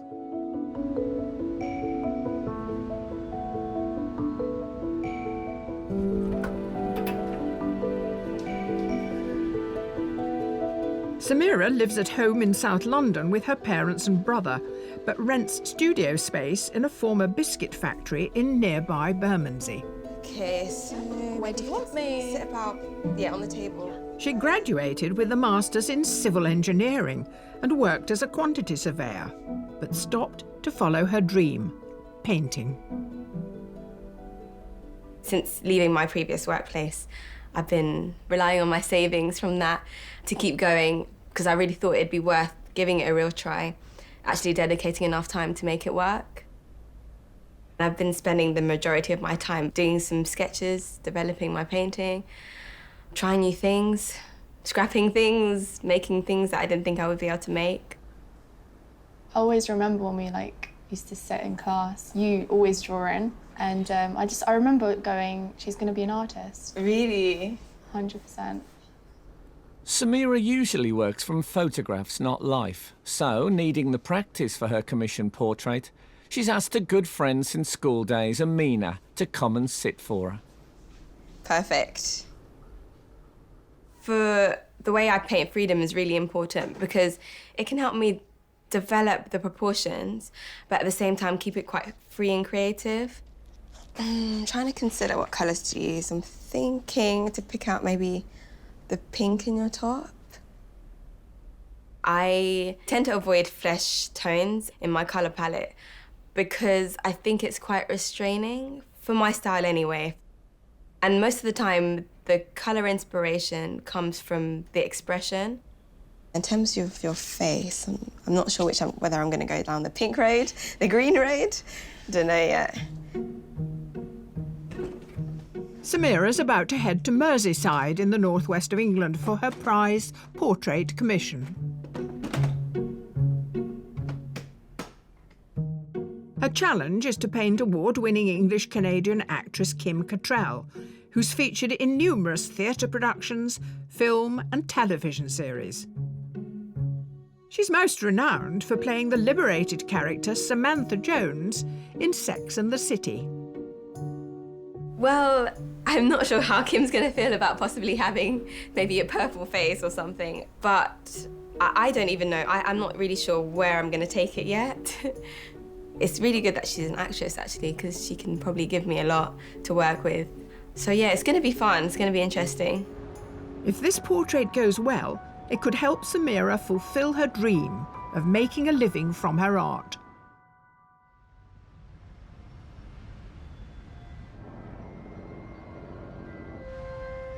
To find out more about her commission, Samira sets off to rain-soaked Liverpool, a city she's visiting for the very first time. She's on her way to see the place where her portrait of Kim Cattrall will hang. The Walker Art Gallery first opened to the public in 1877. It has a world-famous art collection from medieval to modern. Paintings on its walls include William Hogarth's portrait of actor David Garrick as Richard III, and this early self-portrait by Rembrandt.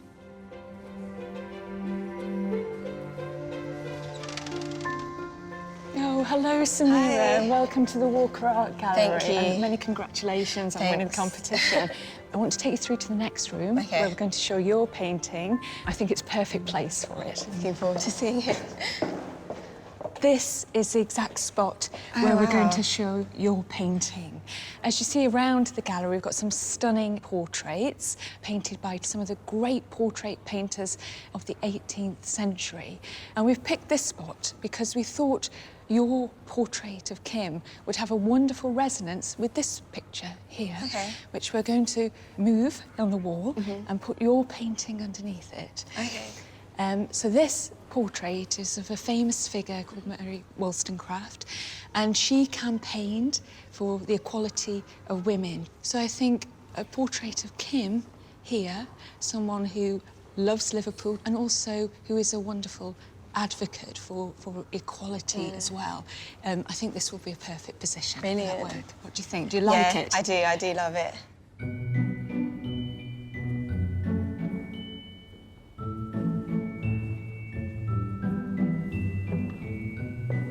When I came into the Walker Art Gallery this morning, I suddenly felt quite nervous. So it's all coming to life now. It's all seeming really real. I can't wait. For her first portrait sitting, Kim Cattrall has asked to meet Samira at a park south of the city, very near to where she was born, in Mossley Hill. Famous for its bandstand, lakes and caves, Sefton Park offers an idyllic retreat for Liverpudlians. The octagonal Grade 2 listed Victorian palm house, where plants from around the world are displayed, is the perfect setting for artist and sitter to get to know one another. I'm really excited. I've never had a portrait painted. I've been photographed, which has always been fun. But I've also been photographed sort of in a fantastical kind of way for a character I'm playing. So this, I think, will be much more of a personal experience, and I'm looking forward to meeting this young, talented artist today. I don't have any expectation. I hope that she'll be able to express maybe a spirit that I have, or an essence. Hello. Hello. Kim. Samira. So nice to meet you. Nice to meet you. Be over here? Yes. Oh, I see there's tea waiting. Kim, if you could just sit, I think, on the left-hand side of the bench. Okay. For the first part of her session, Samira decides to make charcoal sketches of Kim's features. How long did you live in Liverpool? Well, I sort of feel like I've been in Liverpool most of my life, although I haven't, because my family's here. Okay. And my history is here. And it's just a place where I guess my heart is. It's so much a part of my upbringing. And I remember my parents, who were very strict about bedtime, allowing us to stay up to watch the Beatles on the Ed Sullivan Show, which was unheard of. Oh, really? And it was only because they were 4 lads from Liverpool. No, I'm very proud to be part of the city. I think that it has such a vibrancy. You don't really have like any hints of the Liverpudlian accent. Is it Scouser accent? That's right, it is. Yeah. Scouts, yeah. Does it ever come out like unexpected times, or? I think sometimes if I'm really pissed off. Yeah, I was going to say that actually. Angry or agitated, I'll say, aye, which my dad used to say. I think that's quite a common thing actually for things like that to happen. Yes. What actually made you choose this place? This is where I used to come when I was a kid. There's a statue outside, which my cousins and I used to play on, the Peter Pan statue. Oh, really? Yeah. You used to, climb statues? Climb all over. You're not supposed to, but of course we did.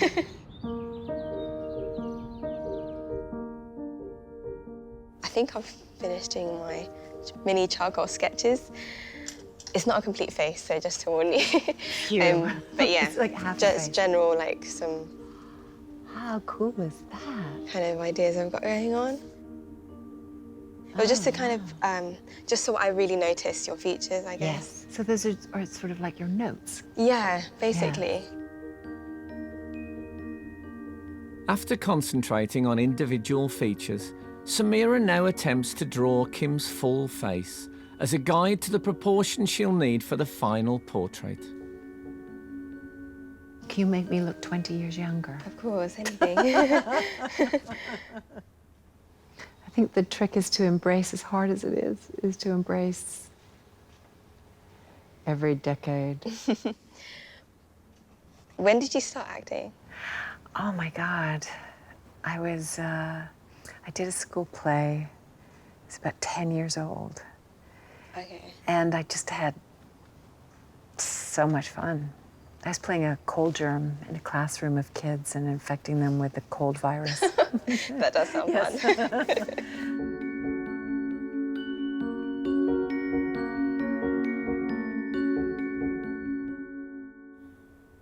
I think this might be enough for now. All right, sounds good. Well, it's only preliminary sketches, Of so... course. That's what I have so far. Wow, that's really fantastic. I'm glad you like it. Yeah. I'm glad it hasn't I scared like the you away. jawline in particular. Yeah, the first one's done. Yay! Well done. Thank you.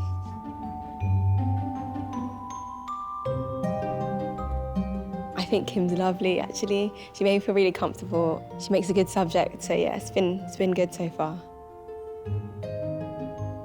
I think it was really relaxed, and I even got a little peek. I'm really looking forward to the next one. Also, I'm getting to know her, which is really lovely. I feel that I have caught an element of her expression, but it's really hard to tell. I think it's quite early stages yet. Her lips are moving as well, so I didn't really capture much of her lips. So yeah, I don't know, maybe in the next session, a more prolonged period of stillness. Samira now has 2 more sessions to get to know Kim better before she starts the portrait, which will hang in the permanent collection of Liverpool's Walker Art Gallery.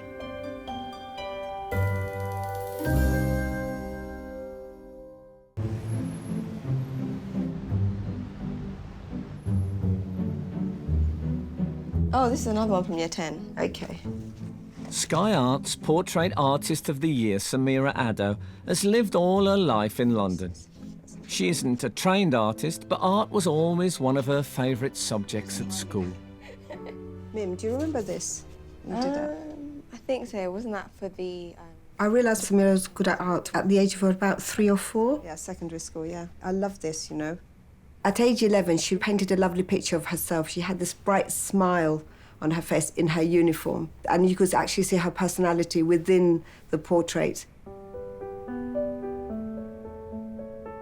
Until this competition, Samira has mainly painted family and friends, like this one of her mum when she was younger. When Samira's not sketching or painting, she's dancing. Looking at the fingers for the grand plie. And coming up. Good. She and her brother Elias learnt ballet from a young age with the Royal Ballet's Chance to Dance scheme. And go 1. I love to dance. Got to perform at the Royal Opera House. And go. I still try to go to ballet and contemporary classes. 6. Good. Nice. That's always been quite a big part of her life. So she loves painting dancers whenever she does. She loves the movement.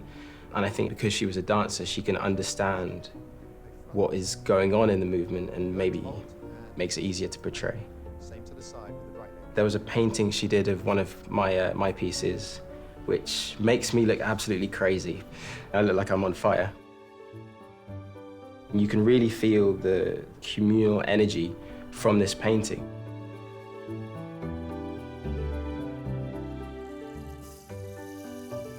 One of the portraits that I really like is of your Nana.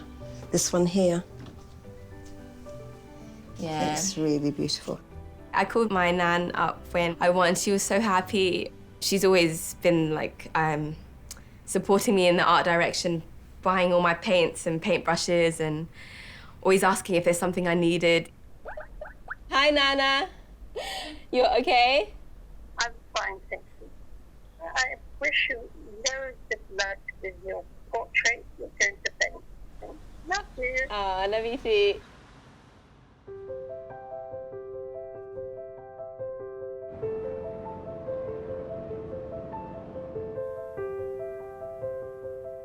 In Liverpool, Samira's greatest challenge awaits.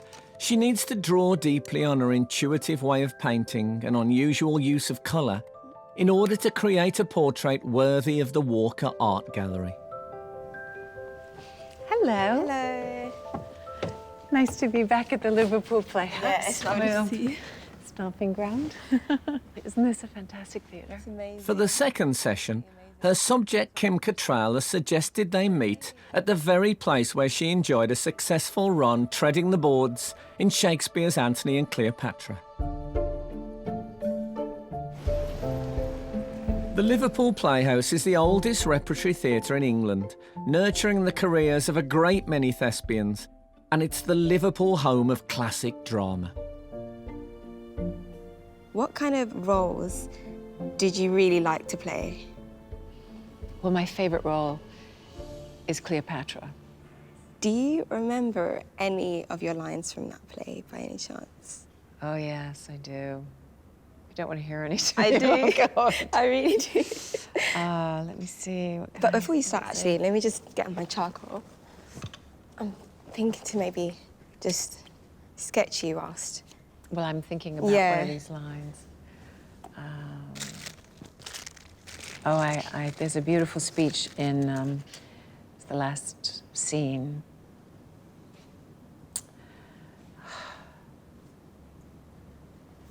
Oh, such another sleep that I might see but such another man.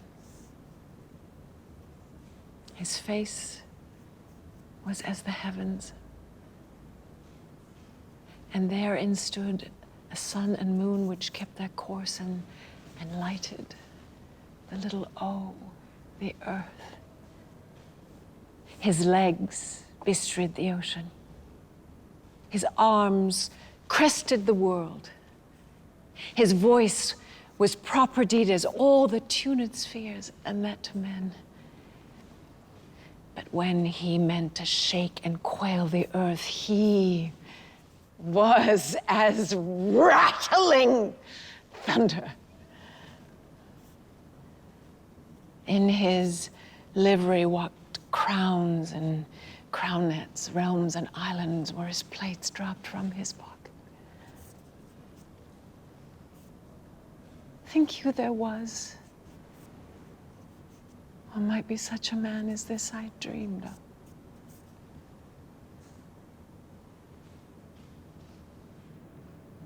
That was amazing. Wow. That was really, it really sucked me in, actually. I found it hard to sketch, as you do. But I was just getting the gist of it anyway. I was thinking maybe this time to take a photo. Okay. And work from the photo and from you. Okay. Could you rest your head on your arm like this?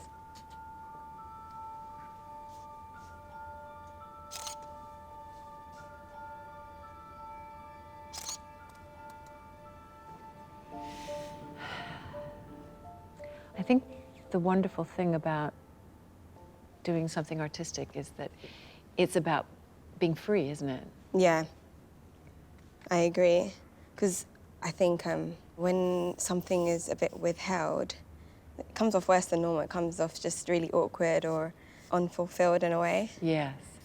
I feel that's the same with dance as well. You kind of just have to let it all go, or else it's just going to look really wrong. Mm. After sketching Kim's likeness in charcoal, Samira moves on to her favourite medium, oil paint. And she's keen for the colour palette to reflect Kim's own preferences. What's your favourite colour? Interesting. Indigo blue is my favourite colour. Okay.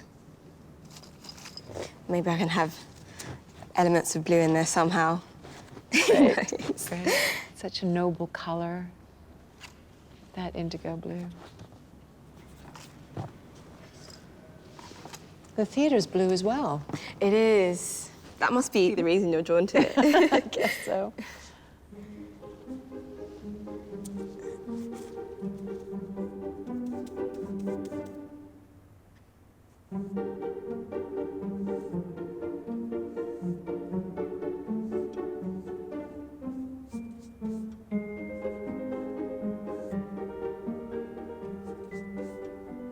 find sitting with you very meditative. Really? Yes.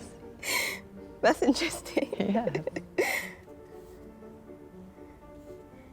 I personally have never sat for a painting, so I have no idea how it feels. But I can only imagine. So I've just put random bits of blue on your face, or around your face. I think I'm gonna... Am I blue?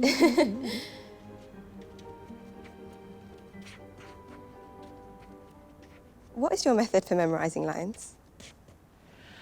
Repetition is always good.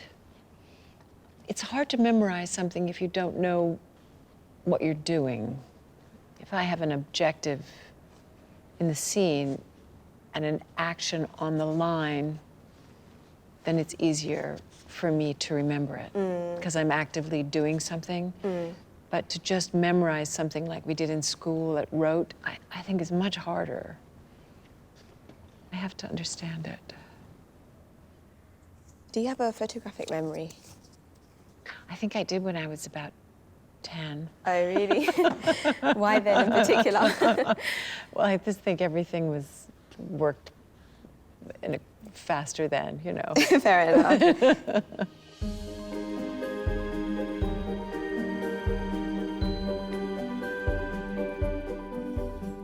I'm just about done for today. Okay. Are you intrigued to see it? Definitely. So tell me where you were in process of the whole thing. So I'm kind of like marking the main shapes at the moment. Okay. So it's in the kind of chaotic stage, I think. Oh, sounds good. Okay. Wow. So different than yesterday from your sketches. It is. It is very different. Wow.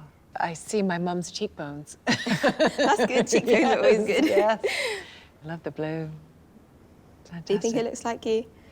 Yes, I think the nose is different from mine. Okay. Today I saw, which was really exciting, I saw me. Just in the eyes especially, and the lips. So it feels like it's coming to life. I guess she didn't really know what to expect. She gave me some constructive criticism, which was good. But it was a work in progress, so it's expected, really. We talked about it specifically afterwards, that the nose sort of feels slightly broader than mine is. I think I have a kind of a tough nose to draw. But the lips, I think she's got the lips, and definitely the eyes. The ideas for the portrait are still a work in progress. I think I'm going to go for more of a natural Kim, but maybe with hints of her acting, or I'm not quite sure yet, but that's kind of the road that I'm going to go down, I think. Tonight brings the opportunity for Samira to see Kim take the limelight.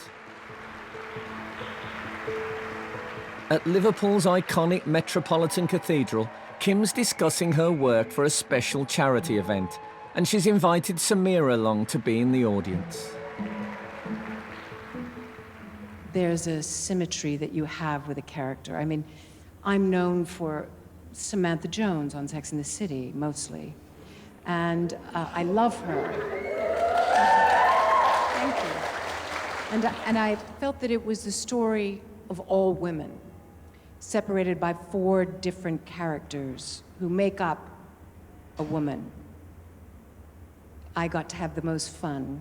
Yeah, we noticed, I think. Yes, yes. So there was this incredible feeling of being a pioneer.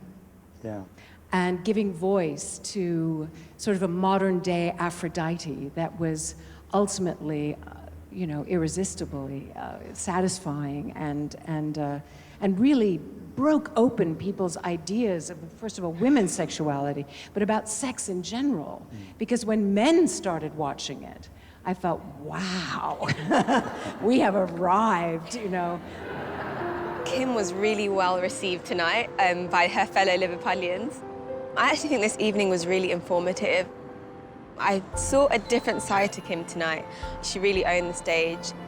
After quite a long session today, I'm just going to have a bit of a break. I don't want to be too overwhelmed by any particular idea or thought process, and then start planning the next one as well.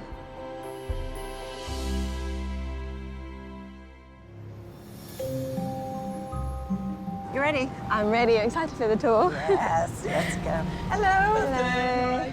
Today is Samira and Kim's last meeting before the unveiling, and they've agreed to forego a formal session. Off we go. Should have a good view from here. This is the Albert Dock. Samira's keen to know more about Kim's Liverpool. It's sort of a healthy mixture of then and now. And there's the Liver buildings, the mythical birds. The Liver birds, they don't exist. Apparently they were supposed to be eagles, but someone didn't get the memo. And just made up something else. Basically, yes. So it was a combination of sort of an eagle and sort of, I don't know what else it would be. But I think they're wonderful, really. Natural History Museum. I saw the first mummy here. Oh, really? Yes.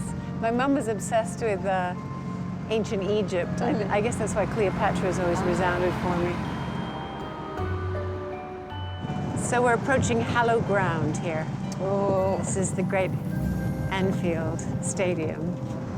There's two big teams in Liverpool. There's Everton and Liverpool Football Club. Big rivalry. Big rivalry, yes, big time. And my dad was a Red, so I'm a Red, proudly. My cousin has a parrot called Billy, and his name is Billy. And the parrot speak? Yes.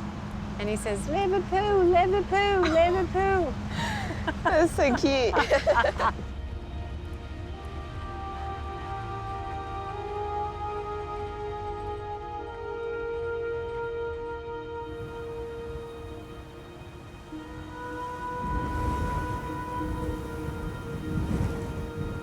Journey's End is a couple of miles north of Liverpool.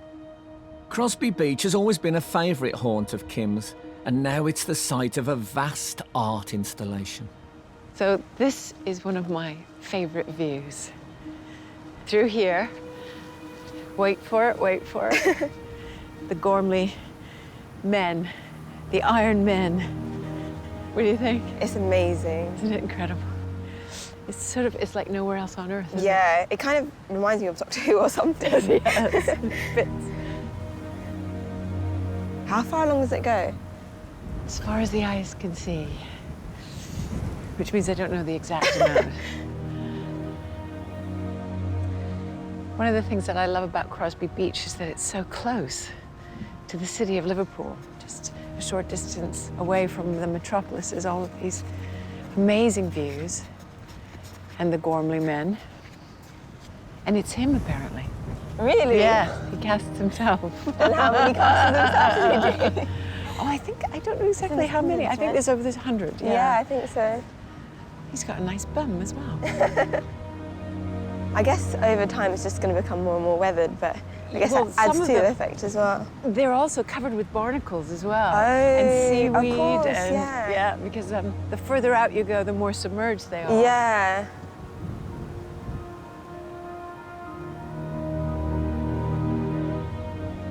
You can see the cranes over there as well. Oh, yeah. Again, it looks like something from another planet in a way. Just the You'd have fact thought, that Yes. And here he is. I'll take some photos, actually.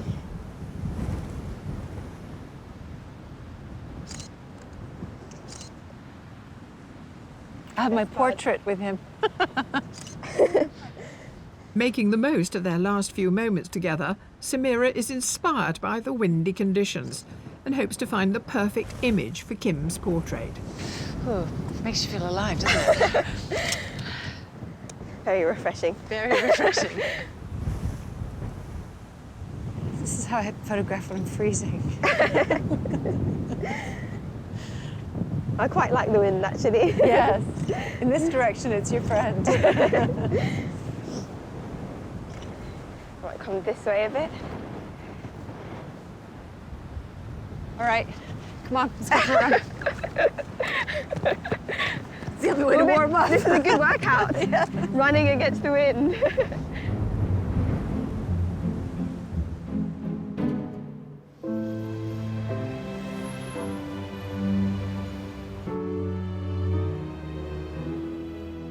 After 3 days in Liverpool getting to know Kim, Samira returns to her studio in South London to begin the commission. I'm very excited. I'm nervous because I actually don't know what my commission is even going to look like right now. I just can't wait for everyone to be able to see it and for me to actually finish the painting also. Surprisingly, Samira's preparation doesn't even start with a picture, but with words.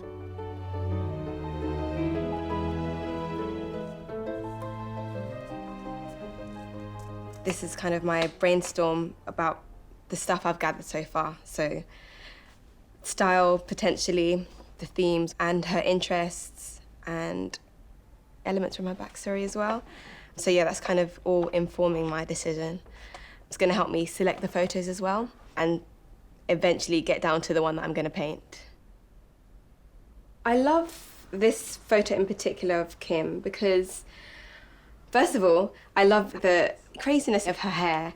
And I know one of the characteristics she described herself as was a free spirit. So I feel like that kind of incorporates that a bit. And I feel like she's looking quite confident in this picture as well. And I know she's all for, you know, women, female empowerment. So that's also kind of influencing my decision to pick this photo. Although I do love the other ones too. After much deliberation, Samira's picked the photo which she'll use for inspiration, and it's time to tackle the final painting.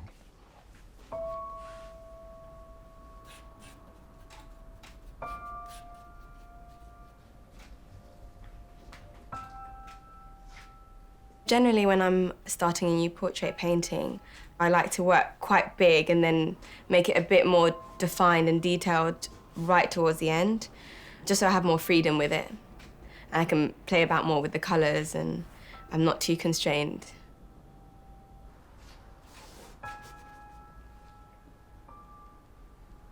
So I've decided to work freehand from the photo, so looking at the head shape, the general shape of her shoulders, and the placement of the main features.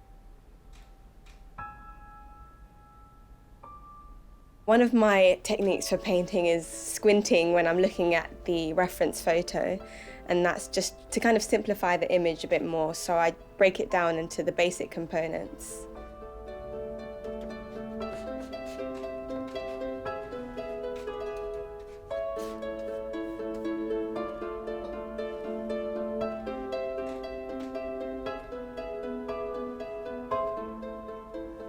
I'm blocking in the main dark areas of her face. And also I've done it in the darkest colour, so when I work on top of it, it's already there and it's obvious, and I can kind of just get lighter from there. So if I squint my eyes, I can really tell the overall shapes.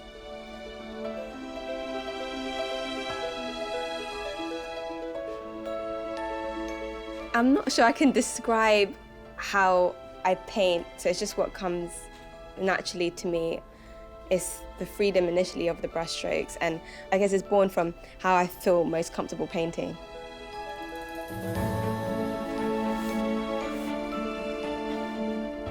My main worry would be for it to not be as impactful as I'd hoped for or envisaged, but that's only going to come right at the very end. I would like the final painting to be something powerful that you're kind of drawn to, and that's what I keep pushing and challenging myself for.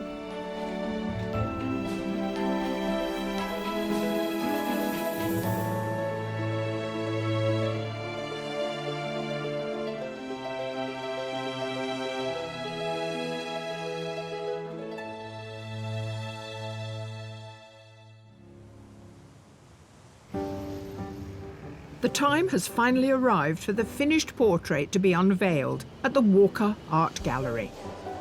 It's the hottest ticket in Liverpool. After weeks in her studio, our winning artist Samira Addo is about to discover whether all the hard work has paid off. Tonight's probably one of the most important days of my life, and I really wanted all my family to be there. So I've convinced my grandma to come. I'm quite anxious to see what other people might think of my painting. Samira's subject, acclaimed actress Kim Cattrall, has travelled to this city where she was born, especially for the event. It's the first time she's had her portrait painted. Tonight I'm prepared and open for surprises.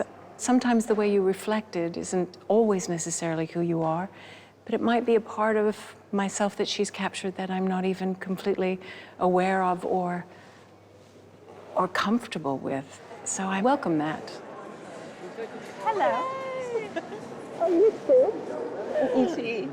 Now, I heard Kim Cattrall and Samira got on very well, and that's very nice for a portrait artist because you get to know your subject in depth.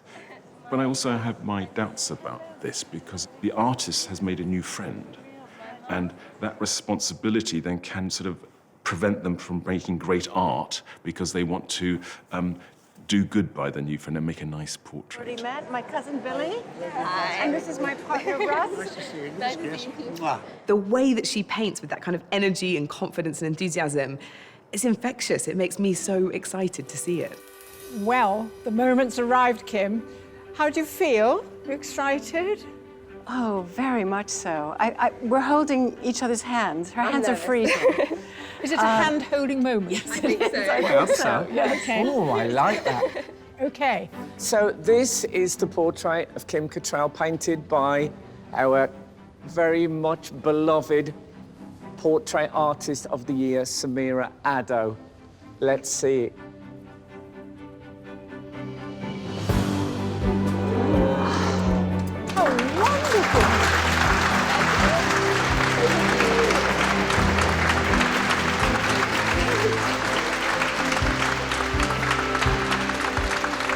Now, Kim, you haven't seen it until this very moment. I love it.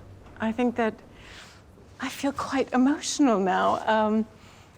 It just represents a part of me which I see strength and I see determination. All of which is credible. Yes, thank you.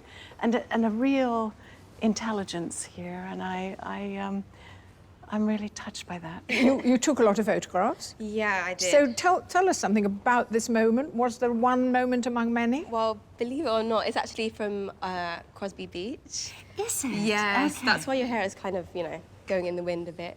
I can feel the cold. Can you? I can feel the sea. Yeah. Yeah, no, it was an amazing experience. I'm so fortunate to have Kim as my muse, so yeah, it was really good. You know, Definitely it's brilliant to see you two together because we're always talking about the relationship between the sitter and the artist. Yeah. But I can feel the bond with you two, and that's what's represented here, I guess. So it's pretty. It's true. It feels really special.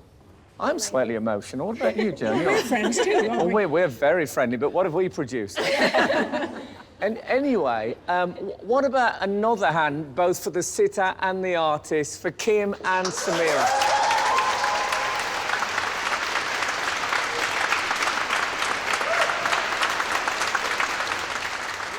It's surprisingly simple. It's just Kim's head and this sort of abstract shape. And in that monumentality, she's still got subtleties which make it very emotional, which is very strange for something that simple, isn't it? Yeah, it's simple and it's broken down into those forms, but at the same time, it's still got that incredible energy and dynamism that we love in Samira's work. And she's given us those little hints of colour here and there that really sort of lift the whole thing. I think we did rather well. I'm really pleased with us. I'm really pleased with Samira. I mean, it's this amazing moment in time. It's not a portrait, it's an energy. You can see the determination in the face, which is what she's like in whatever she does. At first, when it come down, I went, wow, but then when you look at it more closely, it's Kim. I think this amazing block of blue here, it suggests something about your character, which has nothing to do with your face. Yes, it's wildness, to do with freedom. Your freedom Yes. and defiance Yes. and pride, and Yes. that's really bold, isn't it? Yes. I think it's fantastic. I think Samira's done a wonderful job. And I think hanging the picture next to that portrait of Mary Wollstonecraft, I think it will make visitors think about strength in a woman and intelligence and all those things that I'm sure Samira wanted to capture in the picture. She's a lovely painter, very sweet. And I'm very proud of the work she's done. It gives me a feeling of connection to what I do and who I am, of melding those more and more, and less representing and more being. And that's part of what Samira does naturally. This competition has been one of the most amazing experiences of my life, and I hope that it's going to kind of propel me forward in the art world. I still haven't really kind of taken it in, but yeah, right now I feel amazing.